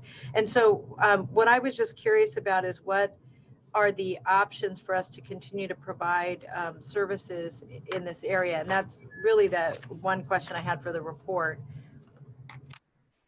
I'm Marianne Warren, the Director of the Department of Aging and Adult Services. Vanessa Milano is our Program Manager for Senior Nutrition, and she is out on maternity leave.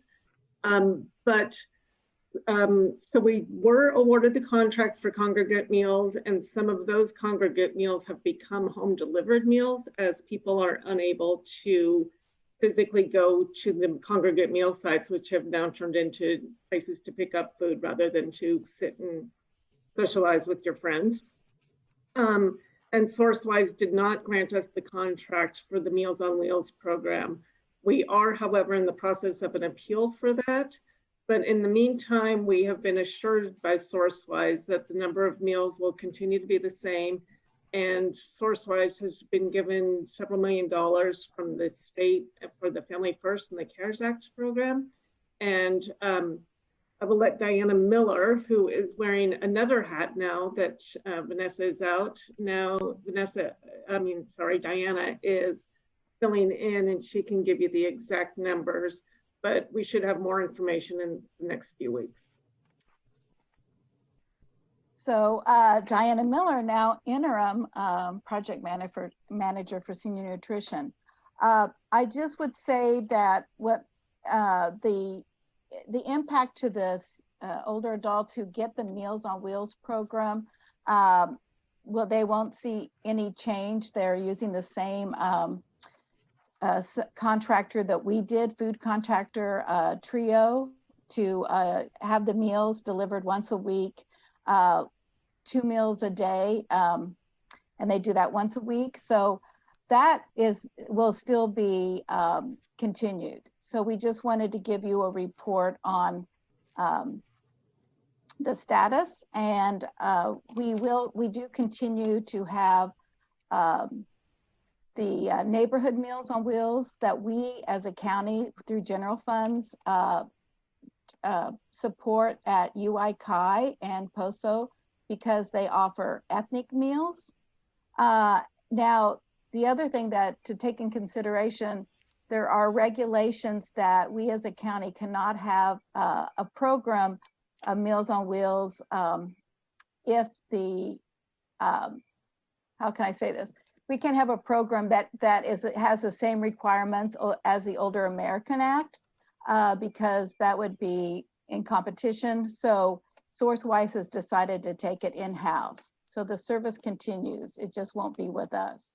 And I thank you for that. And I just wanted to say to my colleagues that one of the areas that I'm very interested in understanding is whether or not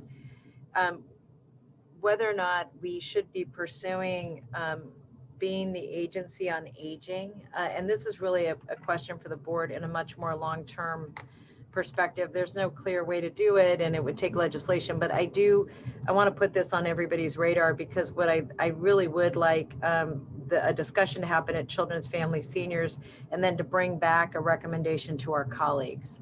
So I appreciate the update. Supervisor Ellenberg, did you want to weigh in on this? I just want to clarify that I'm understanding correctly.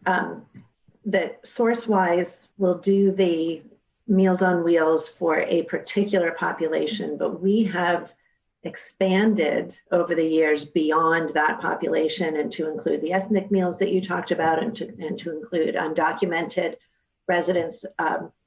How are we going to be able to maintain the delivery level and the quality of meals for the people that are not covered by the SourceWise meals? I heard first that they will take everybody, but I don't know if that's within their mandate. And I don't know if an answer is possible now, or better after the appeal, to get an off-agenda report as to how the senior nutrition program will respond to the continuing and respond going forward, and supplementing any loss of services as a result of SourceWise's actions.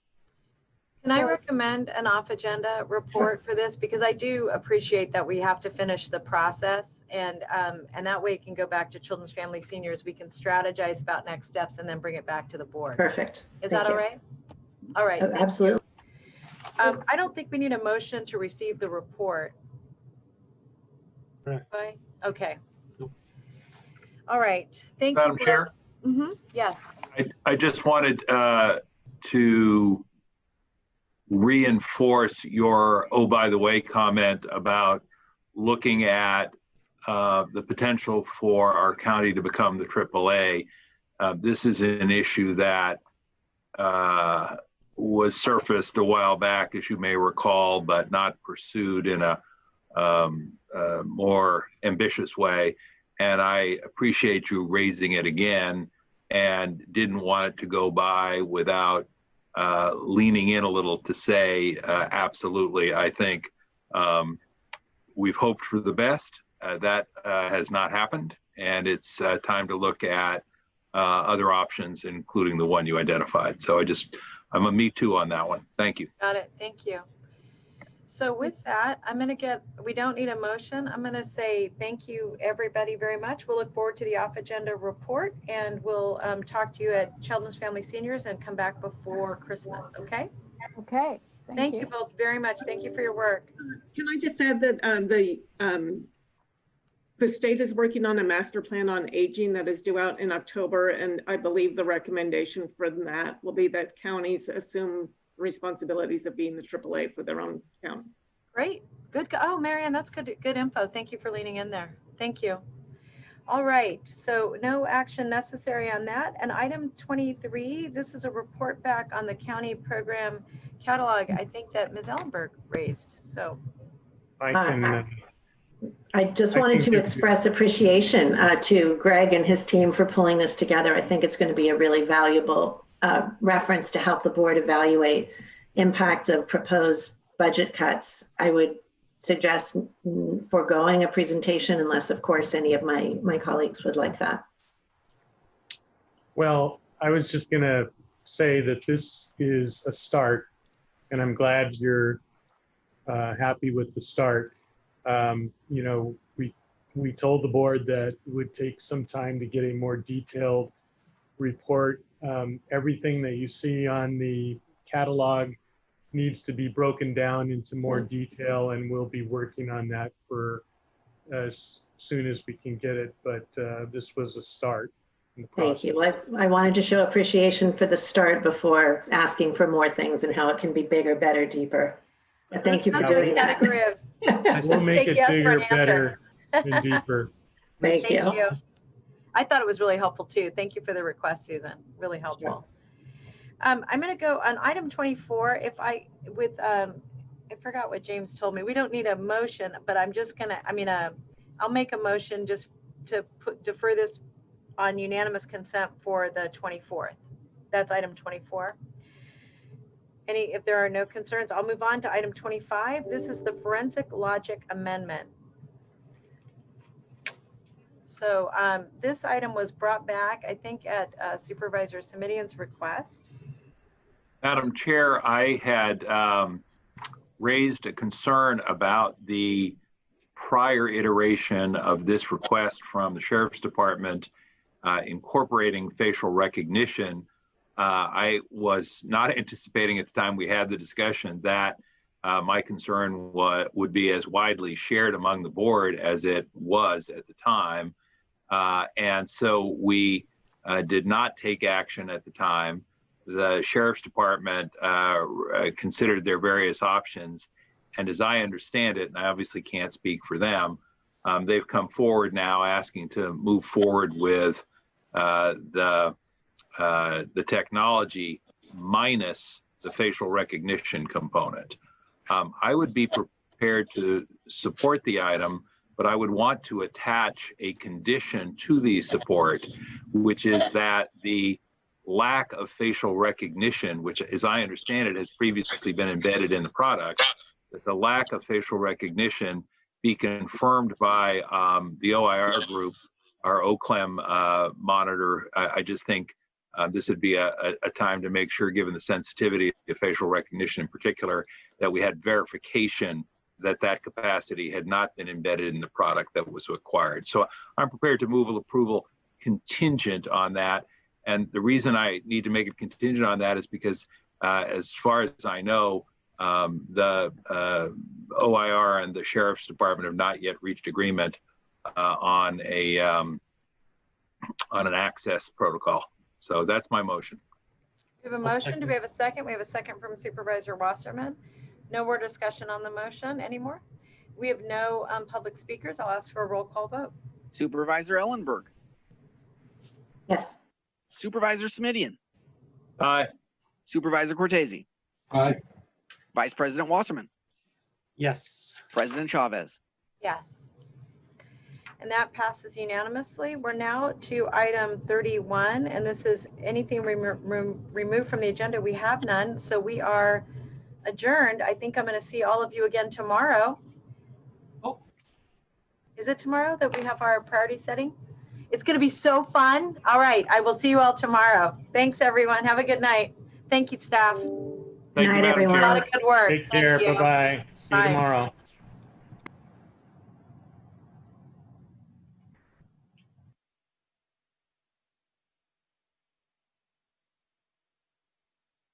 Please stand by for the ordinance report for the meeting of August 11th, 2020. One moment, please.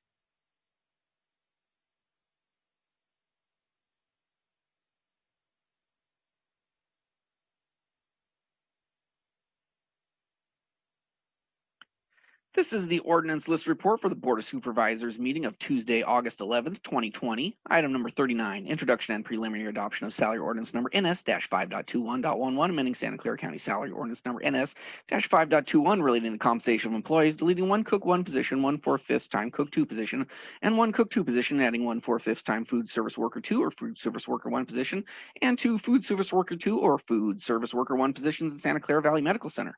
Item number 44, introduction and preliminary adoption of master salary ordinance number NS-5.21 for fiscal year 2020-2021, implementing actions resulting from the adoption of the fiscal year 2021 recommended budget and various salary ordinance amendments, both by administrative actions as well as those adopted by the board during the prior fiscal year 2020. In addition, included in this master salary ordinance are necessary administrative corrections due to errors and omissions.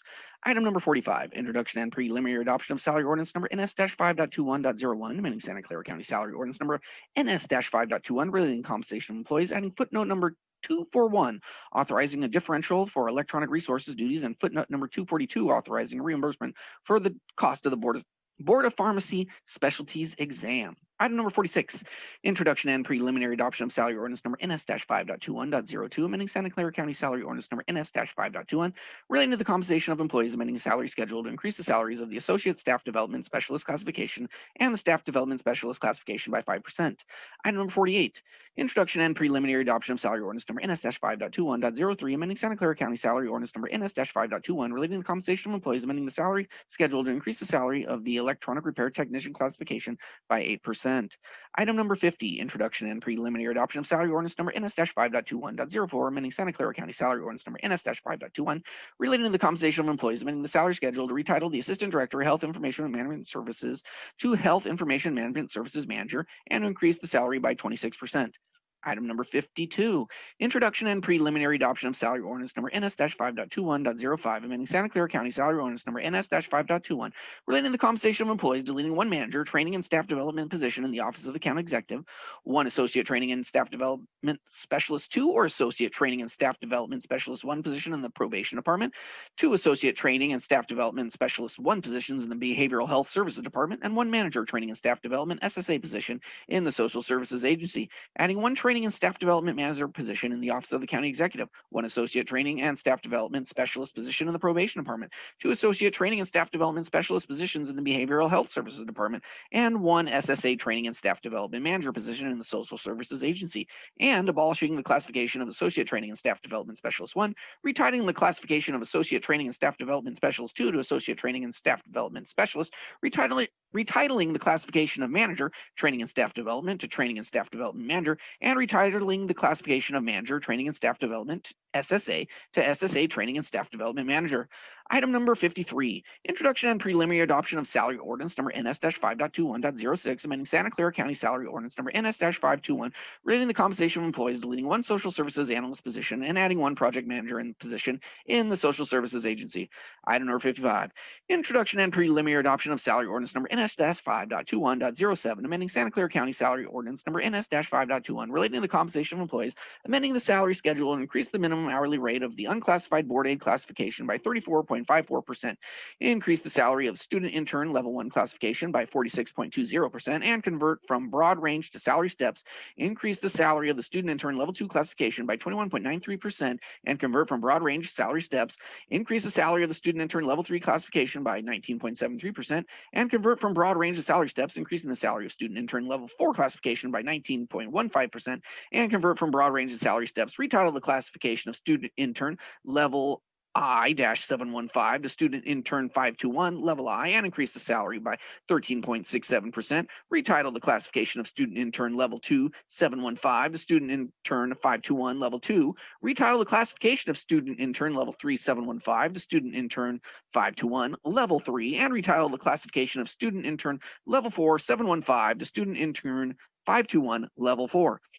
Item number 56, introduction and preliminary adoption of salary ordinance number NS-5.21.08, amending Santa Clara County salaries ordinance number NS-5.21, relating to the compensation of employees, deleting 23 social worker 1 or teaching homemaker 2 positions and adding 23 social worker 1 positions in the social services agency.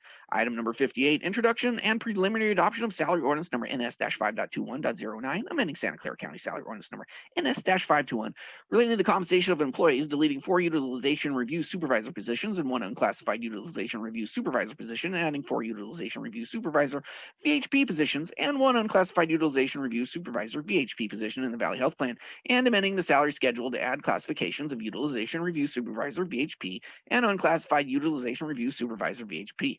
The unclassified utilization review supervisor VHP position shall expire at 11:59 p.m. on October 18th, 2020. Item number 75, introduction and preliminary adoption of salary ordinance number NS-5.21.10, amending Santa Clara County salary ordinance number NS-5.21, relating the compensation of employees, revising footnote number 798 to extend the term expiration date for 1 limited term business systems analyst position in the Technology Services and Solutions Department. Position shall expire at 11:59 p.m. on December 27th, 2020. Item number 107, introduction and preliminary adoption of salary ordinance number NS-5.21.12, amending Santa Clara County salary ordinance number NS-5.21, relating to the compensation of employees, deleting 1 appraiser 2 or appraiser 1 position and 1 office of specialist 2 position, and adding 2 appraiser data coordinator or assessment clerk positions in the office of the assessor. This concludes the ordinance record list report for the Board of Supervisors meeting of Tuesday, August 11, 2020.